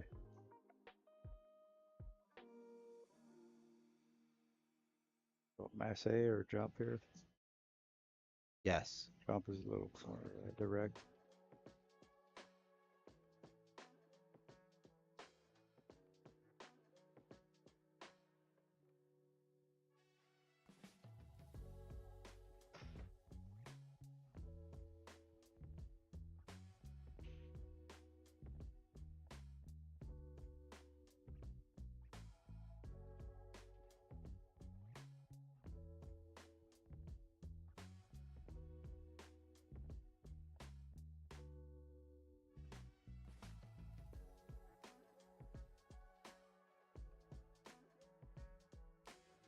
Someone's talking about Eric Jorlison in the chat. Oscar Dominguez became a sponsored player for Lucasi Pool Cues in early 2023. He's part of the Brunswick Billiards Group roster of sponsored players. Thank you, Grumpy One, for that. A little bit over 2 years. Savannah's under that same umbrella too. Savannah Easton.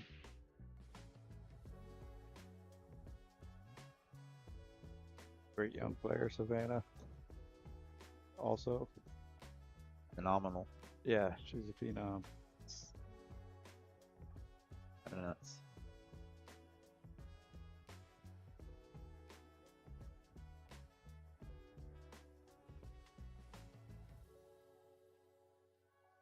Round this ball forward.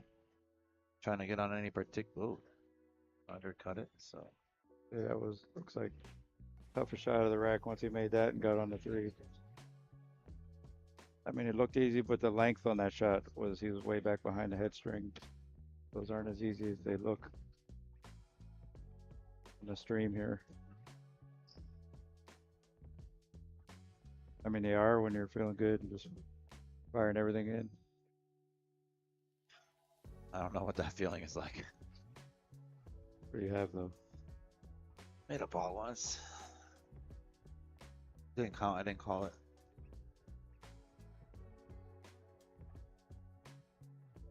Have the window there. So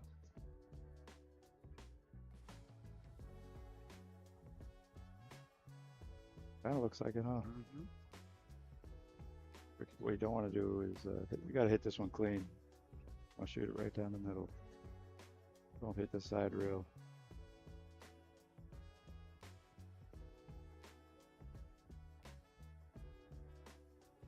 Nice shot. Draw back. I go draw back to that side rail. Shoot the 5 in the side. Little nip draw. Mm-hmm. Snatch it back there. Yeah, he didn't have to draw it back to the rail, but now he just got to play around the rails.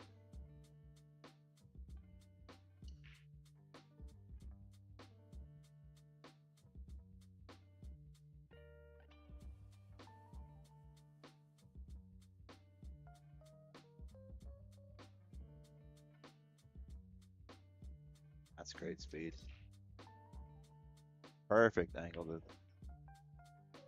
travel naturally down for the 7. That was a nice shot and close to his work too, and landed real nice.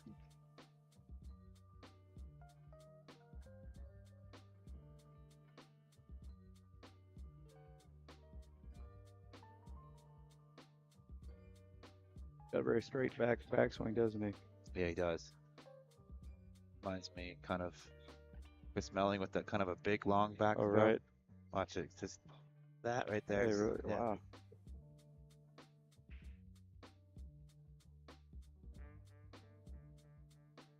Straight up and down. There's a good shot here. Back up off the bottom rail for the 9 in the left corner.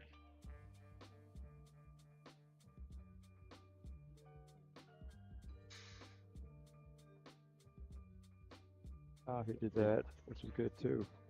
Whatever you're gonna do, execute it well. Words of wisdom there. Yeah. Max Eberle. It's coming out in the next book. It's like a Zen cone for row.